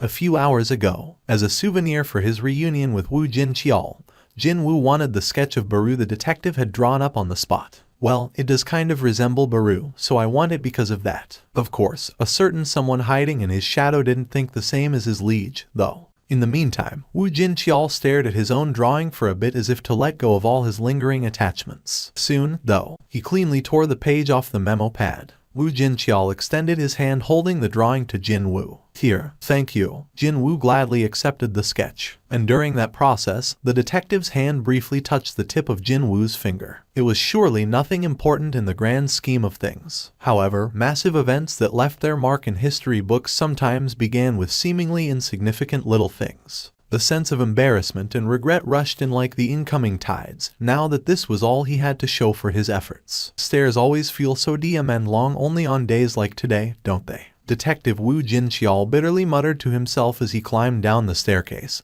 But then, his steps had to come to an abrupt halt. He suddenly heard a voice from somewhere. That was why. Association President. Do you trust me? Woo Jin-Cheol froze up when a chill-inducing feeling crept up on his spine and he quickly scanned up and down where he was. He saw not one person coming down from the stairs or climbing up from below. Classes were still ongoing, so the steps of the school were quite literally quiet and still. Woo Jin-Cheol tilted his head this way and that, before he tried to climb down the remaining few steps to the ground floor only to hear another voice again. Yes, of course, I trust you. This time, it was his own voice. What the heck is this? A person with an easily scared personality would squat down or start screaming from fear by now. However, Woo Jin-Cheol wasn't one. He simply remained calm while he scanned his surroundings once more, before pulling out a memo pad and a pen as a somber expression formed on his face. I'm suddenly hearing auditory hallucinations. Could it be that the sense of loss I feel or the ant monster I witnessed were evidence of something wrong with my brain? In that case, I hope you will believe everything I'm about to show you. Woo Jin-Cheol gritted his teeth and covered both of his ears. The voice he had never heard before and his own words that he never uttered before as well began making a mess out of his mind. An intense bout of confusion crashed into him like an unstoppable tide. And then, out of all those voices swirling in his head, there was this one phrase that kept ringing so clearly in his head. Sung Jin-Woo Hunter Nim. Hunter Nim. In that case, what should we? No, what should I do to help you, Hunter Nim? Hunter Nim. Sung Jin-Woo Hunter Nim. Isn't that the name of the student I just met? He heard that patients suffering from mental disorders often came up with crazy stories that featured people from their lives. Could such a thing be happening inside his head now? Woo Jin-Cheol walked forward as his body swayed unsteadily. He kept frowning in pain as a migraine viciously pounded away at his temples. Even then, even if the inside of his head had become so complicated and messy to the point that he didn't know how to unravel all the tangled thoughts in there, every time he recalled the name Sung Jin-Woo Hunter Nim, it felt like the big hole in his heart was slowly filling back up for some weird reason. A countless number of images flashed past his eyes. Those were the memories that connected the past, the present, and the future. And they contained the stories of gates, monsters, hunters, rulers, and sovereigns. This can't be. Just how can such a thing be? Woo Jin-Cheol couldn't finish what he wanted to say, and Jin-Woo, now the Shadow Sovereign, replied with a lonesome expression. Well, a higher being's memories aren't affected by the flow of time, you see. Indeed, a sovereign's memories easily transcended the boundaries of time itself. Woo Jin-Cheol panted heavily and with great difficulty after emerging from the flashback of the past. For a short moment in time that no longer existed, his consciousness was connected to Jin-Woo, who was a higher existence. And it happened then. Memories sealed tightly away somewhere within his soul had been unlocked through yet another contact with Jin-Woo, and were brought back up to the territory of his consciousness. Oh my God. The sense of emptiness that felt as if there was a hole in the corner of his heart slowly filled back up, and warm tears began trickling down from Woo Jin-Cheol's eyes. He then remembered the question he asked Jin-Woo after learning of what the latter was planning to do. Sung Hunter Nim. Are you planning to fight these things, all by yourself? The answer to that question, it was right in front of his eyes now. Hang on. I shouldn't be doing this. The veteran detective's rough, calloused hands busily moved about to wipe away the tears. Even if the entire world had forgotten about the truth, Woo Jin-Cheol had to go and tell Sung Jin-Woo that at least there was one person who knew the latter had battled for the sake of the world itself. Such a sense of duty began welling up in his heart. But at the same time, a sense of uncertainty also entered him. wondering if what he was about to do was for the sake of that man. He's spending his time as a regular student now, having willfully forgotten about his past as a hunter. If he wanted to remind Woo Jin-cheol of the past, then there were ample chances to do so. Jin-Woo could have answered his questions, or just like before, transmit a whole section of memories through nothing but a fingertip. However, the youth didn't show any reactions when a detective showed up in this place through a series of coincidences, before quietly letting him be on his way. Could it be that he didn't want his peaceful everyday life to be interrupted? If that was the case, then wouldn't them going back to their regular lives, while pretending to be none the wiser, be for the better for Hunter Sung Jin-Woo in the end? Woo Jin-cheol fell into a dilemma. Rather than me deciding this, let's leave it to Hunter Sung Jin-Woo. I'll call out to him, and if he pretends to not understand me, then I shall respect his choice. However, even if there is a small reaction, then Woo Jin-cheol hurriedly returned to Jin-Woo's high school. And then, he didn't leave the side of the school gate even when no more students walked past him. He was currently acting on this groundless assumption that Hunter Sung Jin-Woo hadn't left the school yet. And so, as he stood there for several dozen more minutes, while anxiously sucking on one poor cigarette after another, I just don't want to see problems suddenly crop up and prevent you from participating in the regional meet because of those idiots. Don't worry, I won't let that happen. He finally got to discover Jin-Woo walking out of the school gates. Feeling genuinely happy now, he took a large stride forward and called out the youth's name. Sung Jin-Woo Hunter Nim.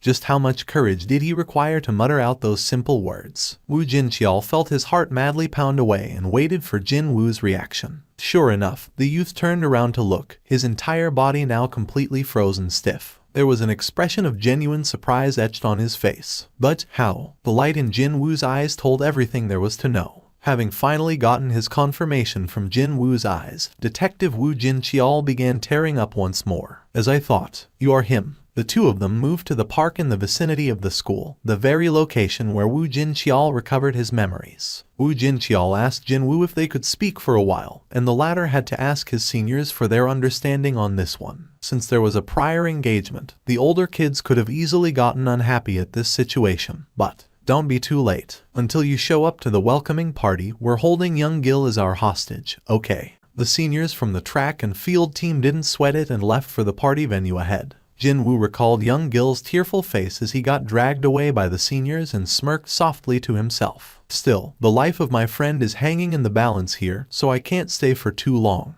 Woo Jin-cheol broke into a gentle chuckle after seeing the youth's expression that showed how much he was enjoying his current life. In that case, I understand. Let me get to the main topic, then. The smile was gone in an instant from the detective's face after he finished those words. How long have you been fighting against those creatures in the gap between dimensions? According to the records, Jin-Woo was missing for around 2 years. However, Woo Jin-cheol had seen the overall combat force of the sovereigns through the memories of the Shadow Sovereign, and he knew that the 2 years were simply not enough to defeat them all. Jin-Woo cautiously replied, 27 years. The moment he heard that reply, Woo Jin-cheol sucked in his breath. To think, he had to fight against over 10 million enemies for nearly 30 years in the gap between the walls of different dimensions, where not a single thing could exist. Woo Jin-cheol couldn't even begin to imagine how difficult and arduous the battles must have been. For a long while there, he failed to come up with something to say, but eventually forced his lips to part just a little. You don't regret anything? Jin-Woo's reply this time was instantaneous. No, I don't. He could say this with absolute confidence. If I were to be given the same opportunity over and over again, I will make the same decision every single time. He took a quick look at his wristwatch while thinking about the life of the hostage and raised his head. It looks like you're living a wonderful life now. Jin-Woo smirked softly. It is satisfactory, yes. Well, other than my body not aging anymore, so I need to constantly modify my body shape. That is, eternal youth and immortality. Hunter Sung Jin-Woo had now possessed godlike powers after becoming the Shadow Sovereign. However, even though he possessed such powers, he chose to live the life of a simple, normal person. If that was his decision, then, may I ask whether you thought about what you'd like to do in the future? I haven't thought that far ahead yet, unfortunately. In that case, how about, joining this side? Woo Jin-cheol displayed the police identification card inside his wallet. You mean, the National Police? Recently, many hardened criminals visiting our offices are all whining about the exact same thing. They say that it's hard to make a living with shadow monsters around. Jin-Woo studied the identification card for a while and returned the wallet with a grin on his face. But if I become a police officer, other cops won't have anything to do anymore, you know. That's precisely why we're working very hard, you see, to create a world like that. He hadn't changed from when he was the chief of the association's monitoring division, and when he was the president of the Hunters Association itself. The expressions Woo Jin-cheol had shown back then remained as he continued his life as a police detective now. I'll think about it. Jin-Woo replied so and turned around to leave as he began to worry slightly about his friend's safety. Woo Jin-cheol quickly bade him goodbye. I shall wait for your favorable reply. Please don't. I heard that there's a crap ton of work but the pay is pretty bad. Jin-Woo waved his hand as he walked away, and Woo Jin-cheol smiled gently as his silent reply. Lots of work, but rubbish pay, is it? A wry chuckle leaked out automatically from his mouth after hearing that wonderfully succinct assessment that left no room for a rebuttal. While thinking that he'd just call out the youngest and treat the kid to a hearty meal, Woo Jin-cheol politely bowed his head towards Jin-Woo's departing back, now a faint silhouette in the distance. As the only man who knew of that youth's sacrifice, he stood for everyone in this world and expressed his gratitude, perhaps for the first and the last time. On a certain day in April, only a stone's throw away from May's doorstep, an American emergency call center was blessed with a strange phone call. Hello, I'm a tourist currently traveling through the desert. It was not uncommon to hear about tourists getting lost. Since that was the case, the call center operator figured that this call was from yet another poor stranded soul searching for a way out from the middle of the vast desert. Did you run into an accident, sir? No, it's not actually that. In that case, did something else happen to you, sir? No, I'm not calling you because I ran into a problem, but I'm calling to report something that I'm seeing right now. The call center agent got ready to connect the call to the emergency dispatch service while replying in a calm voice to make sure that the caller wouldn't start panicking over the phone. Is it something urgent? Should I dispatch the emergency personnel to your location? Urgent, is it? Honestly, I also don't know how to explain the current situation to you. The caller's voice indicated that he was feeling really hesitant over something here, so just in case, the agent decided to confirm the caller's identity first. As it turned out, the caller was actually a college professor, and judging from his family circumstances, or the past records of lodging emergency calls, he didn't seem to be the sort to make prank calls for fun. Sir, you need to describe the situation so we can dispatch the right kind of response personnel to the scene. Can you explain to me in detail what you see? It was at that point that the agent heard the caller take deep breaths over the phone's speaker. Something is about to shatter. There are lots of cracks. There was a building in a desert about to topple over. The agent tilted his head this way and that before asking again. Where are these cracks exactly, sir? Well, that's the darndest thing. The voice of the caller hesitated for a long time again as if he still couldn't believe what he saw. But eventually it did come out of the phone. The sky. The sky is breaking up. April. This was the time when pretty much all students would find themselves with barely any free time. But for Jin-Woo facing midterm exams and the track competition literally around the corner, it proved to be a great deal more hectic than usual. As he was studying deep into the night, his little sister, Jin-ah, entered his room while carrying a tray of sliced Korean melon. Appa, Mom says you should eat these while studying. Crunch. He began chewing on the sliced melon piece and focused his concentration back on the questionnaire on the desk. When he did, though, Ygritte began to offer his counsel once more, as he was still worried about his liege's academic success. It was rather commendable that he was so concerned about his master, but this... oh, well, at least, I'm not bored during studying, so there's that. Crunch. As the number of questions remaining on the questionnaire decreased, so did the number of sliced melon pieces on the plate. Abruptly, Jin-Woo sensed this chill and raised his head. What was that? Where? He shot up from his chair and shifted his head in the direction of where he detected that strange phenomenon. He closed his eyes and focused his perception. He definitely hadn't made a mistake just then. Right away, he imagined the worst possible scenario and his expression hardened as a result. Where is that business card? He quickly dug through the pockets of his school uniform and pulled out a certain business card. It was none other than the one left behind by the envoy of the rulers. It has been a while, Shadow Sovereign Nim. The envoy tried to greet him with a warm, welcoming voice, but Jin-Woo simply spoke up certain coordinates without any hints of emotion. And then, he added one more thing at the end. Is this your people's doing? The envoy was stunned by his serious attitude and replied quickly. This is definitely not us. I'm sure you already know, but this method of crossing dimensions is different from ours. As expected, it wasn't the absolute worst possibility, much to his relief. Still, it didn't mean that the situation itself had become any better, though. To Earth, someone or something is coming. Whether they held good or bad intentions, there was no way to tell for the time being. So, he should start preparing for either case right away. The things trying to get here, do you have any clues on who they are? They are the outsiders that tried to step into my world not too long ago. They were beaten back by the army of the heavens, and it seems that they have now set their sights on this world instead. Why are they trying to come here? They are a race of giants that consumes the rocks found on a planet that can support lifeforms. They are referred to as a race of titans and are known for their evil nature even back in their own world.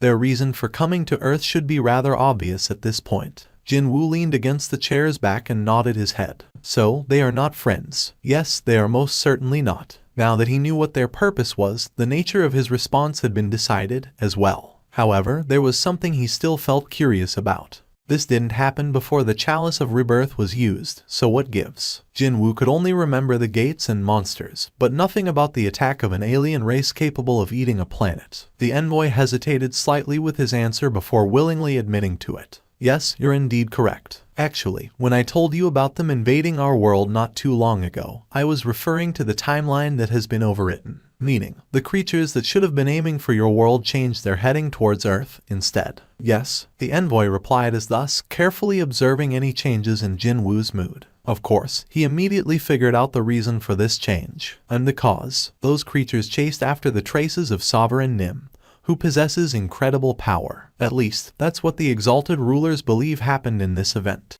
Just like how one would rely on the light from the lighthouse illuminating the lone pathway to navigate the treacherous nighttime waters when you couldn't see an inch in front of your nose. The race of Titans had been led towards this small planet by the enormous power being emitted by the Shadow Sovereign.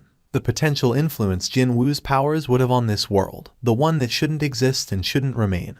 The part the rulers were worried about had finally become reality. Still, the rulers felt that they owed Jin-Woo big time, and thus, they weren't planning to sit back and watch another crisis unfold on Earth. The agent made sure to drive this point home. The exalted rulers have already deployed the army of the heavens. Jin-Woo slowly shook his head. No, it'll be too late. Even if they started creating a tunnel connecting from that side to here right now, at a bare minimum they would still need a good few years to get here. By then, everything would be over. In that case, I shall take care of it. My soldiers and I will stop those beastards. Jin-Woo was fully confident of defeating these new enemies if they were on the level of being driven back by the army of the heavens. The voice of the Shadow Sovereign seemed to heavily press down on the envoy's shoulders, and he nervously swallowed his dry saliva. Regardless which forces they were, none of them would prefer to have this man as their enemy. The ruler's agent suddenly felt pity for this race of titans now.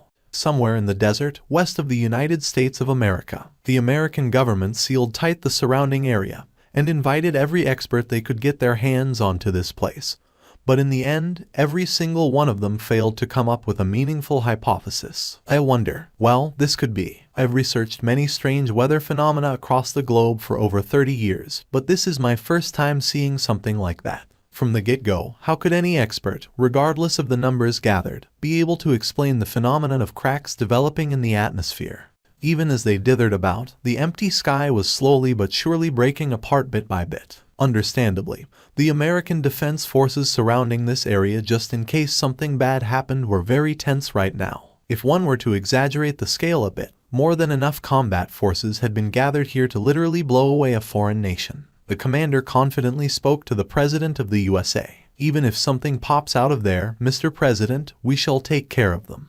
While chatting on the comm device, the commander shifted his gaze over to the ranks of the soldiers without thinking too much and discovered a certain man walking closer to his position. A man whose face was obscured by the pulled-up hoodie was walking straight towards the commander's location. Who the hell is that guy? How the FCK did he even enter here? Jin-Woo knew that convincing these people with words would be impossible, so he released just a tiny bit of his power. When he did, the commander, his adjutants, as well as all the soldiers watching Jin-Woo floated up in the air at once. The commander became flustered and he quickly took a look around him. There was only one person with both of his feet firmly planted on the ground. Not only that, the vehicles, various machinery and equipment, and even heavy tanks were floating over a meter in the air. Having witnessed something that couldn't scientifically happen, the eyes of the commander began trembling hard. Your weapons will not work against the incoming enemies. Withdraw your troops from here as far as possible. I shall be the only one to remain here." Jin-Woo observed their withdrawal process before shifting his gaze over to the large fissure rapidly developing in the sky. He could sense it now. He could sense the intense greed of the enemies wanting to devour this land. He could even sense their heavy breathing as if they were close by. For the first time in a while, his black heart began pounding hard again to notify him of the entrance of new enemies. A grin formed on Jin-Woo's face as he summoned his short swords from subspace. Soon, they would. The atmosphere rocked from an intense impact force and the dimension finally split open. With that, giants seemingly made out of rock stepped onto this land. They belatedly discovered a small life form below their feet while emitting a thick amount of hostility towards them and began snorting in derision. This feeling, Jin-Woo closed his eyes to enjoy this stillness before the battle and slowly opened them back again. His heart was beating loudly. He finally unleashed all of his powers and spoke up. "Does it look like I'm alone to you?" With that, his shadow extended in the blink of an eye to encompass the vast land behind him, and the shadow army of 10 million rose up at once. The United States of America, inside the official residence of the nation's president, the White House. Several big shots gathered in this iconic white building created for the president of the U.S. to live and work. Every single one of these important government officials occupying a spot inside the briefing room all carried tense expressions. Among them, one person carried the gloomiest expression. The American president continued to rub his face, wondering over and over again if he had made the right call. Rifts formed on an empty sky, and unidentified objects began appearing from there. It was an unprecedented historical event. But was it the right thing to handle this incredible event without saying a word to the public at large? No. Before that, did they even possess the capability to deal with the objects that came out from there? All he could do was anxiously wait for the arrival of the commander in charge of the operation. And when the entrance to the conference room opened up and General Chester Harrison entered, the president quickly got up from his seat to welcome the military man. "Harrison, just what the hell happened back there?" The final report sent in from the location of the event was, "The situation has been normalized." That report, sadly enough, lacked the most important how of that normalization process. That was why so many big shots, including the POTUS himself, were nervously waiting for the arrival of the military man inside this conference room. Chester mouthed a brief greeting to his boss and scanned the room for a short while, and stood in front of the room. "Rather than me trying to describe the situation to you, it'll be far quicker to play the video contained in here." In front of terrifying giants, one so scary that you'd forget to even breathe while looking at them, stood the lone figure of a person. Judging from his body size, a boy, an East Asian, maybe. The Secretary of Defense couldn't hold it back anymore and pointed at the screen while asking his questions. "That man. Who is that man? Where were our troops, Harrison? And why was there a civilian standing in the middle of those creatures?" It was as he said. This footage wasn't a record that everyone in this room was expecting to see, in which the mightiest army on Earth, the American military, smashed apart and drove back the creatures of another world.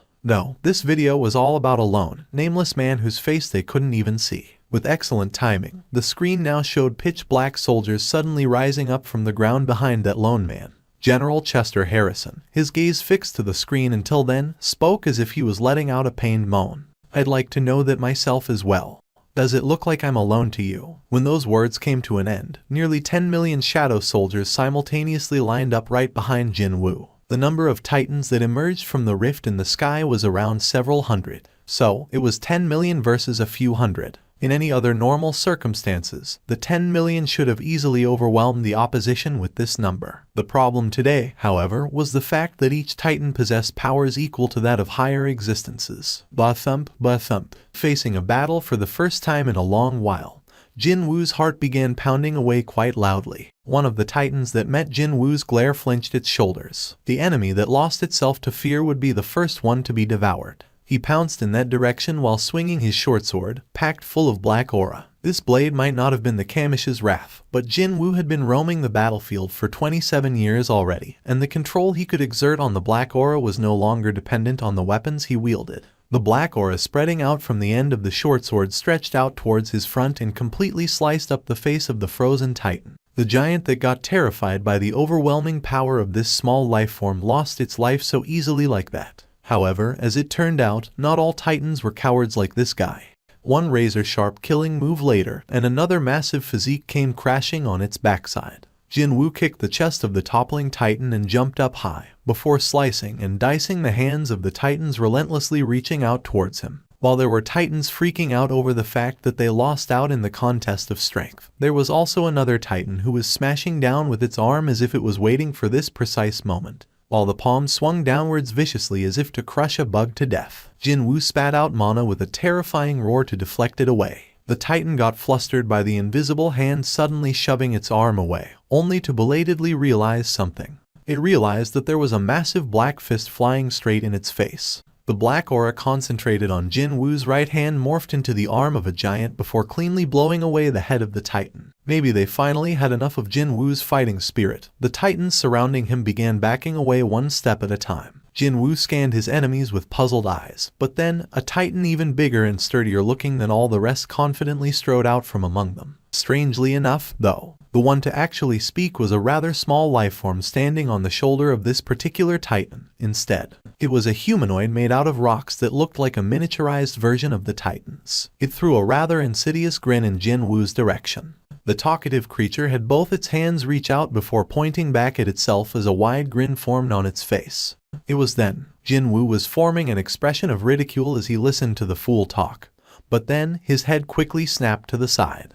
With excellent timing, a streak of crimson light flew in from behind Jin-Woo and utterly erased the so-called greatest warrior of the titans from existence. It was fired by an ancient great dragon, which was currently being ridden on by Bellion. The Grand Marshal asked his boss in a bit of fluster. Jin-Woo shook his hand to show that it was all good and shifted his gaze towards Bellion. You know, these guys seem to be way too arrogant for their own good, so it looks like you'll have to pay them extra special attention later on.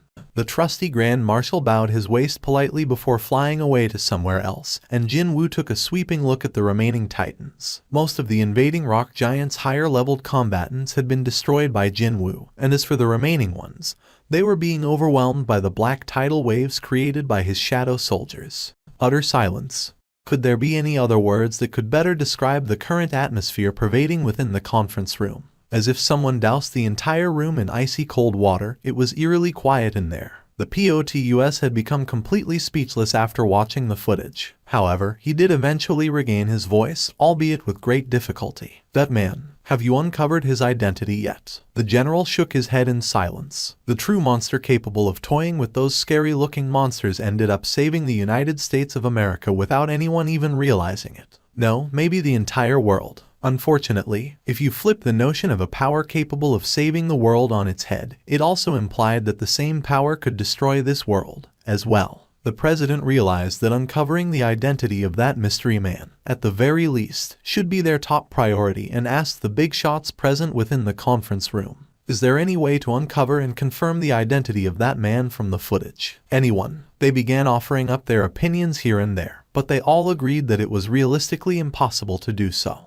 But then, indeed, it may realistically be impossible. When we are talking about realistic means, that is, sir. The director of America's Central Intelligence Agency, David Brennan, raised his voice. The president quickly looked at him. Is there something you'd like to tell us, Director? Director Brennan cautiously spoke up. If a realistic approach is impossible, how about we employ unrealistic means instead? The big shots around him tilted their heads, but Director Brennan simply formed a grin. We do have a way, a certain person who can inform us of the truths that no one would have known, through fantastical means. Could he be talking about? Pretty much everyone living in the United States of America would have heard of her name by now. It was an open secret within the world of politics that she had been maintaining a special relationship with the CIA. The president recalled her name and his brows shot up. What you're saying is, the director replied confidently. That's right, sir. It's Madame Norma Selner. Just like before, she will help us with the right answer this time as well.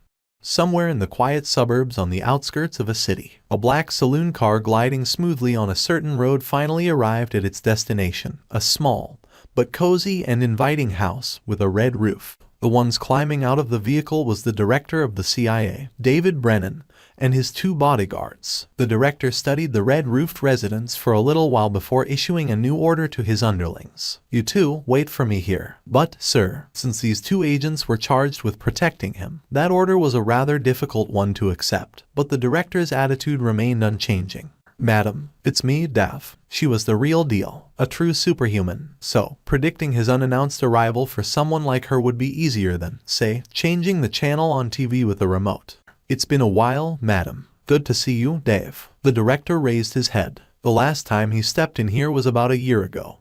He took a look around at the interior decoration of the sitting room that hadn't changed since his last visit before carefully parking his butt on one of the couches. Dave, I've already told you this, haven't I? I can no longer see the future after that person arrived. Was she talking about that story of the god of death again? The director could only smack his lips wryly at the exact same answer she gave every time he asked her. It was the story about how her powers became useless after an existence powerful enough to twist destiny as he saw fit had descended to this world. The director forgot what he wanted to say next after remembering her reason for retiring, one that defied one's attempt to understand through logic. And so, silence weighed down between these two people. David Brennan wondered how he should go about breaking this awkward atmosphere before his nose picked up on the enticing aroma of food. Madam, were you in the middle of a meal? She slowly shook her head. Actually, I have been entertaining another guest. I see. She didn't enjoy meeting with people, yet she was with another visitor. The director tilted his head slightly,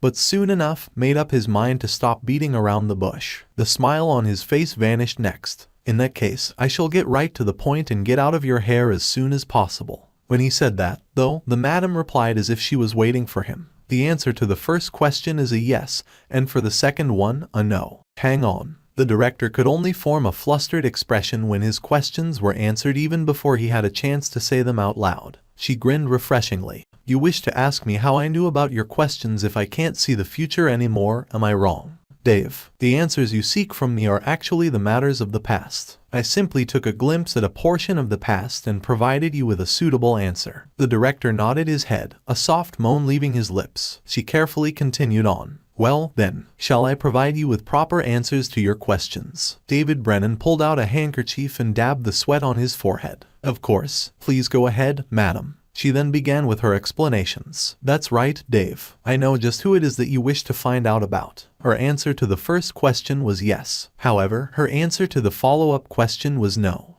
Unfortunately, I will not divulge any information on that person to anyone. But, madam, the director's voice suddenly grew louder. He wasn't trying to threaten her or anything like that. It was just that his agitation got the better of him and he ended up shouting out. If it's you, madam, then you should already know what he has done. We can't just let someone like that run around without a respo. It was at that moment that the madam herself shouted out as if she couldn't hold it in anymore. I'm choosing not to say anything precisely because I know. This must have been the very first time seeing her like this. The director didn't know what kind of expression he should form now after being confronted by the madam's angry expression for the first time ever. Too bad for him, though, her angry voice didn't stop there. Director, are your eyes just for decorations? Madam, didn't you see the footage contained in that USB drive, then? Indeed, he did see it. He saw the sight of a single human being not even taking a step back while standing up to those frightening giant monsters. The power that man possessed was scary and incredible, but it did rescue humanity back then. Would you believe me if I told you that event wasn't the first time? The madam formed a serious, nay, a grave expression, and the director's own expression froze up instantly. There was another incident like that in the past. The moment the director thought of humanity facing extinction-level threats multiple times in the past without him knowing about them, his entire body began shuddering uncontrollably. But when he pondered it some more, he realized that such a case wasn't so surprising anymore. Even this event had been classified as a top secret by the US government, and, besides an extremely small number of people related to the matter, no one else knew just what happened or who did what on that particular day. If that was the case, could he really come out and say with full confidence that no similar things happened in other countries as well? Perhaps, just like what Madam has said, that man really. The director rested his chin on his hand and began pondering something else before raising his head. No, I trust you, Madam. He only knew her for around 3 years, but for some reason, he'd sometimes get this feeling that he'd known her for a far longer time than that. That was perhaps the reason why he felt this sense of trust in her. One based on absolutely nothing but his gut feeling. Really? The madam nodded her head in reply. The director cautiously asked her another question. That man from the footage, can you assure me that he's not a dangerous individual? She answered him without a moment of hesitation. Yes, I can. He nodded his head again, alone this time, and as if he finally came to a conclusion, raised his head. In that case, I understand. I shall pretend that I never heard you talking about that man. The director rose up from his spot while forming a rueful but relieved face. Well, then, he bade her a short goodbye and turned around to leave, but her warm voice stopped his feet from taking another step. Dave, I've baked some cookies. Would you like some? He spotted a bag of cookies in her hand, but could only decline the offer with a smile of his own. No, I'm fine. Thank you for your offer. Now that his official visit was over, his expression reverted to that of a regular, normal uncle. The madam bade him goodbye with a gentle smile and called for her grandson to guide him to the car. The child really liked this bearded uncle for some reason, so he quickly rushed to the bearded David Brennan and hung on to the older man's hand. I shall come again sometime later, madam. Be careful on your way, Dave. The director, his hand still being held tightly by her grandchild, finally left the residence, prompting the other guest hiding on the other side of the sitting room to emerge into the open.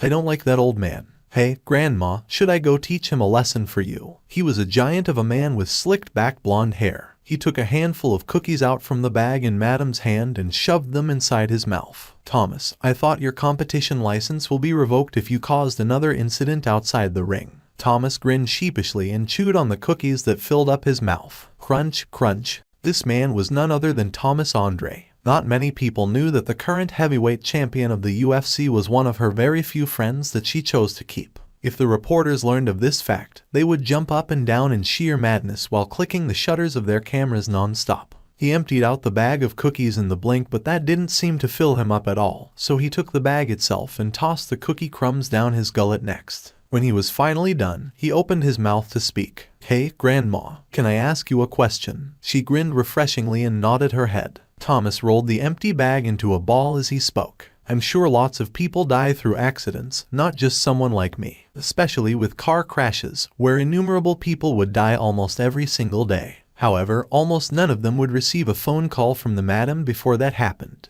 On that much-awaited off day, Thomas was climbing inside his treasured sports car so he could go for a crazy fast drive through the back roads. And then, he became one of the very lucky few that did get that fateful phone call. After answering her call, he hurriedly checked out the tires of his beloved ride only to find a small nail stuck in one. Thankfully, he avoided getting into an accident, but if he started the car and drove away, then he'd have lost his life, just as how Madam had warned him, which meant that Madam Norma Selner was the savior of his life. Afterwards, Thomas grew close enough to her to share meals like this, yet what happened on that day still remained a mystery to him. Why did you save me on that day? Well, she couldn't possibly have been a fan of the UFC, and that prompted her to quickly pick up the phone. So, Thomas Andre always felt curious about why she went out of her way to help him. Madam Selner looked at him without saying anything after hearing his rather sudden question, before providing a belated answer to her friend, one of the top sports stars in the country. Because you did many good things in your past life.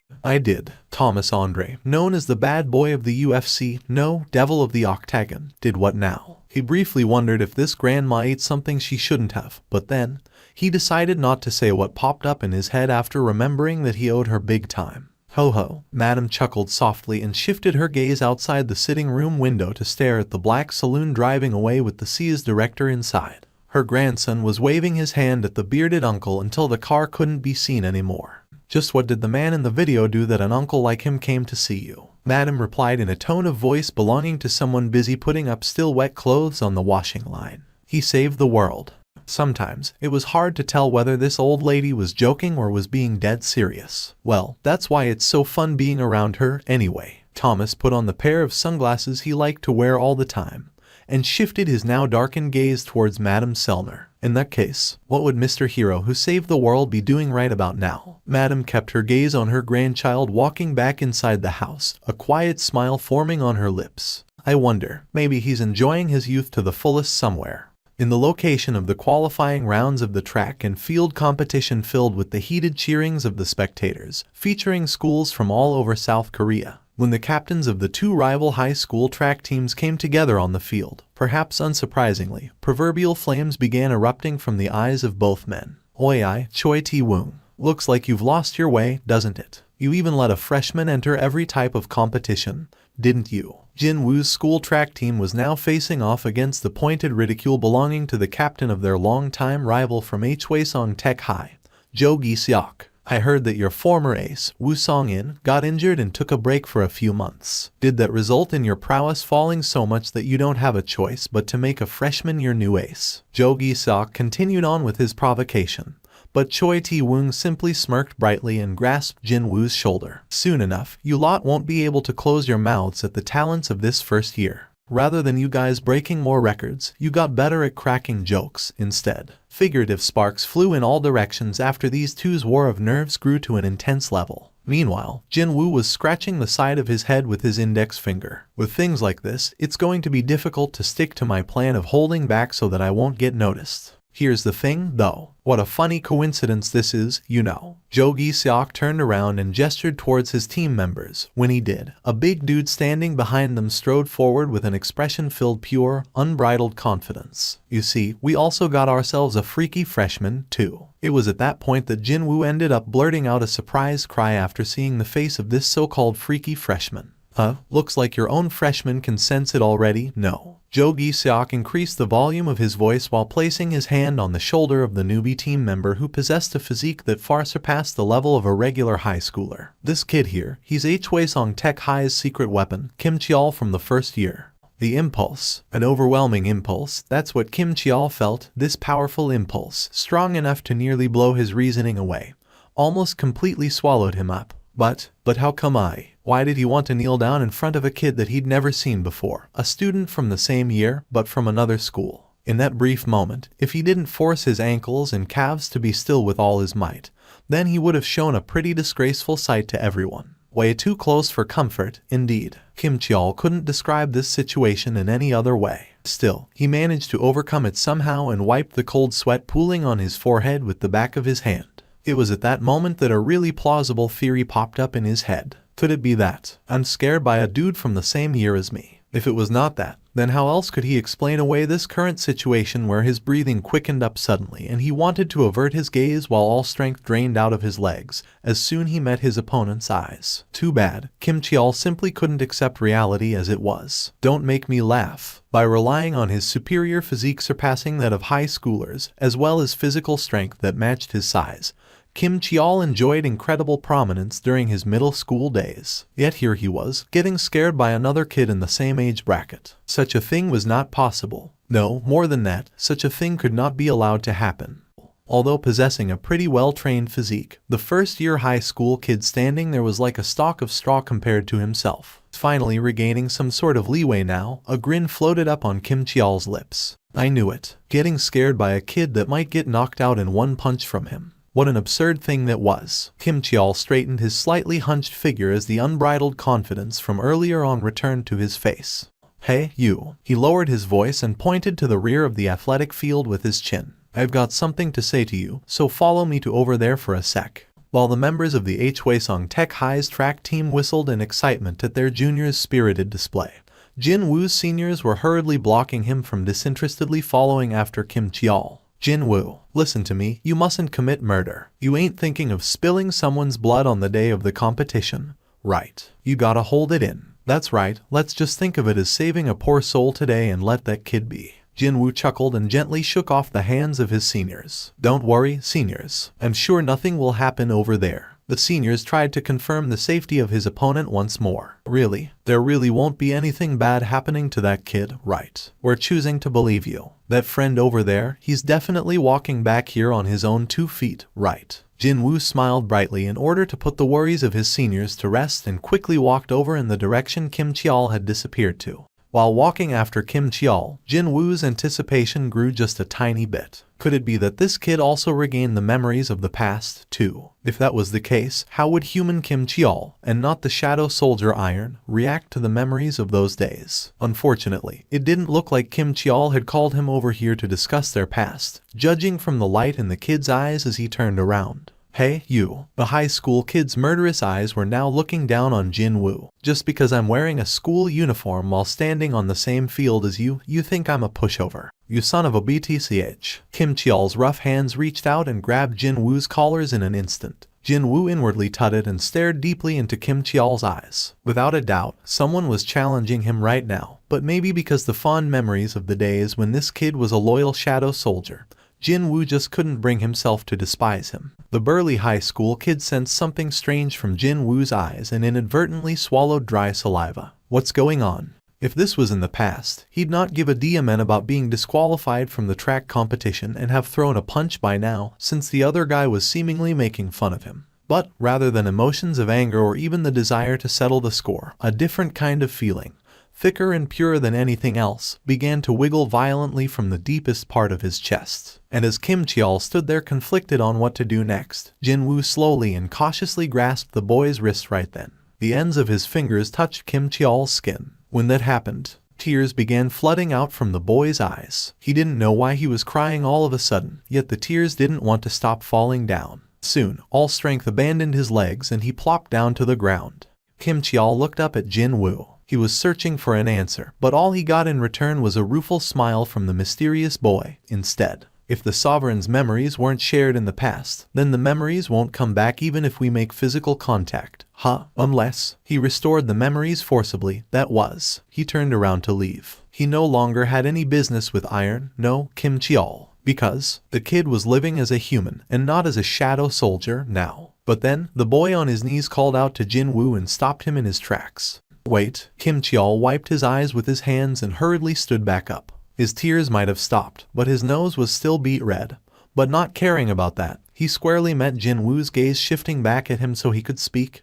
His voice choked up with thick emotion. This, what they call love. He was being swept up by the sudden torrent of powerful emotions that he had never experienced before. Although he was deeply mistaken about what his feelings were, he was dead serious right now as he had ever been in his life. Jin-Woo stared at the boy for a long while in an utter daze, feeling like he's been struck hard in the back of his head. Eventually, a lengthy groan escaped from his mouth. This won't do. Indeed, he couldn't let some poor kid live the rest of his life confused about his sexual orientation like this, now could he? When Jin-Woo walked closer, Kim Cheol's cheeks blushed beet red like a maiden in love. Unfortunately, snap, all signs of cognition and emotion were wiped from the boy's face along with the sound of fingers snapping. Kim Cheol's eyes lost focus and became blurry. Jin-Woo stood in front of him and began inserting new memories to replace the old one. Okay, so, you tried to provoke me, but then found out, coincidentally, that I was the son of your father's friend's friend's friend, and that's how we got to resolve our differences. Kim Cheol dazedly nodded his head.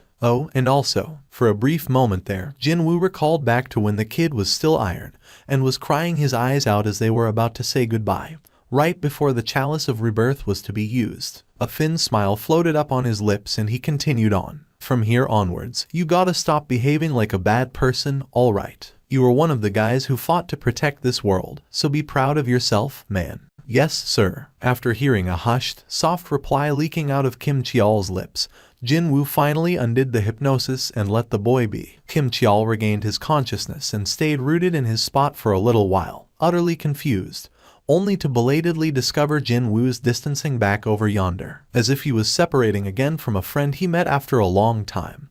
Jin-Woo waved his hand in a genial manner. Hey, see you again next time. Oh okay. Feeling bewildered by this situation, Kim Cheol waved his hand and smiled along awkwardly as well. Nice. Jin-Woo turned away from the kid's direction, a happy grin forming on his face now. The unexpected encounter with an old comrade had come to a successful conclusion, but it was now time to search for that girl in earnest. With excellent timing, he heard the announcement reverberating throughout the athletics field.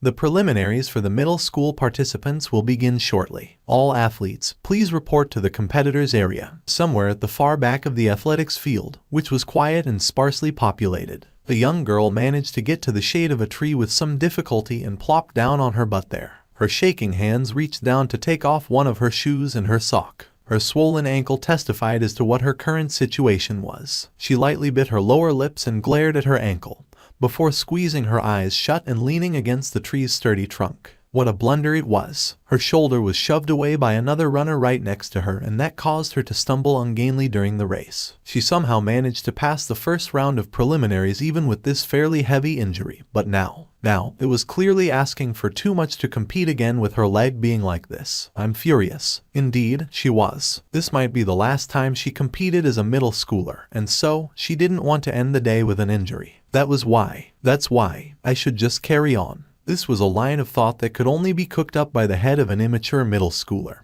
who still hadn't shed the mindset of a child yet. And it was the role of the adults to stop such a child from going down the wrong path since the dawn of time itself. You want to hide your injury. The girl flinched grandly after hearing the voice of a male student, walking out from behind the tree that she failed to detect earlier. This mysterious male student didn't look at her, but instead stared into the distance. Even though a certain someone competed in that condition, hurt her ankle even more and had to spend over a year to recuperate, but still ended up as a third-rate athlete and could only regret the decision she made today. The male student shifted his gaze back to the girl with her wide-open eyes and formed a refreshing grin. I was talking about a person that I know, actually. Here was a strange guy telling her a strange tale. But the girl, Cha-hyun, didn't immediately run away from here and instead chose to observe the boy for a bit longer. Isn't he an athlete? A high schooler, right? She could detect a hint of this nice scent coming from the male student for some reason. As for the identity of that scent, the smell of the purest mana leaking out of Jin-Woo, as well as her possessing a unique constitution that allowed her to sniff out mana, she'd get to learn about them much later on. As Hyun grew more flustered by the second, Jin-Woo crouched near her and carefully placed his hand on her swollen ankle. She flinched again for a moment there but didn't resist him all that much, either. And when his hand left her skin, her ankle was completely healed.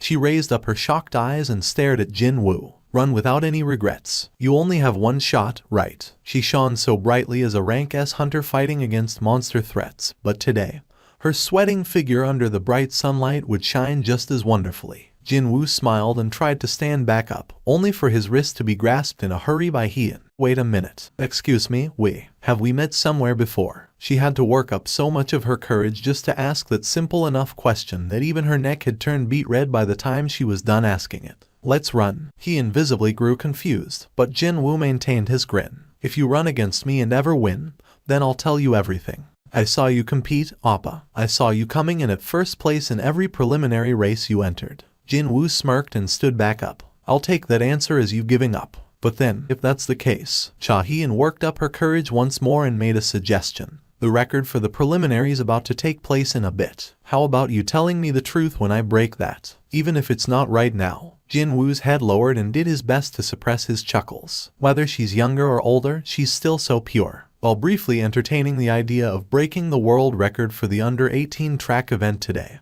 he nodded his head, a warm smile filling up his face. All right, deal. Having successfully changed the condition of the bet, he informed a sunny smile as well. Well, you ain't going to be smiling later, though. Jin-Woo turned around and left her side for the athletics field while continuing to suppress his chuckles from breaking out. On that day, under the bright spring sunlight, the world record for high school male athletes was shattered in what was supposed to be yet another ordinary preliminary race meet. And the track team Jin-Woo was a part of defeated their rival Hwasong Tech High on their way to achieving their goal of an overall first-place finish. Since he didn't share his memories with them, Jin-Woo had not thought of the possibility of it happening. But the truth was, there were a few other people who were still connected to the higher beings on Earth. And, out of them all, one person was quite lucky enough to have physical contact with Jin-Woo, who was a higher being himself. A certain early morning. Son, what's the matter? His son emerging from the room having just woken up looked like he was about to break down and cry. So Seong-il reached out and gently grasped the boy's shoulders, only to be greeted by the spectacle of a different past playing right before his eyes. It happened in the briefest of the brief moments that didn't even last a blink. But that was more than enough to tell the tale spanning several years that felt as long as eternity itself. I wanted to see you. Always. I wouldn't have minded talking to you for a little bit longer, but I'm sorry for not being a good father to you. His final moments that caused his heart to tumble to the pit of his stomach flashed past his eyes. Then, the time wound back and the memories of how the present came to be played out in a panorama being played backwards. The one and only tool of God that could cause a phenomenon like this, the chalice of rebirth. Seong-il knew of the artifact's existence through the memories of the rulers, and after looking at the boy's current facial expression, he instantly realized that his son must have had reached some kind of a deal with the higher beings. Indeed, Jin-Woo had decided to carry the weight, the cost, of the deal all by himself, regardless of how heavy it was. Seong-il had to bite down on his lower lip in order to suppress his emotions and prevent them from bursting forth right then. His efforts must have not been in vain, because Jin-Woo wiped away the tears threatening to break out and formed a smile.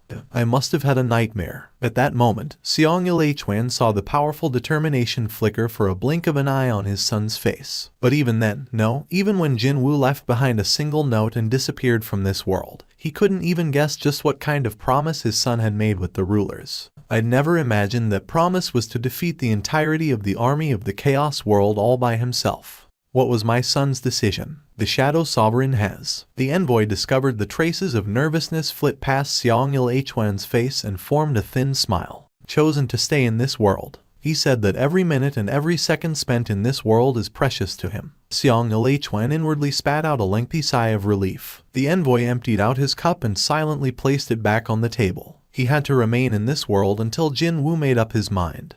But that role came to an end yesterday, which meant that it was time to leave. Seong-il Hwan would be the very last guest he'd entertain before leaving this world for good. Maybe that was the reason. Although he wasn't really the talkative type, he wanted to converse for just a bit longer today. Are you planning to continue deceiving Shadow Sovereign Nim? No, your son. That's what he wants, no one remembering the past. So, yes, if what Jin-Woo wanted was the normal, regular family life, then as his father, Seong-il Hwan was fully committed to continuing the charade until the end of time itself. I see. Like father, like son. The envoy smirked and nodded his head before raising his gaze a little higher. Once I leave, the rulers will no longer interfere with this world. I know, which means this really is the end. With this world. The envoy scanned the interior of the cafe and spoke with an emotional voice. It has been fun, truly, to be honest, right up until the Shadow Sovereign Nim made his triumphant return. I had been waiting with bated breath on what destiny had in store for us. The envoy held back slightly and didn't mention that even the rulers didn't expect to see Jin-Woo succeed in his quest. Well, there was no reason to pour a bucket of cold water on this emotional farewell, was there?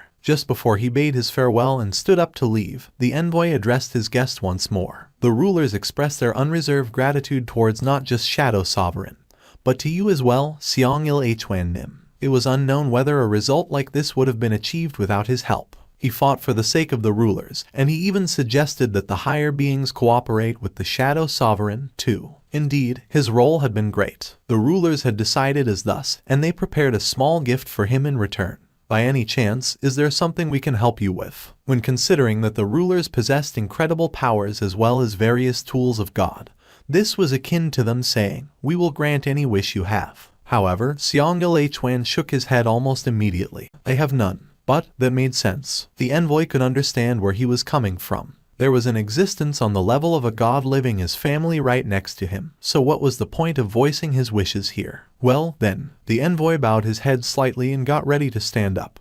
But then, Seong-il Hwan belatedly said something else. Hang on. The envoy stopped and settled back down on the chair again. Is there something else? Seong-il Hwan pondered for a bit and spoke up with some difficulty. My memories. Is it possible for you to erase my memories of the previous timeline? Yes, it's possible, but why would you choose to do so? Well, it's unimaginably hard to keep pretending in front of a son with an amazing perception, you see. Seong-il Hwan smirked once he was done. Again, like father, like son, his grinning face was almost a dead ringer for Jin-Woo's. And, also, Seong-il Hwan lowered his gaze and fell into thought for a bit again, before continuing on with his words slowly. I also wish to become a regular dad who worries about his son's welfare. He wanted to return to being just a simple father who felt anxious about his son possibly coming back home injured in some way, and a father who sighed in disappointment at his son's exam results, a man who worried about his regular son. In other words, to me, Jin-Woo isn't the Shadow Sovereign, but a precious son, you see. That was Seong-il Hwan's small wish. I understand. If that was his reasoning, then it'd be no problem. The envoy smiled gently and granted Seong-il Hwan's wish. Once you exit from this cafe,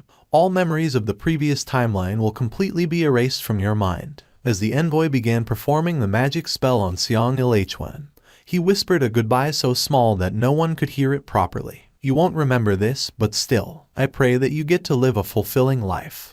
The evening of the 24th of December, Jin-Woo was walking on a street filled with the festive atmosphere of Christmas. He could easily spot the smiling faces of movie stars or top athletes proudly on display on the electronic advertising boards hung here and there. The streets have changed a lot. Whenever Jin-Woo recalled the time when the streets used to be dominated by the faces of top-ranked hunters, he still felt a bit awkward and disjointed.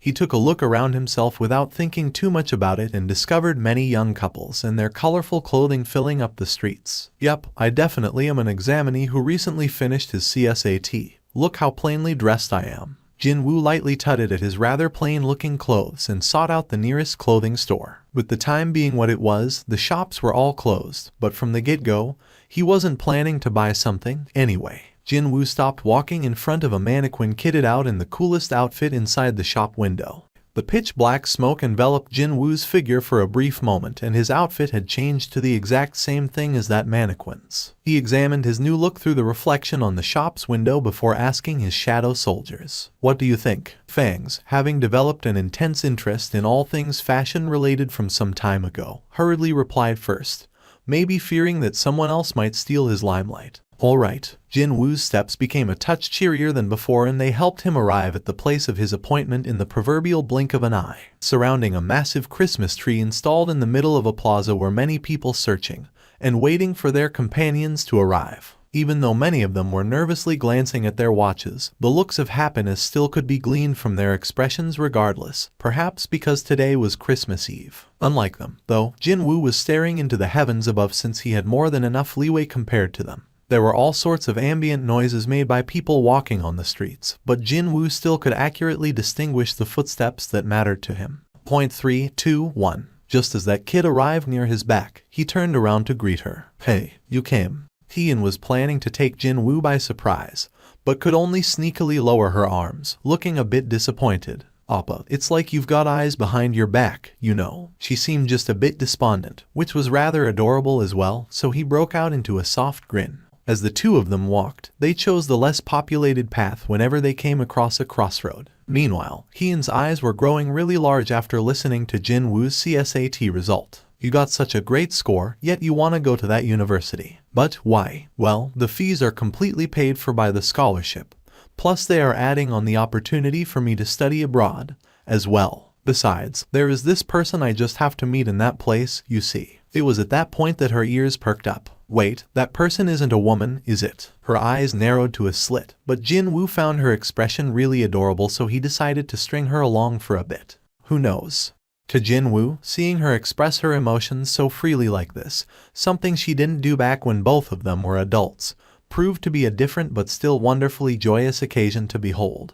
Appa, do you remember our promise? What promise? The one about you promising to answer everything when I win in a race. Yeah, I do. Hien promptly pointed towards one of the trees lighting up along the street. Well, why don't we make a bet, then? Let's see who will arrive there first. Jin-Woo couldn't help but chuckle after hearing her sudden challenge and asked her a question. What is it that you'd like to ask me? Everything. Everything. What you're thinking about sometimes, whether it's a girl or a guy you want to meet in that university, and also, about the time we met before that athletic preliminaries took place. Alright, Jin-Woo readily agreed to it and took his hands out from his pockets. The end result wouldn't be affected just because he kept his hands there, but still, he wanted to show her that he was taking this challenge quite seriously. But then, Hien had been staying a step away from his position until then, but suddenly walked in very close to wrap her scarf around his neck before asking him for a small favor in a whisper. Appa, if you like me, don't move from this spot. While he was getting flustered by this development,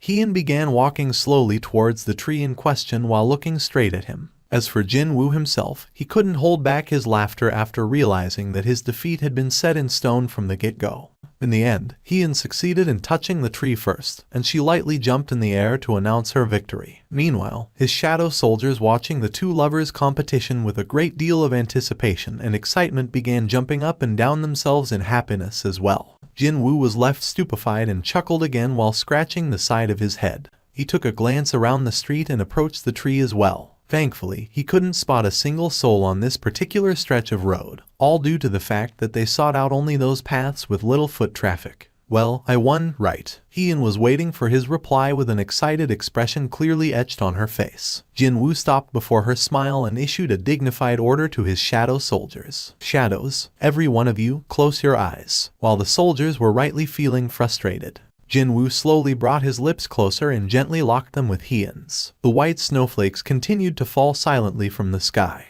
12 years later, within the ranks of the Central Region Precinct's Violent Crimes Unit, there was this one detective nicknamed the Phantom. the newbie detective joining the squad this year after passing the promotion exam. Lee Se-hwan often heard this rumor while he was walking the beat as a patrolman. The arrest rate of 200%. The rumor went that, in front of this phantom capable of solving not just the cases in his own docket, but even the cold cases of the past, every single violent criminal or bloodthirsty thug would become a very well-behaved sheep in an instant. To the officers patrolling these streets, this detective remained an object of pure respect, a real bona fide legendary figure. Seriously now, the rumor even went on to say that, although he was eligible for a promotion, he wished to devote himself fully to fieldwork and refused to move up the career ladder. How hardcore was that? Anyone with some sense in them would definitely never refuse a promotion, obviously. In any case, even if only half of the rumors making the rounds turned out to be true, then the mystery cop was sure to be one hell of an investigator.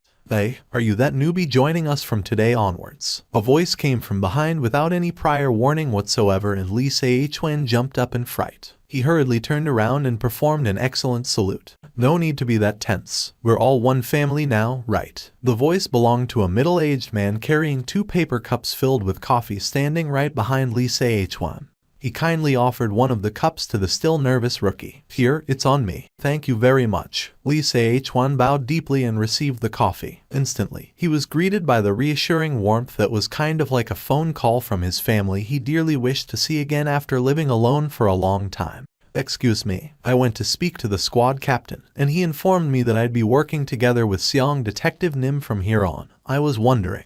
"Ah, that phantom is your partner." It took almost everything Lee Se-hwan had to stop the coffee from spraying out of his mouth and nostrils. "Well, we came up with that nickname for the guy because he's supernaturally quick, you see. Dunno when it happened, but that name got stuck somehow, and even the folks in other units began calling him that. I'm sure you've heard of him too, right?" "Why, yes, I have." Lee Se-hwan hurriedly nodded his head several times. A meaningful smirk suddenly crept up on the senior's face. "The thing is, that coffee I gave you, it's meant for him. Speak of the devil. There he comes." Unable to suppress his curiosity, Lee Se-hwan also quickly came out to the corridor himself and shifted his gaze in the direction where the senior was staring at. That was when he discovered a certain man unhurriedly strolling towards his direction from the end of the corridor. That man is the legendary. Without a doubt, that man didn't seem to be in a hurry, yet he was already standing before Lee Se-hwan even before the rookie could fully regain his wits. "Hey man, going out on a call?" "Nah, it's nothing much, really. By the way, is he our new recruit?" "That's right, he is. His name is Lee Se-hwan." Jin-Woo bowed his head slightly to greet the senior detective standing next to Lee Se-hwan. He then spun the newbie around to face the other direction and placed his hand on the completely frozen junior's shoulder. "Then, I shall go ahead and train the rookie." The senior detective with the face of a good-natured uncle continued to grin as if he found something quite amusing. He nodded his head to say yes. Sure, go ahead. Have a good day." Almost as soon as the greeting with the senior was over, Jin-Woo dragged the rookie cop he was now entrusted with to outside of the building. "He can't be PS set off about me having drunk his coffee, right?" When that line of thought popped up in his head, Lee Se-hwan ended up hurriedly asking a question. Rather than an answer, though, he got a question as a reply instead. "Why did you become a police officer?" "Oh, that. Lee Se-hwan hesitated for a bit before remembering his original dream, the goal that he had forgotten about while working as a beat cop wrestling with drunkards and other idiots for the past few years. "I wanted to catch the bad guys." "That's right." Even though they were exchanging questions and answers, Jin-Woo didn't slow down his steps that continued to lead the rookie to their unknown destination. And he finally let go of the flustered newbie once they reached the end goal. "We are going to a place where we can do exactly that." Lee Se-hwan raised his head, and Jin-Woo formed his now trademark smile. It was a smile that eased the minds of all those who saw it. "That's why I became a cop too, you see." Just those words alone, and Lee Se-hwan's heart began pounding quite violently. "You coming?" Lee Se-hwan heard the question with only one possible answer and replied with an excited face. "Of course, Senior Nim." Completely pooped out from chasing after criminals the whole day, Lee Se-hwan collapsed on top of his new desk and fell asleep. Jin-Woo was planning to dump the write-up of the testimonies of all the suspects they apprehended today to the rookie, but now he stopped jotting down on the report paper and quietly studied Lee Se-hwan, utterly lost to the distant lands of sweet slumber. He said he had the experience of catching an armed robber bare-handed, didn't he? Yup, it is fun training a rookie like this guy. A smile naturally crept up on his face now that a rather excellent seedling had joined his unit. Just as Jin-Woo's fingers touched the keyboard once more, he heard the voice of Ygritte coming from his shadow. "Detective Nim, please listen to me. Ginny isn't a girl who'd willingly take her own life. Look, miss, I understand how you feel. But I already explained to you in detail, didn't I? All the evidence points to. Please take a look at these text messages. Do they look like something sent by a person planning to commit suicide 3 hours later?" Maybe it was because of the fact that the deceased's name sounded similar to his own sister's. For a while now, Jin-Woo's mind kept wandering towards the conversation between those two people that didn't seem to be going anywhere fast. The detective, now fed up by this heckling, ended up responding in an ill-tempered manner. "Look here, miss. From the get-go, most suicides aren't planned out in advance but are done in the spur of the moment.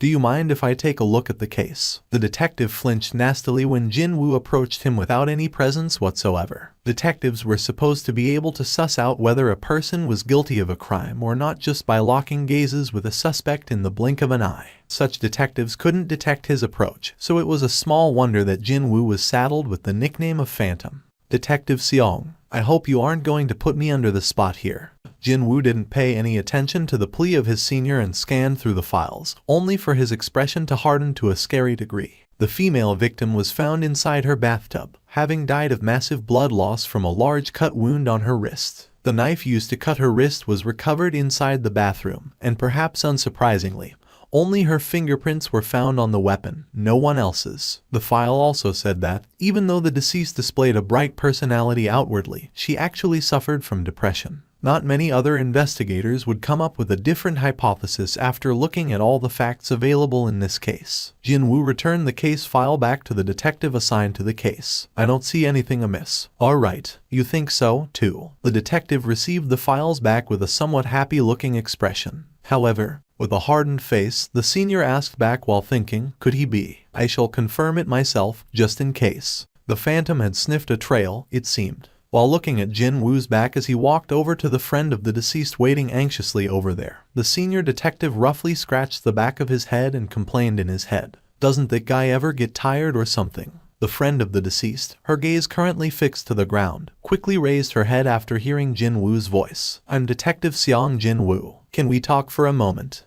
Inside a quiet, empty and ownerless home, a black shadow suddenly rose up. It was Jin-Woo. He found himself in an apartment which was slightly too large for a woman to live alone. Her warmth from the time she was still alive could be felt from several corners of this apartment unit. The current time was late at night. The surroundings were pitch black, but there was no need to turn on the lights because this was the same as broad daylight to Jin-Woo's eyes. He entered the bathroom, the place where she met her final moments. The thick smell of blood yet to be cleaned stung his nose. Jin-Woo stood before the bathtub and silently studied the very spot where the deceased prepared herself to die. "I needed the actual remains in the past, but now." Jin-Woo issued his command, and the blackened, coagulated blood reverted back to a crimson liquid and began trickling again. The blood splatter that remained is nothing more than grisly reminders gathered together to form a deep pit of boiling blood. As if it was alive, the mass of blood continued to seethe and tumble as it grew larger and larger. The Shadow Sovereign, the King of the Dead, then issued the absolute order that couldn't be refused at the remains of the deceased. "Rise up." A shadow of a woman, yet to shed the hints of her teen years, vigorously rose up from the thickly coagulated clump of blood on the floor. Droplets of blood dripped from the ends of her hair as she took a look around her, her expression one of sheer confusion regarding her current situation. Eventually, though, she spat out pained moans. Indeed, it'd be quite painful for her since she retained the memories of her dying moments. Jin-Woo used the authority of the Shadow Sovereign and calmed the shadow for the time being. "Don't be frightened. He you have now has become an existence untethered from the boundaries of life and pain." The king's calming, warm voice helped the woman to compose herself gradually. "Did you willingly take your own life?" The shadow woman, no, Seo Jinny, nodded her head. Jin-Woo placed one of his knees lower to the ground so he could match her eye level. He studied her expression and quietly asked her, "Your reason?" And when he did, her lips, frozen shut like a block of ice, cautiously parted ways. The doorbell resounded out rather late at night. A middle-aged man put a photo frame containing a picture of his daughter down on its original spot and looked away. Who could it be at this late hour? He tilted his head this way and that while standing up from his seat, and walked over to the intercom. The monitor on the device showing the scene outside the front door now displayed a man kitted out in a smart business suit standing there. The middle-aged man didn't think too much about it and pressed the speak button. Beep. The man outside the door pulled out his ID badge and showed it to the camera. I'm Detective Sung Jin-Woo from Central Region's Violent Crimes Unit. I have questions to ask you regarding your daughter's death, so can we speak for a little while, please? The photo in the ID badge matched the face on the monitor. The middle-aged man forgot that it was far too late in the day for a guest to show up like this when he heard the word detective and hurriedly flung the door open. Did the investigation's result come out? How did my little girl die? Jin-Woo quietly studied the face of Seo Jin-Yee's father, Seo Jae-nam, before shaking his head. Nothing is certain yet, sir. However, I do have several follow-up questions I'd like to ask you regarding your daughter. The father of the deceased formed a somewhat disappointed expression when he heard there was nothing to report yet.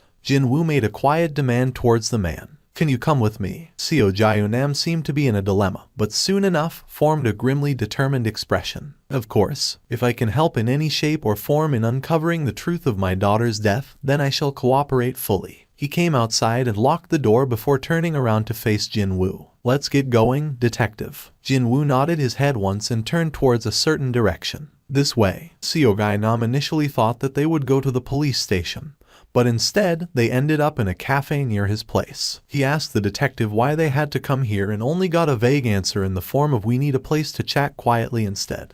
What kind of a student was Miss Seo Jin-Yee usually? Excuse me, by any chance, was there anyone who might have been resentful towards? Seo Jae-nam belatedly realized the implication behind the question and hurriedly shook his hand around. No, never. She was definitely not a child who'd go around doing things to make others hate her. She was really kind and pure. Seo Jae-nam replied up to there before his head faltered and sounds of sobbing escaped from him. How long did it go by like this? The sobbing man's shoulders stopped trembling eventually, and he raised his head slowly. I'm sorry, detective. I still can't believe that my little girl left me in that manner. You must have cherished your daughter a lot. Of course, I'm sure you know this already, but Jin-Yee wasn't my biological child. That was why I cherished and loved her as much as I would have with my real child. No, maybe even more than that. His gaze lowered as he struggled to swallow back his sadness. He continued on. If only she told me when she was hurting, when it was getting too much for her. Although Seo Jae-nam was displaying an intense emotional state,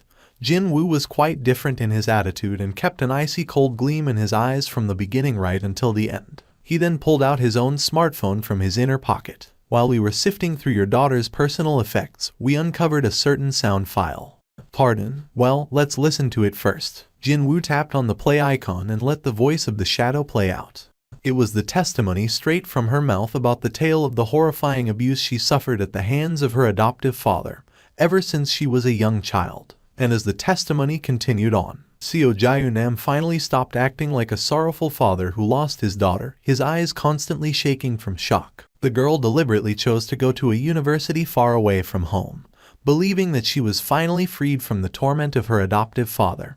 But then, when the Beastard got in contact with her again some time ago, starting with the text message saying "I want to see you again," she chose to end her life instead. She might have taken her own life, but the culprit that drove her to that decision was someone else. Once the sound file ended its playback, Seo Jae-nam raised his head, his expression frozen stiff now. Why did you play that in front of me? This middle-aged man could legitimately claim that he possessed quicker wits than most other people. If the real goal of this meeting was to arrest him, then this detective would have shown up with a couple of other officers, slapped the cuffs on him and be done with the whole thing just like that. However, this cop didn't take him to the police station, but to a local cafe, saying that they needed to have a quiet chat. That was why Seo Jae-nam had a hunch that the detective in front of his eyes had a somewhat different purpose in coming to see him. As if to reply positively to that hunch, the expressionless detective finally revealed a toothy grin. You now have two options available to you. Options were available. Seo Jae-nam clenched his fists tightly after hearing those words that sounded like the heavens extending a lifeline, just as a precariously dangerous situation was about to befall on him. Yes. Meanwhile, the detective carried on. First, you admit to your wrongdoing, go to the station with me, and confess everything. And the other option is, rather than admit to your crime, you pay an appropriate price instead. Seo Jae-nam had to grit his teeth in order to suppress this powerful wave of jovial laughter gushing out from somewhere deep inside his chest. Oh my goodness me. And the wise old they said that, even if the heavens collapsed, there would always be a way out, didn't they? Who would have thought that the detective who uncovered his ugly sins just so happened to be such an individual? Seo Jae-nam had lived a pretty great life as a medical doctor. So, regardless of how much this pathetic policeman wanted, he knew he had the financial wherewithal to satisfy that demand. Seo Jae-nam did his utmost best to stop the ends of his lips from curling up and asked back, "How much are you asking for?" "That is already enough." Jin-Woo formed a hollow chuckle and securely pocketed the phone. He knew better than anyone just how many people regretted with their whole being the choice they've made just now. This middle-aged man trying his best to hide his laughter came across as utterly disgusting and ridiculous. In an instant, Jin-Woo's expression changed. "Now, listen well." With the smile gone from his face, an aura so ominous and bleak oozed out from him. Instead, in reality, this place you're in isn't the world you were living in. No, it's a different world I simply mocked up to resemble the outside scenery. The land of the dead that no living soul could enter without the express permission of its master, the territory of the eternal rest. Jin-Woo calmly added that was the name of the prison about to seal Seo Jae-nam away. Of course, the middle-aged man became flustered at the suddenly changed Jin-Woo's attitude as well as at this strange, hard-to-understand explanation. Excuse me, Detective Nim. I don't understand. Think about it carefully." Seo Jae-nam felt his breathing choke up from Jin-Woo's murderous glare. "Can you remember how you got here?" Now that he thought about it, as the chill ran down on his spine, Seo Jae-nam finally realized the oddness of his situation. But how? Within this brightly lit cafe, how was it possible that there was not a single soul around other than himself and this mysterious detective? Even if you forget about other patrons, no, maybe even the actual owner of the place, shouldn't there at least be one waiter or a clerk somewhere? However, whether it was inside the building or outside of the glass wall, there was not a single trace of other people at all. Just as he finally recognized that something unexplainable had happened to him, everything vanished. Just like that, leaving only the darkness. "Who the hell are you? Is this a dream? It's a nightmare, isn't it?" The middle-aged man pointed at Jin-Woo in a confused mixture of anger and desperation. Unfortunately for him, his retreating steps couldn't go too far. Because he ran into something as hard as a wall, that was why. An inexplicable chill swept him up and his head slowly shifted towards his back. That's when the wall began moving. No, it wasn't an actual wall, just a giant ant standing stiffly like one, and it was moving now. Dozens upon dozens of ant arms reached out from the darkness and grabbed onto him, before dragging him deeper into the unknown. He would now be subjected to horrifying torture from here onwards, where he'd eventually beg for death.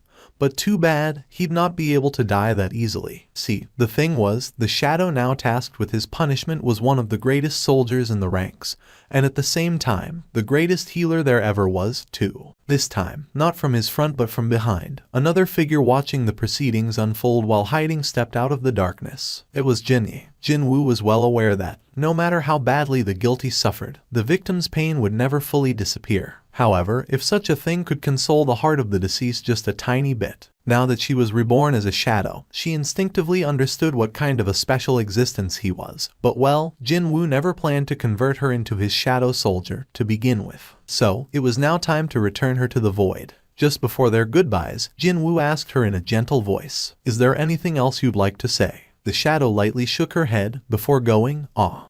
Next day, Jinny's friend came to the station in the early morning to find out about any new development in the case. Jin-Woo found her first and took her to the corridor outside the office. By all appearances, the chances of the case being treated as murder is extremely low at this point. The investigation itself will close soon, as well. The friend looked at Jin-Woo with a disbelieving expression, before speaking up with the voice of a person clutching at a straw. "There isn't even 1% of any other possibilities." Rather than a verbal reply, Jin-Woo quietly nodded his head up and down. The friend's head dropped towards the ground next. She seemed to have a million things to say in her mind, but couldn't say any one of them out aloud. Jin-Woo studied her for a moment or two, before presenting her with a small gift box covered in a cute wrapper. "This is, the name written on the gift card is yours, isn't it?" "It is." It was none other than a gift the deceased carefully handpicked and prepared for the friend's birthday. The gift that would have never entered its intended owner's hands finally found its way to its rightful home. "Jinny prepared this." "That's correct. I thought that Miss Jinny would have wanted this gift to find its intended owner." "Thank you." The friend thanked Jin-Woo wholeheartedly, her eyes tearing up uncontrollably. If only the adoptive father's insidious text message didn't arrive at the victim's phone 1 hour before she cut her own wrist. Wouldn't these two friends get to enjoy the birthday party as planned? Jin-Woo felt complicated in his heart as several thoughts intersected within his mind and his gaze drifted away to the distance, only for him to feel the familiar vibration coming from within his pocket. Later that evening, Jin-Woo headed to the local diner that he frequented with Yoo Jin-ho when they were much younger. Still did, as a matter of fact. Hyung-nim, I have something important I must discuss with you. What's going on with you? You didn't even tell me anything yet. Yoo Jin-ho greatly hesitated with his reply, before pulling out a small box from his inner pocket and opened it up. A rather expensive-looking ring was stored in there. This time, I'm gonna propose to Miss Jin-ah for sure. That's what this was all about. Jin-Woo was guessing that the kid got scolded by his little sister or some such, and wanted to complain to someone trustworthy. But now that he knew the score, a smile automatically floated up on his face. Hyung-nim, I'm really serious this time. I'll confess to her tonight. But the thing is, you think she's going to like this ring? When Jin-Woo thought about how Jin-ah always complained at home, wondering aloud just when the blockhead that was her boyfriend would come around to confess his feelings for her, he could picture her jumping up and down in happiness already. But well, Jin-Woo deliberately left his words vague so the after-confession swelling of emotions could be even tastier for the couple. I wonder, I'm not very good with this sort of things, so... As if he felt tormented, Yoo Jin-ho dropped his head lower in agony before raising it back up again. It's still fine, Hyung-nim. Actually, I don't know what she'd like to have anyway, so I prepared lots of presents in advance. And then, he began pulling out a large paper envelope out of the blue. What that contained was a blueprint of a building. Actually, there's this new building about to be constructed in our company's premises, so as soon as Miss Jin-ah is done with her medical degree, we could build a hospital. Hold up. Jin-Woo felt as if he had seen this blueprint lots of times from somewhere and quickly cut Yoo Jin-ho's word off. By any chance, this building, the estimated pricing is around 30 billion won, isn't it? Yoo Jin-ho was taken by surprise and his eyes opened up wider. What the? Hyung-nim, how can you know that? Well, it was obvious how, because it was the exact same thing. The same as the blueprint of the building offered as the compensation for making Yoo Jin-ho the new guild master back in the erased timeline. That was. Jin-Woo worked hard to keep his laughter in check. Listen to me, Jin-ho. Yes, Hyung-nim. There's no need for you to give her lots of presents to prove yourself so hard like this. Because you are a good man. All you have to do is be you. Just you. Jin-Woo's opinion rendered Yoo Jin-ho completely speechless, but he began tearing up greatly. Hyung-nim. It was at this point that Jin-Woo belatedly remembered how this kid behaved when drunk and felt this ominous foreboding creep up on him. And like clockwork, Yoo Jin-ho spoke in a tearful voice. Can I hug you just this one time, Hyung-nim? Nope. Hyung-nim. Yoo Jin-ho failed to rein his emotions in the end, and pounced on Jin-Woo to embrace him. A certain residence located in the outskirts of the city. Arriving back home safe and sound, Jin-Woo parked his car in the vicinity. Although the house was unimaginably huge for a detective to afford with his government salary, no one suspected a thing since the person sharing the residence alongside him just so happened to be the idol of the sporting world that pretty much every South Korean had heard of before in the past. However, only he and knew the secret of this house not being built by the hands of humans. When Jin-Woo stepped into the house, the first thing that greeted him was the sight of his two marshals in the middle of a war of nerves. Bellion and Ygritte were glaring at each other without backing down an inch, apparently not ready to give up on their ground. Soon, he came out to the living room while carrying their son, Soo-ho. Dear, with a smile, Jin-Woo took over Soo-ho from Hee-in and gently held him up. When he did, Soo-ho broke out into boisterous laughter and extended his small hands towards him. The boy wanted to be hugged by his father, so Jin-Woo helped with that by embracing the baby against his chest,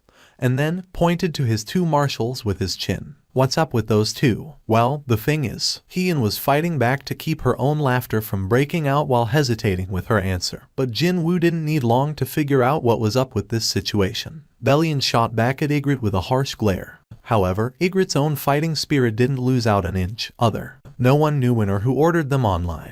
But well, Ygritte was holding homeschooling material for toddlers as he argued his case. Jin-Woo watched the tightly contested war of nerves between these two proud soldiers and became utterly speechless. He stared at them with a dumbfounded face for a while, before he took a step closer to address them. You guys. The marshals finally realized that their liege was right in front of their noses, hurriedly turned around to face him, and knelt down on the floor. Jin-Woo tutted audibly at the two marshals far too obsessed in the matters of the postnatal care, and spoke to them. It's fine whether you want to teach my son swords or maths, but let's worry about that only after the boy learns to walk first, shall we? Jin-Woo grinned brightly while holding his son in his arms, and just like that, Suho also grinned brightly in return, as well.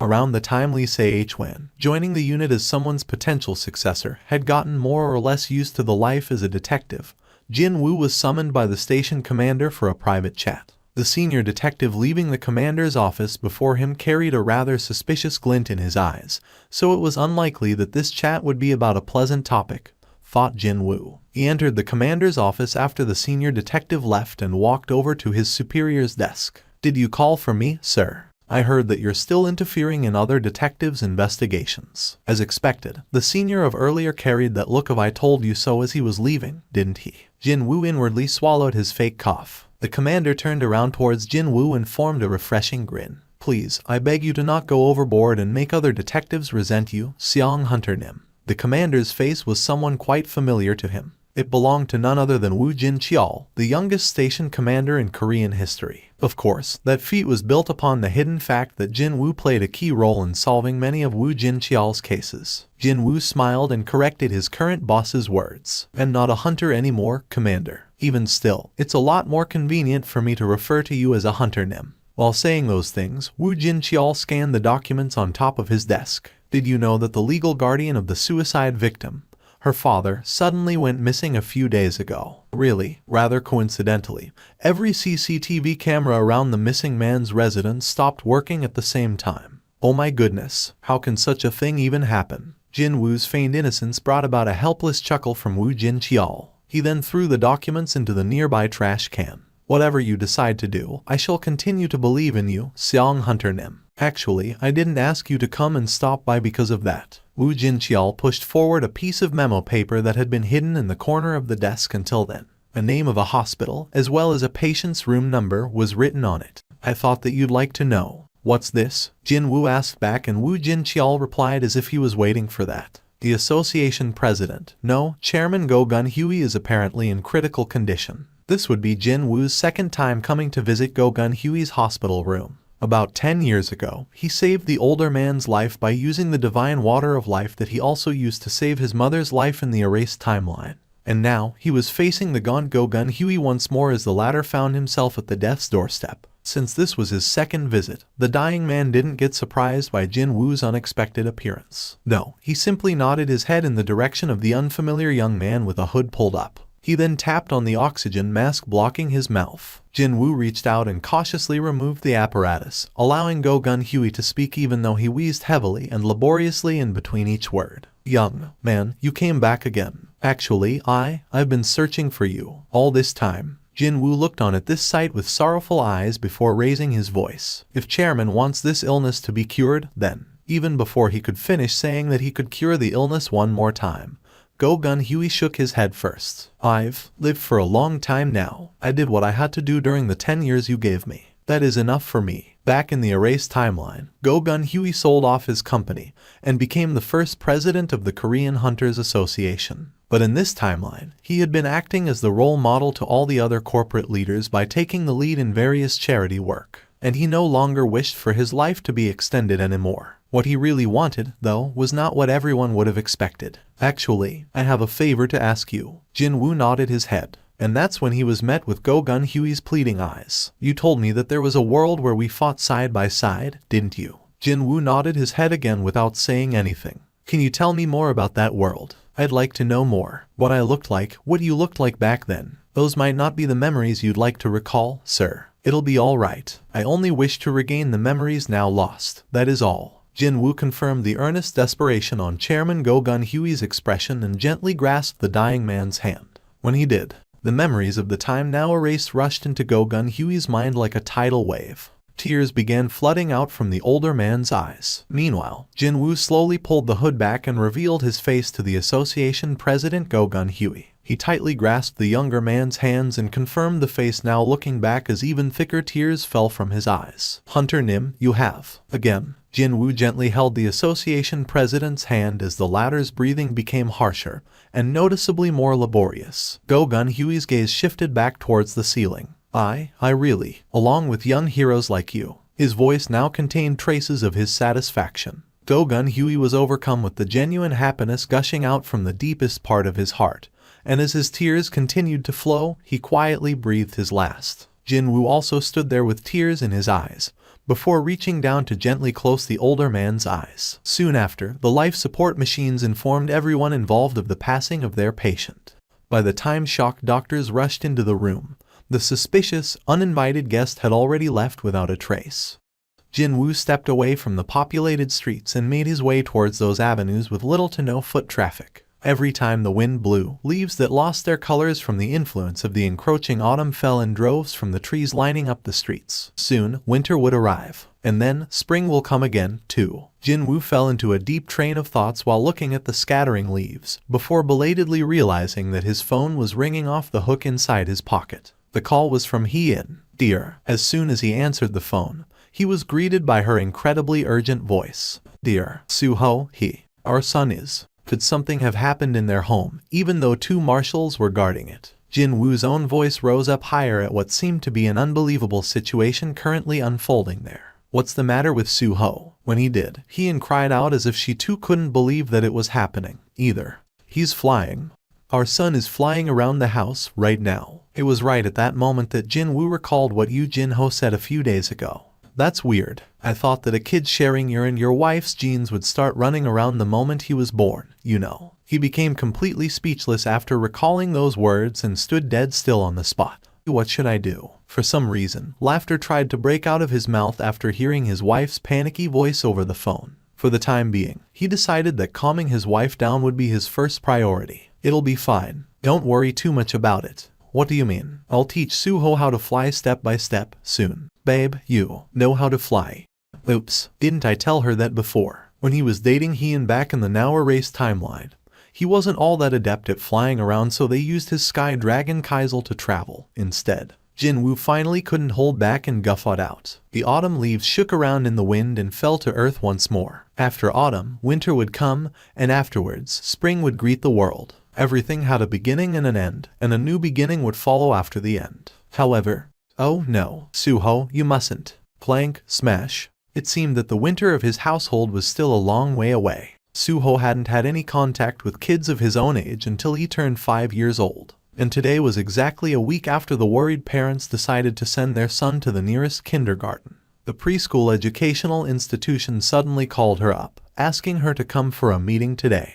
The headmistress cautiously pushed forward a sketchbook. "Here, would you take a look at this, please?" Hee-in picked the book up as the headmistress continued on. "It contains drawings by your son, Soo-ho." The white paper within said book featured a rather cute-looking ant as drawn by a little child's hands. But why was she being shown this? Hee-in couldn't immediately understand where this conversation was going and asked back with a puzzled expression. "What's the matter with this drawing?" The headmistress hesitated slightly before letting a soft sigh escape from her lips. She then began explaining herself. The class teacher Nim asked the children to draw their close friends, you see. Now that she looked at the drawing again, the ant was standing on 2 feet. Only then did Hee-in realize that this was not a drawing of an ordinary ant, but Marshal Baru instead. There are others after that page. When the class teacher Nim asked Soo-ho if he had any other friends, he drew those next. Hee-in flipped one more page. There was a drawing of a humanoid figure with a strip of red plumage attached to his head while holding what was clearly a sword, no matter who saw it.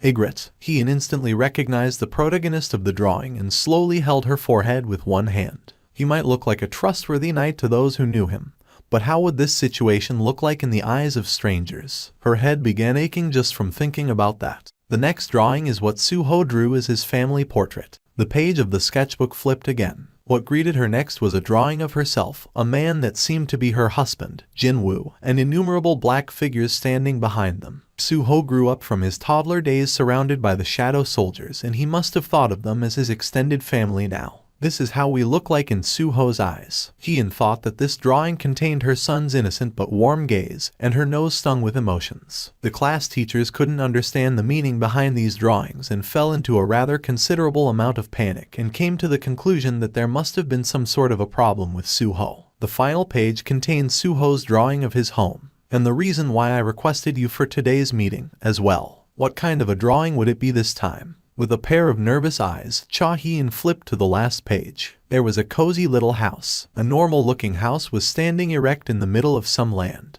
The problem with this depiction was that the ground below was completely painted black. Over 70% of the sketchbook's real estate was dominated by the black color. We've been caring for many children over the years, but never have we encountered such depictions of friends and family by a child until now. The headmistress pointed to the black portion of the drawing and spoke in a calm voice. The homeroom teacher Nim asked Suho why he drew the lower half of the house like this, and the boy replied that that's where his friends, his family, as well as his giant father, are staying. Initially, the kindergarten was fearful that Suho was being mistreated at home, but they couldn't find any evidence of abuse from the boy's jovial, good-natured behavior he displayed every day. Although rare, things like this did happen occasionally. Young kids drawing the world as they see it through their eyes. Maybe it's possible that Suho possesses a great talent for art. The headmistress convinced herself with this and smiled gently. Hyun stopped forming a gloomy expression now that she knew the source of today's trouble, and smiled awkwardly as well. Ah, yes, what a relief that it was not a huge matter. She could finally relax a bit. In the Central Region's Violent Crimes Unit, after the results of the promotion examination had been announced, excited voices began resounding out and filled up the unit's office. Senior Nim, congratulations on your promotion. Congratulations. You should buy us all around. Don't you agree, Senior Nim? No, hang on, Seong Superintendent Nim. Jin-Woo had to spend quite some time being surrounded by the rest of the unit's detectives, and was only able to extricate himself after his partner, Lee Se-Hwan, finally showed up.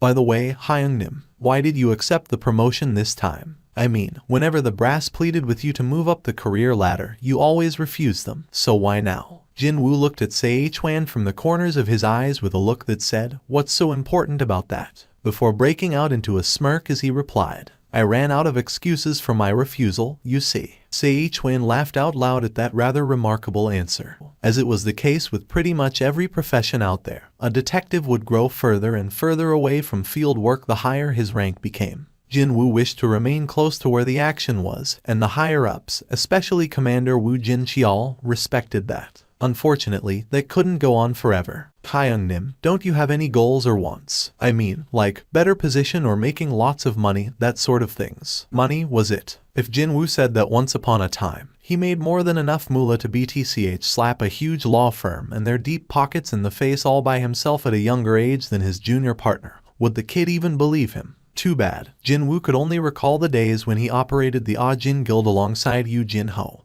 and swallow back the words dancing on the tip of his tongue. Jin-Woo returned home earlier than usual, and after checking out Suho's drawings, could only chuckle softly. I had no idea that our son had such a wonderful talent in art. Amongst them, the drawing of Baru especially caught his eyes. There should be no other 5-year-old child that can draw an ant this wonderfully in the world. Jin-Woo looked at the drawing in happiness, only to be pricked harshly by Hyun's sharp glare and quickly withdrew his smile. After seeing her husband changing his attitude really quickly like that, Hyun just couldn't hold back her smirk from breaking out anymore. She then spoke to Jin-Woo as if she was trying to convince herself. It's not a laughing matter, you know. Take a look at the very last page. The last page in question contains Suho's final piece, named My Home. Suho said that the black ground is where his giant father is, so can you think of? Why are you smiling? And no, well, it's just that I remembered something funny. That's all. Jin-Woo recalled the Divine Liege statue standing in the middle of the territory of eternal rest and couldn't hold back his laughter anymore. Tears even began sneaking out of his eyes, so he quickly wiped them off and closed the sketchbook. Wouldn't it be fine to let this slide with a simple chuckle? Expressions containing such thoughts flitted in and out of Jin-Woo's face. Hyun let a soft sigh out and relayed what the headmistress had told her earlier in the day. Other kids are apparently scared of Suho. A little bit of the smile on Jin-Woo's face went away, then.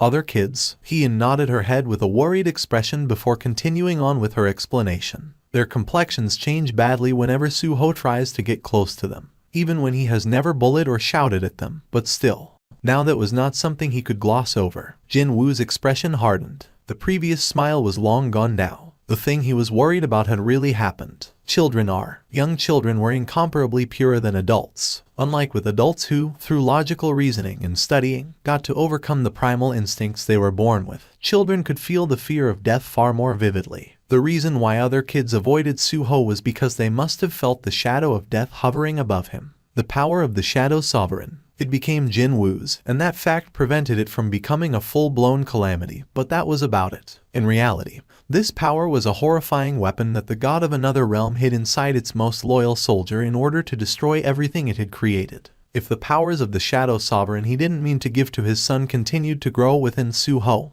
then it'll be impossible to carry on with a normal life. At the very least, there was a need to seal that power away until Su-ho reached an age where he could exert perfect control over it. Jin-Woo's gaze shifted over to all the photos hanging on the living room's wall. The biggest one was the marriage of Jin-Woo and Hien. Surrounding it were many images of their son, and most of those photos were shot alongside shadow soldiers. Su-ho and his bright smile, as he rode on Baru's shoulders and energetically yanking on the Ant King's two antennae. Su-ho busy escaping from Ygritte, who volunteered to become the boys' homeschool tutor, and then Su-ho busy performing a mock duel with Bellion using his toy sword. There were so many others. Jin-Woo quietly began storing them away in the subspace, one by one. Dear, until Su-ho can live among other people without any issues, I'm planning to temporarily seal away Su-ho's powers and his memories of the Shadow Soldiers. Su-ho had to learn it. He needed to learn how to coexist among regular people like a normal person, rather than with shadow soldiers. Until then, just as the final remaining photo entered the storage within the subspace, Baru emerged from the ground after learning of Jin-Woo's decision. The heart of the shadow soldier, the one who looked after and loved Su-ho like his own child, was transmitted in full to Jin-Woo. However, the Sovereign's decision was resolute. Realizing that there was no way to change his liege's mind, Baru's head drooped to the ground.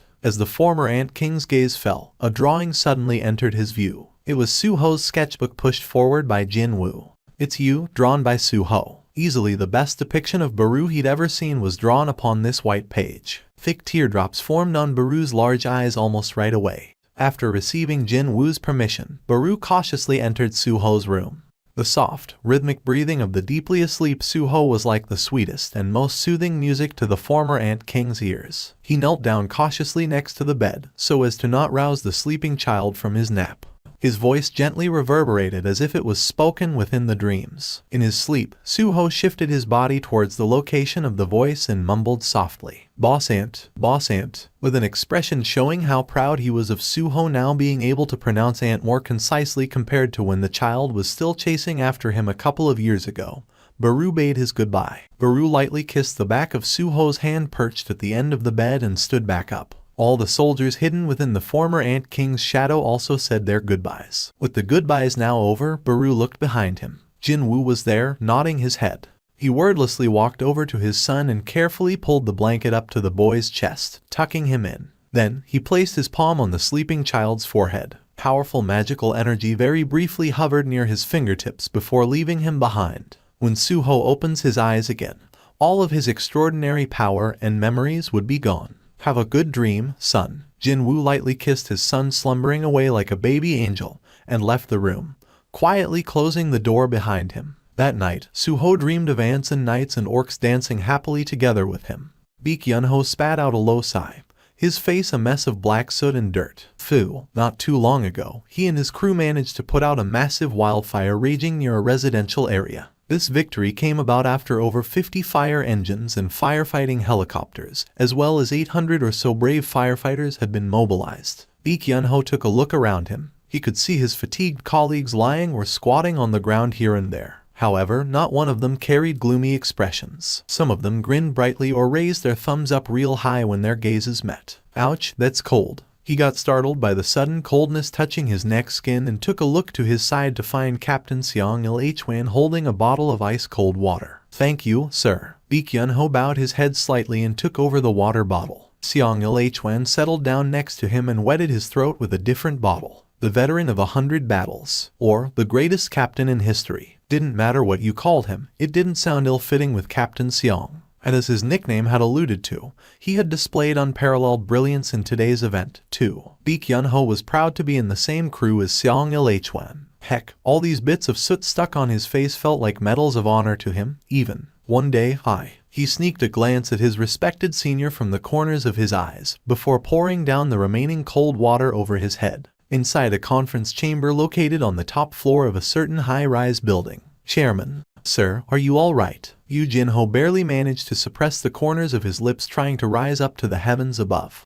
What were we talking about just now? Sir, we were informing you that we need to come up with a new title for the virtual reality video game our company is about to publish. That's right. Right? Yu Jin-ho nodded his head, but then couldn't hold it back anymore and shot up from his seat to loudly cry out towards his employees. Everyone, my wife is pregnant. It's already the 6th week, apparently. His face was filled with an uncontrollable amount of joy right now. The inside of the conference chamber was filled with a sudden silence, but that lasted only for a brief while. Soon, documents were flying in the air, and at the same time, employees were crying out in cheer as well. Congratulations, sir. Congrats, sir. Finally, our chairman has become a father. Yu Jin-ho did a lap around the conference chamber and high-fived all of his employees, jumping up and down in joy as if this news concerned themselves. His absolutely lovely wife, his soon-to-be-born baby, and his game development company that was making a killing year after year. How could the world be this beautiful to his eyes right now?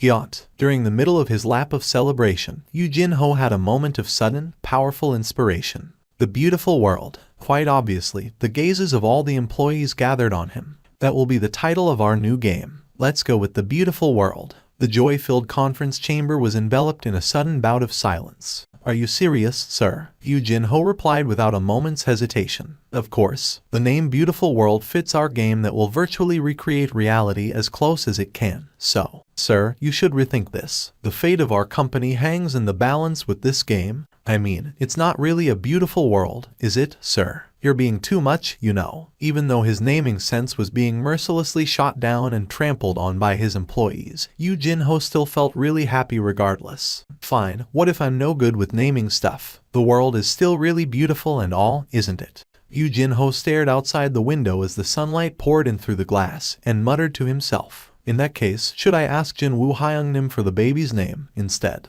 The chairman's office of the Yujin Construction was filled with the sounds of a pair of scissors cutting through a newspaper. Chairman Yu Myung-han only raised his head after he was finished with decorating his scrapbook's pages. Were there any other articles? Secretary Kim, one of his hands full of newspapers, shook his head side to side.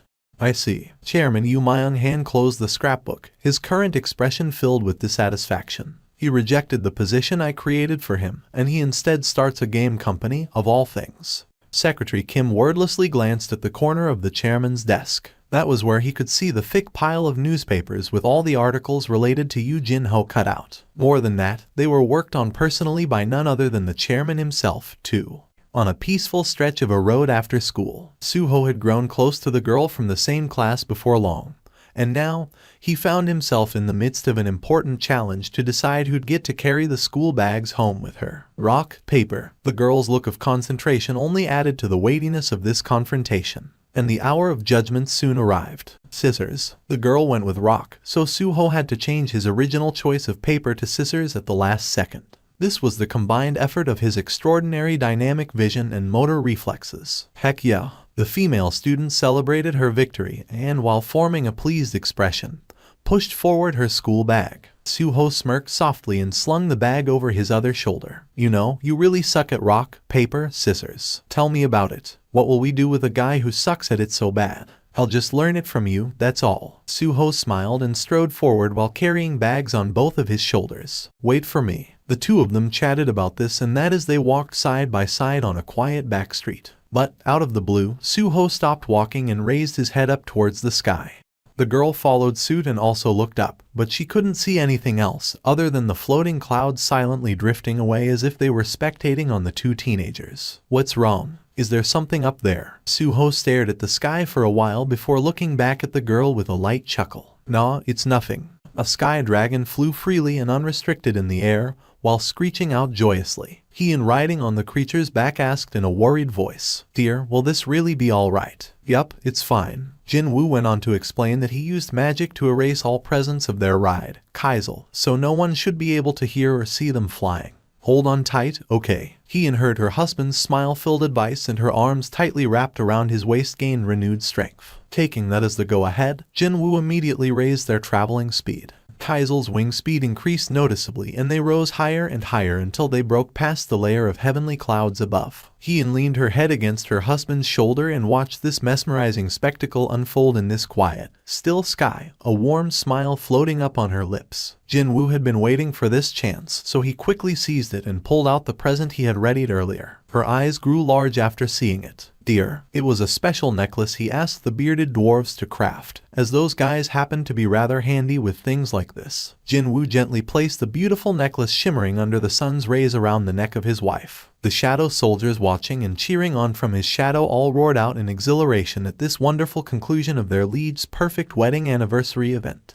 Unfortunately, just before Jin-Woo's and Hee-in's lips, gradually closing in, could bridge the last couple of inches, he had to break the mood first and speak to her instead. "Dear, looks like you'll have to go back first and wait for me. I'll be home as soon as possible." This was already their 16th wedding anniversary, so Hee-in knew oh so well what was going on when Jin-Woo said those things. "Come home soon, okay?" Jin-Woo nodded his head and issued a new order to Kaisel. The sky dragon changed his heading towards Earth and quickly distanced itself. He wordlessly watched the back of his wife getting further away before turning around. Sure enough, a part of the space in the distance began distorting and tearing up before icy blue fog began oozing out from there. It emerged after disintegrating the wall between dimensions and revealed itself, before coagulating in one point to form a large figure. Jin-Woo recalled what the envoy of the rulers had told him all those years ago. He said that an existence possessing great power can act like a magnet and attract horrifying beings from other worlds.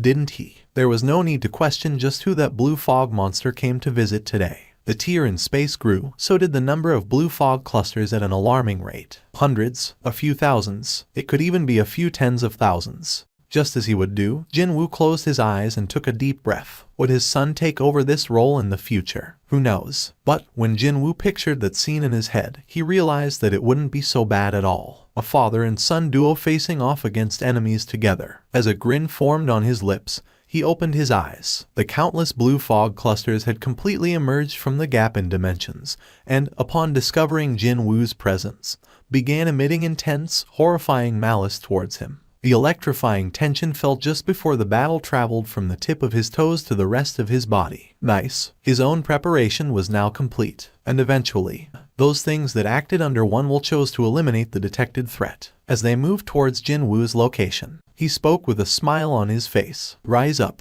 Thank you for watching. Subscribe and enable notifications so you don't miss the next chapter."